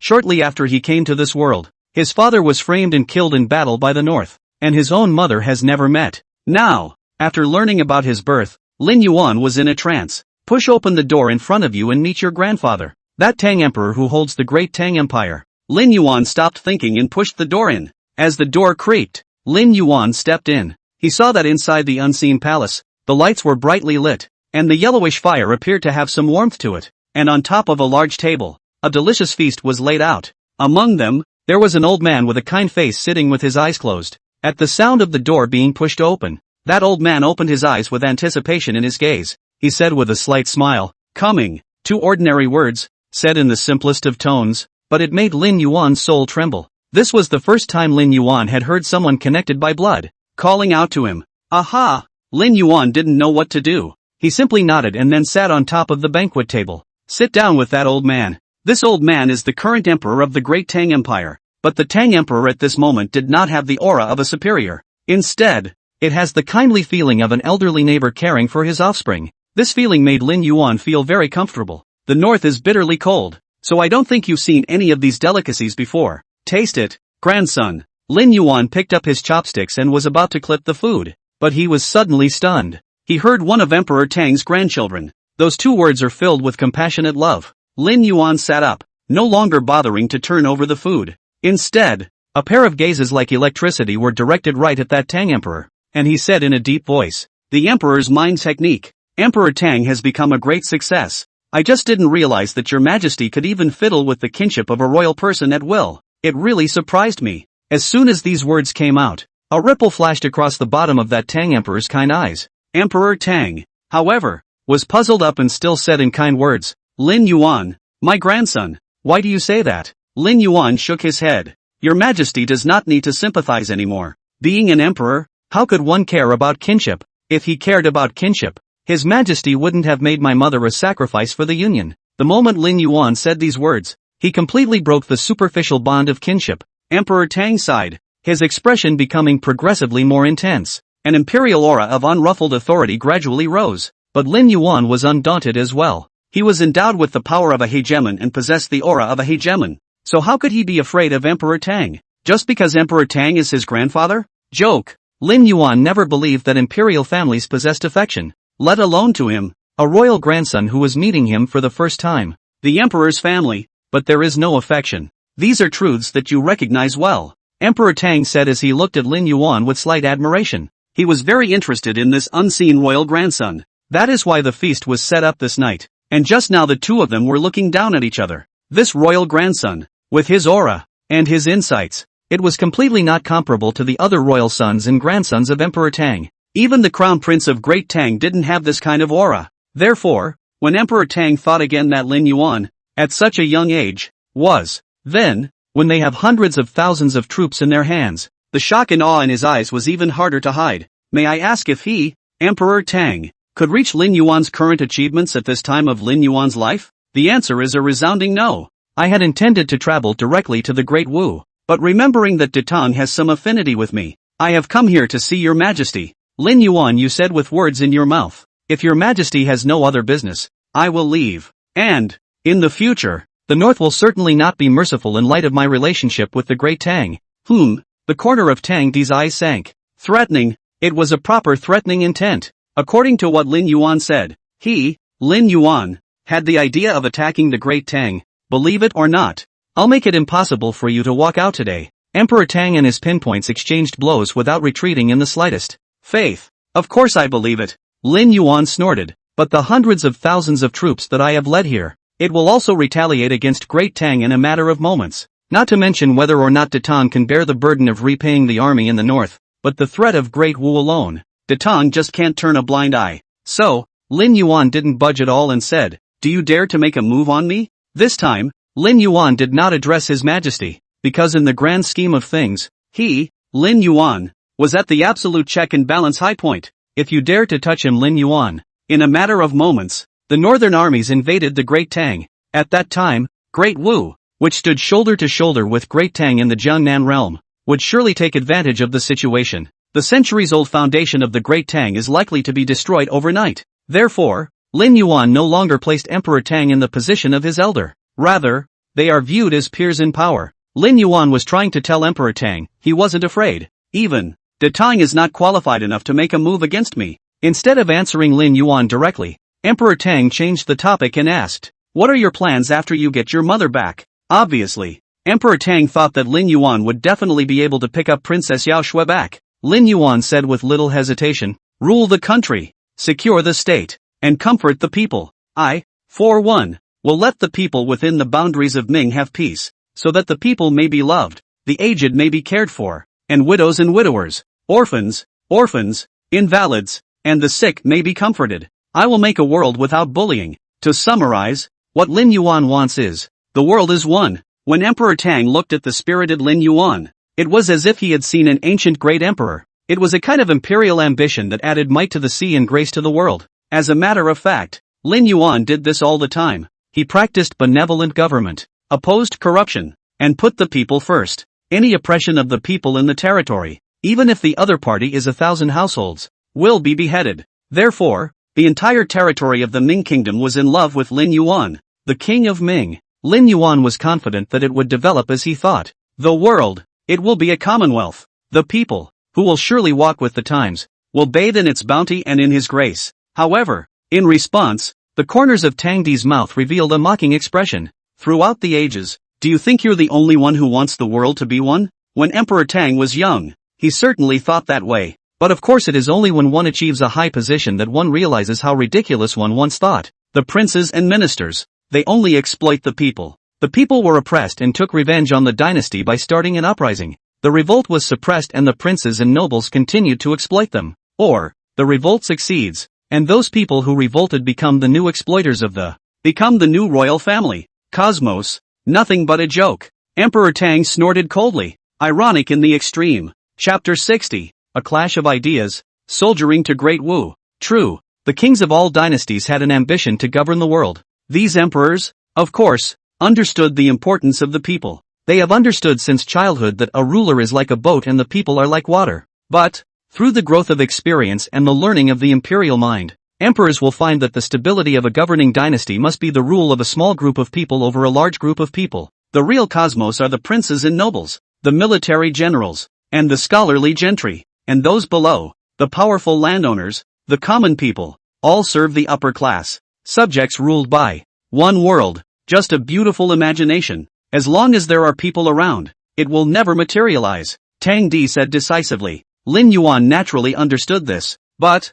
the world has an uncontested heart. All men have the wish for the commonwealth, even if a true commonwealth is not realized. But if the people have no worries about survival, the king has no extravagant pleasures. Dynasty will be extremely close to the Pax Romana. Junior, just guard your northern border. Do not sprout any more cosmos non-concerns, Emperor Tang said in a cold voice. But Lin Yuan asked the question, do you know why? Although the great Tang is strong but there are still uprisings from time to time? As good as the Tang is, the light doesn't shine everywhere. For example, Lin Yuan encountered in the downtown area the act of the first eldest son of King Tang Yong causing trouble. This person, under the shade of his father's tree, is enjoying himself wildly and offending the people. If there are a certain number of such people, then an uprising will take place. Emperor Tang certainly knew about these things, but he could only turn a blind eye. After all, the great Tang territory was vast.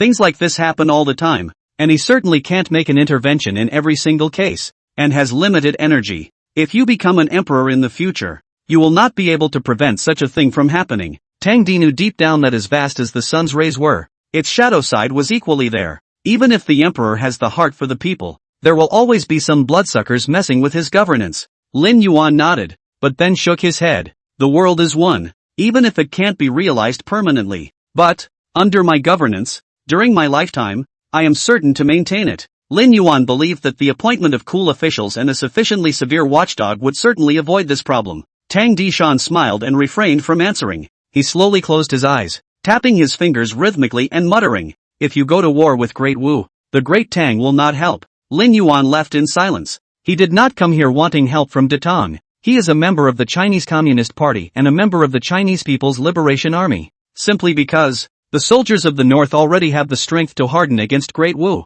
Lin Yuan didn't need help from Emperor Tang. Walking out of the Weiyang Palace, Tang Ambassador Li Zong could see that Lin Yuan's face did not look good. In his heart, he deeply understood that Lin Yuan had fallen out of talks with Emperor Tang. Lin Yuan, despite being in a different dynasty, but you're a friend, I've decided. Li Zong punched Lin Yuan's arm and laughed aloud. In the past, when he first met Lin Yuan in the north and talked with him all night, he knew that the Lin Yuan would be a rare and dear friend in his life. Lin Yuan nodded and solemnly said, Brother Li, if you're not feeling well in Great Tang, feel free to come find me in the north. In the northern realm, his Lin Yuan's Ming King's name was known to no one and no one. Li Zong nodded. Definitely. After Lin Yuan walked out of the imperial capital city, outside the imperial capital, King Tang Yong was filled with coyness. He didn't know how to open up to Lin Yuan about it. Lin Yuan probably also knew what King Tang Yong meant. It shall be the Tang Emperor who has made a request of you. Since Emperor Tang had said that Great Tang would not help the north,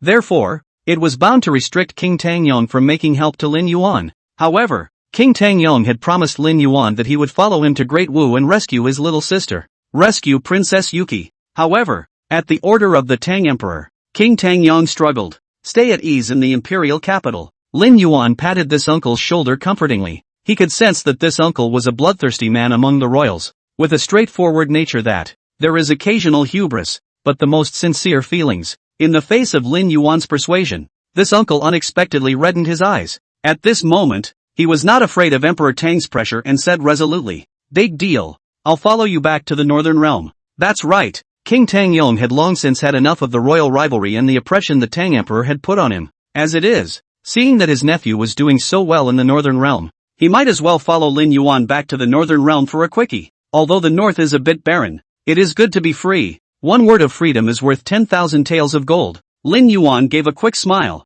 then said aloud, Go! As the words fell, 10,000 great snow dragon riders followed Lin Yuan in the starry night. 10 days later, Lin Yuan, King Li Kuei of Tang Yong, has finally returned to the border town of Great Tang. That Great Tang's lord of the border passes. His face was incredibly flattering to Lin Yuan and the others, though he had learned of Emperor Tang's order not to provide any help to the army in the north. But it doesn't say anything about offending the north either. After all, this 700 700+ army was here. If he, a city lord, offended Lin Yuan, this 700+ army could devour its border city within an incense burner. My lords, I will assist General Dr. Taku in guarding the ships in the harbor. All of you can just go to Great Wu. That city lord said in an almost fawning manner. This time, Lin Yuan asked Zhuge Tua to lead an army of 50,000 men to garrison the harbor here, to guard these big ships. It was also to guard against a backlash and sudden attack by the Great Tang, with a full 50,000 troops from the north,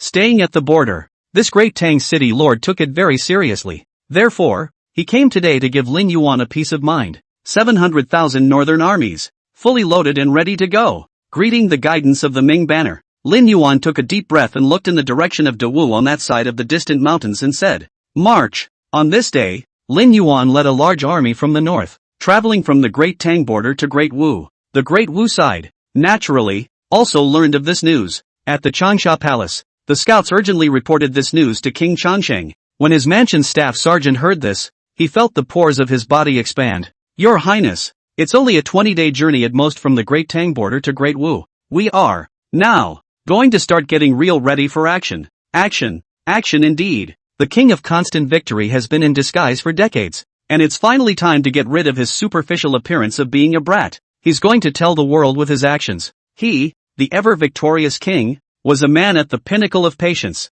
As long as he moves, then the sun and the moon will change for it. How many staff members have been reached among the royal household? And are they ready? King Changsha gasped and asked. The staff sergeant returned. In addition to the 10,000 staff dead already there. After all these days, it has bribed the Grand Eunuch of the palace's Secretary of Ceremonies. When the time comes, he'll play a key role. King Chongsheng cried out. Good. Now, we're just waiting for that Northern Realm army to press in. Chapter 61. A heavy fellowship? Sending troops to attack the city. Great Wu, with a large number of plains within its borders, therefore has a large amount of arable land, plenty of grain and grass, and a large population. Moreover, the emperor valued the talents of craftsmen and vigorously developed engineering within its borders, whether it be firearms, printing, the building of dikes, the control of floods, the construction of citadels.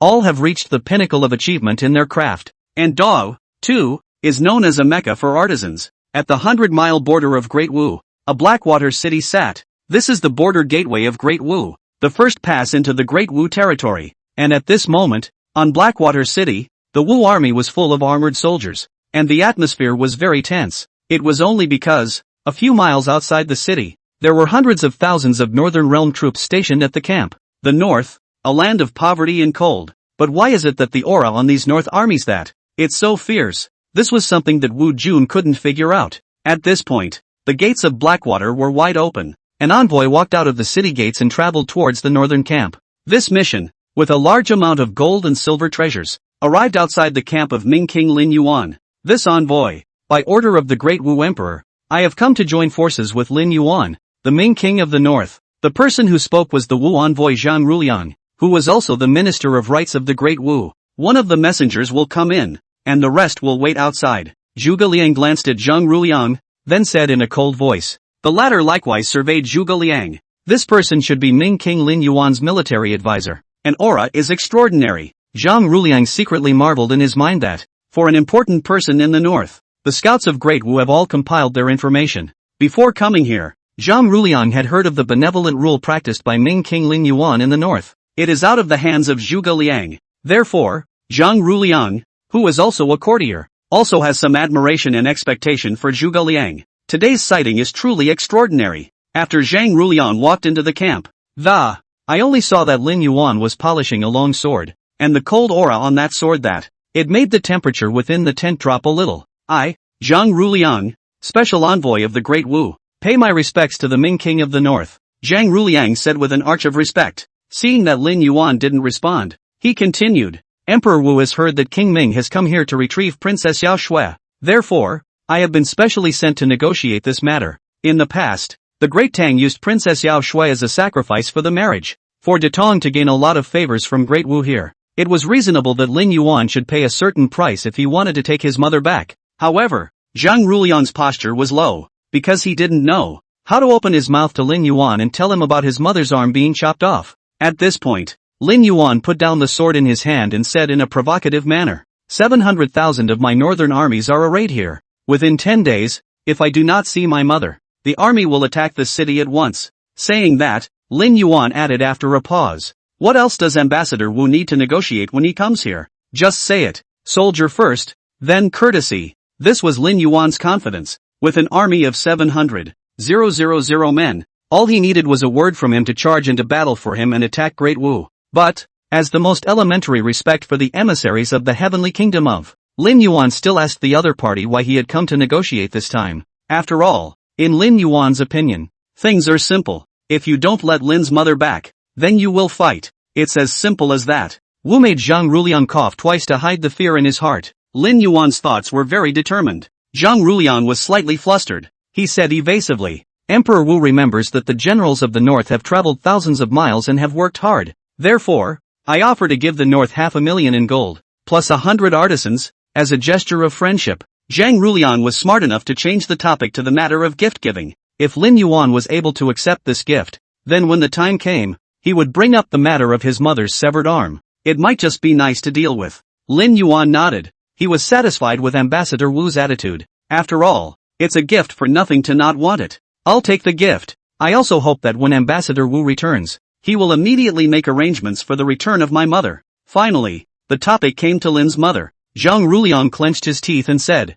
sending back your mother is certainly possible. Emperor Wu has long been happy to oblige. It's just, seeing that Zhang Ruliang had some difficult words to say, Lin Yuan seemed to be keenly aware of something. What? Could it be that something happened to my mother in Wu? Lin Yuan's mother was Lin Yuan's last relative in this world. Thus, when thinking about the possibility of something happening to it, Lin Yuan's expression changed abruptly. A very aggressive gaze roamed over Zhang Ruliang's body. Princess Yao Shui. She accidentally broke her arm while riding a horse when she was out trekking in spring a few days ago. Of course, Zhang Ruliang would not directly tell the matter of King Chang Shang's decapitation of Lin's mother. That would only inspire Lin Yuan's anger. But when Lin Yuan heard that his mother's arm was broken, the eyes were as if there was a blazing fire spewing out. He slammed the table and questioned, does Ambassador Wu think I'm a 3-year-old? Unfortunately, Lin Yuan recognized Zhang Ruliang's lies. Lin Yuan knew that his mother must have suffered unimaginable harm in Great Wu. As a bright king, his mother was humiliated.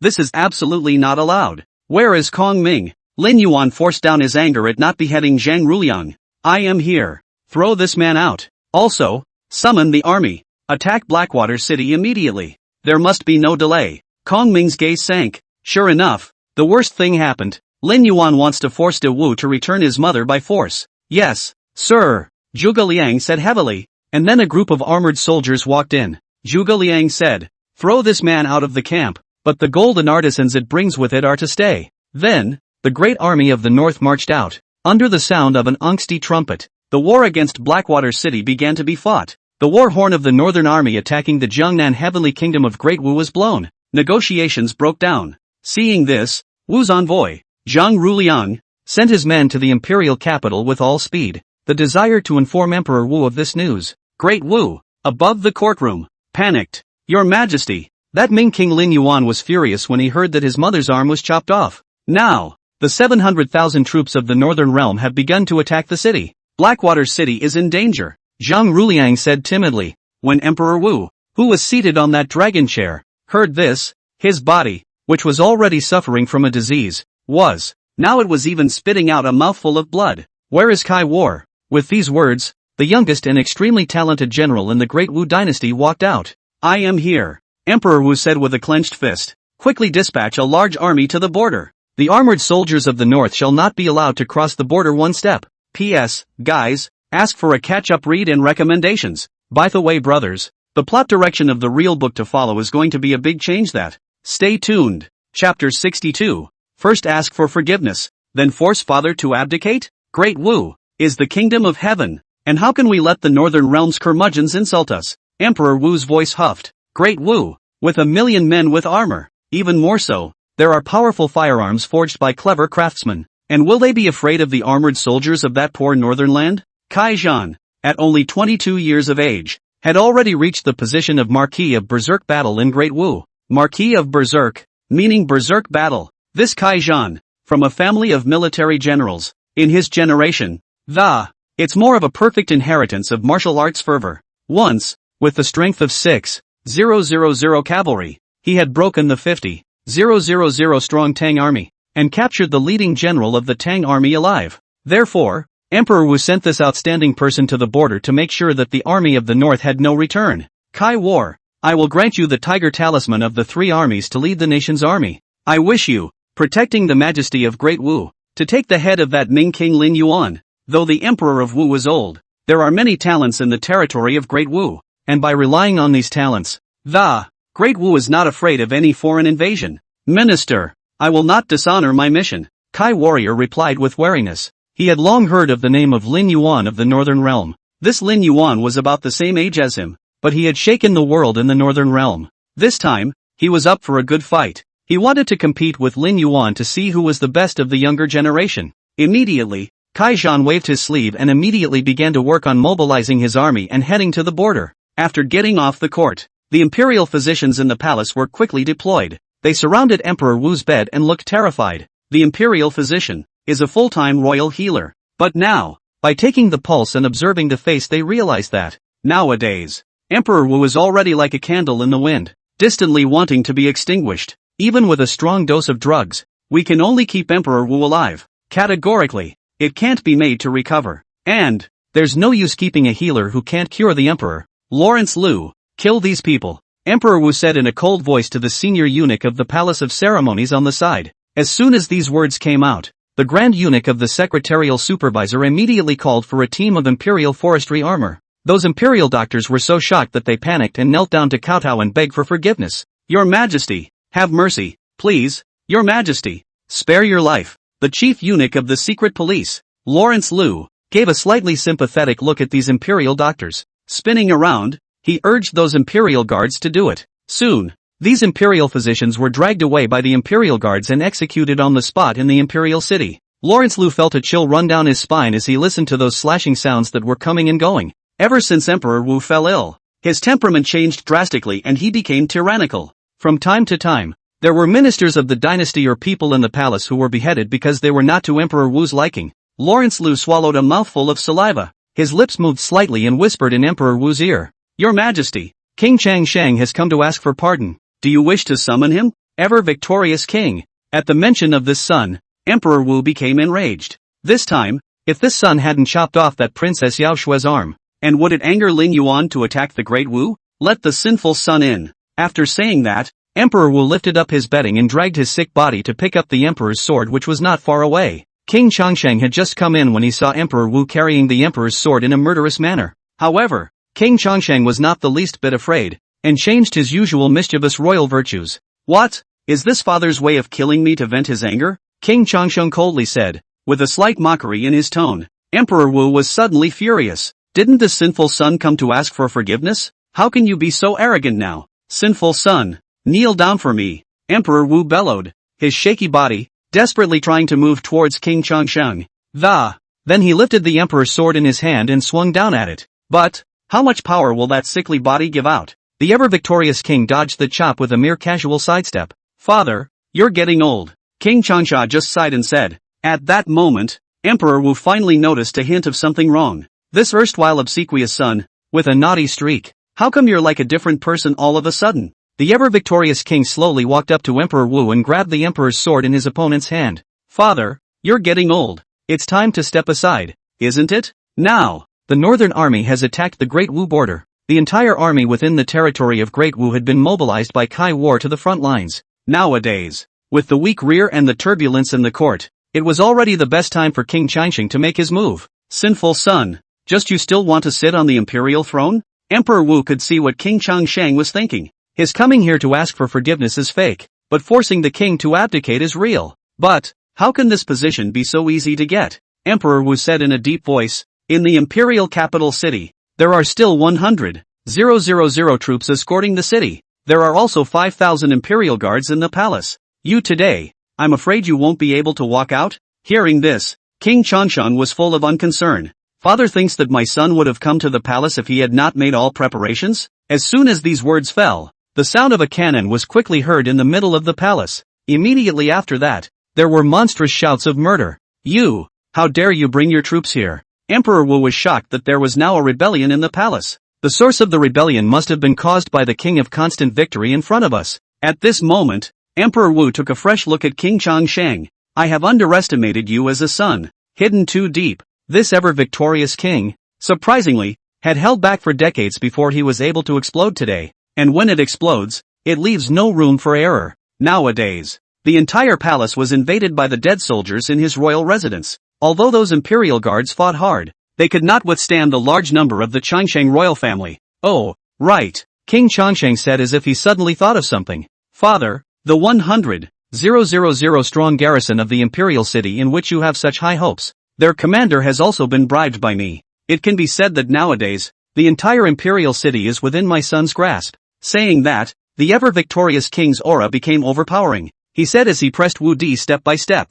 my son is unfilial, but for the sake of great Wu's 1,000 years, today, ask the father to abdicate, or else, or what? Emperor Wu's face grimaced in anger. Then die, King Changsha snapped. Since ancient times, people in the royal family, for the sake of the imperial throne, can do things unimaginable to ordinary people, even regicide. It's not too much to ask. The imperial throne, that position of 10,000 people, was worth an unimaginable price for any man. Emperor Wu suddenly spurted out a mouthful of blood. At this moment, his breath was like a deflated balloon, withering away at great speed. Emperor Wu pointed at King Changsheng, but he no longer had the strength to make a sound. Finally, with intense dissatisfaction and resentment, this emperor of Great Wu, who had been sitting on the throne for decades, died. Lawrence Liu, draft an edict. I, for one, shall succeed to the throne as emperor. King Changsheng looked hideously at this bought and paid for senior eunuch of the Palace of Ceremonies. The latter instantly submitted and pandered.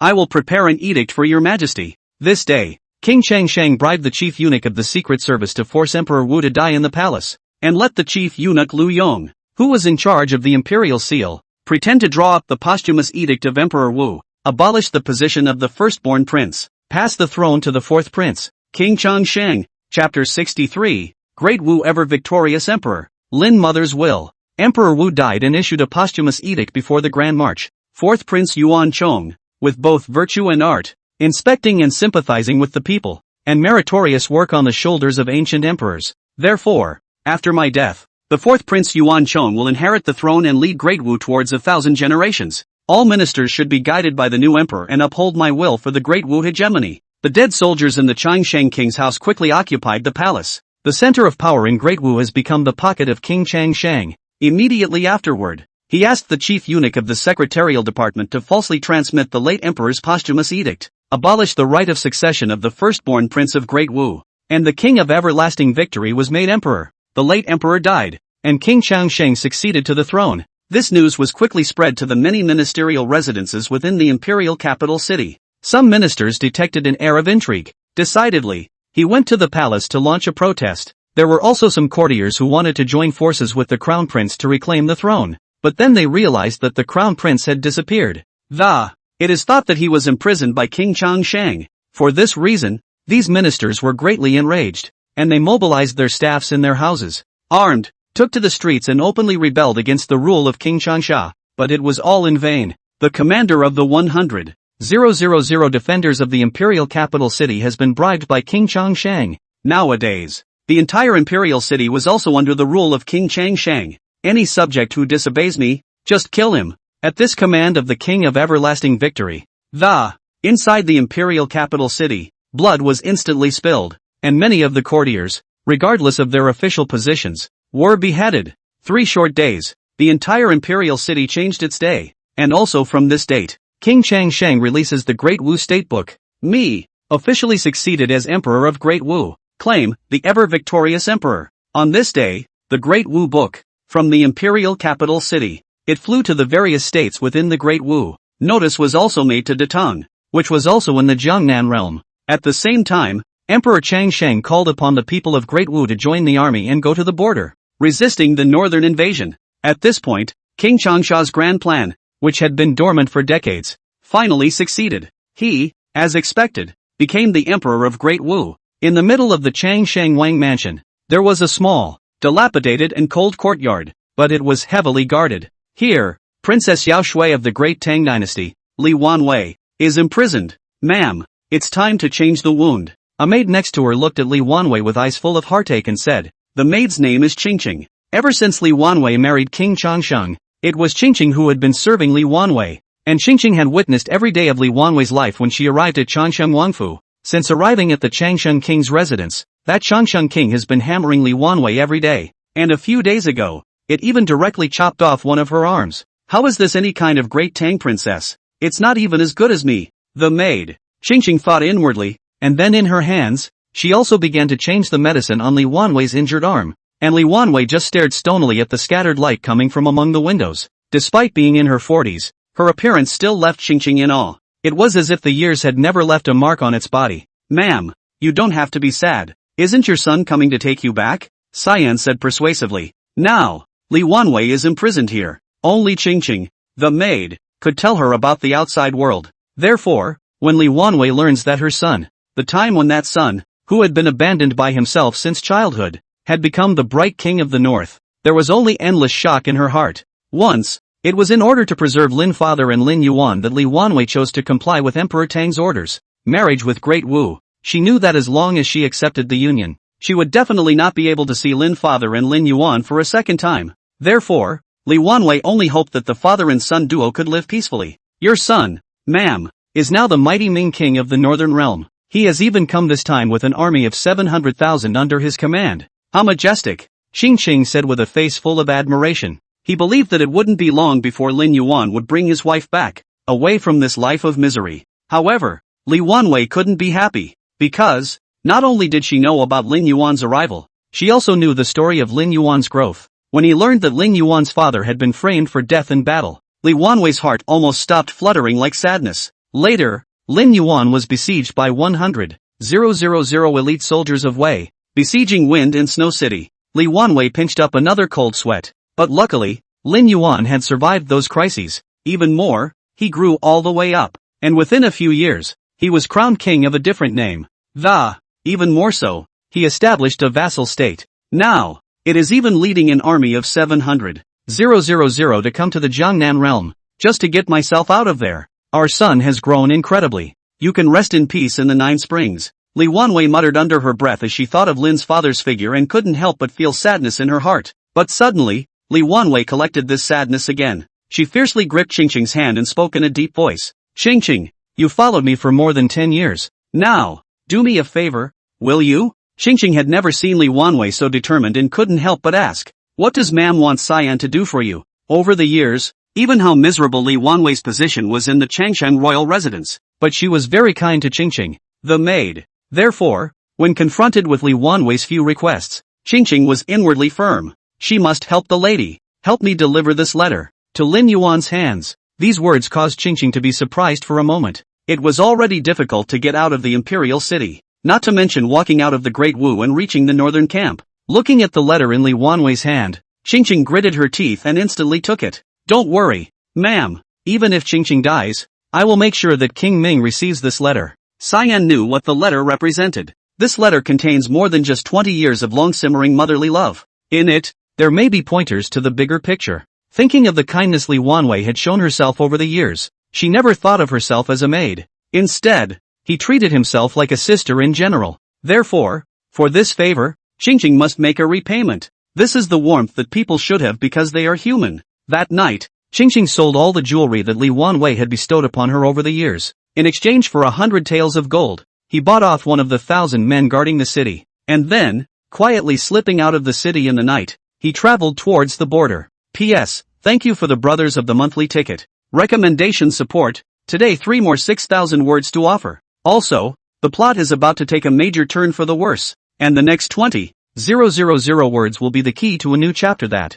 It was the key to Lin Yuan's journey towards the imperial throne. I'm begging for a catch-up read and a recommendation. Chapter 64, Great Wu Mad Warrior Candidate. Against King Tang Yong. 10 whole days passed. On the Blackwater City at the border of Great Wu, a large flag waved in the wind. On the flag, the word Ming is written. It took 10 days for the Northern Army to chew down this first gateway to the Great Wu border. In the middle of the camp, King Ming Lin Yuan, King Chang Wu, and King Tang Yong are doing a review. Great Wu, worthy of the heavenly kingdom. It took a whole 10 days for my army to take it down. King Changwu sighed. If we were placed in the northern realm, Our 700,000 strong army would be an unstoppable existence. But fortunately, once the border gateway is opened, the army will be able to drive in 10 days. King Chengwu's worldview was completely changed and his strategic command skills were greatly improved. With strong opponents, there is no fear of not progressing. The only thing is that this Great Wu, but it is too strong. Recalling the scenes of the battle, King Chengwu only felt emboldened. He had led troops in the north for decades, and for the first time he was involved in a war with firearms. The death toll of this war was a loss of 50,000 troops. However, it turned out to be good. Finally, he had gnawed down the hard bone of Blackwater City. What a special relief. It's a real pain in the ass. King Tangyong cursed bitterly. The Great Tang and the Great Wu were both heavenly kingdoms within their territories. He, the king of Tangyong, had long looked at Great Wu with displeasure, but forced by the Tang Emperor's old age, he didn't want to start a war. During all these years, one could only watch the Great Wu act as a bully. But today, following the battle in the north, he, King Tangyong, completely warred. King Ming, how about leaving the next battle to me? I still have some knowledge of that Phoenix City. King Tangyong asked for orders, opening the border gate of Blackwater City. The next city was Fengming City of Great Wu. Fengming City is a resource city of Great Wu. In it lies a great deal of provisions,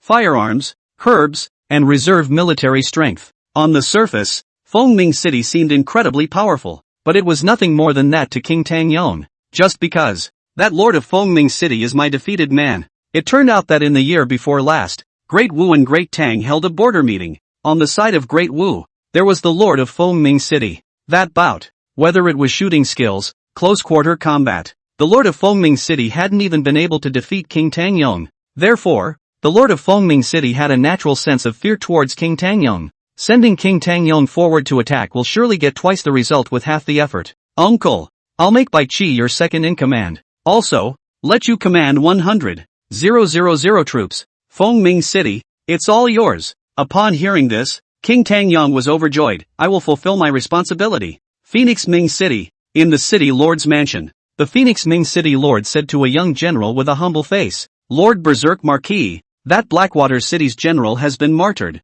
You came a little late. The lord of Phoenix Ming City, named Su Yu, as the lord of a city. At this moment, he was carefully checking the complexion of the young man in front of him, simply because this young man is the most talented military general today. Marquis of Berserkers, Kai Battle. Waste. Kai Zhan cursed angrily. Ever since the late emperor had given him the tiger talisman of the three armies, he had rushed from the imperial capital city to the border with his army extremely quickly. But because of the distance traveled, it took a full dozen days to arrive. Who knew that this Blackwater City's city lord was such a waste? The army of the north facing that barren land held it for only 10 days. The late emperor told me not to let anyone from the north set foot in Great Wu. But now the most important border gate, Blackwater City, is lost. Marquis of Berserkers Kai Zhan sighed, looking a little sad. The border gateway, Blackwater City, was the gateway to the border, the most important strategic place, but now it has been sacked. I don't know if it was because he resented the fact that the lord of that Blackwater City was useless and didn't defend the city, or is it because you think you're too slow to get here? Kai Zhan's young face looked hideous. There's no need for Marquis Berserk to be annoyed. After all, Phoenix City is still around. Su Yu gently persuaded. In Su Yu's opinion, this young general, although he had a genius-like command of the army, but with a somewhat twisted mind, too belligerent, too much wanting dazzling battle results, resulting in this berserk war Marquis' psyche. In fact, a distortion had already appeared long ago. After the Marquis of Berserkers heard Su Yu's words, his face indeed eased up quite a bit. That's right, Phoenix City is still there. Labor will attack and kill back from here. Let all those northern trash who dare to set foot in Great Wu die without a trace. The Marquis of Berserkers, using the tiger talisman of the three armies, had gathered a total of 1 million troops throughout the realm. However, because of the timing, some armies need time to reorganize. Therefore, the Marquis of Berserkers' advance army only had 300,000 men, 300,000 men. With the red-coated cannons brought in, there is already enough to bury these men of the north. That's how confident Kai War was. After all, once he was the genius general who led 6,000 cavalry to defeat 50,000 elite of the Great Tang. Moreover, within the 300,000 advance troops this time, there were 100,000 Kai family troops. These 100,000 Caijia troops are all good fighters, fighting in 100 battles. despite the fact that the most elite army of the Great Tang could only flee in the wind when they encountered the Caijia army. Don't even dare to look it in the face. Suddenly, a sentry broke into the city lord's residence and anxiously said, "Not good. The Northern Realm generals are coming with a large army, wanting to take Fengming City." Hearing this, Suyu's face changed. That fast? You know, the North has only just captured Blackwater City. The other side didn't even make any repairs and immediately led their army to attack Fengming City? Are you trying to take Dawu by surprise and then drive in? Marquis of Berserkers Kaijan sneered. Just in time. Labor's Caijia army can't wait for the war to start. Raoul's sword can't wait to drink blood too. Climbing up to Fengming City, Kaijan and Suyu had already donned their battle armor. Suyu looked away. A full 100,000 Northern Territory troops, led by 2 generals, were, slowly, "Is that King Tang Yong of the Great Tang?" Suyu was taken aback and said, "King Tang Yong? Why is he here?" Kaijan was also startled. Could it be that the Great Tang has allied with the North and wants to attack my Great Wu? If he were to face the Northern Realm alone, he, Kaiju, had enough confidence to be able to defeat his opponent. However, if we add the Great Tang, which is also a heavenly kingdom, it will be a different story. No, it's not right. Suyu shook his head and said, "All of the opposing armies are armored soldiers from the north. King Tangyong should be coming for his little sister, Princess Yao Shui." Hearing this, Kaijan was relieved, and immediately, the burning intent of battle flared up again in his gaze. "I've long heard that this King Tangyong fights like a madman. I'd like to meet him myself." Saying this, Kaijan turned his head and walked down the city. "Open the gates. I will lead the Caijia army to fight with them to the death." Chapter 65. Loss in the North. Kai War deserves the name of Berserk battle candidate. The gates of Fengming City were wide open. A general clad in golden armor with a brash aura was the first to step out. Immediately after that, behind him, 100,000 armies clad in golden armor all walked out from behind him. Kai War led the 100,000 Kai clan troops in a straight line. When King Tangyong saw this scene, his heart was suddenly filled with wariness. "Seeing that I have led a large army to come, the other side is so arrogant. Could it be that you look down on me?" When 2 armies engage in battle, they first register their numbers. King Yong of Tang said in a loud voice, "I am the great king of Tang Yong. Who are you?" King Tang Yong asked disdainfully. The corners of Kaijan's mouth similarly revealed a cold smile as he brashly said, "A mere King Yong of the Great Tang dares to act recklessly on my Great Wu's ground? Could it be that you haven't heard of the name of the Marquis of Berserk Battle of the Great Wu of Labor? Marquis of Berserkers? Kai Warrior?" Upon hearing about this person, King Tang Yong's just now disdainful expression suddenly became solemn. Marquis of Berserk Battle. Kaijan was not just famous within the Great Wu, it is even more famous within the Great Tang. Simply because, once this Kai War with 6,000 cavalry greatly broke the 50,000 elite of the Great Tang. Kai War, a genius general. Moreover, the Caijia army under his command was the one that had fought in 100 battles. In this battle, there are more variables. King Tangyong secretly muttered up in his heart. It was at this time that Bai Qi, the deputy general on the side, clipped the belly of his horse and walked up to ask for battle. "King Tangyong, in this battle, would it be alright to let me be the vanguard?" Bai Qi, a capable general beside Lin Yuan. King Tangyong had even seen several battles commanded by Bai Qi. Bai Qi is a man who is not only extremely capable of commanding a battle, and a much tougher fighter in person. The most crucial thing is that Bai Qi, this person, has the style of a killing god. No matter who fights with them, the end result is death. Surrender and you will not be spared from death. On a certain level, Bai Qi was even crazier and more perverted than he. King of Tangyong. Yes, General Bai Qi, just go forward, and the king will reinforce him at all times from behind. After receiving the promise, Bai Qi led 30,000 generals to walk forward and said aloud, "I, Bai Qi, have come to meet you juniors." When the words fell, the 30,000 northern armored soldiers charged after Bai Qi. "Bai Qi?" Kaijan sneered. "Just a nobody, how dare you come to die?" Subsequently, Kai War also led tens of thousands of Kai clan troops to swarm up. When 2 armies fight, all of them fight close to their bodies. Whoever has more strength and a sharper sword will survive. Defeat results only in death. King Tangyong watched the battle in the formation from the rear of the battlefield and couldn't help but secretly sweat. As expected, this Kai clan army is, indeed, an army of 100 battles. As he watched, the Kai clan's army on the battlefield grew more and more courageous, while the northern armor soldiers were retreating. King Tangyong's mood was anxious. However, he perked up again when he saw that Bai Qi was actually fighting Kaijan. If Bai Qi is old, but his battle power is an existence that even I am ashamed of myself. In the middle of the battlefield, the armorers of both armies fought hard. The main generals of the two armies were likewise fighting each other. Bai Qi held a long sword like a swimming dragon, and each of his swords went straight for Kaijian's vitals. And Kaijian did indeed live up to his name as the Marquis of Berserkers. He is in his 20s, but he is very good at martial arts. Even Bai Qi could not help but praise it in his heart. Suddenly, Kaijian shouted, and the sword in his hand seemed to have a spiritual nature. After shaking out a sword flower, it violently stabbed at Bai Qi's heart position. No good. Bai Qi was startled. Having just been slightly distracted, he allowed this person to find a break. Bai Qi's body hastily retreated while raising his sword in an attempt to block the strike. But it's too late. In the end, that sword managed to disappear into Bai Qi's body. However, fortunately, Bai Qi had made preparations in advance, and that sword did not stab him in the vitals of his heart. Instead, it was stabbed above the ribs,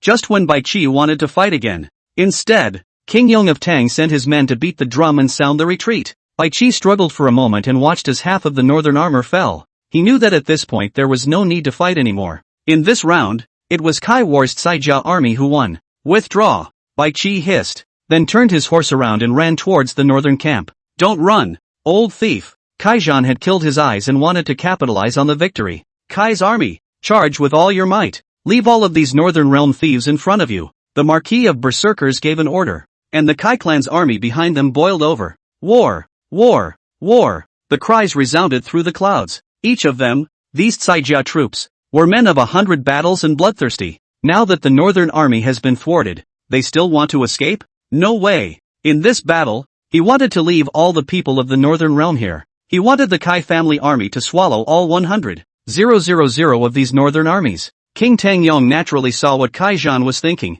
This Kai War is really a warlike person, so young and belligerent to the point of being almost twisted. Ignoring the tens of thousands of troops sitting behind King Tang Yong resolutely led 100,000 Caijia troops to start charging. This boldness, in fact, made King Tang Yong somewhat ashamed of himself. The red-coated cannons covered General Bai Qi's retreat, King Tang Yong said in a deep voice. Immediately, several red-coated cannons were loaded with gunpowder, making a deafening noise. An upgraded version of the redcoat cannon with 2 consecutive rounds. It quickly cut off the armor of Kai's army, giving Bai Qi a chance to retreat. Marquis of Berserkers, don't chase after the poor enemy. Su Yu hurriedly straddled his horse and came in front of Kaijian. He knew that this Kaijian was obsessed with battle merit to the point of insanity. However, today, it seems that the red-clad cannons in the hands of this northern realm are incredibly strong. If the hunt goes on recklessly, although it could inflict heavy damage on the 100,000 strong army of the north, but the casualties of the Caijia army were also bound to be small.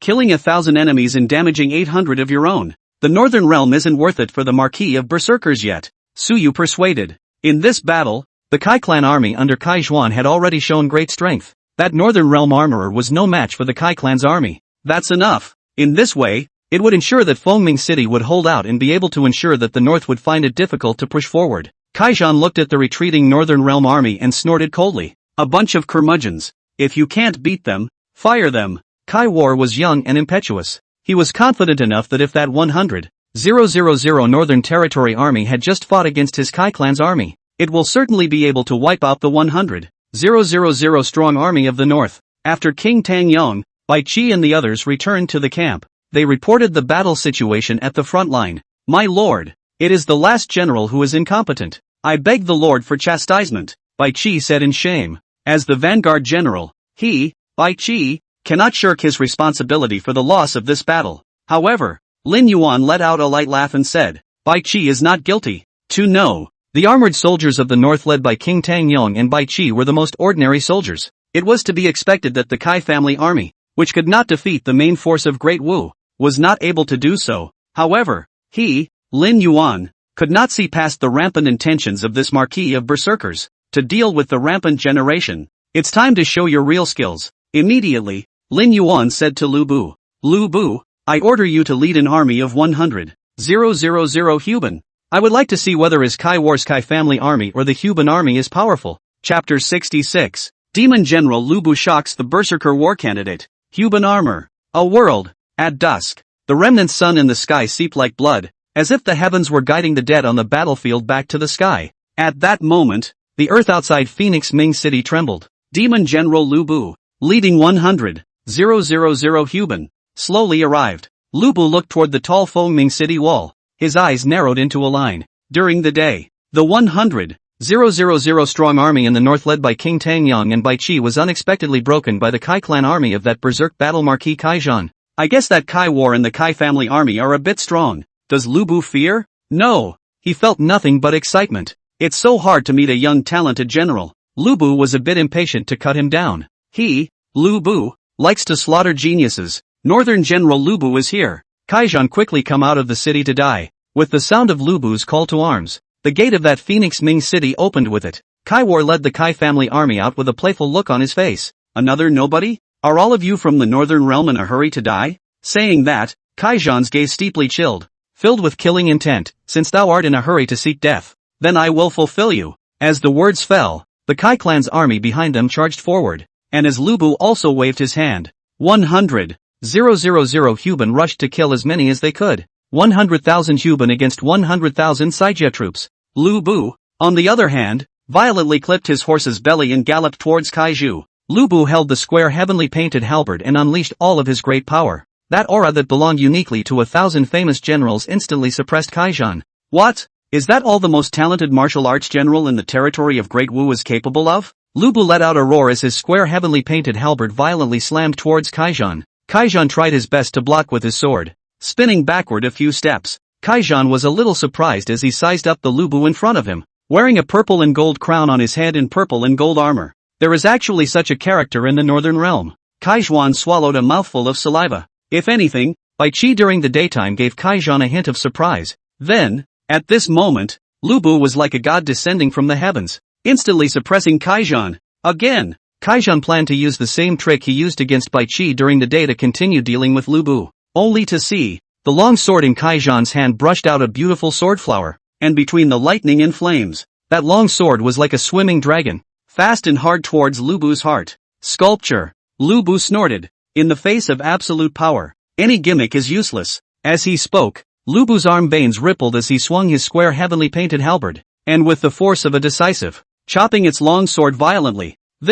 How is that possible? Kai War was stunned. His sword was forged by the pinnacle of craftsmen within the Great Wu, and now, it was actually chopped off by Lu Bu's square heavenly painted halberd in one fell swoop. Stroking his tingling tiger's mouth, Kaijan toured the battlefield. He found out, the Kai family army that he was so proud of was now losing ground. On the contrary, the Huban army, like a fierce tiger, is really the divine army of heavenly descent. Kai's army, die fighting, Kai War bellowed. Even at this point of defeat, he, Kai Zhu, still did not admit defeat. As a member of the Kai family, he inherited the bloodline of the Kai family's forefathers. He profoundly knew that on the battlefield, if he showed weakness, it would be a great defeat. And the Saijia troops under his command, each of them having fought in hundreds of battles, all veterans from the brink of death. Countless times I've faced situations like the one I'm in today. Kai warrior believed that as long as the Kai family army utilized their instinct to fight to the death, it is sure to save the day. City Lord Suyu, who was watching the battlefield situation from Phoenix Ming City,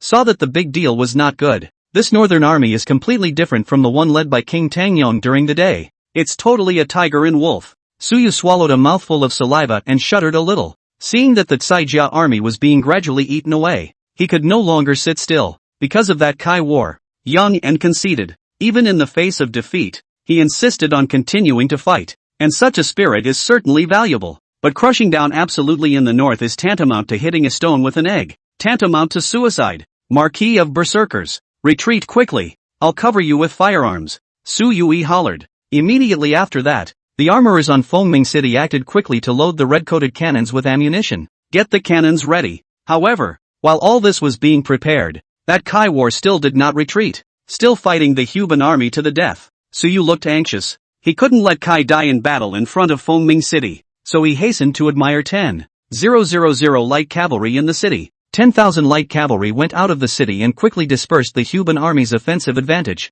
Immediately afterward, Suyu came to Kaijan's side. Retreat. No, labor hasn't lost yet, Kaijan hissed, veins rippling on his forehead. He couldn't figure out why his proud Saijia army, in front of this army in the north, it seemed so small, so weak. Holding the city is our greatest mission. After all the great Wu armies have been assembled, you can fight however you want, Suyu exhorted. Don't forget the task the late emperor gave you. Speaking of the late emperor, Kaijan's thoughts became clear. The late emperor favored the Kai family. Therefore, the ancestors of the Kai family, as well as the Kai War, are willing to raise the 3-foot-long sword to guard the Great Wu River and Mountain, conquering for Great Wu. Right. I can't be intentional. Berserker Marquis Kai War finally came to his senses. Then he raised his arms and shouted, "Sound the retreat!" Under the cover of the light cavalry, the Caijia army was withdrawing towards the city at a rapid pace. Lu Bu sees this and tries to ride it out, but it was stopped by the red-clad cannons and cannons on Fengming City.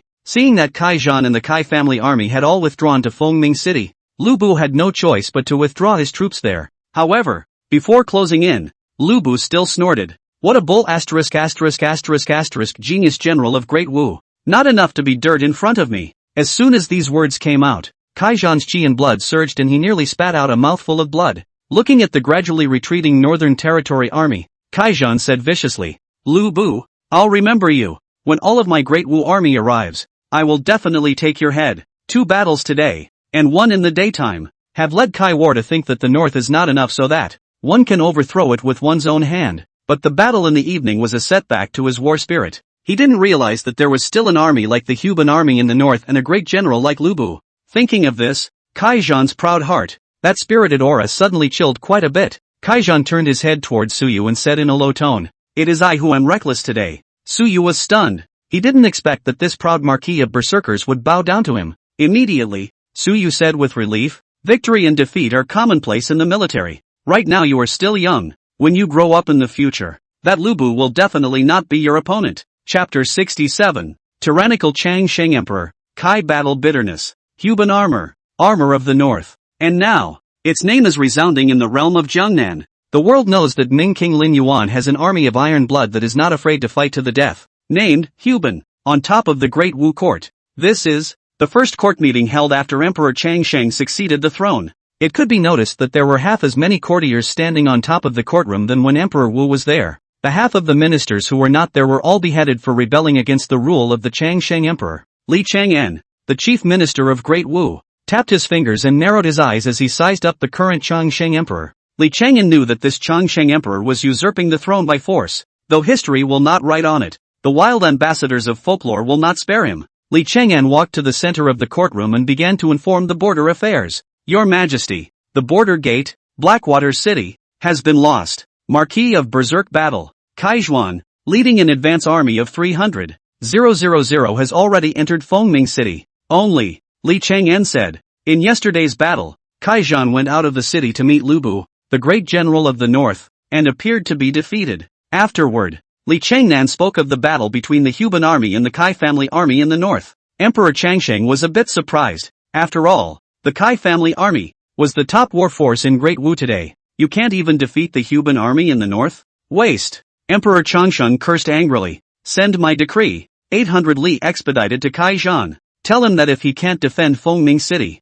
bring me my head." Great Wu is a heavenly kingdom with millions of armored soldiers and supreme firearms. This punk, the Marquis of Berserkers, didn't even beat the Northern Realm? It was really disappointing to Emperor Changsheng. The many ministers subconsciously cringed when they heard Emperor Changsheng's words. Before this Changsheng Emperor ascended the throne, he was a playful and vulgar man, but now on the throne, it becomes a brutal king. These ministers are really afraid that a little inattention will cause displeasure to the Changsheng Emperor, getting killed. Chief Counselor Li Chang'an had the same look of fear on his face, but as chief minister, he counseled, "Your Majesty, as an emperor, you should have a generous heart. If it is all about power as oppression and violence as control, that dynasty will not go far." His words, when they fell on the ears of his subjects, were words of loyalty for his country. But in Emperor Changsheng's ears, it became harsh. "What? Does the chief counselor think that I won't be able to run the country?" Immediately, Emperor Changsheng's words snapped into a pungent tone. "Or else you can take this seat. How about you teach me how to be a good emperor?" The Changsheng Emperor stood up and made a gesture to let the chief counselor, Li Chang'an, sit up. Seeing this scene, Li Chang'an was shocked and panicked. Kneeling down, he did not expect that this Changsheng Emperor actually didn't even care about him. The first minister. "Your Majesty, calm your anger. My humble servant faithfully advises for Great Wu. This heart is recognizable and true, and there is absolutely no intention of humiliating your Majesty." Numerous ministers, seeing that the situation was not good, came out and admonished, "Your Majesty, The first minister is old and loyal to the state of Wei. How could he dare to humiliate your majesty? I beg your majesty to be gracious and spare the first minister's impulsive behavior. Emperor Changsheng scanned the group of pleading courtiers, and his face instantly turned livid. Yeah, bravo! How dare the ministers push me? Changsheng stroked his face, not knowing whether to cry or laugh, his smile especially oozing. Above the courtroom, the civil and military officials, kneeling down one after another, fearing that this emperor who had just recently ascended the throne would do something extreme. Take the great Wu Emperor's sword and come, Emperor Changsheng roared, and then, in a whirlwind, the chief eunuch of the secret police, Liu Yong, tremblingly delivered a long sword to Emperor Changsheng. Swish! Changsheng Emperor violently pulled his sword out, and a flash of cold sword chi instantly swept across the entire field. All the ministers could see was that Emperor Changsheng carried his sword and walked before the head minister. Li Chang'an, your majesty, have mercy. Li Sung'un shivered all over. He didn't expect that a mere admonition of his own would cause the other party to go on a killing spree. The chief minister's mind darkened. If I can get out in one piece today, I will definitely sue for old age. It was too dangerous to be in the court, and this Changsheng emperor was dangerous to the core. But he didn't have a chance. With a shake of his arm, Emperor Changsheng violently decapitated this old chief minister above the Great Hall. Above the Great Hall, the emperor killed the first minister?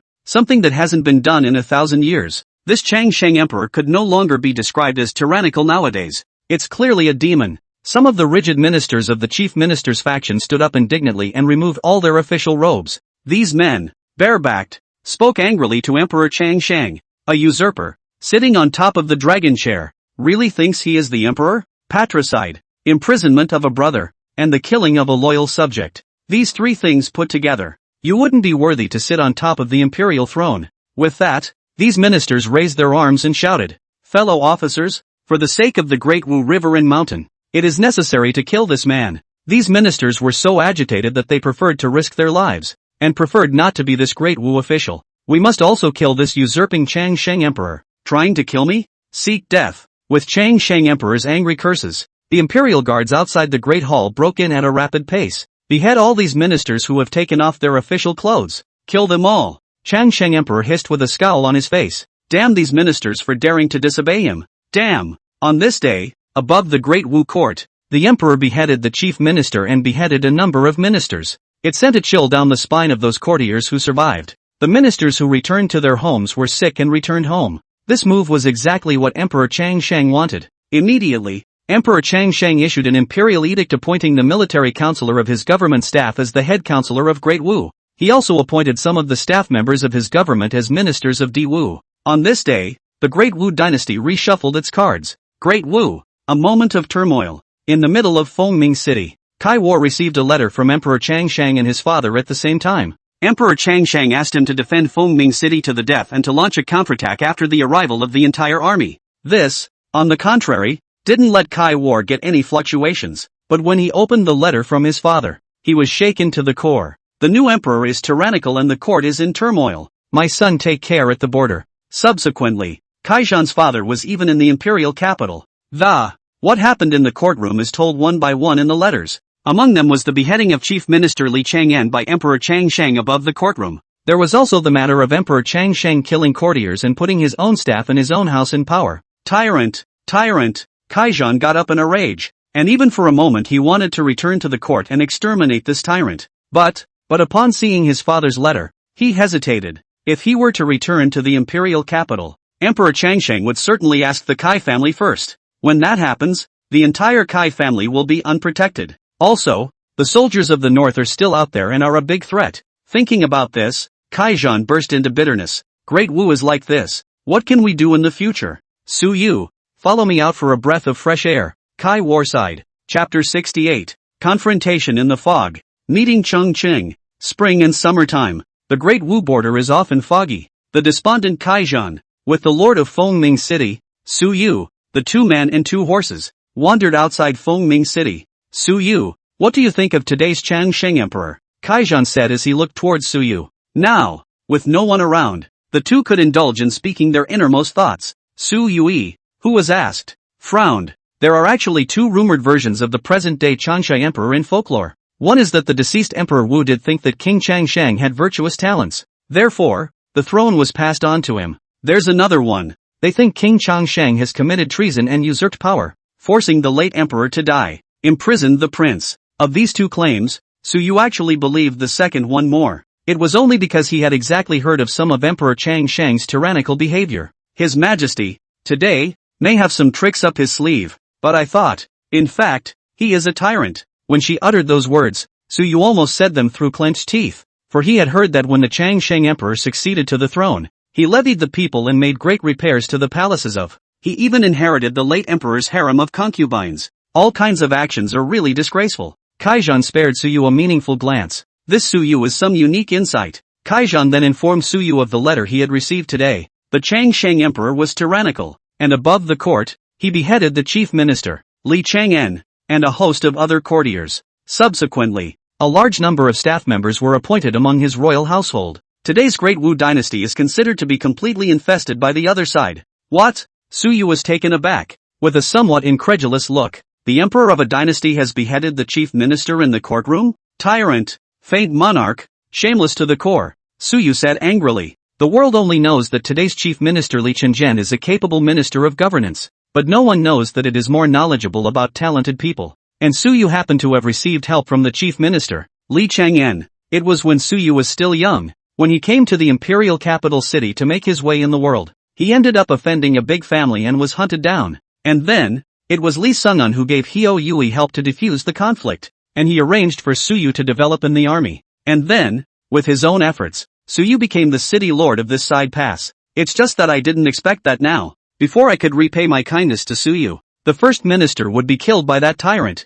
Thinking of this, Su Yu couldn't help but feel a great deal of hatred, but did not dare to show too much obviousness, only because Kaijan, who was on the side of the. She comes from the Kai family, which has been blessed by the emperor for many years. In case Kaijan thought that he held a grudge against Changshengdi, it might cause the other party to retaliate. Only, Su Yu was clearly overthinking things. Kaijan shook his head and smiled bitterly. I won't lie to you, when I received the news today, I developed a trance. I'm wondering if it's the emperor I'm escorting, or the Great Wu. It's a question worth pondering. Protect the Great Wu dynasty and protect the people of Great Wu. But if you protect the emperor, you don't necessarily protect the people of Great Wu. Exactly as in the case of today's Changsha emperor. If the emperor he protects is a tyrant like Emperor Changsheng, is it really necessary for him to fight? In time, the world may revile me as a general protecting a tyrant. Kaijan laughed to himself. He actually had a supreme heroic spirit in his bones. It also has an air of justice. What he wanted was to become the most powerful general to protect Great Wu and its people,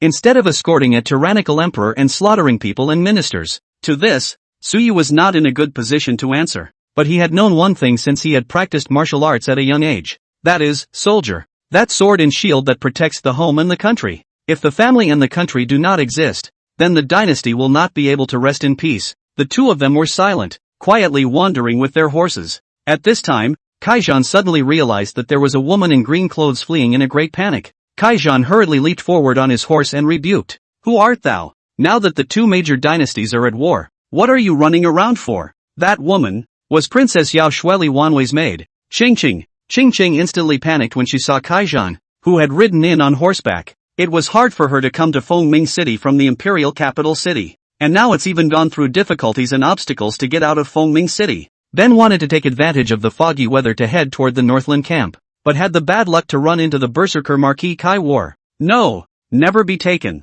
Qingqing's heart crossed, ignoring Kaijan's inquiries, and hurriedly ran in the direction of the Northern Realms camp. But, how could she be faster than a horse? Thou, surely a spy, Kaijan said angrily, spinning around and scooping Qingqing up and grabbing him on his horse. Let me go! Let me go! Qing struggled up, seeing that the northern camp was right in front of her, but she was grabbed and, how could she be happy with that? It was a loud, resounding sound that resounded through the fields of the border. In a few moments, there was a sound of horses' hooves. What man? The people who came, was a group of Huban Army armor. That the leader was Ming King Lin Yuan. Today, Lin Yuan took advantage of the fog and led a patrol around Fengming City. Hopefully we can find some way to break the city. I just didn't expect to meet Kaijan and the others here. Kaijan instantly became enraged when he saw the Northern Realm armored soldiers wearing the Huban Army's battle armor. Labor is the Great Wu Marquis of Berserk Battle. The Great Wu Warrior Marquis. Kaijan? Hearing this, Lin Yuan was stunned.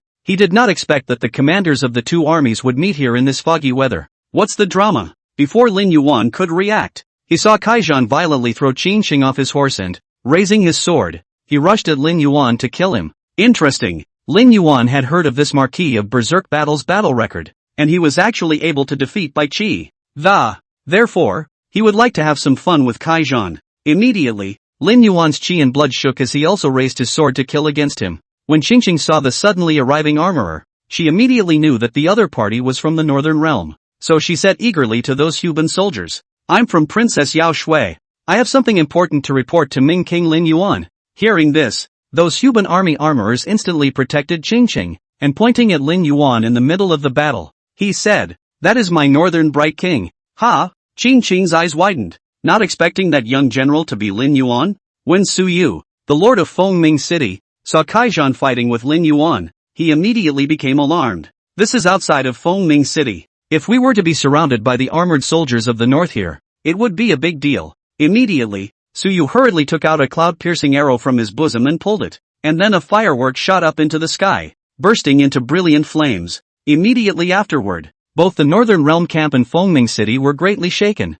The armored men on either side of them flew toward the place where the fireworks had blossomed. Marquis of Berserk Battle? It's nothing more than that. Lin Yuan scoffed as the surging power of the overlord in his body almost crushed the other party. Kaijan also froze, and he couldn't understand why this northern general in front of him, younger than he looked. Why was the power in martial arts so strong? "Who are you?" Kai Battle asked busily. The corner of Lin Yuan's mouth hooked. "The person you've always wanted to kill. The Ming King of the North, Lin Yuan. P.S. Brothers, 3 shifts of 6,000 words are offered. Begging for catch-up reading. Begging for recommendations and monthly votes. He. The Envious Cow Worships. Chapter 69. News brought by Lin Mother. Lin Yuan furious. You're Lin Yuan? Kai War was shocked. He knew that the northern bright king Lin Yuan was very young, but he didn't expect a martial art that was still so strong. Just by virtue of that, you are also worthy of using the Marquis of Berserker's honorary title? How ridiculous is that?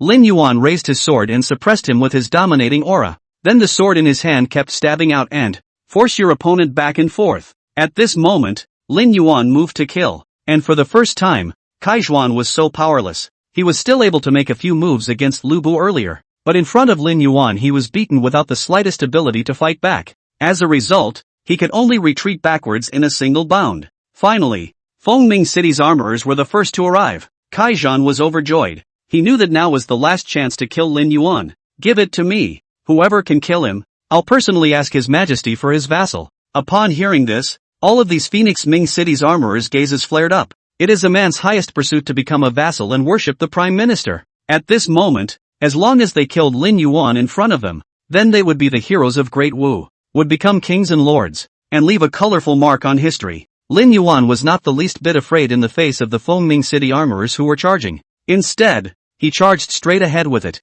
for he knew that the armored men of the north would also arrive instantly. When he thought of this, a deafening hoof-neighing sound came from the direction of the northern camp. Immediately after that, Ji Bat Song, Bai Qi, Lu Bu, Tai Muzhen, and the 18 horsemen of Yan Yun, all arrived. Who dares to touch the Lord? Numerous generals, seeing that Lin Yuan was actually surrounded up, were furious and rushed into the formation, fighting with the armored soldiers of Fengming City. Subsequently, moreover, the great Snow Dragon Cavalry and the Mongolian Cavalry followed close behind. They darted through like a sharp sword. Phoenix Ming City Lord saw that the big deal was not good. Panically, he pulled Kai War backward and leaned in. "We can't fight anymore. Hurry back to the city." The armies of the north arrived moments later. And now, although it's foggy, it's still possible to feel the Fengming City's armorers were falling. There were many plains in Great Wu, and there was even more of a plain outside Fengming City, especially suited to cavalry charges. And now, the great Snow Dragon Riders and the Mongolian Cavalry,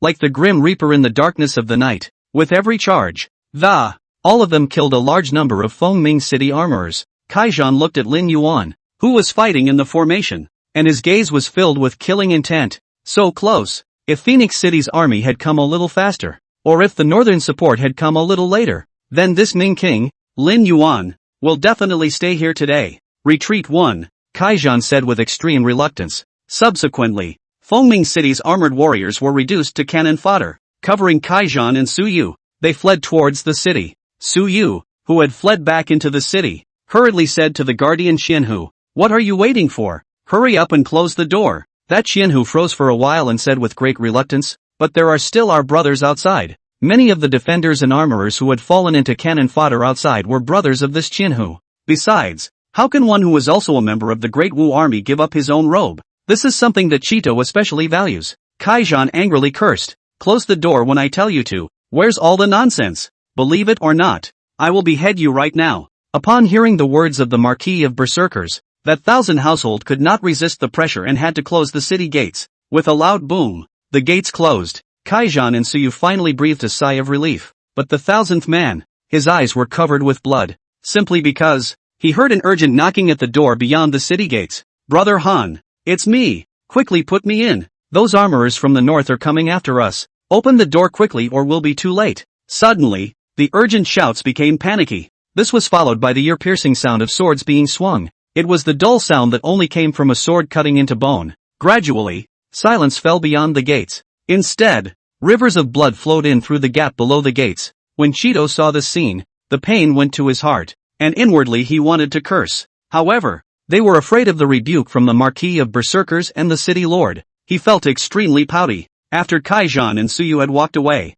that Chitos was on the city wall to make sure that there were no more northern armorers ambushing the city gates. Then he hurriedly called for the gates to be opened. Upon opening the gates, there was a gruesome scene that he would never forget. Only to see, outside the city gates, there were countless corpses of Dawu armorers piled up in the shape of small mountains. On top of the mountain of corpses, Cheeto recognized a few of his brothers who were close to him. At the moment, the bodies of those brothers were dead and staring intently at Cheeto, as if asking, why don't you open the gates? Why don't you save me? In response, Cheeto yelled with red eyes, what are you waiting for? Hurry up and bring in the bodies of the brothers. Be sure to have a good burial. Northland Camp. Lin Yuan called the woman named Yingxiang over alone. You say you're Princess Yao Shui's maid? How can I prove it? Lin Yuan eagerly inquired. His tone filled with a sense of anticipation. However, he wanted to make sure that the woman in front of him was, indeed, his mother's maid. If there is no evidence, it is possible that the other party may be a spy or not. Yingxiang pinched the mud a bit, and then her cheeks turned even more scarlet. Madam said that King Ming has a red mole on his buttocks. Saying this, Yingxiang's face turned even redder, like a ripe red apple, and that Lin Yuan also froze at the words. But, he still had to ask clearly, which side has you know? Ha? Yingxiang's small mouth was slightly open as she looked at Lin Yuan incredulously. Do you have to ask in such detail? Right. After saying that, Yingxiang buried her head and stopped looking at Lin Yuan. Lin Yuan cleared his throat and said, you have passed the king's test. Then asked, have you come here with any news of my mother? Lin Yuan was not clear about Lin mother's situation today. Therefore, the green in front of him was the only way he could learn news of his mother. Upon hearing the inquiry about Lin's mother, Yingxiang's expression steeply heaved and said, Madam, she is in a bad way. Immediately afterward, Qing started with Lin mother marrying King Changshang. It turned out that since her marriage to King Changshang, Lin's mother had forced her to die to prevent King Changshang from touching her.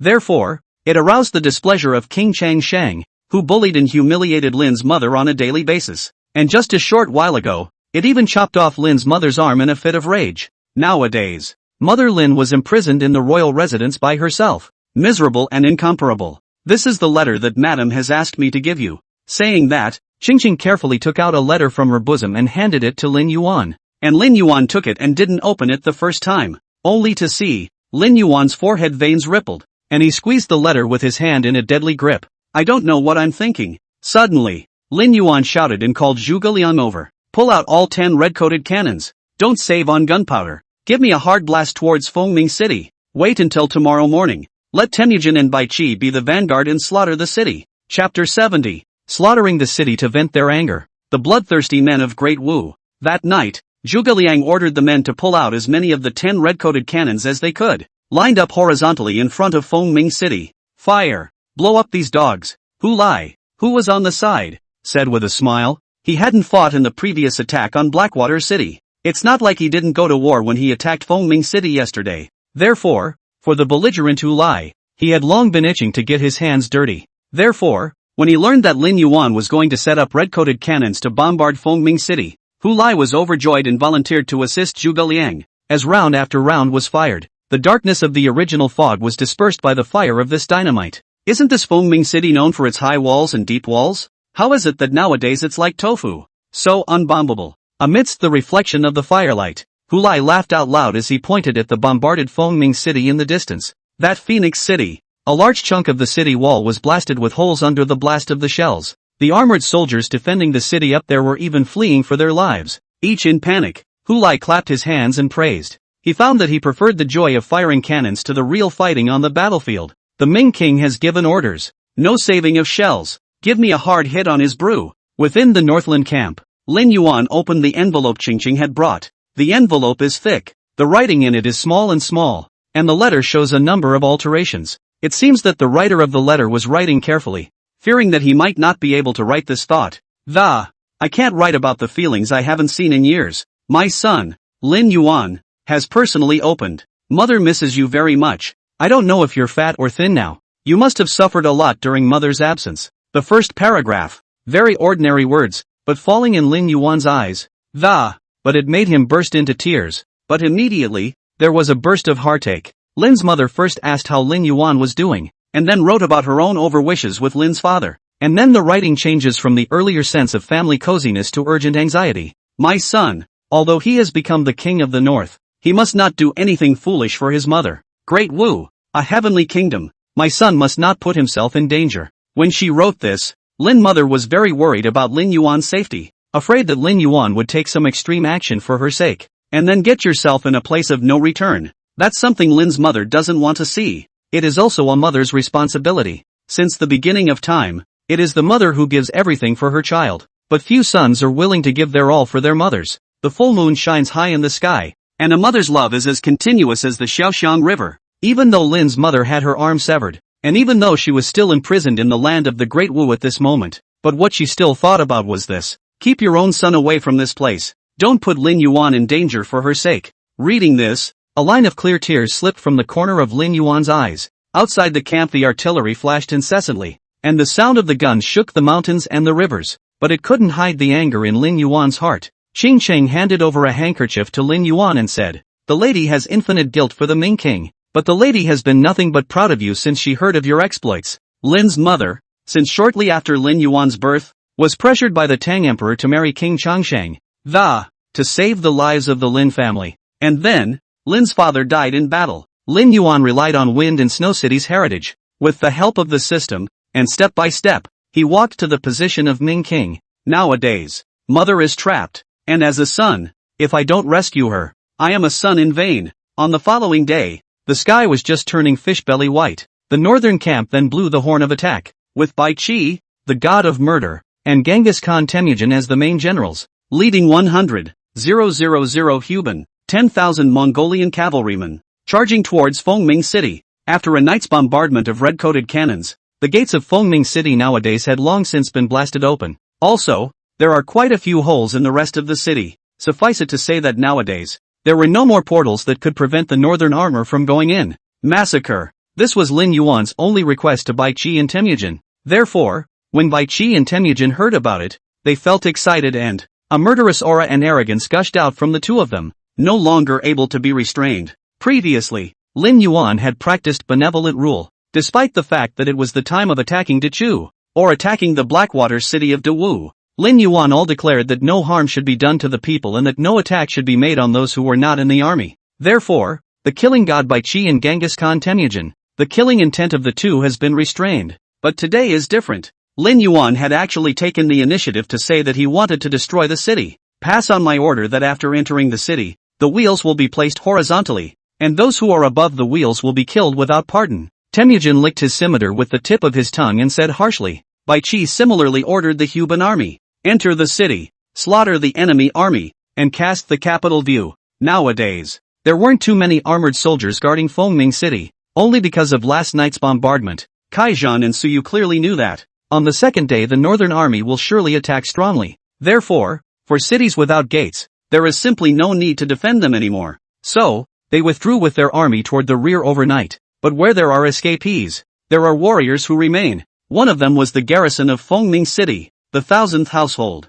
The day before yesterday, he had watched as a group of his brothers were turned away by the Marquis of Berserkers and the city lord, brutalized by the northern armies. And when the order to retreat was received in the middle of the night, he decidedly refused. If my robe is dead, how can I be greedy and afraid of death? Those who were kept out of the city were his brothers from the same village, and his good friends from the army who had known each other for several years. With his brother and best friend dead, there is no point in him living. At this moment, behind this 1000th man, stood 200 firm-eyed and the armorer who was determined to die. These, all of them, were the native armorers of Fengming City. This is where they were born, where they live. The Marquis of Berserkers could escape, and the Great Wu army could escape. Dashin, they can't run away, and they don't have the reason or idea to run away. They, as soldiers, are obsessed in their minds with the idea that soldiers, when the mission is to protect the family and the country, a man should protect his home. Therefore, when the Mongolian Iron Cavalry and the Huban Army came charging,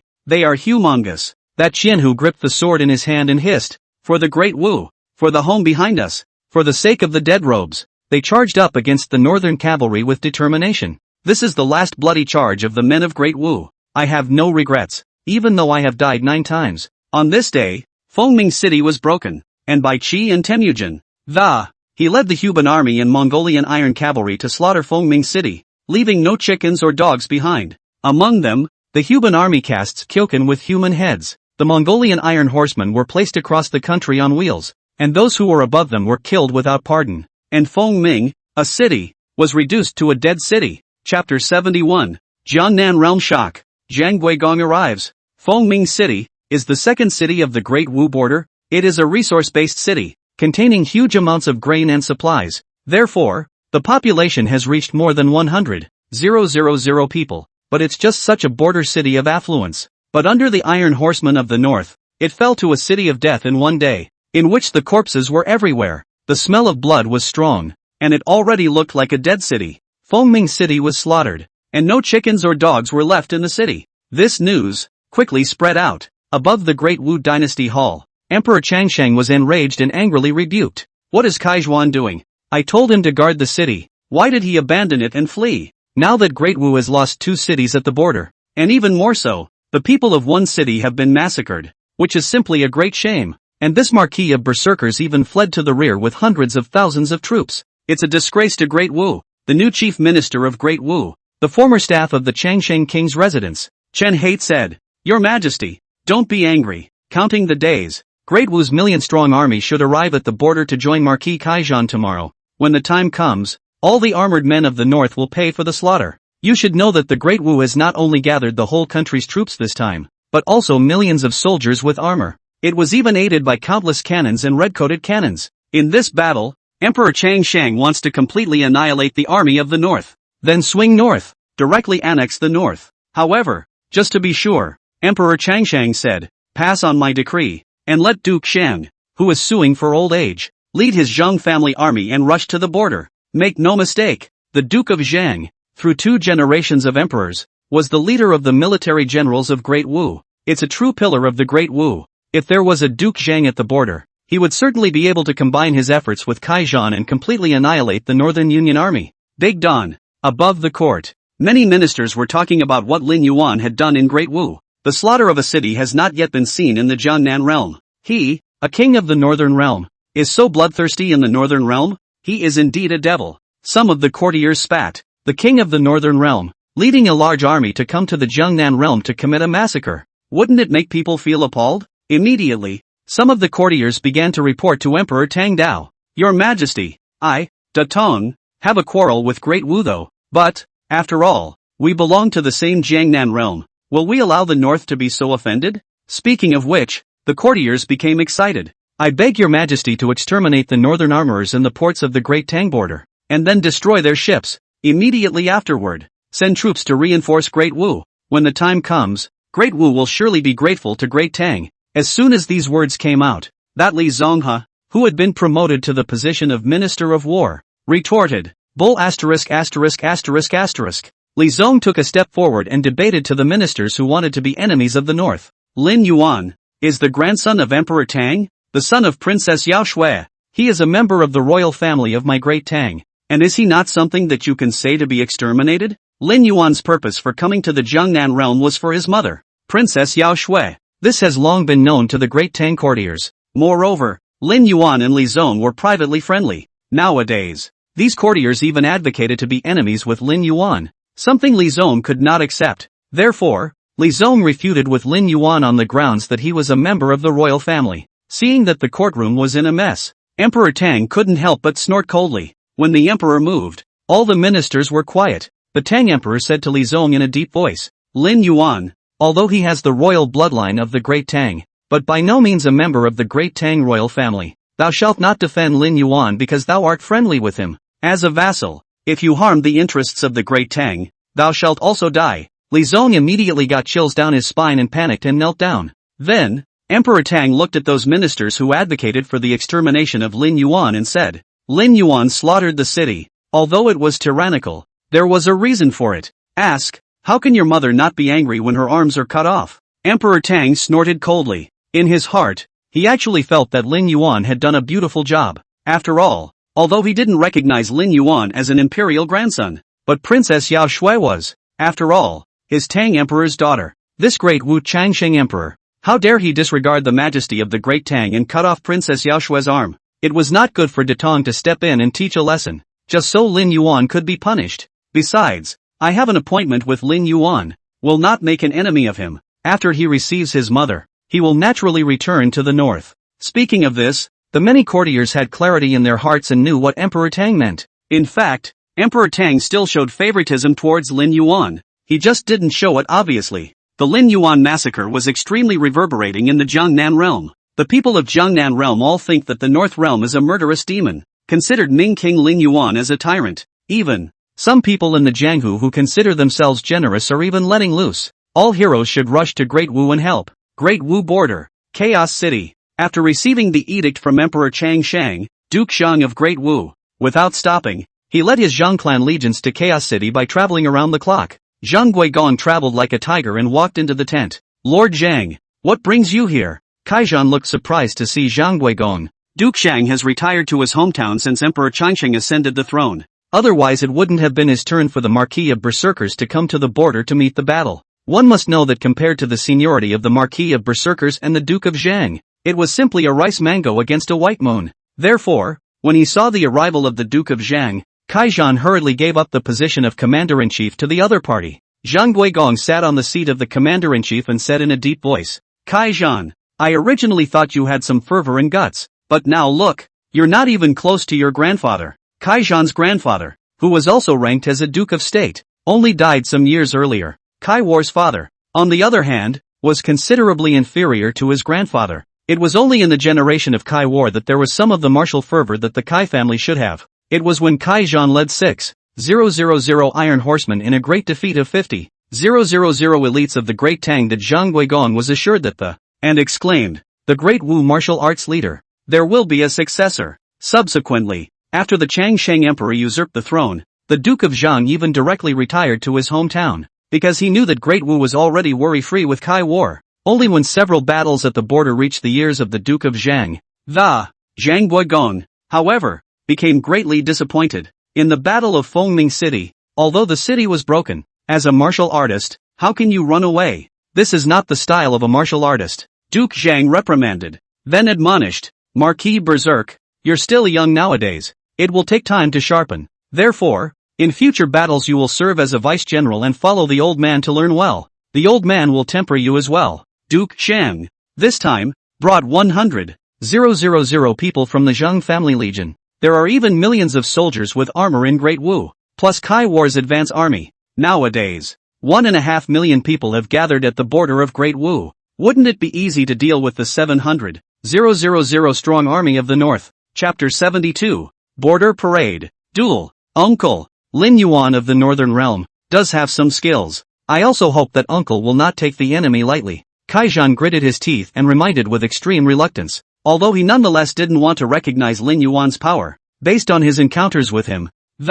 Indeed, one had to admit that Lin Yuan was definitely the best of his generation. Even he, Berserk Marquis Kaizhan, was ashamed of himself. Aha! Zhang Guigong nodded faintly. He has been fighting for dozens of years and has reached the position of Duke of State, relying on the fact that he never takes the enemy lightly. Because, on the battlefield, where things change in an instant, and any single move can change the final outcome, he had also argued this point countless times from above the battlefield. And now, facing a Northern Realm junior, he still didn't have the intention to take the enemy lightly. But nowadays, He was more pleased with the wild battle in front of him. Being able to know shame and then introspect is a kind of growth for you. Duke Zhang whirled around and got up, starting to lead Kai Zhan towards the outside. Pass on my name and parade at the border roll town. The might of my great Wu. The Wei border. Roll town. Although it is a border town, the area is huge and the commerce is extremely developed. Here, it is the hub of the waterway and the landway, and the merchants trade endlessly. And today, the town of Wheeling is empty of 10,000 people, and an aura of irony envelopes the town. On the vast plains beyond the town of Wheeling, 1 million soldiers with armor of great Wu are here. Suddenly, a drumbeat of great prestige sounded. Amidst the sound of drums, Duke Zhan led Marquis of Berserkers Kai Zhan onto the high platform of the military parade. Above the high platform, the long wind whistled, causing the sleeves of the two to flutter. Looking down at the million-strong army under the high platform, the single body of Zhang Guogong. At the moment it was a moment of uncontrollable greatness. Kai War, what did you see? Kai Zhan, who was asked, was stunned in his heart. Everywhere he looked, iron-armored men stood in solemnity, but the aura of the... Yet it seems to be interspersed with something inexplicable. It made it difficult for him to speak out. At that moment, Zhang Guigong violently grabbed Kai Zhan's arm. In a voice of pathos, he said, "The mountains of Great Wu have never been land. The people, they are the kingdom of Great Wu. These armored soldiers are the shield and sword that guard the rivers and mountains of Great Wu." Saying that, Duke Zhang's eyes seemed to be trying to penetrate Kai Zhan as he said in a deep voice, "You, he is the one who carries the load among the young military generals of Great Wu. After we old bones die, the Great Wu River and mountain will have to be left to you young people to guard." Kai Zhan nodded heavily. "My nephew will definitely use these armored soldiers well to guard my Great Wu River and mountain." Afterward, Duke Zhang bellowed, "Parade! Begin!" Wah! A soaring horn blew, and galloping cavalrymen,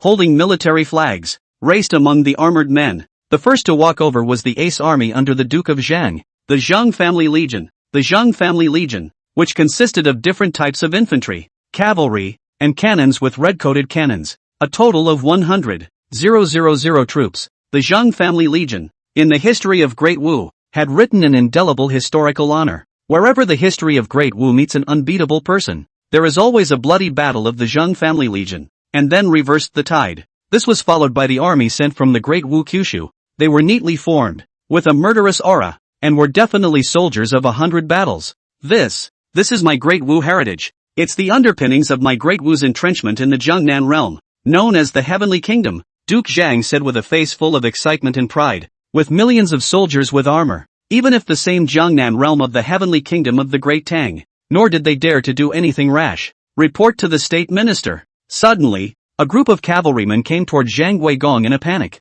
Reporting, he said, "The Northern Union Army is on its way to Wheel Town." "Oh, how many?" Duke Zhang asked meaningfully, as if he had known that the Northern Army would arrive. "All men." After hearing this answer, instead of being afraid, Zhang Guigong looked very excited. He shouted to the generals on the parade ground, "Generals, now, there is an invasion of foreign enemies in Great Wu. What should we do?" Duke Zhang's voice was extremely penetrating, and it was coupled with his prominent position in the military. As a result, countless generals and armorers hissed almost fervently, "War! War! War!" People who are in the military, war is where they belong. They can only write their own glory on top of the battlefield. 3 armies in full gear, prepare for a showdown with the North. In the northern marching camp, all the generals stood with solemn expressions. You know, just the day before yesterday, that Duke Zhang of Great Wu even sent a messenger to convey the news. Claim, the Great Wu army will hold a parade at the border town of Wheeling, and the time of the parade was also the time of the decisive battle between Great Wu and the North.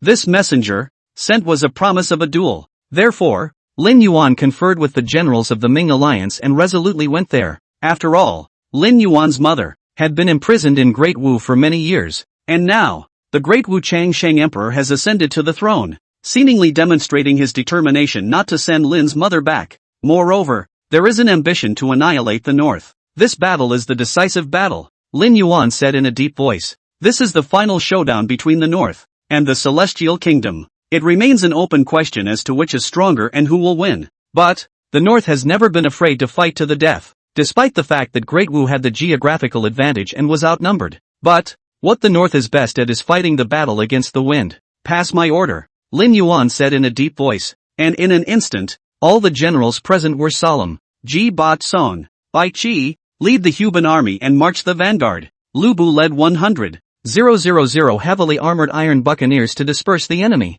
Temujin, lead the Mongol cavalry with the Great Snow Dragon Cavalry, the Wildling Legion, and flank. Lin Yuan then turned his gaze to King Tangyong. Uncle, I'll give you 100,000 armored men of the Ming League to go around to the back of Wheel Town. Outflank the front army on both sides. King Tangyong nodded his head. King Changu, you lead 300,000 Imperial troops and be ready to support the vanguard army at all times. After getting the staffing in place, Lin Yuan looked at Zhuge Liang. Kong Ming, the red-clad cannons in the rear. It's all yours. The red cannon, powerful enough to turn the tide of battle, is very useful. Gentlemen, and now a battle. The fate of the North's future is at stake. Lin Yuan said. In this battle, if we win, the Northern Realm can take the fertile land of Jiangnan Realm directly. If we fail, the Northern Realm will also face the price of annihilation. This battle was all for Lin Yuan, but it was also for the face of Ming. Lin Yuan's mother, the mother of the Ming king, if she was imprisoned again, the face of the Ming kingdom would be gone. In this battle, if he wins, he will receive back Lin Yuan's mother and still be able to take the Great Wu dynasty in the Jiangnan realm directly. This was something King Changwu hadn't even dared to think about before. Cross the Shaojiang River and attack the Heavenly Kingdom. All King Changwu felt in his eyes as he looked towards Lin Yuan was a sense of wariness. If this battle was won, the generals of this battle, including him, King Changwu, would be immortalized, admired by millions. Chapter 73, The Bloody Battle of Wheel Town. Northland, 700,000 troops. Jiangnan Realm of Great Wu. Millions of soldiers with armor. The vanguard, on both sides, launches a charge. And then the camps of the two armies coincidentally erupted with the sound of earth-shattering cannons. That's the red cannon roaring. After a round of red-coated cannons fired in unison, smoke filled the air above the field, and countless armored soldiers fell in response. Subsequently, Ji Bat Song, Bai Qi, led the Huban Army, with a gaze like a tiger, and blatantly rushed to kill. For the sake of Ming, charge! The two generals, Ji Bat Song and Bai Qi, spurred their horses forward, and behind them the countless Huban armored soldiers followed behind with fiery gazes. On the side of the Great Wu dynasty, the one leading the vanguard was the third son of Duke Zhang, Zhang Hu, Tiger Zhang, with his back and waist, big and thick bladder. His strength is extremely strong. He held a long board axe and his eyes gathered on Ji Bat Song and Bai Qi. The Zhang family legion. Charge! It was extremely uncommon for two armies to charge, and for a great general to brave death and charge ahead. Zhang Hu brazenly ran wildly towards Ji Bat Song and Bai Qi. The long board axe in his hand hacked away with great force. Ji Bat Song hurriedly blocked it with his long sword with a dull ringing sound. Ji Bat Song's face was a bit shocked, and his tiger's mouth was tingling. The power of that long board axe strike had actually vaguely overwhelmed him somewhat. General Ji Bat Song, I'm here to help you. Seeing this, Bai Qi held the god-killing sword and confronted Zhang Hu together with Ji Bat Song.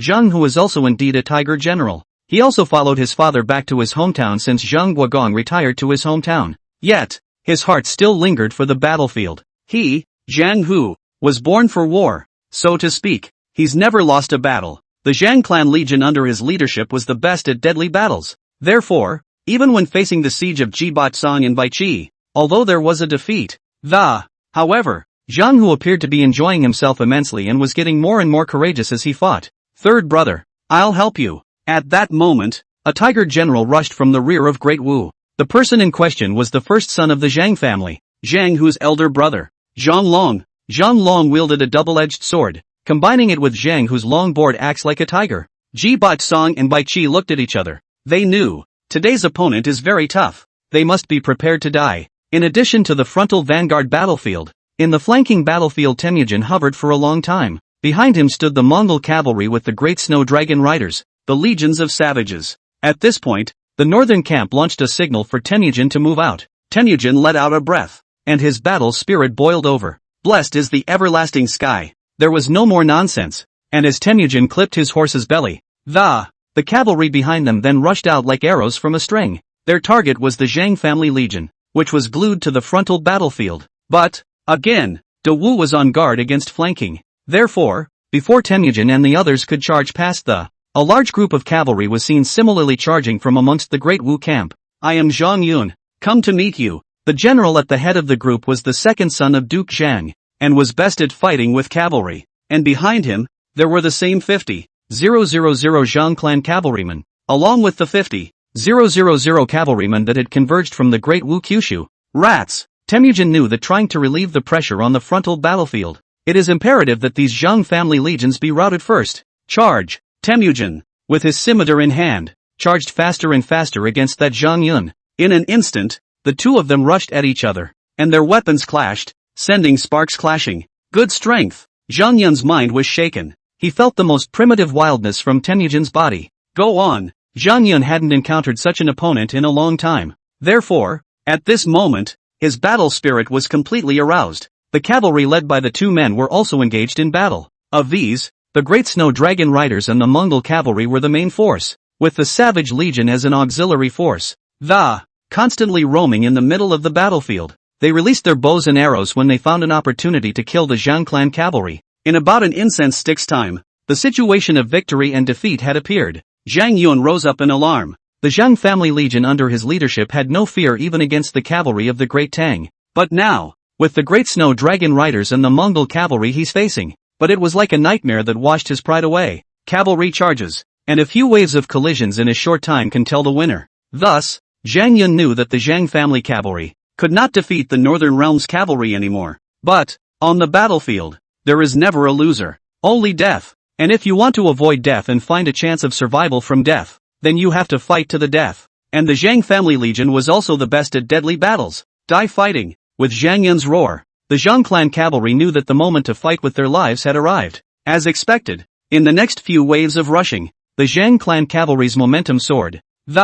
Surprisingly, he was vaguely able to tie with the cavalry led by Temujin. The corner of Temujin's eye was most disdainful. Dead people. A dead man's whisper seemed to have sealed the fate of the Zhang clan legion and Zhang Yun. In fact, just now, in the midst of several waves of collision, as the commander, Temujin had naturally figured out the strength of Zhang Yun and the Zhang family legion's underpinnings. Ultimately Temujin came to the result. Death is the inevitable outcome for the Zhang clan's cavalry. This is the confidence that belongs to Temujin. Therefore, when Temujin raised his scimitar, the cavalry legion he led behind him also suddenly changed its aura. The Mongol cavalry, in particular, were each wild. They understood the significance of Temujin's move best. Fight to the death and harvest each other's heads. The everlasting sky will shelter the Mongol warriors, the Great Snow Dragon Riders, and the Wildling Legion. Therefore, it is only necessary to fight to the death, and then take the heads of Zhang's cavalrymen and sacrifice them to the blessings of the everlasting heaven. The light cavalry led by Temujin was stopped for a short time by the Zhang clan cavalry led by Zhang Yun. And the death toll was continuing to surge for the pioneers of the two armies on the frontal battlefield. In particular, Jibat Sang and Bai Qi were already suffering from bloody wounds on their bodies as they faced off against the two sons of the Zhang clan. Among them, one of Jibat Sang's fingers was chopped off, and the arm of that Zhang family's first eldest son, Zhang Long, had been chopped out of the white bones. The army takes shelter. Suddenly, Jibat Sang shouted. Immediately afterward, the Huban army on the battlefield was seen to be rapidly dispersing to the two sides, leaving a large space in the center. When Zhang Long and Zhang Hu saw this move, they were confused. The two armies have been fighting for half a day. Even if they want to retreat directly to sound the gold retreat is not good? Why did you spread the Huban army on both sides? At that moment, the earth shook with a tremor, only to see a Lu Bu, who was holding a square heavenly painted halberd and clad in a purple and gold locks armor, came running wildly, and behind him, a full 100,000 heavily armored iron buccaneers followed.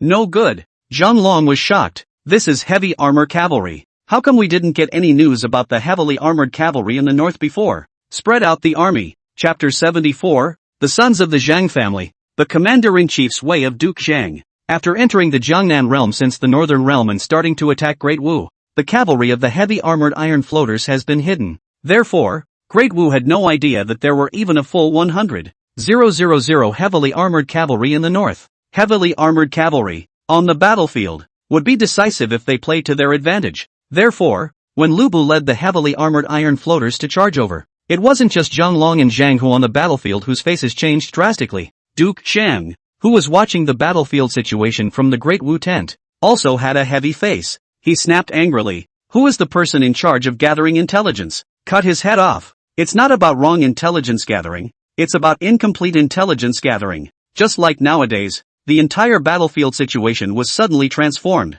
With that, a round of charge from the 100,000 heavily armored iron buccaneers, the Zhang clan's army, which had been fighting for half a day, instantly fell apart. Zhang Long and Zhang Hu desperately wanted to reverse the battle and stabilize the situation, but it was all in vain. The Huban army followed behind the iron floaters, advancing towards the Zhang family legion in an organized manner, and Lu Bu also directly locked the two generals, Zhang Long and Zhang Hu.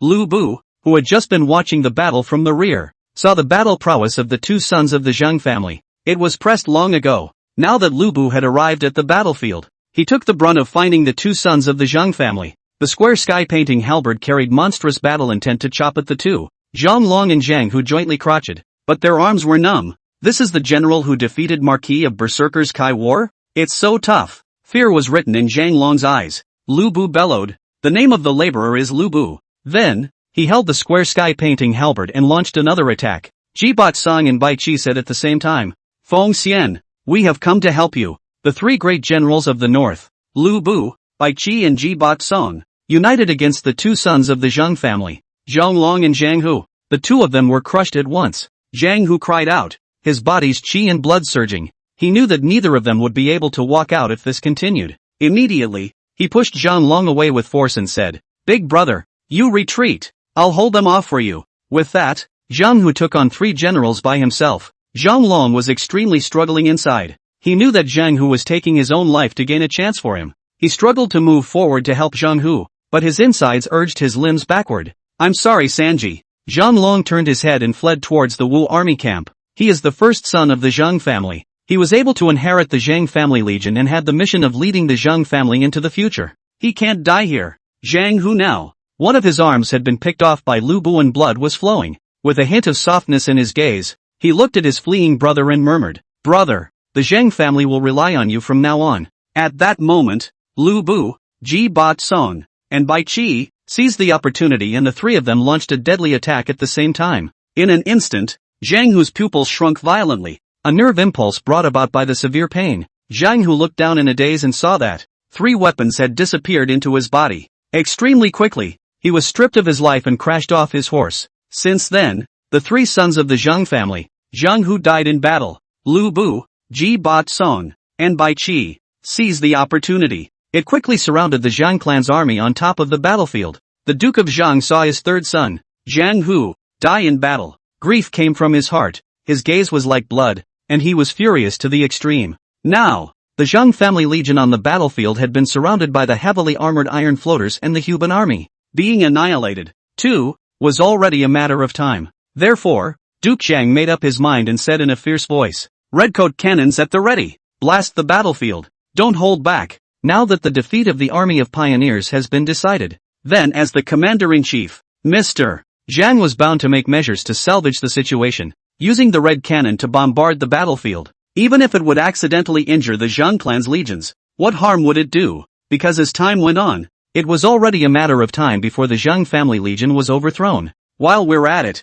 we might as well cover the battlefield with red-coated cannons. That way, it can still hit the North's armorers hard. Therefore, a burst of red-coated cannons was unleashed. Cannonballs from the sky fell like raindrops in the middle of the battlefield. Falling in the middle of Tai Futu, the middle of the Huban army, instantly played an extremely effective role. Lu Bu cursed, crazy. Immediately, he quickly ordered Iron Float to retreat. The Huban army followed suit. However, Tai Futu was heavily armored, and his retreat was extremely slow. Almost instantly, 100,000 iron floaters were instantly exterminated by 10,000 people by the red-clothed cannons. Simply horrible numbers. This, still, happened under the premise that Lu Bu had retreated his army in time. It can be seen that in the current war situation, firearms have become the key to reversing the war situation. At night, the stars are high. The sound of insects chirping seemed empty and silent above the battlefield. On this night, in the camps of the commanders of the two armies, it was difficult to sleep. Northland Camp.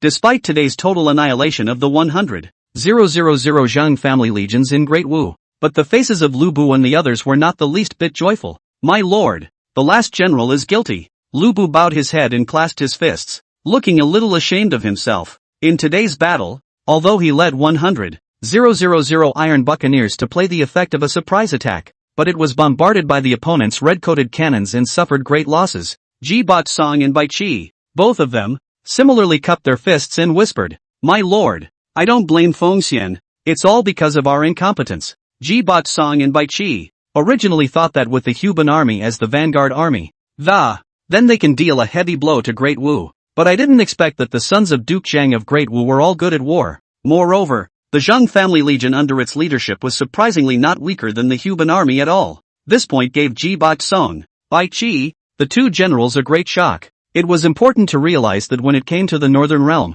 these two generals were virtually undefeated, but since arriving at the Jiangnan realm, it has been humiliated by repeated setbacks at the hands of the Great Wu. Instead, Temujin stood with his hands folded, his face unchanged. Today's battle pitted him against the cavalry led by Zhang Yun, son of the Zhang family, although again, it was a bit tricky too, but the good thing is that the end result is good. Therefore, Temujin did not feel the slightest thing wrong. Victory and defeat are each determined. Temujin took a step forward and said slowly, "The everlasting sky doesn't always bless us, but the everlasting sky will definitely be on the side of the steadfast." What Temujin said was extremely philosophical. Lin Yuan agreed with its idea and then said to the generals, "Today's battle proves that the Northern Realm can fight. The Northern Realm does not fear the heavenly kingdom of the Jiangnan realm. With a good start, the next battles will be fought with greater confidence. I hope that all of you will not be discouraged by today's loss." Lin Yuan counseled, "When the day comes to break through the imperial capital of the Great Wu,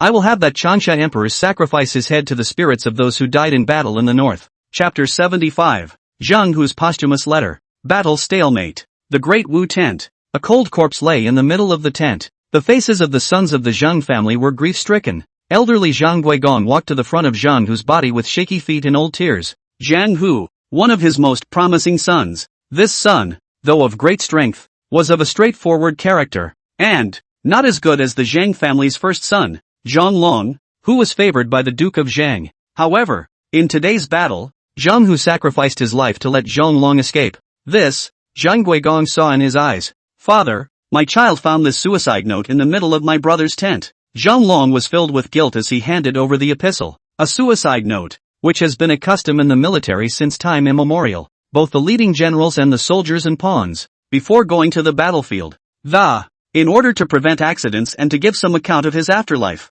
Zhang Guigong's fingers trembled as he opened the letter. "Father, if you're reading this letter, I think it's my shallow luck to think that has died in battle. After my death, father need not grieve. My Zhang family still has my elder brother Zhang Long, my second brother Zhang Yun, and many nephews." In Zhang Hu's suicide note, he seems so calm about his death, because in Zhang Hu's heart, as if he also thought that his death, to the huge Zhang family, it's just a little thing that couldn't be more common. However, the content of the next letter, with a twist of the pen, caused Zhang Guigong to completely collapse. "Father, do you remember asking you for sugar plums when I was 4 years old?" When he was 4 years old, coinciding with the New Year's Eve, Mr. Zhang Guigong, with several of his sons, together, we went shopping for New Year's Eve goods on the street. I saw a stall selling sugar gourds. Zhang Long, Zhang Hu, Zhang Yun, the three sons pestered Zhang Guigong to buy it for them, but unluckily, there were only 2 candy canes left at that candy cane stand.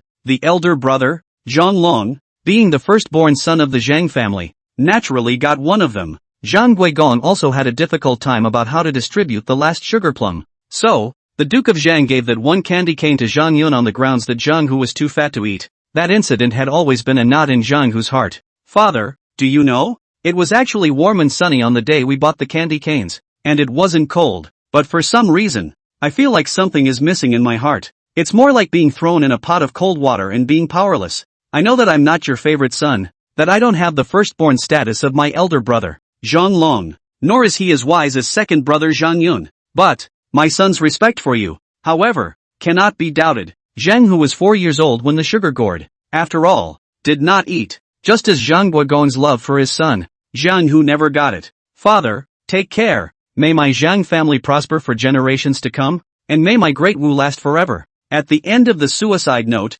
Zhang Hu actually wanted to say something. He seemed to be trying to say something aggravating, but he scribbled it away, because he knew that the father was in the high position of the Duke of State, and had long since made a clear judgment on the several sons of the Zhang family. Therefore, it is only because of this that the Duke of Zhang will keep Zhang Long by his side to be carefully coached, to prepare for the future succession of the Zhang family. As for Zhang Yun, he was likewise sent by the Duke of Zhang to the great master of the art of war to learn the way of using war. It was expected that in the future, Zhang Yun would be able to lead the Zhang family army to charge into battle and win honor for Great Wu. In comparison, Zheng Hu was much more mediocre. He had a huge appetite and was very good at eating, and a straightforward nature. No frills. He only listened to his father's orders, so he did whatever the Duke of Zhang said. And that's why, when Zhang Hu heard that the Duke of Zhang wanted to transfer him to the most bitter and tiring military camp, he did not disobey, but pack your bags and plunge into the barracks without a word. After reading the suicide note, Duke Zhang's majestic face had long since burst into tears.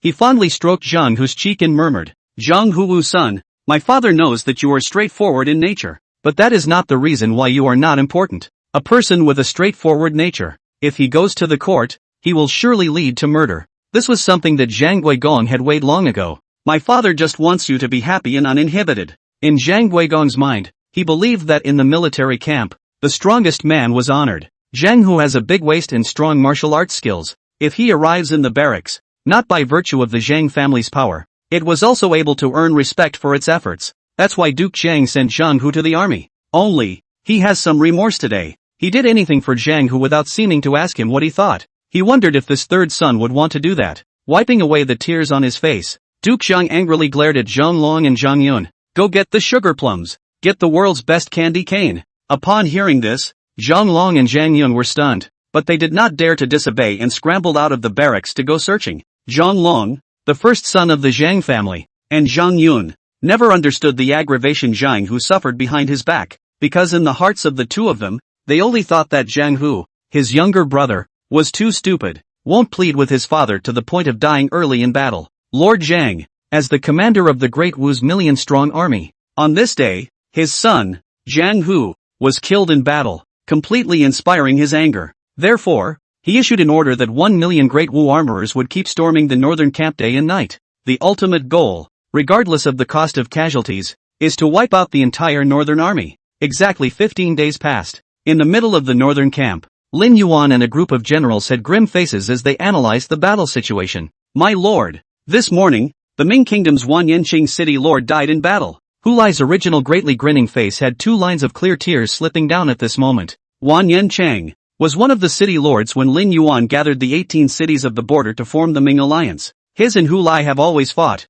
but their relationship has become extremely good amidst the fighting and bickering. This morning, when Hu Lai and Yingxiang were leading troops together to scout the neighborhood, we encountered an ambush by the Great Wu army. Hu Lai was hit by a poison arrow and fell unconscious. Seeing this scene, Yingxiang decisively asked the others to bring Hu Lai to retreat first, and he himself took cover with a district of dozens of people. In the end, Hu Lai managed to be sent out, but Yingxiang fell on the battlefield, and his head was hung in front of the De Wu military camp. Before the De Wu military camp, a wall of heads had now surrounded it. The owner of those heads was at least a centurion. Yingxiang, on the other hand, has now become the highest-ranked person to be beheaded by Great Wu. "We can't keep cowering like this," Bai Qi proposed. King Tangyong brought 100,000 troops around the back, but not the slightest news has come in. "We can't wait any longer." Earlier, after Lin Yuan had King Tangyong bring 100,000 Dasha allied troops around to the Great Wu military camp, it's all about the sneak attack. However, the journey should have been 12 days, but now 15 days have passed without the slightest news coming in. It was a real surprise. Lin Yuan, on the other hand, had been adopting a turtle defense strategy. After all, although the number of the northern army was good at fighting, it was after all not as large as the number of armored soldiers in Great Wu. What's more, it's the Great Wu who is now in the midst of madness. "Wait a little longer," Lin Yuan said stiffly. Chapter 76, King Tangyong's Windfall, Dasha's Deadly Battle Windfall. Since the Zhang family, Zhang Hu, died in battle, the Great Wu army went completely crazy, especially the Zhang family legion. At the request of the Duke of Zhang was like a madman in a deadly battle. Deadly battles here are almost suicidal attacks. They continued their general charge even with broken limbs and serious injuries. This scene immediately caused the Northern Realm's generals to be shocked. Immediately, Lin Yuan decided to adopt a temporary turtle defense strategy, to minimize maximum casualties.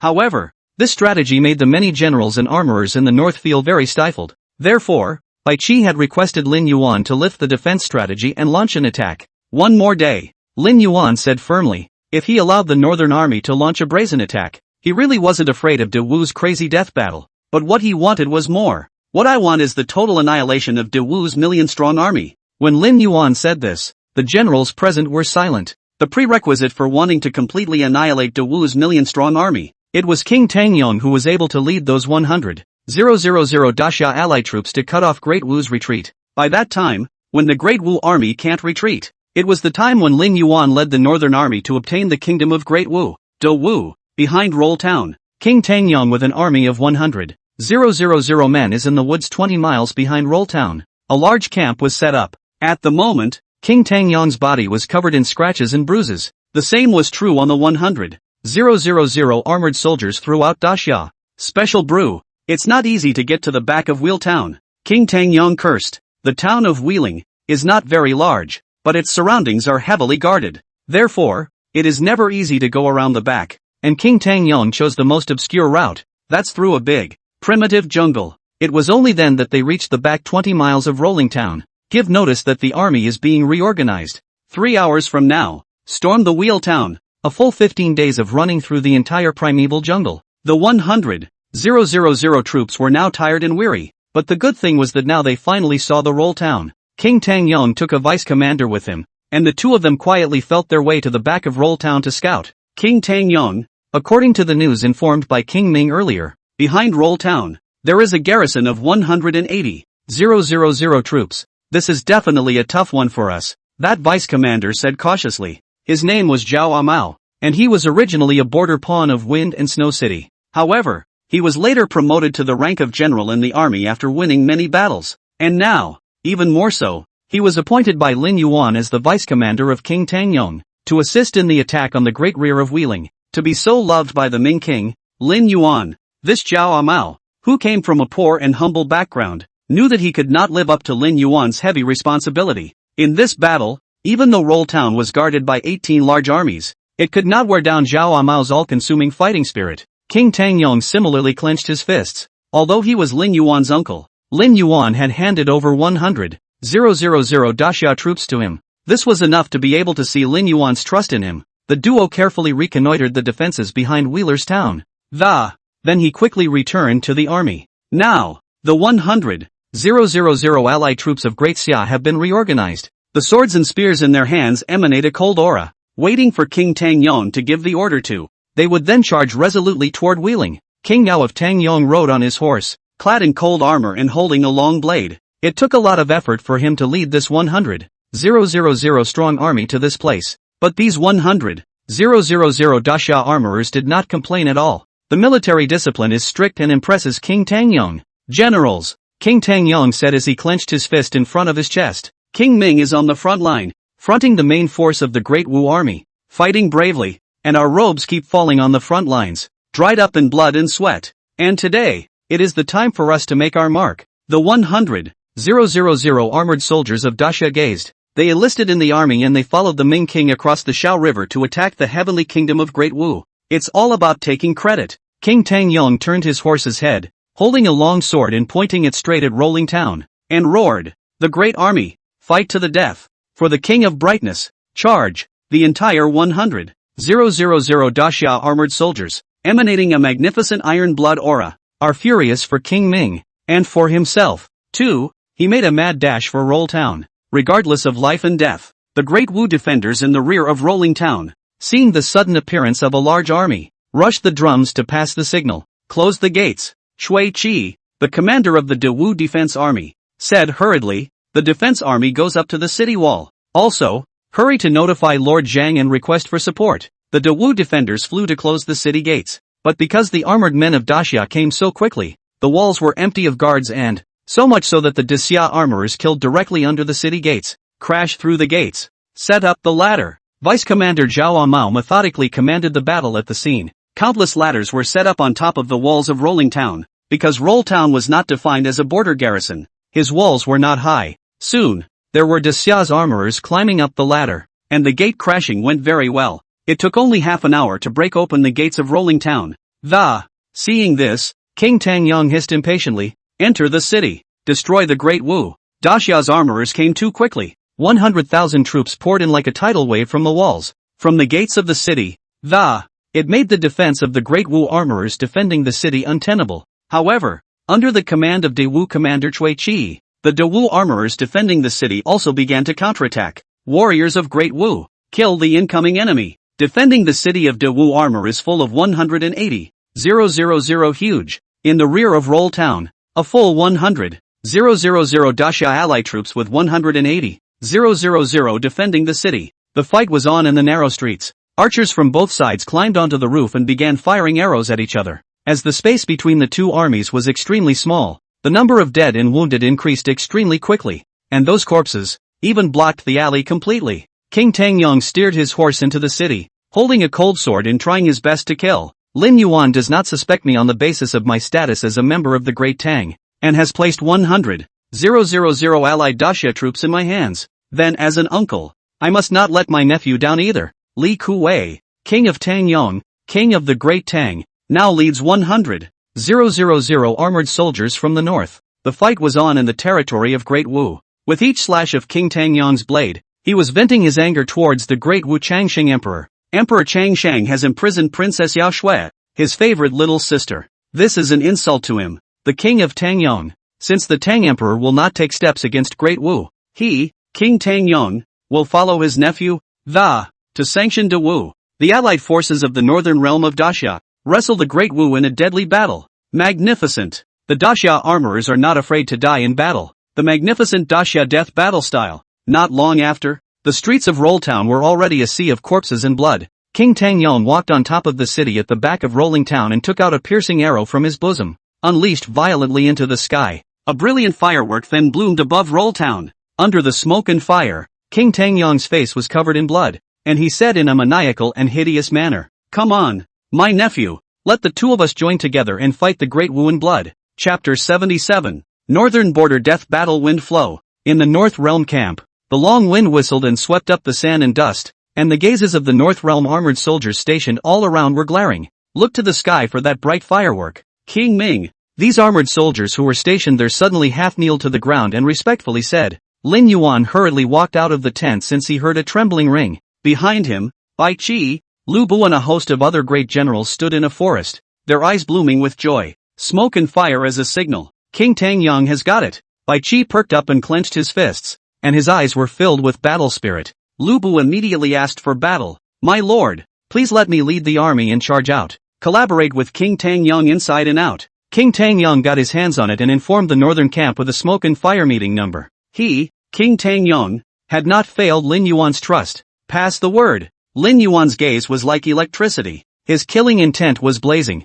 and now was the chance to counterattack. The northern army, all pull out. Lu Bu, Bai Qi, Ji Bat Song, Temujin, Dugu Tua. You, lead the army and give me total annihilation of the Great Wu army. Lin Yuan named his generals, and the generals present were all thrilled. The tortoise defense strategy had been in place for more than 10 days, and now, the time had finally come for a counterattack. I will fulfill the Lord's trust. Immediately, the northern camp moved tremendously. Generals, with hundreds of thousands of troops from the north, with monstrous wariness, he raced towards Roll Town. This battle is the final showdown. They had waited for several days for this battle, and were about to wipe out the Great Wu army with this battle. Inside the Great Wu tent. Report. The back city of Will Town has been lost, and the North's army has killed its way in. Commander Choi Flag requesting backup. Report. The Northern army has launched an all-out attack from the front. Frontline for help. There were constantly armored soldiers running through the Great Wu tents. At once, the generals in the tent panicked. Zhang Long, the first eldest son of the Zheng family, said with a face full of anxiety, Father, now the back city has been breached. We'd better retreat quickly. If we are caught in a situation where we are attacked from the front and back, I'm afraid we will be doomed. Berserk Marquis Kaijan was equally alarmed when he heard about this. The rear city was breached, and the front gates of Rolling Town were attacked again by the North's army in full force. This will be a dead end if the decision is slightly wrong. Therefore, Kaijan also counseled, Uncle, the immediate emergency. It's still all hands on deck to break out of the back city. In the back city, there are only 100,000 troops of King Tangyong. If they were to break out with all their might, they would still be able to save the main force of Great Wu. At that moment, the gazes of all the generals within the entire tent converged on Duke Zhang. Duke Zhang is the commander-in-chief of the Great Wu, and all decisions rest with him. Retreat? Withdraw where? Duke Zhang said in a cold voice, his brows filled with killing intent. Ever since his third son, Zhang Hu, was decapitated by the Northern Realm, it was as if he had fallen into a state of madness. I, Great Wu, have millions of soldiers with armor. What is there to fear even if we are caught in a situation where we are attacked from the back? With that, he snapped to his feet. Pass on my order. Zhang Long to lead an army of 100,000 to support the back city. The rest of the army, all of them, pull out of the city and fight the north to the death. He didn't believe that the millions of troops of the great Wu dynasties. Is it possible that we can't beat the barren land in the north? This battle, I will fight it myself. Marquis of Berserkers Kai Zhuan, as vice commander, follow me. The Northern Realm Army, which came with 700,000 armored soldiers, and now, there are still more than 500,000 left, more than 500,000 armored men, both cavalry and infantry. All of them were frantically storming the gates of Rolling City. The great Wu garrison armorers above that wheeled city kept throwing stones, kerosene, and shooting bows and arrows, but once they showed their heads, they were instantly shot by the Mongolian cavalry. At that moment, above Rolling City, the large war drums were violently sounded. Immediately afterward, all three gates of Rolling City opened wide. A tidal wave of great Wu armorers rushed out. At the head of the group, it was the veteran general, Zhang Guigong, and the vice commander, Kai Zhan. The millions of soldiers with armor in Great Wu poured into the northern realm of Ani in an instant. The two armies met outside of Roll City in a grueling battle. Lu Bu, leading the heavily armored iron floaters, wanted to start a charge, but amidst the chaos, it will accidentally hurt one of our own. So Li himself, he had the heavy armored iron buccaneers spread out and decimated the great Wu armored soldiers in a wandering manner. There were also the great snow dragon riders led by Temujin and the Mongol cavalry likewise. The Mongol cavalry in particular, though numbering less than today's 10,000 men, but they are innately good at this kind of mounted archery, and in the midst of a chaotic army are like a sharp sword, constantly weaving in and out of them, strangling the De Wu armorers. Bai Qi and Ji Bat Song, on the other hand, personally led the Huban Army and rushed at the front, directly charging against the million-strong army of Great Wu. A great battle, an absolute melee, the Xiaochengwu king said without thinking as he looked at the scene. At this moment, there was only endless shock in his eyes. A melee of more than 1 million troops. This has never happened before in the history of the North. Now, however, Lin Yuan was leading the Northern Realm Army to the Celestial Kingdom. Warriors of the Imperial Army, King Changwu said with wariness. This battle, to fight the might of Great Xia. This battle, let's make Great Xia, the world's reputation. Afterward, he fiercely clipped the belly of his horse and led 200,000 Imperial troops, charging forward to confront Great Wu. A whole day passed. The two armies rushed to kill each other day and night, and it had reached the point of insanity. Lin Yuan also joined the formation. With the surging power of the Overlord, he led the North Realm armors to keep pushing forward, even though Great Wu had 1 million troops, almost half of the North's army. But under Lin Yuan's leadership, the soldiers of the North, there were no goons. Humongus, fight to the end. It's a warrior's game. This is a killing field for men, a feast for men. On the battlefield, with two armies fighting to this extent, countless corpses were reduced to stepping stones for the feet to tread on. Here, there is no mercy, only life and death. The only thing that will be fundamental to the end of the war is the division between life and death. The North, Ming Goku. Lin Yuan dragged his tired body, and at the moment, the battle armor on his body was already stained red with blood. He could no longer tell if it was his own blood or the enemy's blood on him. He just raised the longsword in his hand and roared. Deadly battle. The Ming armorers, since following Lin Yuan, have experienced countless battles and, one of them is even the Battle of Chu's destruction. Therefore, these armored soldiers are mostly veterans and are most capable of fighting to the death. And the deadly battle is not just for these great Ming armies.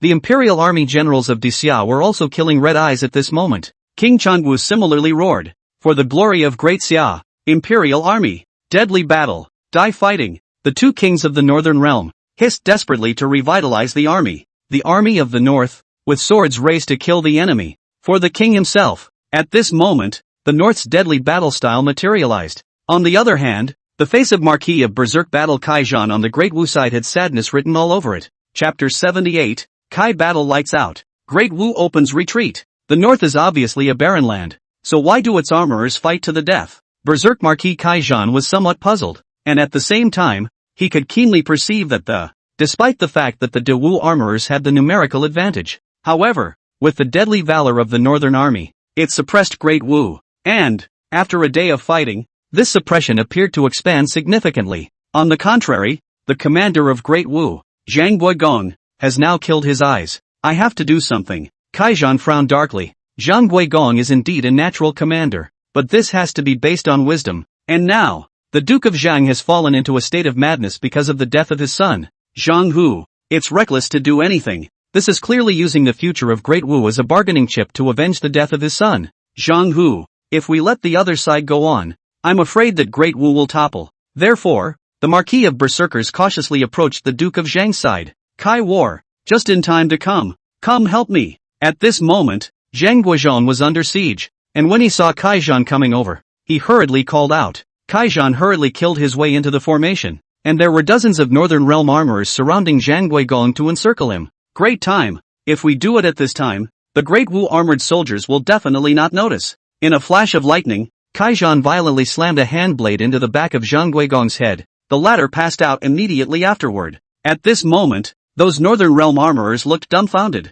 Great Wu's vice commander Kaizhan had actually smashed Commander Zhang Guigong into unconsciousness? Duke Zhang is seriously injured. Quickly come for support. Kaizhan bellowed out, instantly attracting the attention of the Dawu armorers, who rushed towards there. The Northern Realm armorer was confused for a while. Who had seriously injured Lord Zhang? Smears. Despite this thought, these Northern armorers also knew that this was the perfect time for being able to cut down the opponent's commander-in-chief. If he had beheaded Zhang Guigong, or Kaizhan, then he would have been able to be crowned as a minister. Thinking about it, these armored soldiers immediately copied the weapons in their hands and surrounded them, but those Dawu armorers were too quick to support. Kaizhan seized the opportunity to carry Zhang Guigong on his back and hurriedly ran towards the rolling city. Zhang Yun, son of Duke Shang, asked in a panic, "What's going on?" Kaizhan said in a deep voice. It should be that he fainted due to physical exhaustion from fighting for days. Kai War made up a lie off the top of his head. After all, this Duke of State is old, and after a day of continuous, non-stop fighting, I'm afraid that wouldn't hold up on a young man, not to mention the aging Zhang Guigong. Call the medic. Zhang Yun shouted in panic. No! Kai Battle shouted him down, a pair of steely gazes making the latter's scalp go a little numb. Nowadays, the biggest enemy is the northern armor outside the city. If this continues, Great Wu will eventually collapse. The Duke of Zhang is only unconscious and is not in any serious trouble. On the contrary, then the northern armor outside the city, this is a crisis that must be dealt with. What do you want? Zhang Yun asked. Retreat. Without hesitation, Kaizhan said. Now that the army has been fighting for days, it is already tired. The army must now be made to withdraw from Rolling Town. No! Zhang Yun refused Kaizhan's request. My father said to defend Roll Town to the death. To fight the north here. If you say this, if father finds out about it, you'll be disobeying a military order. If His Majesty finds out, it would be disobeying the Emperor's order. Whether it's military discipline or the Emperor's blame, this is a capital offense. Zhang Yun can't afford it, and Kaizhan can't afford it anymore. Confused, Kaizhan fiercely bellowed, instantly causing the latter to tremble. You're also a martial artist. You should know clearly that the Great Wu armorers are no match for the north. If this keeps up, even if we can hit the north hard, but then the entire main army of Great Wu will be annihilated. And once the main force of Great Wu is completely annihilated, let's not talk about whether or not the north has the strength to continue attacking Great Wu. When the time comes, Great Tang, which is a heavenly kingdom, will likewise step in, even if the Great Tang doesn't make a move. Mind you, those Buddhist countries in the west have also been coveting the Great Wu's missionary work. Zhang Yun deliberated carefully. He then gritted his teeth and said, everything is at your disposal. When something goes wrong, I'll take it with you. Zhang Yun is also considered to be a great man. In the big things, a little thought, and then know how to change. Kaizhan hurriedly issued an order. In the middle of Wheel Town, bury a large amount of gunpowder. When our army retreats, leave a group of dead soldiers to ignite the explosives in the city. Hearing this, Zhang Yun rose up in fear. You know, there are still tens of thousands of residents in Wheeling. No, my father taught me that Dawu armorers are supposed to protect the people. The lives of the people must not be used as a means of attack. Hearing such tender words from Zhang Yun, Kaizhan instantly despised them. You know, his father, Duke Shang, just because of Zhang Hu's death in battle, just used the Great Wu's million-strong army as a bargaining chip to start a war with the North. Such behavior, though cruel and selfish, is bold enough. Since Mr. Zhang is unwilling to be the bad guy, then I, the Marquis of Berserkers, will be the one to do it. In the face of great things, someone has to suffer the consequences eventually, and nowadays, there was only him, the Marquis of Berserkers. Immediately, Berserker Marquis Kaizhan called for the Lord of Fengming City. Su Yu, you count as a friend I recognize. In the past, the two of them had told each other their feelings outside of Fengming City. counting them as friends. Marquis of Berserkers, just say it, I'll do it. Suyu knew that if it wasn't a critical situation, this proud Marquis of Berserkers would never have begged him. I want you to lead the retreat of the Great Wu Army to the land of Guanzhong. Zhang Yun led Zhang Guigong to retreat. Then the retreat of the millions of Great Wu troops will be left to Suyu, and the matter of planting explosives in the middle of Will Town would have to be left to him. Kai Zhan. Good. I will do it even at the cost of my life. Above the battlefield in front of Rolling Town, the armies of Great Wu in the north had long been exhausted. These armorers no longer even had the strength to pick up their weapons. But, in spite of this, no order to retreat was received, and they were still charging each other. Finally, the order was received in the Great Wu Army. The Marquis of Berserkers has an order. The army retreats in formation and in an orderly fashion. The Great Wu Army, leaving 50,000 behind, circled the northern armies before Will Town, and the rest of the army, all retreated towards the land of Guanzhong. Kai Zhan, on the other hand, personally led the men to bury gunpowder in the middle of Will Town. As soon as the army is all withdrawn, and the northern army enters it, then the whole of Wheeling will explode. Reduced to rubble, and Lin Yuan naturally sensed the retreating formation of Great Wu. All troops charge. Don't give them an army to escape. These people retreated, and were bound to pass through the place guarded by King Tangyong in the back city. This will put absolute pressure on King Tangyong. Temujin, lead the great snow dragon riders to charge into the city and support King Tangyong. Now that the city gates are open, Temujin immediately rushed into the city with tens of thousands of great snow dragon riders, running toward the back city. And Lin Yuan was also desperately urging the northern army to strangle the Dewu armorers who stayed behind. P.S. A couple words. Brothers, I've written 150,000 words without realizing it. The next 2 days of the episode will be turned upside down and I'll be leading up to something new. So stay tuned. Chapter 79. Deadly Battle in the North. Total annihilation of the Wu Army. The back of Rolling City. King Tangyong with 100,000 Daxia allied troops fought to the death to capture the city here. At first, the 100,000 Daxia allied troops under his command could still handle it, but as time went on, instead, he realized that these Dewu armorers were actually retreating. They want to pull out of Roll City. As expected of Lin Yuan, this Great Wu army is fleeing. Seeing that you can't fight, you're going to panic and escape. Earlier, Lin Yuan had King Tangyong occupy the rear of Rolling City. One wanted it to attack back and forth with the northern army. Secondly, it was to wipe out the Dewu army and prevent it from escaping. And now, the Great Wu army attacked the defensive formation that King Tangyong had managed to build up with great difficulty as if they did not want to lose their lives. King Tangyong knew that Lin Yuan must have won a big victory at ahead. Nowadays, whether or not they can completely annihilate the Great Wu army depends on how long they can hold the fort. Generals, King Tangyong bellowed, crossing his sword in front of him, and behind him stood tens of thousands of allied Daxia troops. Defend the back city to the death and stop these rats from Great Wu. Vice Commander Zhao Mao immediately agreed. Dead guard, defend to the death. The total annihilation of the Great Wu army is today. When these words were spoken, Zhao Mao only felt his blood boiling. He was but a general of the barren land of the north. And now surprisingly, he took on the heavy responsibility of wiping out the Great Wu army. You know, that Great Wu army is a heavenly kingdom. Now, the fate of this heavenly kingdom was in his and King Tangyong's hands. It was a feeling that made him feel marvelous and intoxicated. Therefore, his whole body and mind tensed up, and he stood with King Tangyong, leading the tens of thousands of Daxia troops behind him. He crossed his sword and stood on his horse, intercepting the onslaught of Dewu's army here. After a whole day of fierce fighting, the million-strong army of the Great Wu army, now there are only 700,000 left. In just one day, 300,000 troops were reduced to skeletons. More than half of the remaining army was with wounded men. Suyu was extremely quick to lead this 700,000 strong army to break out towards the back city of Roll Town. But here, he saw King Tangyong and Zhao Mao once again crossing their swords and fencing in. The whole army, kill them, Suyu bellowed. In his opinion, these tens of thousands of Daxia's troops were simply enough to soul the 700,000 troops of Great Wu. And these Great Wu soldiers, too, were charging forward brazenly with the hope of life. They knew that as long as they broke through the blockade in front of them, they would have a way out. However, Suyu had greatly underestimated the fighting ability of these Daxia allied forces. These Daxia armorers, they didn't even want to release them out of Rolling Town. The first wave of 5,000 Dewu armorers pressed on, and within an hour, they were all wiped out. Suyu felt tricky when he saw this, because the back city of this Will town was incredibly narrow. although the Great Wu army had hundreds of thousands available. But because of the smallness of the place, the army could only charge upward in waves. Moreover, because there were so many corpses of dead and injured armorers, they took up a lot of space again. Following such a wave of rushing through,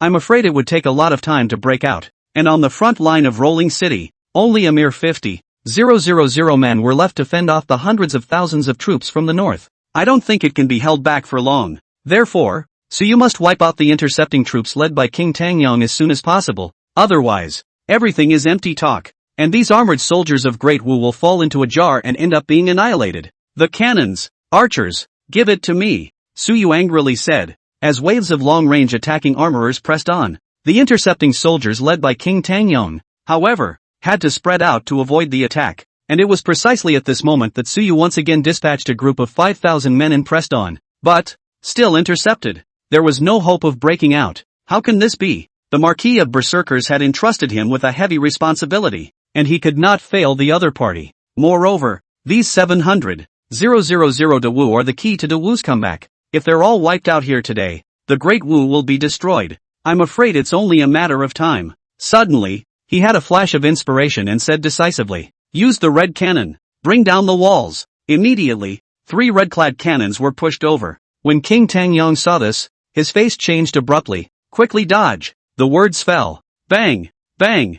Bang! 3 cannons sounded. Immediately afterward, the surging shells shook the bricks out of the city wall. Seeing the effect, Su Yu was overjoyed. Continue. Just a couple more rounds. Aiming for a spot to fire the cannon. A hole will surely be cut in this city wall. When the time comes, a few more holes will be blown out, and the Great Wu army will be able to split up and retreat. That King Tangyong could no longer stop them either. King Tangyong naturally understood Su Yu's thoughts. Therefore, with a clear heart, he raised his sword and said, "Generals, the Ming King told us to stop them and not let a single armorer out. Then, even if we have to give our lives, we cannot fail the Ming King. These Daxia soldiers are all flesh and blood, but when it comes to righteousness, when the war of nations is imminent, they naturally know the difference. The war with Great Wu is a matter of honor and mission for the face of Great Xia, and men, what they value most is honor." Therefore, when King Tangyong uttered these words, the allied forces of Xia, at once, he realized what King Tangyong was thinking.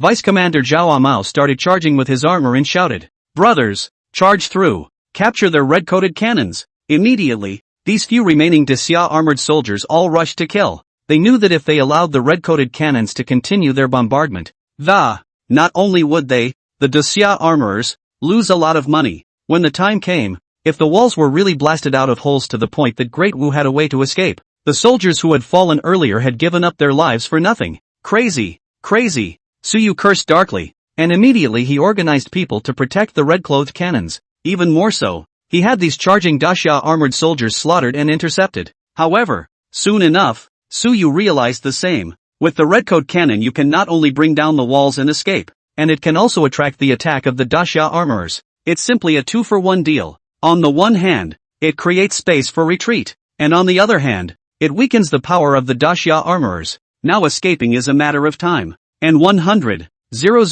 Daxia ally troops. Now there are less than 10,000 left. King Tangyong's eyes were bloodshot as he hissed inwardly, "Lin Yuan, if you don't come here, I'm afraid that the grand plan of annihilating the Wu army is about to fall through." Just as King Tangyong pressed the last few thousand men on, behind Su Yu's legion, the great snow dragon cavalry suddenly killed, only to see, Temujin ordered with a face full of coldness, "Great snow dragon rider, flush these people out." Seeing this scene, King Tangyong immediately perked up. When Temujin arrives, will Lin Yuan be far behind? P.S. Thank you brothers for your monthly recommendation support. Now at the end of the month the envious cow intends to go crazy. Brothers dare to accompany the envious cow crazy. Now, 1 extra shift for 1 monthly vote, and 1 extra shift for every 10 recommendations above 30, plus 1 more for every 200 readings rewarded. 2,000 words per shift, capped at 10,000 word updates per day. Brothers, rise up. Chapter 80, Rolling Corpse City. Su Yu goes to his death with abject sincerity. 2. The great snow dragon riders came towards the Great Wu army with a brazen charge. They were the first to overthrow the red cannon, which cut off De Wu's best hope of escape. However, the great snow dragon riders were caught up in the Great Wu army and faced the same extinction. Cavalry, charge. If the enemy army is small, it can indeed play an important role, but the few tens of thousands of great snow dragon riders, who at this moment rushed into the more than 100,000 Great Wu troops, instantly surrounded by the Great Wu army. Those Great Wu armorers ferociously dragged the Great Snow Dragon Rider armorers off their horses, followed by a chaotic slash. When King Tangyong saw this scene, his heart was incredibly heavy. Now that the Great Snow Dragon Riders have destroyed the Red Coat Cannon, but they themselves are in the same situation of certain death, and King Tangyong's armored men are now only 5,000, so they can't go up to rescue him at all. He had to hold the back city of Will Town and delay Lin Yuan's arrival. Temujin, if you're a man, hold on to your labor, King Tangyong hissed. Then he handed over the command to Zhao Amao and said, Zhao Amao, I'll give you command of the special brew. You must hold back the Great Wu's armorers for the laborers. After saying that, King Tangyong led 1,000 men to kill the Great Wu army. Temujin brazenly brought tens of thousands of Great Snow Dragon Riders to reinforce. He couldn't just stand by and watch his opponent be besieged to death by De Wu. Even if he dies, then he, King Tangyong, will die with him. 1,000 northern armor soldiers, killed in the Great Wu army, could not make the slightest ripple, but it more or less took the pressure off Temujin. Roll over and dismount. Fight to the death here, Temujin roared, and immediately, tens of thousands of Great Snow Dragon Cavalry rolled over and dismounted. Close combat with the Great Wu armorer. One must know that each of the Great Snow Dragon Riders is a man who can fight for 100. Therefore, even if they were besieged by a large army, the aura of deadly combat that they momentarily displayed, it was also enough to deter those De Wu armorers. Temujin, with his scimitar in hand, kept charging forward with the Great Snow Dragon Riders. He's going to rendezvous with King Tangyong. By then, it would still be possible to buy time to hold the rear of Rolling Town, so you saw through the other party's schemes, but could do nothing to stop them. This Will Town is too small. Even though there were 700,000 Great Wu troops, they were unable to perform. It can only be pressed on in waves. The cannons attack. With Su Yu's loud shout, the cannons of the Great Wu army are lined up horizontally, decisively shooting at the Great Snow Dragon Riders and King Tangyong's army. Rows and rows of Great Snow Dragon Riders fell, but more Great Snow Dragon Riders counterattacked. They can't be killed and they can't be killed. They were like madmen, their fighting spirit undying despite the blood poured over their bodies. Report to the Commander-in-Chief. The front city is lost. The northern army is pressing in. Hearing this, Su Yu froze, only to feel his brain spinning and his head spinning. Mobilize 100,000 troops to hold off the front army. At all costs, give me the opportunity to destroy these northern armors in front of me. Destroy. Su Yu was also having a seizure. If we don't break open the back gates of Wheeling Town again, then these Great Wu armies will be real turkeys in a jar. At that time, the entire main force of Great Wu was wiped out, and the Great Wu Jiangshan community would collapse. He, Su Yu, has the future of a dynasty on his shoulders. But, it's too late. Lin Yuan, along with a group of generals, had already led the Huban Army and the Imperial Army to arrive. Lin Yuan, what are you waiting for? Your uncle and I have long been exhausted, so don't do it yet. When King Tangyong saw Lin Yuan arrive, he hissed frantically as if he had grabbed a life preserver. He's been holding down the fort here for a long time. From the initial 100,000 Daxia allied forces, they have been fighting to less than 5,000 nowadays, watching the 100,000 strong army fall one by one. It was an absolutely endless torture for him. Lin Yuan said angrily, Bai Qi, Lu Bu, charge. There's no more superfluous nonsense.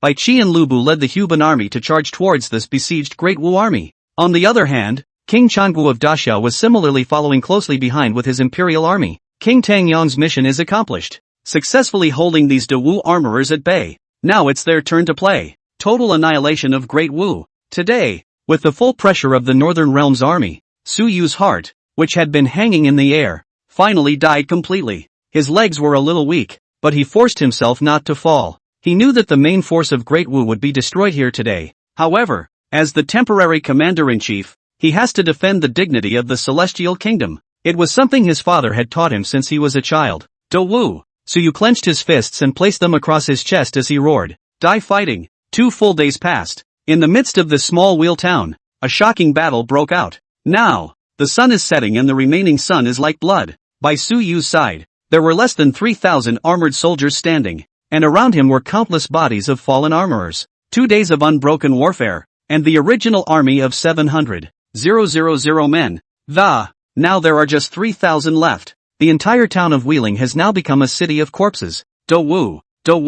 Su Yu strongly supported his body. He was exhausted to the extreme at the moment. His eyes were filled with bloodshot eyes, and his body exuded an unceasing hostile aura. He had never imagined being able to command an army of 700,000 men. And today, for the first time, he commanded a large army, only to end up overthrown and annihilated. Ha ha. Su Yu stroked her forehead and laughed oddly. He knew that he, Su Yu, had buried 700,000 troops of Great Wu. He, Su Yu, will become a great criminal in the history of Wu. No, in the future, I'm afraid there will no longer be a Great Wu dynasty in existence. Su Yu, sword in hand, attempted to lead the remaining De Wu armorers in a final charge. Su Yu. Suddenly, Tang Yong King Li Kuei chortled. Is Great Wu really worth fighting for? Why, it's not worth it. Su Yu wanted to retort, but was suddenly dumbfounded, not knowing how to tell. Great Wu is his motherland? Of course he is willing to die for it. However,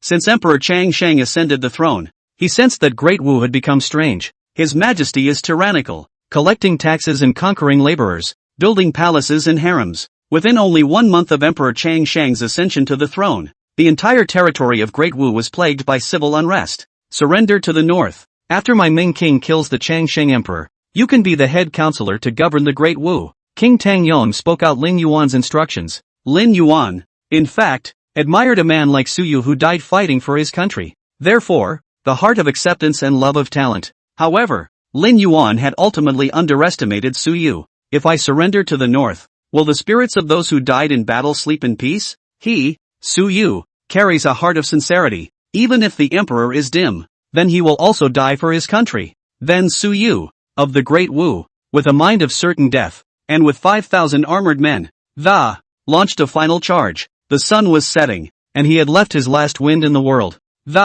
He then died at the hands of King Tang Yong. P.S. Guys, the next 10,000 words are the new episode, so be sure to read it. Haha. I'm begging for a recommendation. Chapter 81, Burning with Jade and Stone? What does the world think? Great Wu has come to the border this time with as many as 1 million soldiers. And now, its commander-in-chief, Zhang Guogong, has retreated, and his deputy commander-in-chief, Kai Zhaan, has disappeared. The millions of men with armor that they brought with them were all reduced to dead bodies. Nowadays, there are no more combatants in the entire Great Wu territory. The name of the so-called Jiangnan realm Heavenly Kingdom is no longer true to its name. And in the north, there are still remnants, including the Huban, the Mongol cavalry, the Great Snow Dragon Riders, the Wildling Legion, an army of 200,000 including the Imperial Army. At the cost of only 500,000 men, this battle wiped out 1 million soldiers with armor from Great Wu. It can be described as the courage of the northern armor in a deadly battle.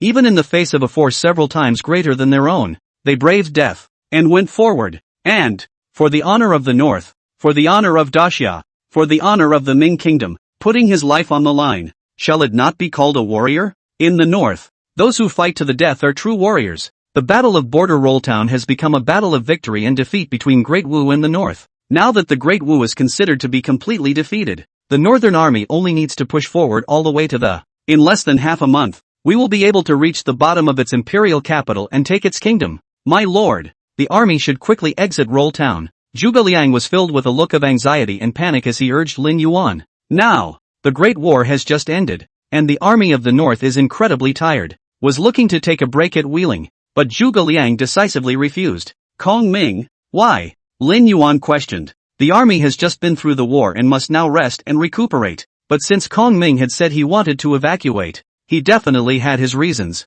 Through the trigrams, my humble servant found that the submerged dragon is in the abyss, with the original potential to take off. But, the visions rise suddenly, and the submerged dragon is cut down. The dragon, in this case, refers to the army of the north. The army of the north had won a great victory at Rolling City, and it was meant to take off. But immediately afterward Kong Ming's trigrams revealed that the northern army would encounter unprecedented calamity. Lin Yuan never doubted Kong Ming's trigrams. Once, when the north attacked Dechu, it was Kong Ming who learned through trigrams that the Dechu border towns, I want to flood the army with the waters of the snowy mountains. Luckily, Kong Ming's timely hints saved him from the catastrophe. All troops, withdraw from Roll Town, Lin Yuan bellowed, and the three armies geared up and prepared to withdraw. But at that moment, there was an untimely ringing sound. Retreat? Withdraw where? Looking at the voice, I saw a cloaked and the ragged figure appeared above the roof. That person was none other than the berserker Marquis Kaizhan.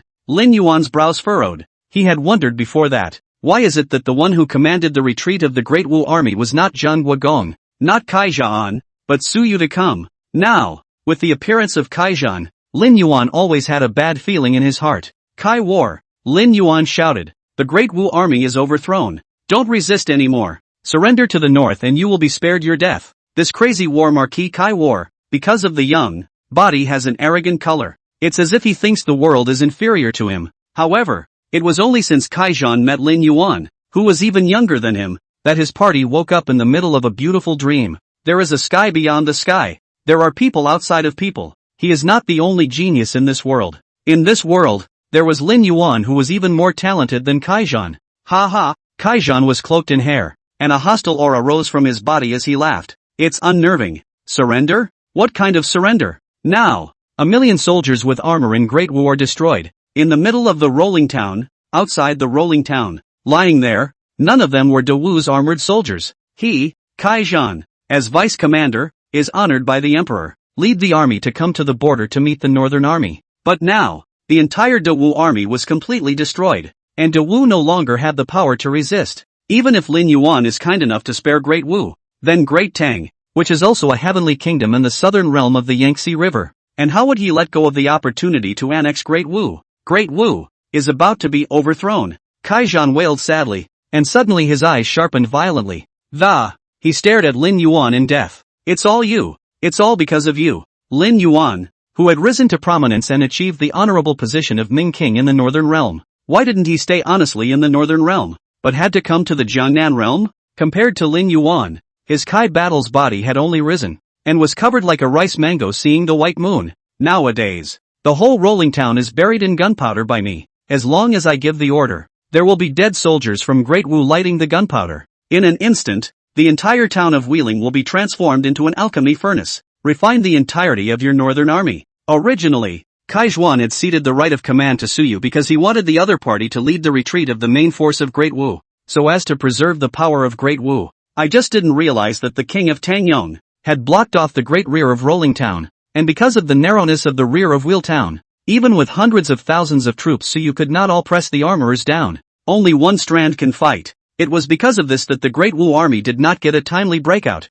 and were surrounded by the northern army in a back-and-forth attack. Lin Yuan's face steeply changed when he heard that the north of Rolling Town had bought down gunpowder. This Kaijian is a madman. Lin Yuan cursed in his heart, at the same time giving Zhuge Liang a look. The latter instantly understood and, hurriedly, he led his men to search the whole town for the Great Wu dead. In addition to the large army in the north, there are still tens of thousands of Great Wu people in this Wheel Town. Do you want the people of Great Wu to be buried with you? Once the gunpowder is ignited, not only will this Kaijian not be able to escape, but the tens of thousands of people in this Wheel Town. All the more reason to follow the burial. When you hear the word people, an imperceptible wavering appeared in Kaijian's eyes. This was keenly noticed by Lin Yuan. Lin Yuan knew that this Kaijian, certainly bratty and crazy, but in his heart he is still a good general for his country and his people. Kai War, this king will not force you to surrender to the north, but you have to think about it for the sake of the world's life in Great Wu. Lin Yuan pointed at Kaijian and said angrily, ask yourself, since that Changsheng emperor ascended the throne, does the whole of Great Wu really look like a heavenly kingdom? Do the people really live in peace and happiness? Are the subjects of Great Wu really in collusion? Hearing this, Kaijian's heart trembled even more. He, Kaijian, came from a family of military generals, and his Kai family, that is a famous family in Great Wu. The ancestors conquered the sands and glorified for ages, lighting the way for the descendants of the Kai family. By the time Kaijian's generation arrived, the glory of the Kai family had even reached the peak level. I know you, Kaijian, are a genius general who has not been seen in Great Wu for 1,000 years. But, do you know what the people of the world really want? Lin Yuan said in a deep voice. Kai warrior, the name of the Marquis of Berserkers. He has done a detailed understanding of this Kai warrior. At the age of more than 20 years, he was able to use 5,000 cavalry to defeat 50,000 elite soldiers of the Great Tang. This move was no less than that of the champion husband in his previous life. If there is no Lin Yuan in the world, then this Kai battle will become a great general who will shine through the ages. A genius for the ages. Lin Yuan's heart rejoiced when he saw the shaken Kaijian. He must, now, delay Zhuge Liang and find the dead soldiers in the middle of Rolling Town. Otherwise the entire northern army will die in Rolling Town. Chapter 82. The world is not the king's world. The world is the world's people's world. P.S. Add one more for brother KLNG's monthly vote. Thanks for the support. Do you, Kai War, know what the people of the world want? You, Kai War, don't you know what you want? Lin Yuan's bejeweled words were like a blow to the head, causing Kai Zhan's madness to gradually weaken. Speaking of which, this Kai Zhan was only a young man in his early 20s. Even though he has a gaijin's way of commanding troops, his heart is ultimately immature. Lu Bu, who was on the side, saw that Kai Zhan was in a trance and hurriedly gave Lin Yuan a look, as if to say, I can kill him with one arrow. Lin Yuan shook his head and rejected Lu Bu's idea. He didn't doubt Lu Bu's shooting skills, but it just didn't help that Kai had died in battle. The dead man who lit the gunpowder is in the dark, and with Kai battle dead, that dead man, I'm afraid, will take direct action. What is it that the people of the world really want? What is it that I want? Kai Zhan crouched down, his figure looking so fallen on the roof. Now that the sun was setting, the endless rays of the setting sun shone on his body like a cloak of gold. The young talented general's mind darted back to the year he was 15. 15 years old, the year of the young man's hair binding. That is the turning point of a boy's journey to manhood. Meaning, from now on, he will have his own unique thinking, with his own unique insights. Carrying the mission of the Kai family towards the court. On that day, the snow was heavy and the entire Kai family was busy. It's only because Kai Zhan is the first eldest son of the Kai clan, the unicorn child in the mouth of the Kai clan's oldest ancestor. On that day, Kai's father combed Kai Zhan's long hair and personally performed the ceremony of tying his hair. His father spoke to the 15-year-old Kai Zhan with great hope, the ancestor of the Kai family, who started out as a displaced person. In those days, it would have been possible to live in peace, only everything was a last resort. The Kai family, originally, was a family of ordinary people in the territory of Great Wu, only that it coincided with a disaster year, when there was a shortage of food, and the minister was greedy and misappropriated the relief food. Because of hunger, the Kai family raised a flag and led a group of hungry people to rise up in revolt. Simply because they didn't have enough to eat, the Kai family was forced to go down the path of a revolt and uprising. Subsequently, the ancestor of the Kai family killed the local relief minister, distributed the grain and grass in his treasury to the displaced people. This move, however, did not cause the emperor's annoyance. Instead, the great Wu emperor rose up in love with his talent. Directly descended the imperial decree. Let the ancestor of the Kai family for when the minister of Qingji, to start the disaster relief matters. The ancestors of the Kai family, who revolted with the starving people, knew what the people wanted most. The people, they just want to have food to eat, clothes to wear, and a house to live in. As long as anyone can give the people these, even if they beat and curse the people, and the people will not rise up in revolt. For the people who are no longer in danger of being warmed and fed. Instead, it will feel like it's because you're not doing enough, and you'll self-examine instead. That's a little untrue, but it's by no means an exaggeration. Amidst the tide of history, the people are definitely such a group of the loveliest people. Just give them food to eat, clothes to wear, and houses to live in. Then they will honor you, admire you, and push you. Therefore, the ancestors of the Kai family, who raised the banner of the uprising, did what was truly for the country and for the people. He distributed the grain from the court's relief to the starving people and quickly got through that disaster year. And the Kai family, too, gained the respect of the neighboring people at that time. The emperor, too, on the ground of his immense merit, incorruptible and holy. The ancestor of the Kai family was made a local magistrate. The Kai family, since that time, started out, and the generations since then, step by step, have climbed up the ladder, until the generation of Kai War. It was even made a marquee of berserk battle. I remember. Kai Zhuan's eyes cleared up. He finally remembered when he was 15 years old, the year of the binding of his hair. What his father said as he brushed his long hair. Kai's father admonished. The Kai family, thinking that the world's people will rise up and win the emperor's favor, will go straight to the green clouds. Kai's father spoke of the rise of the Kai family and of his gratitude to the emperor. But Father Kai also said, the world, not the king's world. The world, it's the world's world. If all the people of the world do not have enough to eat, do not have enough to wear, do not have a house to live in, then the people of the world will naturally overthrow the ruler. And it was in the midst of this reasoning that the Kai family was able to get started. And to make this reasoning that, as the heirloom of the Kai family, it was elected by the people of the world. The people of the world provide for it. However, nowadays, the emperor is a mediocre man, who has amassed a lot of wealth and levied a lot of labor, making the people of the world suffer from a lack of livelihood. It's been a long time since I've mourned. He, Kai Zhan, as a member of the Kai family, as a marquis of the dynasty, settled down in the Imperial court.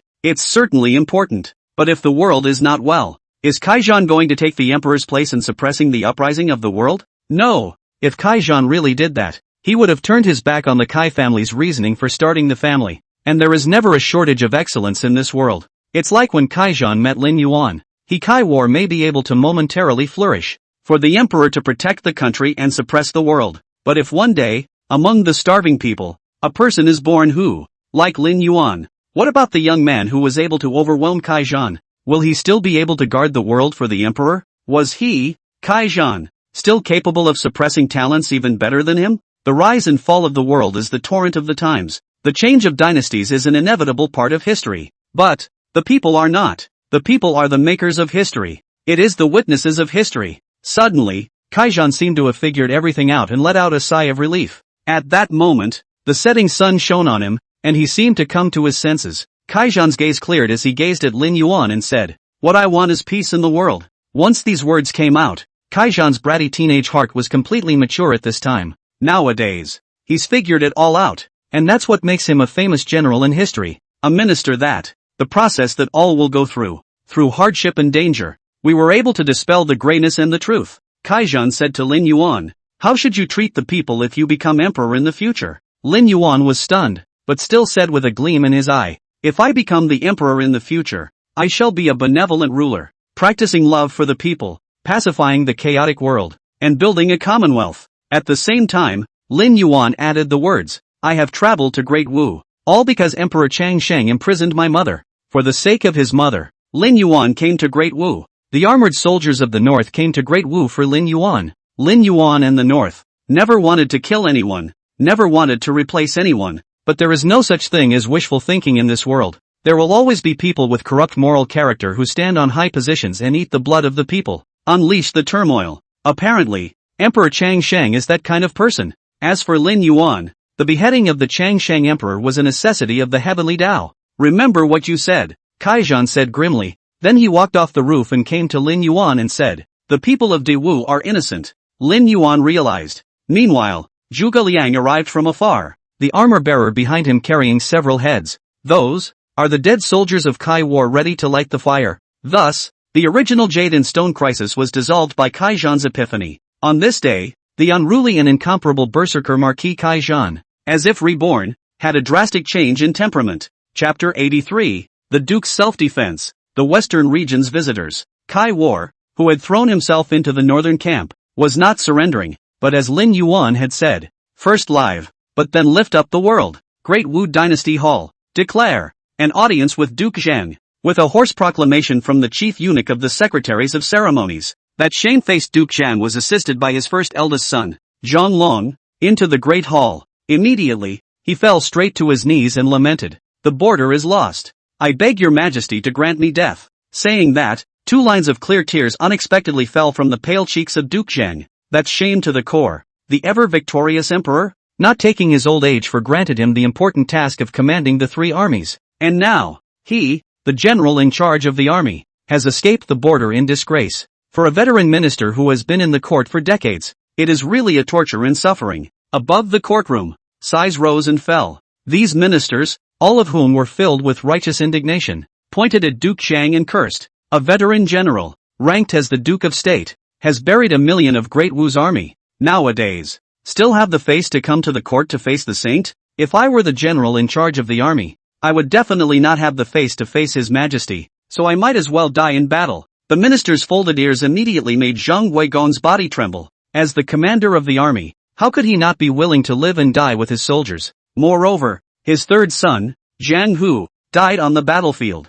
"Your Majesty, my father would have had a lingering illness and retired to his home. When he went to war, my father was on the front line commanding the battle. Only his body could not hold up and he fell off his horse, losing his commanding function. That's why they were forced to bring them back to the imperial city." Zhang Long, the first son, said stiffly. In fact, ever since King Tangyong had broken through the back city of Roll Town, he had known that the Great Wu's defeat is finalized. However, at that time, the Duke of Zhang had already fallen into a state of madness because of Zhang Hu's death. In order to save his father's life, Zhang Long had no choice but to agree to Kaijan's request, withdrawing from the battlefield through the trail with his father. Zhang Long sighed out a breath. He did not feel that what he did was wrong nowadays. After all, looking back, that Great Wu's million-strong army had gone up in smoke. If he and his father stayed there any longer, I'm afraid the outcome would be hard to escape death. Stupid. Waste. Suddenly, Emperor Changsheng became furious, and in the face of his ministers, disregarding the face of Duke Shang, a veteran minister, cursing angrily, the group of ministers couldn't help but laugh playfully at the news. For his part, Duke Shang's ears were red with shame. This is an absolute insult to a highly decorated veteran. Your Majesty. Duke Shang stood up violently, tears streaming from the corners of his eyes, his mouth trembling as he blamed himself. The old minister is incompetent. Shame on the late emperor. Shame on his majesty. He, Duke Shang, had killed his way to the position of Duke of State from a humble pawn. It's a life of hardship that only he knows. This life of killing, of spilling blood, of winning supreme honors. In the midst of the spitting of the Changsheng emperor at this moment, but it went up in smoke. This old minister's body trembled. He couldn't take the insult anymore. Elderly minister, thank you with your death. As the words fell, Duke Shang violently rushed toward the large pillar of the courtroom, emitting a dull, ringing sound that, the body then went completely limp and collapsed. Father, Zhang Long shouted, not reacting at all. He ran quickly to the body of Zhang Guigong, who was now bleeding from his head. The pupils were lax and completely out of breath. What's the drama? A highly decorated old minister. Just so in the court above the self-cancellation. The brocade guards, Emperor Changsheng said in disgust, drag this waste of space's corpse out. Afterwards, a group of brocade guards came and tried to drag away the corpse of the Duke of Zhang. However, he was violently heckled back by Zhang Long. When Zhang Long saw his father cut himself, he was also bloodthirsty and rushed straight to the Changsheng emperor in anger. My father, serving 2 generations of emperors, meritorious service to the nation and the people. His body was already riddled with disease, and it was his majesty who insisted that my father be in command of the army. And now that the army has been destroyed, why has his majesty vented all his anger on my father? Zhang Long took a calm step and walked towards Changsheng emperor step by step, pointing at the other party and said angrily, isn't his majesty even a little bit responsible? Bold, how dare you impinge on his majesty like that?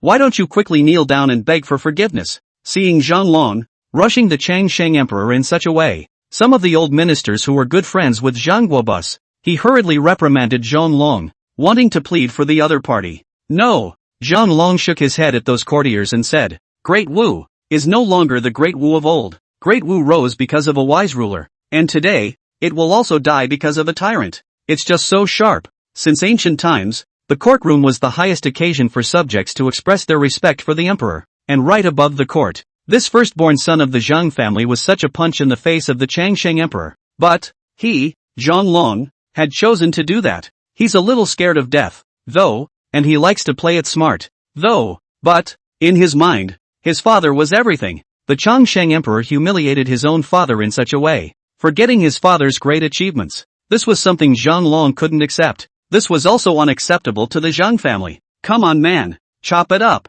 Changsheng emperor coldly grunted, and immediately those imperial guards forcefully dragged Zhang Long down, in the middle of the palace, directly beheaded. This move immediately made many old ministers think of the fact that Emperor Changsheng had just ascended to the throne. The bloody scene of the beheading of a group of ministers of the first minister. Today, Duke Shang cut himself above the court, and Zhang Long was beheaded at the palace. The violent actions of the ever-victorious emperor are reproduced. Ministers, where should Great Wu go in the future? Emperor Changsheng turned his head to the ministers. Now that the Great Wu's million-strong army had been destroyed, it no longer had any power to face the army of the north. What's the future of the Great Wu kingdom? The ministers looked at each other with no good advice. At this time, Chen Haight, the former staff military counselor of the Changsheng king's house and now the head counselor of Great Wu, said, Your Majesty, the emissary from the west has been waiting outside for a long time. The west? Hearing about the people coming from the west, many ministers instantly thought of something and hurriedly stepped forward to admonish.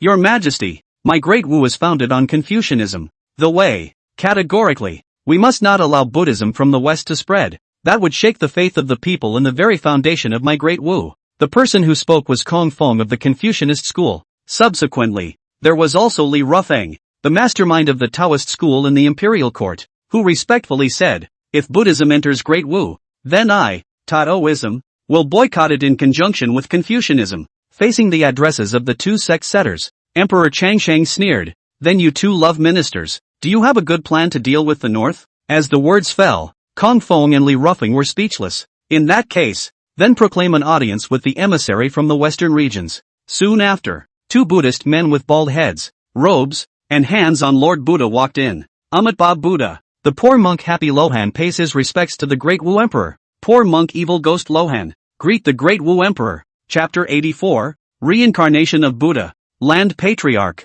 Land Immortal. Must see. 2 monks, one with a ferocious face and stout to the core, were the evil ghost Luohan. A clear and fair man with a fine figure is Happy Lohan. The Changsheng Emperor saw the 2 of them and said with a joyful smile, "The 2 senior monks have traveled a long way. It's really hard work." After a greeting from Emperor Changsheng, then he asked, "I wonder how many Buddhist soldiers the presiding Maitreya Buddha sect has sent." The Western realm, which is mainly divided into 2 major Buddhist kingdoms. One was the Maitreya dynasty, which practiced Maitreya Buddhism. One is the Shiva dynasty, which has faith in Lord Shiva. And Emperor Changsheng weighed his options and chose to ally with the most powerful Melu dynasty in the western region. The Maitreya Buddhist presidency, i.e., the collector of the Maitreya Buddhist teachings. It is also the emperor of the Maitreya dynasty, honorable emperor of Great Wu. Presiding Maitreya Buddha has asked the 2 of us to bring 10 strong men from the Maitreya dynasty to assist in the battle. Happy Rohan smiled, and there was a sense of zen in all of his movements that, it's very stabilizing. Only 10? The Changsheng emperor's face darkened at once. In a deep voice, he asked, "Does your Maitreya dynasty still want to preach in Great Wu or not? 10 men? How is it possible to cope with an army from the north? Are you guys not teasing me?" Emperor Changsheng was incomparably angry, only feeling that he had been teased. However, Happy Rowan shook his head and said, "Amitabha Buddha, your majesty rest your anger. The strongest members of my Maitreya dynasty have transcended the world, and they have been granted power by the Buddha. 10 men are more than enough to deal with an army of 100. 000. 10 men? Against an army of 100. 000? It's a joke." To prove it, that fair monk then gave a look to the evil ghost Rohan next to him. Then, the evil demon Lohan with a tiger's back and a face like black charcoal walked out and, to the Changsheng Emperor, he said in a deep voice, "Please, your majesty, stab the poor monk with your sword." Oh, Changsheng Di came to be interested. Does this evil ghost Luohan have a golden bell? Immediately, Emperor Changsheng caused the emperor's sword to be fetched in a cold voice. "High monk beware." Immediately, the long sword that emanated a ghostly cold sword aura was stabbed by the Changsheng emperor towards his body with force. Bang! Only a light crunch was heard, only to see that Emperor Changsheng's emperor's sword, it actually crumbled. How is that possible? Emperor Changsheng was shocked. He stabbed his sword hard at that evil demon Luohan, but it didn't hurt a bit, and, instead, he broke his own long sword? Seeing this scene, many ministers were also astonished and incredulous. Evil Ghost Rohan explained, "Don't be alarmed, your majesty. This is the power given by the Buddha." The power given by the Buddha? Emperor Changsheng eagerly pursued the question. Could it be that having practiced Buddhism, just to have a body like yours? Emperor Changsheng had never seen such an astonishing scene, so he eagerly pursued the matter. If cultivation Buddhism, which is capable of possessing such power, then the Western Buddhist kingdom, wouldn't everyone be like a heavenly god, invulnerable to swords? Happy Rowan shook his head and said, "Buddhism, not anyone can practice it. Those who are compassionate may have Buddha nature, and those who are greatly evil may likewise have Buddha nature. Those who are reborn as Buddhas are likewise those whose Buddha nature is set in stone." The Buddhist practice of martial arts is about a spirituality. Spirituality can be practiced when it arrives, whether it is good or evil. The evil ghost Rowan is the one who has been reborn as the Buddha, cultivating to his level. There aren't many people in the entire Western region. Happy Rowan continued. Buddhists practice martial arts, and the evil ghost Rowan, like the poor monk, all of them have reached the realm of martial arts masters. Martial arts master? What is a martial arts master? Emperor Changsheng asked in disbelief. Happy Rohan smiled, and in his smile, it seemed to contain all the joys of the world. He took a step backward, stomped his foot violently, and said, "This is a martial arts master." Between the words, Happy Rowan's body trembled as an invisible gas rose up. Immediately after that, 18 daggers floated out from between the sleeves of the Happy Rowan. These daggers stood out of thin air, held up by gas. Appalling, divine skill. Seeing this so shocking a scene, Changsheng Di only felt excited about opening the door to a new world. At one time, he ruled the country by Taoism and Confucianism, although he achieved the effect of settling the country. But no one can ever do what the monks of the West did, with such a strong and incredible ability. Your Majesty, the highest a poor monk can air drive a sword is 800. 800 swords with chi. Imagine if these 800 small swords flew into the army. How many lives will be gained in a moment? The Western monks who came to Great Wu this time were 10. If 10 people could all control 800 swords, wouldn't that be 8,000 small swords? With 8,000 small swords, only one wave of attack was needed to gain the lives of 8,000 armored soldiers. The horror! The horror! Yingxiang Emperor immediately rose up in great joy and said to Chen Hate, the first minister, from this day forward, Buddhism is the state religion of Great Wu. Subsequently, Emperor Yingxiang even said to Happy Luohan, the senior monk can choose one of the 10 Western monks to serve as the state teacher of my Great Wu. Hearing this, Happy Rohan smiled blandly, at your majesty's will. After the next court, the ministers of Taoism and Confucianism collectively, Li Rufang and Kong Feng, their faces turned blue.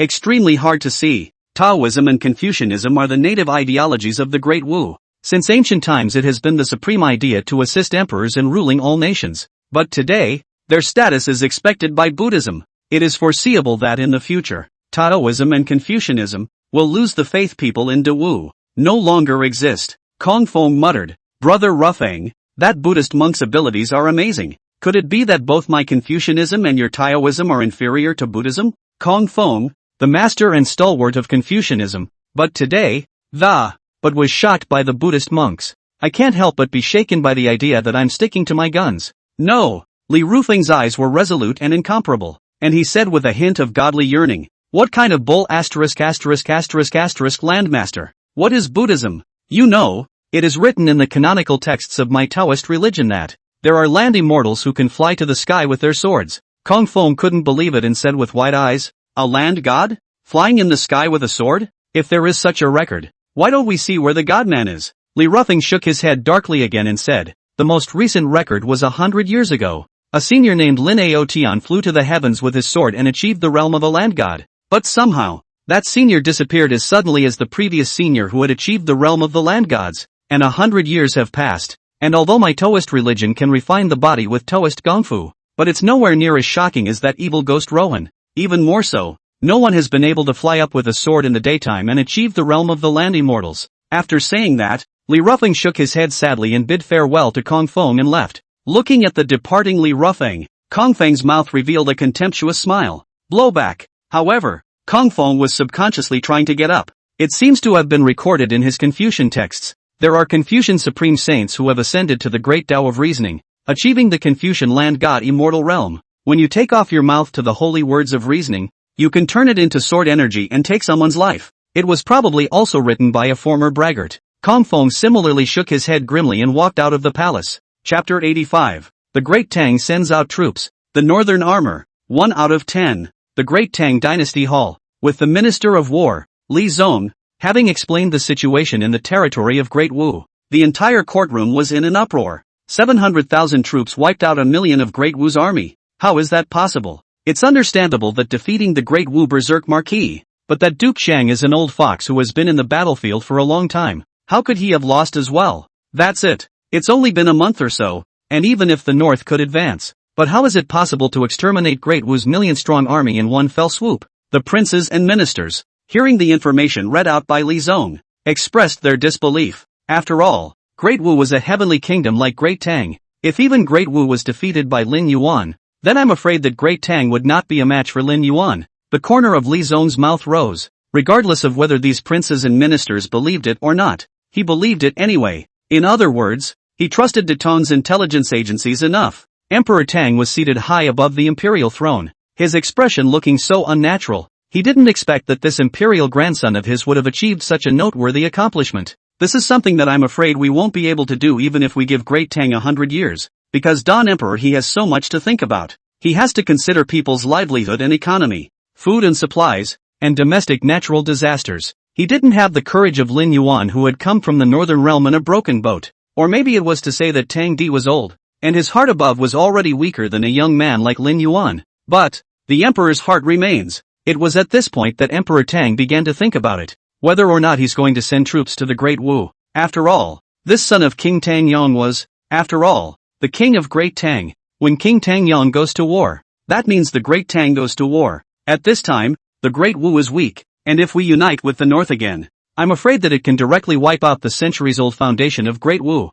By then, Great Tang can also grow again over the corpse of Great Wu. But, Tang Di hesitated again. After all, he had once not been optimistic that Lin Yuan would succeed. Thus the word was put out that he would not send troops to help the north. If he now sees that the great Wu Daxia will fall and sends out troops, will he not attract Lin Yuan's contempt? Emperor Tang's eyes began to scan above the courtroom. At this time, as an emperor, he categorically could not open his mouth. But he really wanted to send troops. He hoped that a courtier would speak up so that he could give him a reason to send out his troops. Eventually, Emperor Tang's eyes landed on Li Zong. The latter, sensing Tang Di's fiery gaze, was instantly enlightened. Emperor Tang really can't hold back, Li Zong thought to himself. At this point, he hesitated to enter the conversation or not. After all, he was privately a close friend of Lin Yuan. If the Great Tang doesn't send troops, when the north attacks the next Great Wu, then the whole of Great Wu would be Lin Yuan's booty. But if Great Tang intervenes, then a large amount of land and resources will be divided.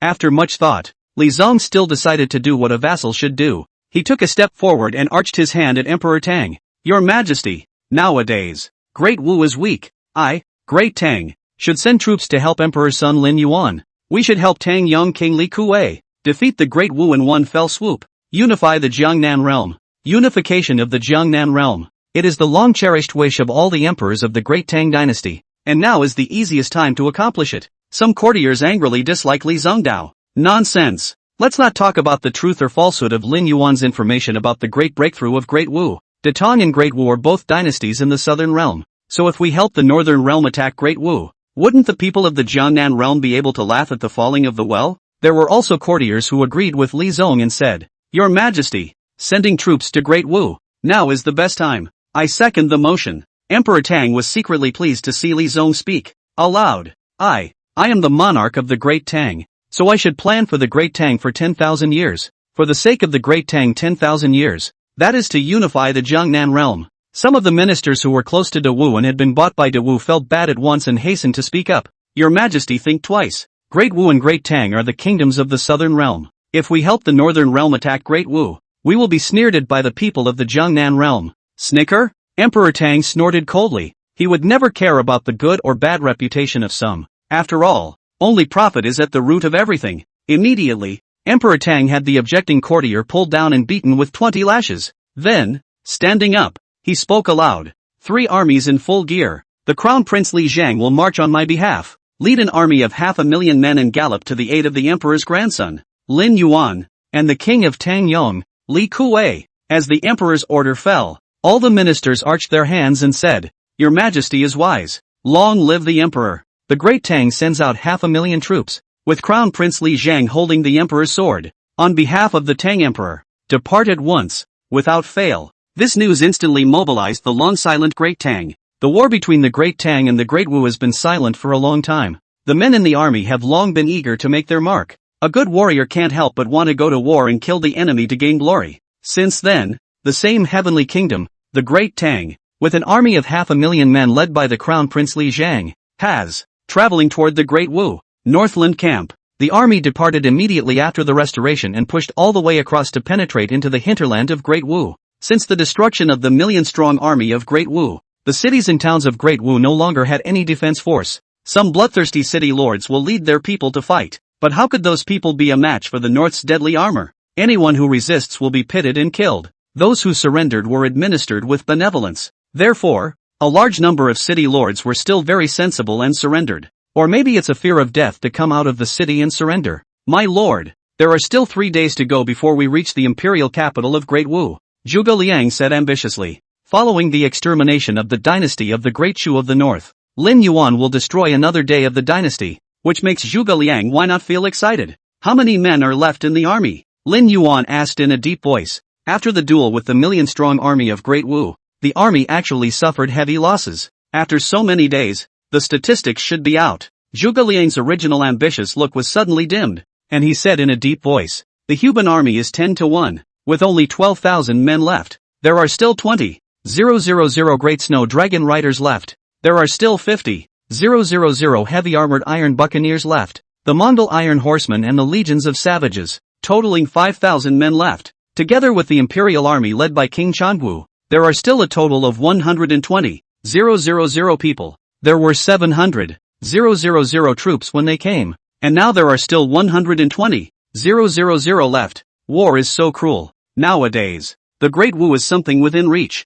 As long as we crush Great Wu, then all the previous losses will be worth it. Zhuge Liang counseled. Great Wu, the heavenly kingdom, is rich in resources. With the resources of Great Wu in hand, the lost armored soldiers could be quickly replenished again. War losses of men, of material, must always be recaptured from the hands of the losers. Lin Yuan nodded. The army accelerates. Strive to reach the Great Wu Imperial capital earlier. Arrive at the Imperial capital. Fetch back his mother. Kill the Changsheng Emperor, and take the kingdom of Great Wu. This is what Lin Yuan must do. And now, there is no longer any power that can stop him. Chapter 86. Mysterious Binding. My son, take care. P.S. Brothers posted in the wrong order. This chapter should be in the next chapter. You guys read the next chapter before you read this one. Otherwise the plot might be a little misplaced. Ha, aren't you rampant, Lin Yuan? Why can't you even touch the walls of my imperial capital? The Changsheng Emperor let loose a mockery on top of the city. At the same time, he felt fearful in his heart of the western region monk's sword-carrying skills. Just less than an incense stick of time. He then killed nearly 5,000 armored soldiers in the north. I can't imagine how many other monks in the western region know how to defend the sword. Why didn't the other side, with such horrible abilities, just forcefully oppress De Wu for missionary work? Emperor Changsheng felt fishy for a moment, but he didn't think much of it. After all, the most important thing to be resolved first now is the North's army in front of us. My lord, there's something fishy about these vultures. Bai Qi frowned. The round of charge just now not only broke 5,000 armored soldiers, but also even Bai Qi, the Lu Bu and the rest of them, the leading generals, were almost hit by flying swords. Red cannon. The cannons. Push them all out. Since personnel rushes were ineffective, artillery bombardment was used. Then, the artillery and cannons in the northern camp were pushed out extremely quickly. Changsheng Emperor's face suddenly became grave when he saw the red-clad cannons. He shoved Lin's mother threateningly. Lin Yuan, look at me clearly. You're currently still on the walls. Aren't you worried about the artillery blasting on your mother's body? Emperor Changsheng had long known that the red-coated cannons of the north were immensely powerful. That's why he brought Lin's mother to the city walls. In order to do so, it was to deter Lin Yuan from using such a great killing weapon. Sure enough, with Changsheng Emperor's threat, Lin Yuan hesitated hesitantly to use the red cannon. He had come to the Great Wu after a great deal of difficulty in order to get his mother out. The red cannon was certainly powerful, but that also increased the risk of accidentally injuring Lin's mother. Emperor Changsheng continued to say to Happy Rowan, High Priest, that red cannon is very powerful. Please be sure to cast your flying sword once more, High Priest, and destroy the red cannon. Emperor Changsheng was afraid that Lin Yuan would do something out of the ordinary and crazy. Therefore, destroying those red-coated cannons was the most prudent method. But Happy Rowan shook his head and said flatly, The poor monk has said that only those from the northern realm who have crossed that sword-chi gully will die.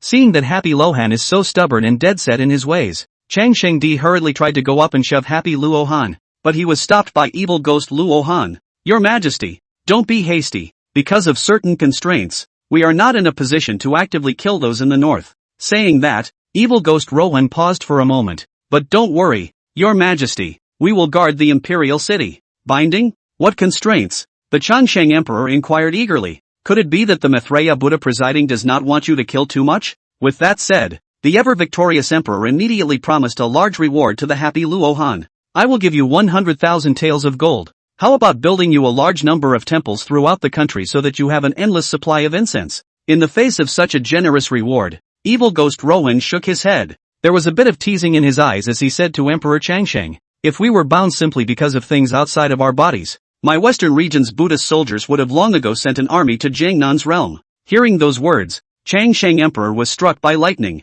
Previously, he had wondered why the West possessed such a powerful and strong ability to, why not invade other countries? After this statement by the evil ghost Rowan, I am afraid that the constraints on the West are very great. It was so big that it was more serious than encroaching on the entire Great Wu, the entire Jiangnan realm. Emperor Changsheng could no longer figure out what exactly that constraint was, but he was probably able to figure out a little bit. The people of the western region would not take the initiative to launch a killing spree against the people of the northern realm, the Jiangnan realm. That was why Happy Rohan had cut a sword chi across the ditch, isolating the northern realm's army. And it was only once there were those who crossed the sword chi horizontal ditch that the people of the western region would start killing. Lin Yuan's brain raced. He didn't know what else to break today. Suddenly, with a flash of light, he spoke aloud to that Happy Rowan. I have long admired the West. I've heard that the Buddhists of the Western regions practice a Zen mind, so why do they insist on helping the Great Wu? Could it be that Great Wu has granted some condition? Speak freely, High Priest.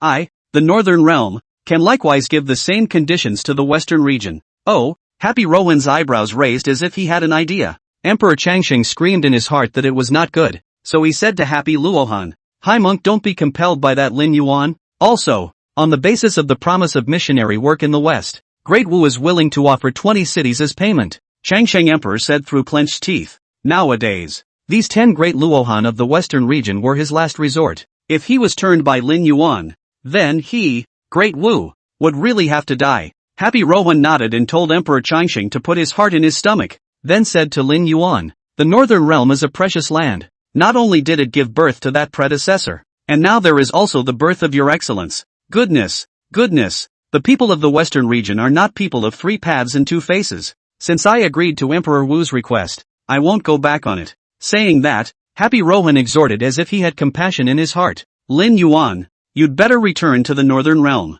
In the future, there will be a great calamity in the world. It is only optimal for you to keep your strength and not to move. The North is a gem? A senior has been born in the Northern Realm? There will be a great catastrophe in heaven? Happy Rowan said a bunch of things that made Lin Yuan cloudy and incomprehensible. Lin Yuan only knew that he had to get his mother back today. Lu Bu and the other generals likewise saw Lin Yuan's indecision and struggle. The Northern Armor, which came in at 700,000, now has less than 200,000 left. The Lord doesn't want to see the Northern Armor die in vain. But how would Lu Bu and the other generals care about life and death? Grand Army, charge with me again. With that said, Lu Bu and many other generals once again led the army to charge forward. The moment they crossed the chasm of Sword Chi, the Western region monks once again charged at them with their swords. With a dozen flying swords surrounding Lu Bu's circumference, he held his square sky-painting halberd and tried his best to split these flying swords. However, he was also gradually being scratched and scarred by the long sword around his body.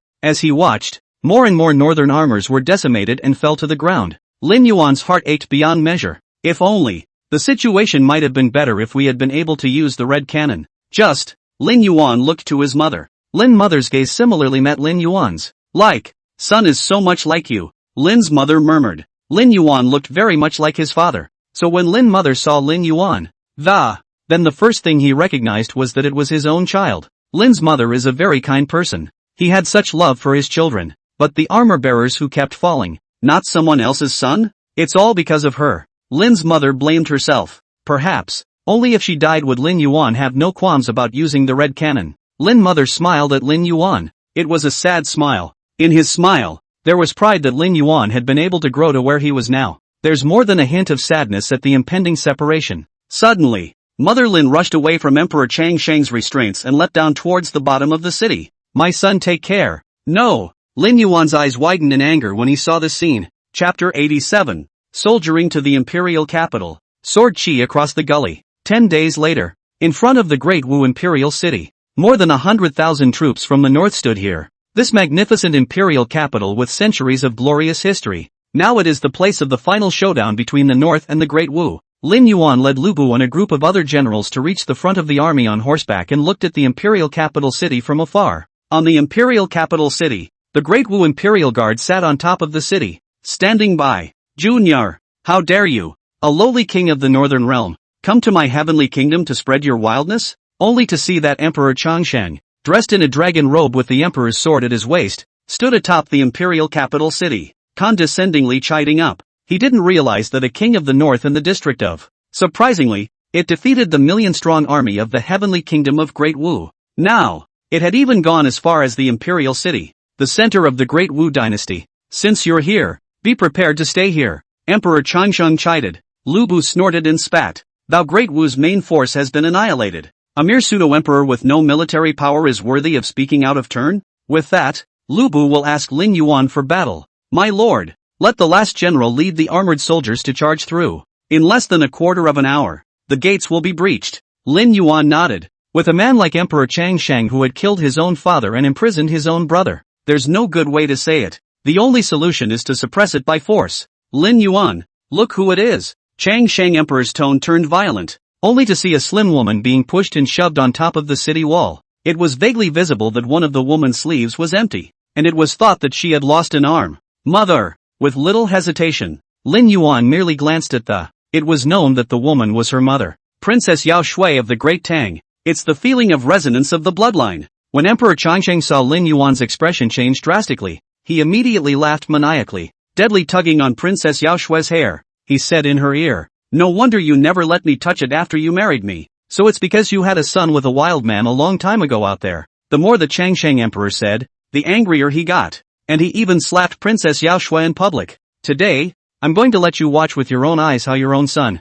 died outside the imperial capital." Princess Yao Shui's long hair was draped over her shoulders and her vicissitudes were immense. And when she saw her sons, the eyes just felt wet and moist. She tried to speak, but the long-suppressed feelings of longing made her mouth quiver and couldn't speak in any case. And when Lin's mother heard that Yingxiang emperor wanted to kill his son, Lin's mother immediately became frantic and said angrily, "If you dare to touch my son, I will make you pay even if I have to fight for my life." Hearing this, the Yingxiang emperor laughed out loud. "A person who was imprisoned and still wants to move me? It's a joke." Saying that, Yingxiang fiercely gave Mother Lin a slap. This scene immediately caused Lin Yuan's veins to ripple. He whistled furiously to Lu Bu, Ji Bat Song, Bai Qi and many other generals. "What are you waiting for? Attack the city! Attack the city! Raoul is going to attack the Great Wu Imperial capital and destroy the Great Wu Clan Temple. Let the corpses of the successive emperors of Great Wu be exhumed." Emperor Yingxiang insulted Lin Yuan to the core. He, Lin Yuan,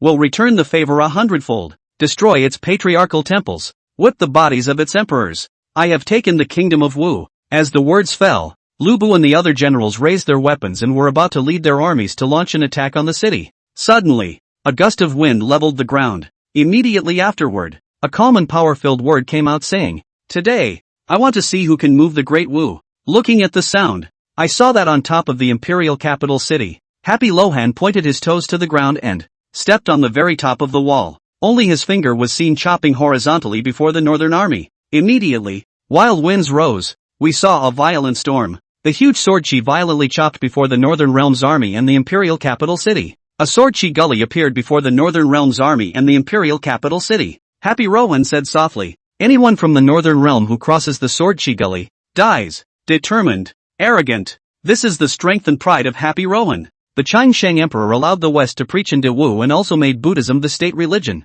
Then today, they, the monks of the Western region, will strive to protect Great Wu. Lin Yuan's eyelids furrowed as that Happy Rohan's casual finger chopped open a sword chi gully. This kind of power is simply astonishing. Could it be that there are still immortal cultivators in this world? No. Lin Yuan shook his head. There would never be a way to cultivate immortality in this side of history. But there are indeed canonical records that in this part of heaven and earth, there are martial arts masterminds that, to be able to possess this kind of strength to cut out a huge sword chi. Between thoughts, Lu Bu, Bai Qi, Ji Bat Song and the others hissed, "Today, I have to cross this sword chi horizontal ditch. Welcome back the Lord's mother." Today, King Tang Young equally hated his teeth. This Yingxiang Di had the audacity to hit his favorite little sister. It's a death wish. The North, kill. Between the words, more than 100,000 troops swarmed up, one after another. They crossed that sword chi horizontal ditch. The Yingxiang emperor was appalled at the sight of this scene and hurriedly looked at the happy Luohan. "High priest, do it quickly. Control the long sword to obliterate these people."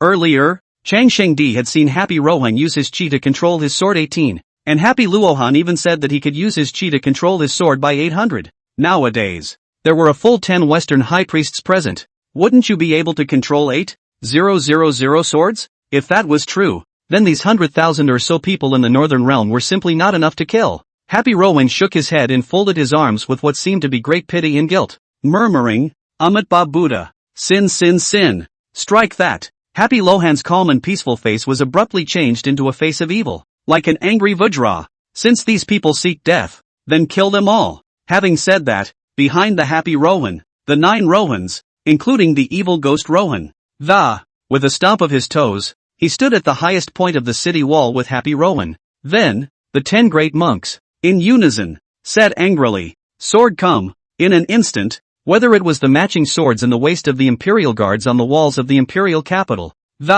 or the sword held in the hand of the northern armorer, as if they were all out of control, they flew madly towards the 10 monks of the western region. Then, the terrifying sword curtain hung high behind the 10 monks, with the head of the sword pointing straight at the northern armor. "Kill!" With a Shura voice from Happy Rowan, The sword curtain behind the western monk flew violently towards the northern realm armorer. Brush! Brush! Brush! A cracking sound rang out. It's as if these long swords have a spirit, specializing in penetrating towards places not covered by the armor of the northern armors. Bai Qi and the other generals were shocked at the sight and hurriedly shouted, "Raise your shields! Pull back!" A move by the 10 great monks of the west to use their qi to control their swords. In a matter of moments, it made the 100,000 or so northern army lose a lot of money. As Bai Qi and the others withdrew beyond the sword qi horizontal ditch with their army, Lin Yuan took a cursory glance at the corpses of the northern armored soldiers on the battlefield. There are more than 5,000 of them. In a matter of moments, more than 5,000 people perished under the flying swords of the western monks.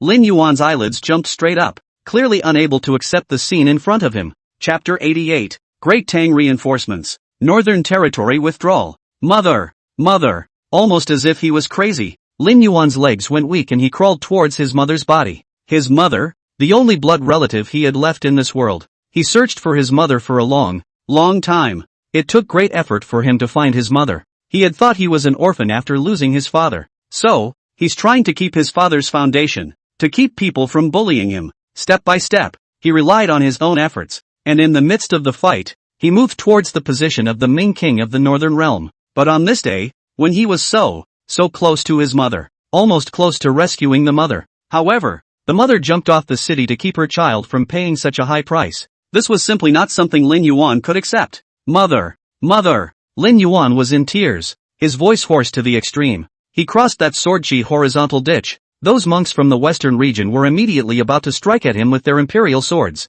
Lu Bu and many other generals were equally red-eyed and angry. Protect the Lord. As the words fell, all of the northern realm armorers crossed that sword qi horizontal ditch that symbolized death. The northern armorer tried his best to fend off the attack of the long sword with the shield in his hand. They gathered around Lin Yuan's body and around the king. They could not allow their king to be harmed. Lin Yuan caressed his mother in a pool of blood, his heart aching to the point of near breathlessness. Lin Yuan held his mother tightly in his arms, as he had done when Lin Yuan was a baby.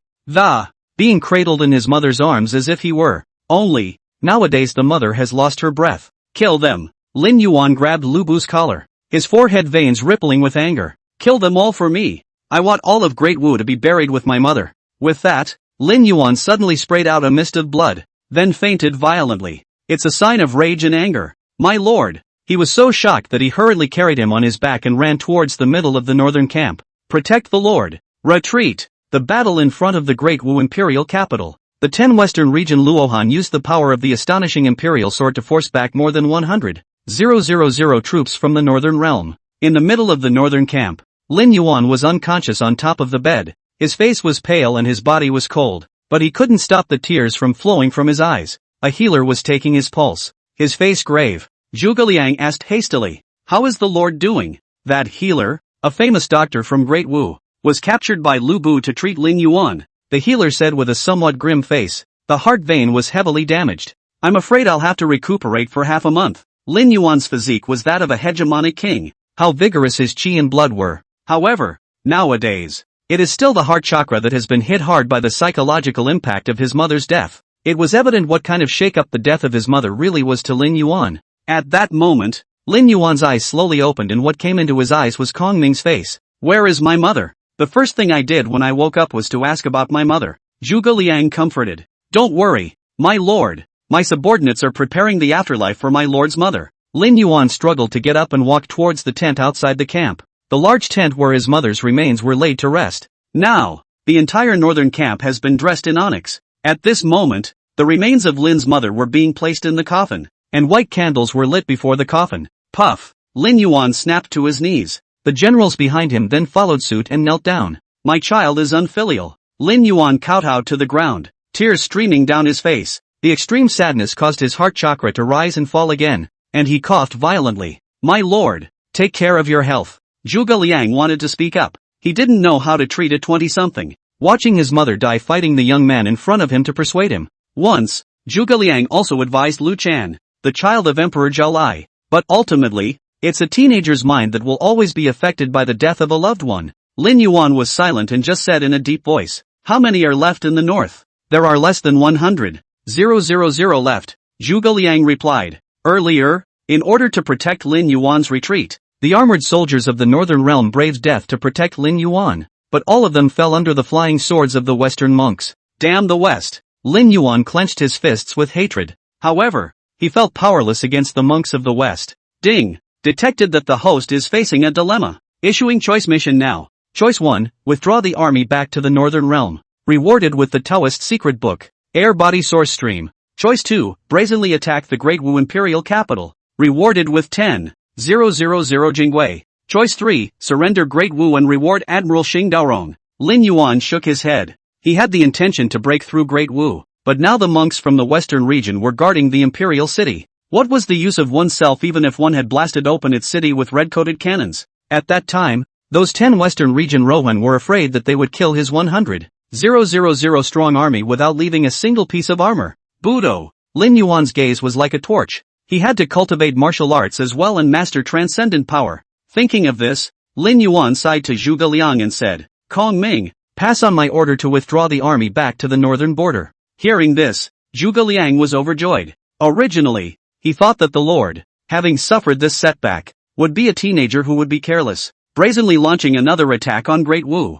I just didn't think that the Lord would be able to endure a moment of humiliation. This move is really the temperament of a man who has become a great man. Report! The Great Tang army has come to reinforce us. A communication armorer rushed in and said, Someone from the Great Tang? Lin Yuan was a bit surprised. Then didn't Emperor Tang say he wouldn't help him in the war between the North and Great Wu? With this thought in mind, Lin Yuan still received the man in command of the Great Tang army, Crown Prince of Great Tang, Liang. Liang was a gentleman, and when he saw that Lin Yuan was seriously injured, he rushed to offer a few words of sympathy. It's a shame that Princess Yao Shui was killed. Nephew, you'd better go back to the northern realm first, and leave the next hatred to me to avenge for you. Liang pretends to be very righteous on the surface, but this move was false to the extreme in the eyes of King Tangyong. Lin Yuan was not polite with Crown Prince Liang. Even if Liang brings 500,000 Great Tang armorers this time, I'm afraid it won't be easy to break through the Great Wu Imperial capital. Northern Army, withdraw! With a command from Lin Yuan, the few remaining northern armies packed their bags as much as they could and set off towards the harbor of the Great Tang army. Coming to the southern realm of Jiangnan, the northern realm originally had a chance to destroy Great Wu. However, at the critical moment, monks from the west appeared. Their ability was so terrifying that they could use their swords to kill thousands of troops in a matter of moments. Lin Yuan held the same hatred for his mother's death on the head of the West. One day, after I have practiced the air body source flow, I will certainly lead an army to tread down your western region Buddhist kingdom. Chapter 89. New Rise of the Emperor's Star. Great Way Interception. The port of Datong. The army of the north traveled day and night to get here. The Great Tang city lord who was responsible for guarding the harbor saw the Northern Union army arrive in such a disheveled state. In his heart, he thought, the North must have suffered a great loss in Great Wu. Those earlier news that said the North had defeated 1,000,000 soldiers with armor in Great Wu must be rumors. After all, how could the Kingdom of Heaven be defeated so easily? For hundreds of years, the Jiangnan territory of the Great Tang and the Great Wu into a check and balance situation for a long time.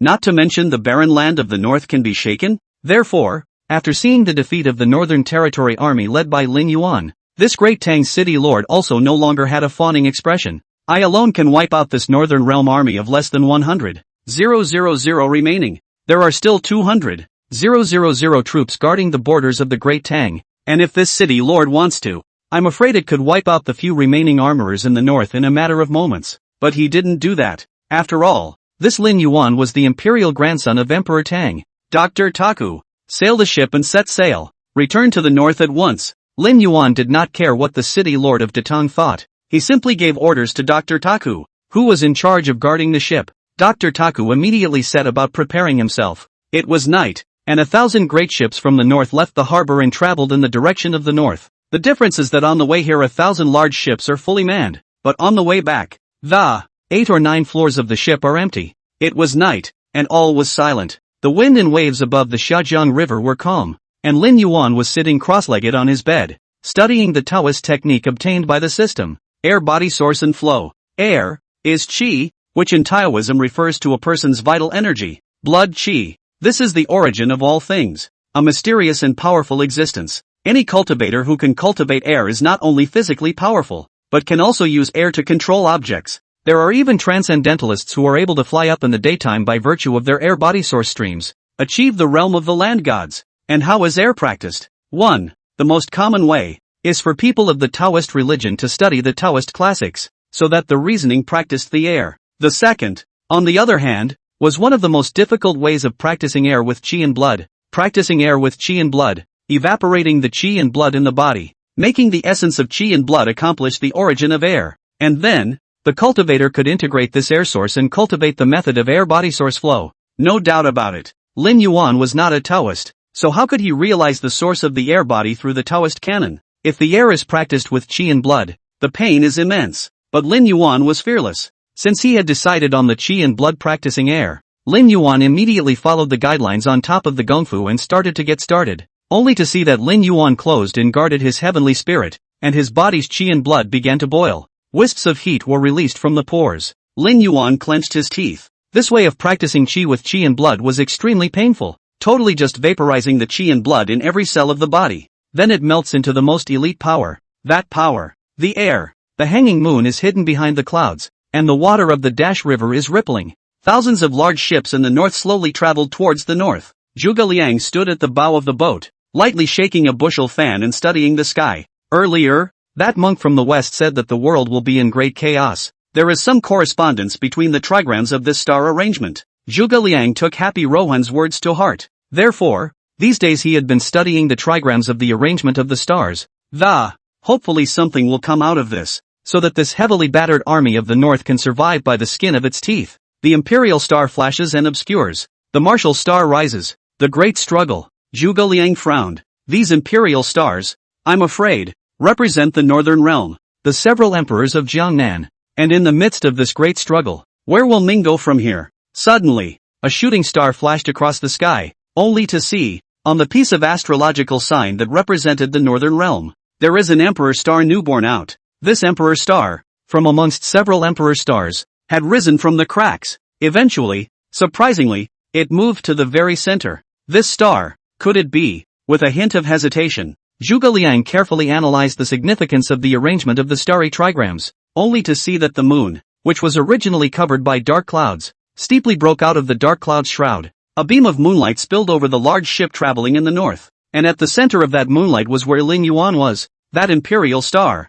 It's the Lord. Zhuge Liang clenched his fists in excitement and exhilaration. 10 days passed in a row. Lin Yuan had never taken a step out of the cabin from start to finish, and it was early that morning that Zhuge Liang knocked on Lin Yuan's cabin door. My lord, the northern border is almost here. The ships are about to land in the harbor of Dechu. It was then that the door to the cabin, which had been closed, opened. Lin Yuan's long hair was draped over his shoulders. Half of his body was exposed, and that body was filled with black dirt and grime. My lord, what are you? Zhuge Liang was a bit surprised to see the dirt and grime on Lin Yuan's body. However, he was able to sense that the Lin Yuan of today had an extraordinary temperament. There was not the slightest indication that the heart and veins had suffered a heavy blow. Lin Yuan stepped out of the hatch and took a shower, changing into a long shirt and feeling refreshed. 10 days' time has initially replaced the body's qi and blood with air. Nowadays, the air-body source stream technique is considered a minor accomplishment. Earlier, when Lin Yuan was in the cabin, he was able to use his air to control his sword. It can also move 200 different small objects at the same time. I just don't know how much I'll be able to imperialize my own sword after arriving at the battlefield. Although now, it is not possible to control the sword 800 like the Western monk Happy Lohan. However, with only 10 days of cultivation on his own, he was able to imperil 200. I also don't know if I count myself as having a talent for cultivation. Lin Yuan sighed. Then, 1,000 large ships docked on the Chu Dragon Harbor in Dechu. What surprised Lin Yuan was, thousands of large ships from the northern realm arrived, and surprisingly, no one came to greet them. My lord, something's not right, Zhuge Liang reminded. Previously, Great Chu had been governed by the Ming kingdom along with Emperor Easy, and Churan Harbor is completely in the hands of the Ming. However, now that Lin Yuan had returned, there was no one to greet him, which was very much 7% fishy. With the Northern Realm's army having landed as many times as possible, only then did Lin Yuan prepare to lead his men to the Great Chu imperial capital. See what's really going on. But at that moment, a vision arose. Only the flag of Wei was seen waving in the wind. Countless Wei armored soldiers rushed over like a tidal wave. At the head of the group was the Yin Yuan king of Wei, and beside him, there was also an immortal old man standing in a black robe. King Yin Yuan, are you looking for death? Lu Bu saw this and rebuked angrily. The Great Wei, ever since it had seen Lin Yuan destroy Great Chu, had begun to bow down to Emperor Easy, showed a subordinate posture. I just didn't realize that now. This Lin Yuan, king of Wei. Surprisingly, he directly led his troops to ambush in Chulong harbor. King Lin Yuan laughed softly and said to Lin Yuan, "Times are different now. Now that the Great Xia has been destroyed, the Easy Emperor has fallen into the hands of the Great Wei. If you know what to do, you'd better surrender your weapons." Chapter 90. Great changes in the Northern Realm. Great Wei old ancestor. Xin Wuan. Daxia was destroyed? Hearing this news, the great Xia Changwu king was the first to sit down. He rushed forward and chided eagerly. Ridiculous. Ridiculous. How is it possible for such a change to occur in just 2 months? You should know that Lin Yuan led the Northern Realm's army to the Jiangnan realm to conquer the Great Wu. One way or the other. It took only 2 months. Moreover, before leaving, the Great Wei armor would have been pretty much depleted in the battle to destroy Chu. How can we talk about taking on Daxia? The crane-haired old man clad in a black robe beside the Lin Yuan king of Wei laughed contemptuously and said, "You're the last king left in Daxia, aren't you?" Wei annihilated Daxia, and all of Daxia's armor. The king was exterminated. There was only one remaining Emperor Easy was imprisoned in the heavenly prison of the Great Wei. King Changwu, on the other hand, was spared because he followed Lin Yuan on his expedition. Daxia, King Fuel, King Jing, King Chuan, King Ji, have all been killed by the old man. On account of you fighting for the Northern Realm against the Jiangnan Realm, if you kneel down, I can spare you from death. Saying that, the old man let out a laugh. He is the oldest ancestor of Wei. The name is Xin Wuan. He was a collector of Taoism, and had previously been traveling outside in the clouds before returning to the north not long ago. However, he realized that the Northern Wei was even at a hidden risk of being annexed by the Great Xia. As the Great Wei ancestor, he couldn't just sit back and do nothing. With transcendent ability, Xin Wuxing rode his sword for 100, leading 200,000 Great Wei armored soldiers. He then broke through the imperial capital city of Daxia. This dragon jade pendant, it should be Emperor Easy's personal belongings, right? Xin Wuhan sneered and threw a bloody jade pendant at King Changwu. King Changwu's fingers trembled as he carefully measured up this dragon jade pendant. This is His Majesty's personal belongings. The dragon jade pendant, which was Emperor Easy's personal belongings, had never left his body, but at this point, the dragon jade pendant with blood pretty much verified the destruction of Daxia. Your Majesty, King Changwu's body trembled. The Great Xia had been destroyed, and all the clansmen in the royal family who had been crowned as kings had been decimated. His Majesty was disgraced and imprisoned in Wei's heavenly prison. Hundreds of years of the foundation of the Daxia river and mountain, to be exterminated in just a few months was not something King Changwu could accept. He tried desperately to restrain his anger, because he knew that this Xin Wuhan in front of him must be just like that monk from the western region, with monstrous skills. Otherwise, it would have been impossible to destroy the Great Xia in a mere 2 months. Lu Bu, Bai Qi and the other group of generals were also looking at the Wei armorers who surrounded them with scornful eyes, especially when his gaze rested on Xin Wuhan. He only felt that the other party was unfathomable. In the battle in Dawu, they had already seen the power of the monks of the western regions. That was an ability that far exceeded that of an ordinary martial artist, and it was simply not something they could resist. Lin Yuan, I am mindful of the fact that you are a northern talent. Xin Wuhan's gaze finally landed on Lin Yuan and said, if you surrender to Wei, I can guarantee you the honorary title of king of a different name, and worship me as your master, and I can also teach you monstrous skills. With that, a nameless wave of chi fluctuated around Xin Wuhan's body. Only a dozen long swords were seen surrounding his body, forming a long sword barrier that was appalling. Sure enough, Lin Yuan frowned somewhat unexpectedly. This Xin Wuhan was also a transcendent who had practiced martial arts. A little tricky, but Lin Yuan still shook his head and said, loyalists have not served 2 masters since the beginning of time, and might will not change it. Is Lin Yuan a loyalist? Perhaps the same could be said. After all, even if Emperor Prosperity had the intention of utilizing him. However, Emperor Prosperity was likewise willing to allow King Changwu to accompany him to the Jiangnan realm with his 300,000 imperial troops, whether it serves as surveillance or otherwise. At least Emperor Prosperity was really paying attention to him and was appreciating Lin Yuan, and those 300,000 imperial troops did play a huge role in the Jiangnan realm. Based on this, Lin Yuan can't betray the dead Daxia yet, the already imprisoned Emperor Prosperity. If you are a human being, if you don't know how to be grateful, then even if you achieve something in the future, surrounded by them will also be a group of treacherous people. This was not Lin Yuan's style of doing things. In that case, then you die. Saying that, Xin Wuhan first put on a look of regret, and then his face steeped up in viciousness. The barrier of flying swords hovering around him jerked violently toward Lin Yuan. "My lord, be careful." Zhuge Liang, who was on the side, was shocked and hurriedly blocked his body in front of Lin Yuan. Lin Yuan frowned, then his two fingers joined together. In an instant, as if guided by some kind of guidance, the matching sword at the waist of the northern armor soldier was violently sheathed. It flew towards that Xin Wuhan's imperial sword. Bang! Bang! Bang! There was a light crunch in the air. The two parties of flying swords that were hedging against each other collapsed abruptly. Xin Wuhan was shocked at the situation. He looked at Lin Yuan incredulously and said, Surprisingly, you are also a person of martial arts. Budo. Not just any ordinary martial artist. Rather, it was a strong person who had acquired martial arts techniques that had completely changed their physique. Lin Yuan slowly walked forward with 200 long swords hovering beside him. This was the phenomenon of a minor accomplishment of the air-body source stream technique. 200 imperial swords. Zhuge Liang and the other northern generals were all surprised to see this scene. "When did your lordship acquire this technique? How come you didn't show it when you were in the Gangnam realm?" Nowadays, whether in the northern or southern realm, the land deities and martial arts masters have all been held back by the Great Wasteland. How on earth did you learn the technique? Who is your master? Xin Wuhan kept pressing up. The human realms in the martial arts are mainly categorized into martial artists, patriarchs, half-step land deities,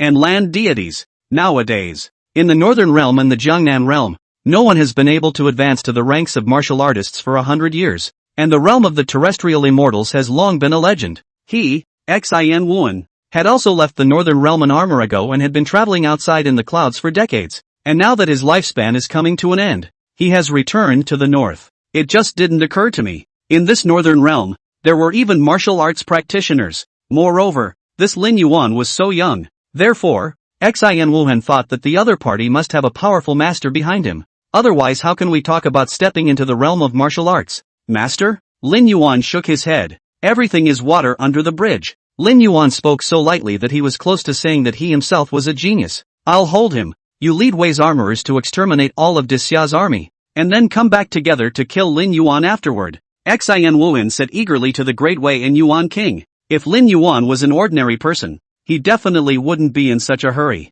But the other party is a martial artist. Only Xin Wuhan could truly understand the difference between a martial artist and a mortal. A martial artist, with just the ability to control a sword, could stop 10,000 with one. Not to mention the fact that the other guy has an even stronger physique. Between the words, Xin Wuhan took the lead and rushed towards Lin Yuan with his sword to kill him. And King and Yuan similarly led Wei's army to kill the Dixia armorers. A great battle between the two sides is imminent. Chapter 91. Battle of the Martial Artists. Great Wilderness Secret. The Great Controversy. It's either you or me. The Northern Realm, Jiangnan, has not given birth to a martial artist for 100 years. This great Wei old ancestor, Xin Wuhan, was a person who had cultivated the martial way 100 years ago, and now in his twilight years, at the end of his life, back in the north, with extraordinary ability, he led Great Wei to destroy Great Xia in one fell swoop. This shows how powerful martial artists really are. But you should never have interfered in worldly matters as a person of the martial arts.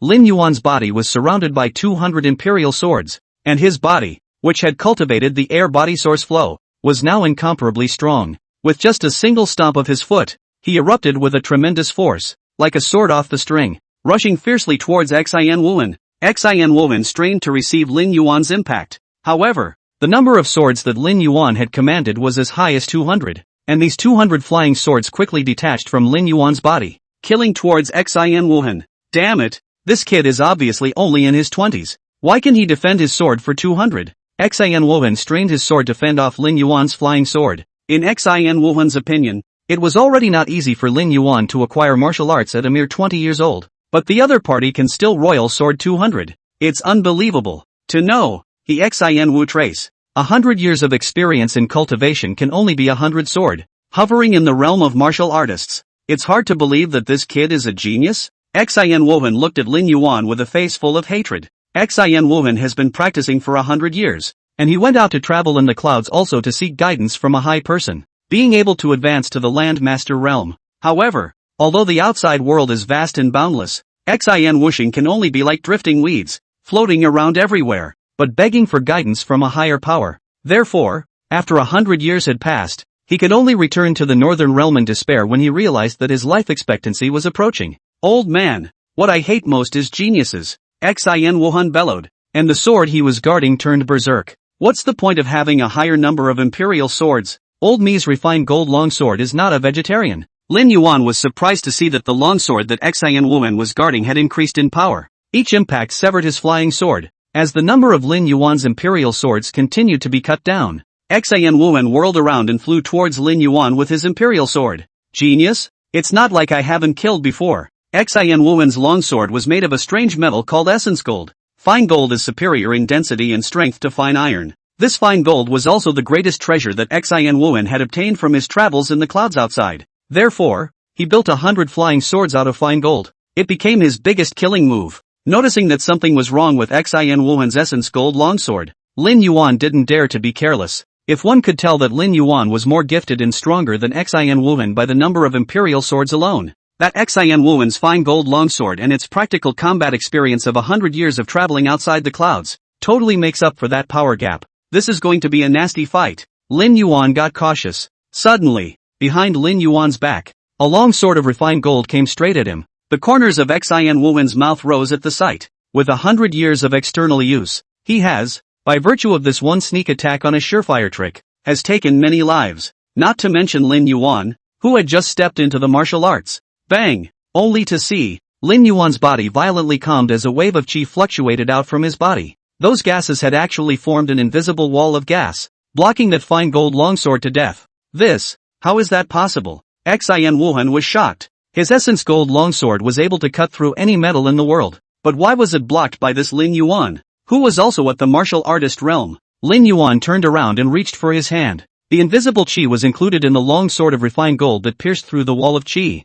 Steep. Click. Lin Yuan had actually broken that fine gold longsword. This scene immediately caused Xian Wuhan's eyes to widen. The sneak attack that he was so proud of, that had never failed. Surprisingly, it was easily broken by Lin Yuan. Moreover, the other party had even broken the long sword made of fine gold. It's not right. Xian Wuhan carefully watched the changes in Lin Yuan's body, and suddenly he came to a realization. You're actually practicing qi with qi and blood. Xian Wuhan was a person of the Taoist religion, and he stepped into martial arts with Taoist Jili. Therefore, he didn't detect the Taoist Jili de Dao aura in Lin Yuan's body. Instead, it was a brutal, thick force of qi and blood. The qi and blood practicing qi is extremely painful, comparable to cutting one's own flesh a little, cracking one's own bones. Let the blood and qi of every cell in the body evaporate and coalesce into the essence of qi. In the past, there were indeed people who had succeeded in practicing qi with qi and blood, but the vast majority died in that agony. Therefore, when Xian Wuhan noticed that Lin Yuan was a martial artist who practiced qi with qi and blood,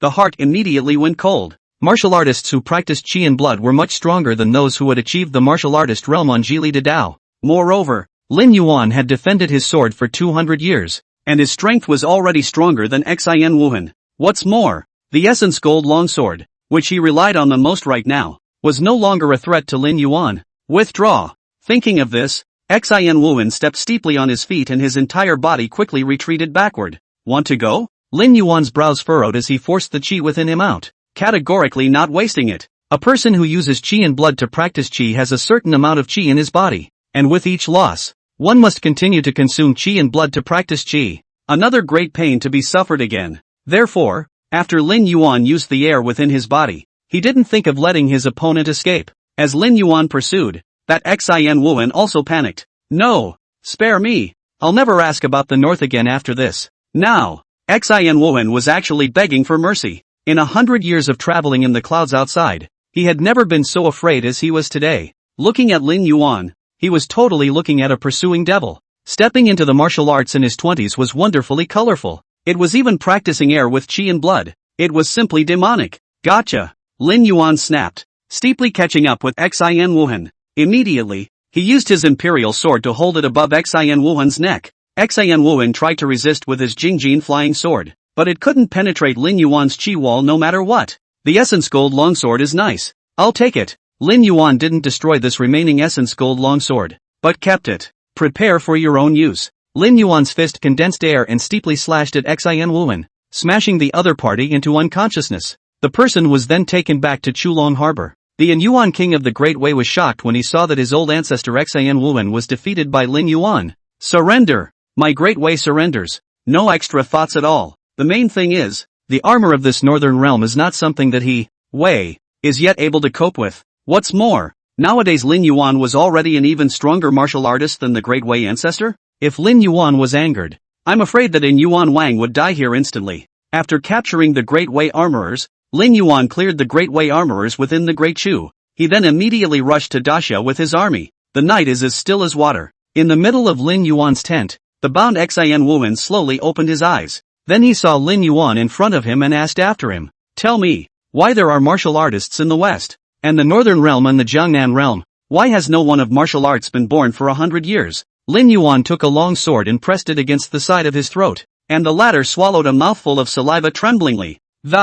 Said, "It's all because of the Great Desolate Realm." Chapter 92, Great Wasteland, Northern Realm, Jiangnan, Showa. The Great Desolate Realm? Lin Yuan's brows furrowed. The Great Desolate Realm, is this side of the world? With the North Realm, Jiangnan Realm, the Western region, known as the four major regions. However, the Great Wasteland was different from the other three major regions, because the Great Wasteland territory was filled with desolate beasts. It was a territory ruled by beastmen, and the descriptions of desolate beasts and beastmen in the canonical books were likewise few and far between. All that is known is, the desolate beasts within the great wilderness are natural wonders, even accompanied by flames, frost, and extraordinary aptitude. And the ruler of the territory of the Great Wasteland is the clan of the Orcs. It not only possesses the extraordinary abilities of a desolate beast, but also the general intelligence and social system of a human being. The Great Wasteland, a mysterious and powerful region.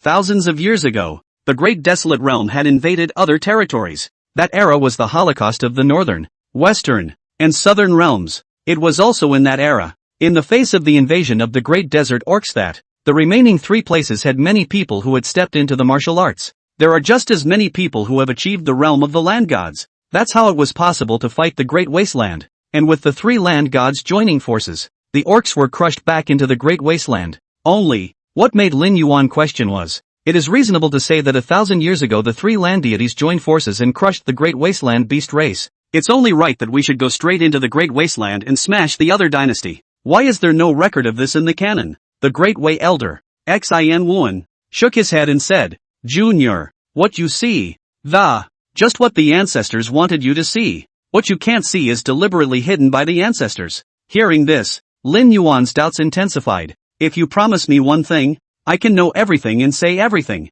Seeing that Lin Yuan was very interested in the news of the Great Desolate Realm, Xian Wuhan immediately seduced. "Release you? That's impossible." Lin Yuan shook his head and said, "The news of the Great Wasteland is indeed important, but it wasn't enough for him to let Xian Wuhan go. No." Xian Wuhan vetoed Lin Yuan's idea and said instead, "The old man stepped into the martial way 100 years ago and achieved the martial man realm, but his qualifications were shallow, failing to break through upwards into a landmaster." Xian Wuhan spoke to himself. "That is, there is no chance of being able to break through to the landmaster realm in the northern realm. That's why Xian Wuhan went out to travel in the clouds. And the place where he traveled in the clouds was the Great Desert Realm. The old man is nearing the end of his lifespan, and I only ask that you be able to preserve a trace of the Wei royal family's bloodline, and the rest of the..." "Feel free," Xian Wuhan said with a sigh. In his opinion, if Lin Yuan stepped into the martial arts, no one would be able to stop him halfway anymore in this northern realm. Lin Yuan will surely be that northern realm co-lord.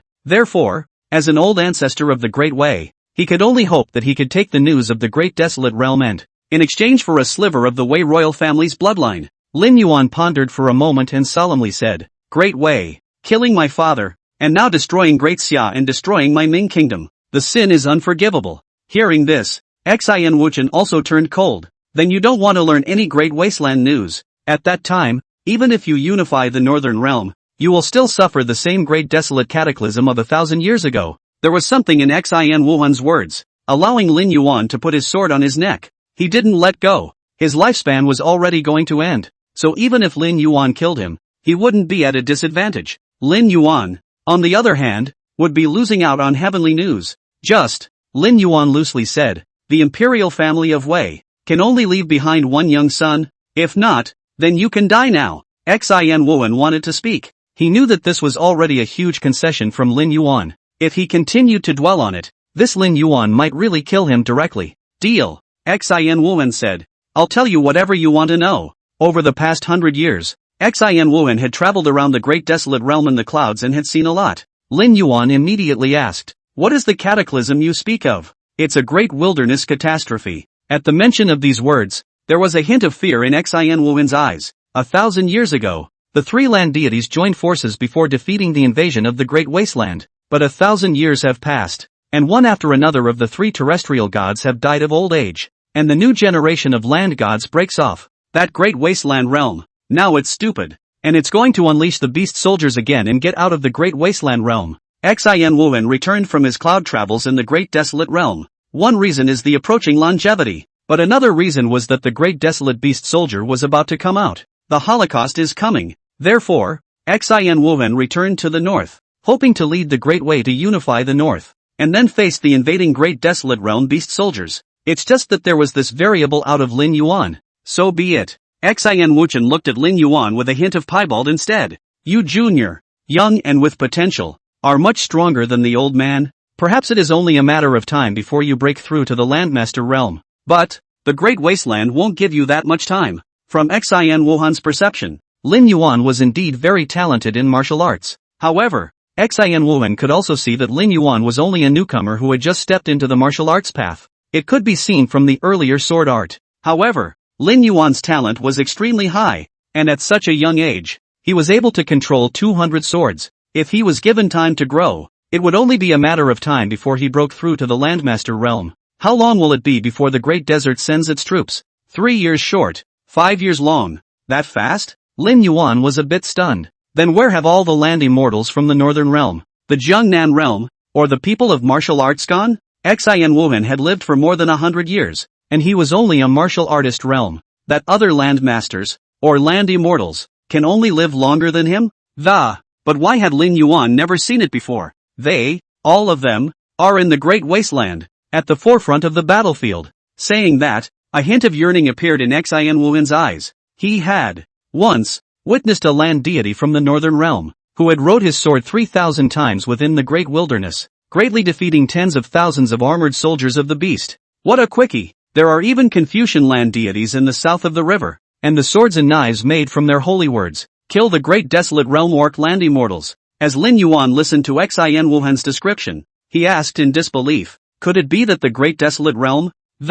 Is it only the martial arts people of the Northern Realm and the Jiangnan Realm who are resisting nowadays? Are those monks from the West around? The West? Mentioning those monks, a look of disgust immediately appeared in Xin Wuhan's eyes. A bunch of vultures from the Western region. Most shameless. They are selfish and self-serving. They were the first to renege on the alliance covenant of the three lands. For the sake of the Western region's development, the people of the Western region's martial arts were the first to withdraw from the battlefield of the Great Desolate Realm. This was why Lin Yuan would meet the Western monks in the Jiangnan realm of Dewu. The monks of the West were greedy and selfish. They abandoned the covenant of the three alliances and returned to the Western realm alone. Develop the martial arts within your own territory. But as a constraint, the monks of the Western region dare not take the initiative to participate in the affairs of the Northern and Southern realms. Even more so, he dared not take the initiative to kill the people of the two places. That's why, before, in front of the Great Wu Imperial City, that happy Rowan was going to chop out a sword chi across the ditch.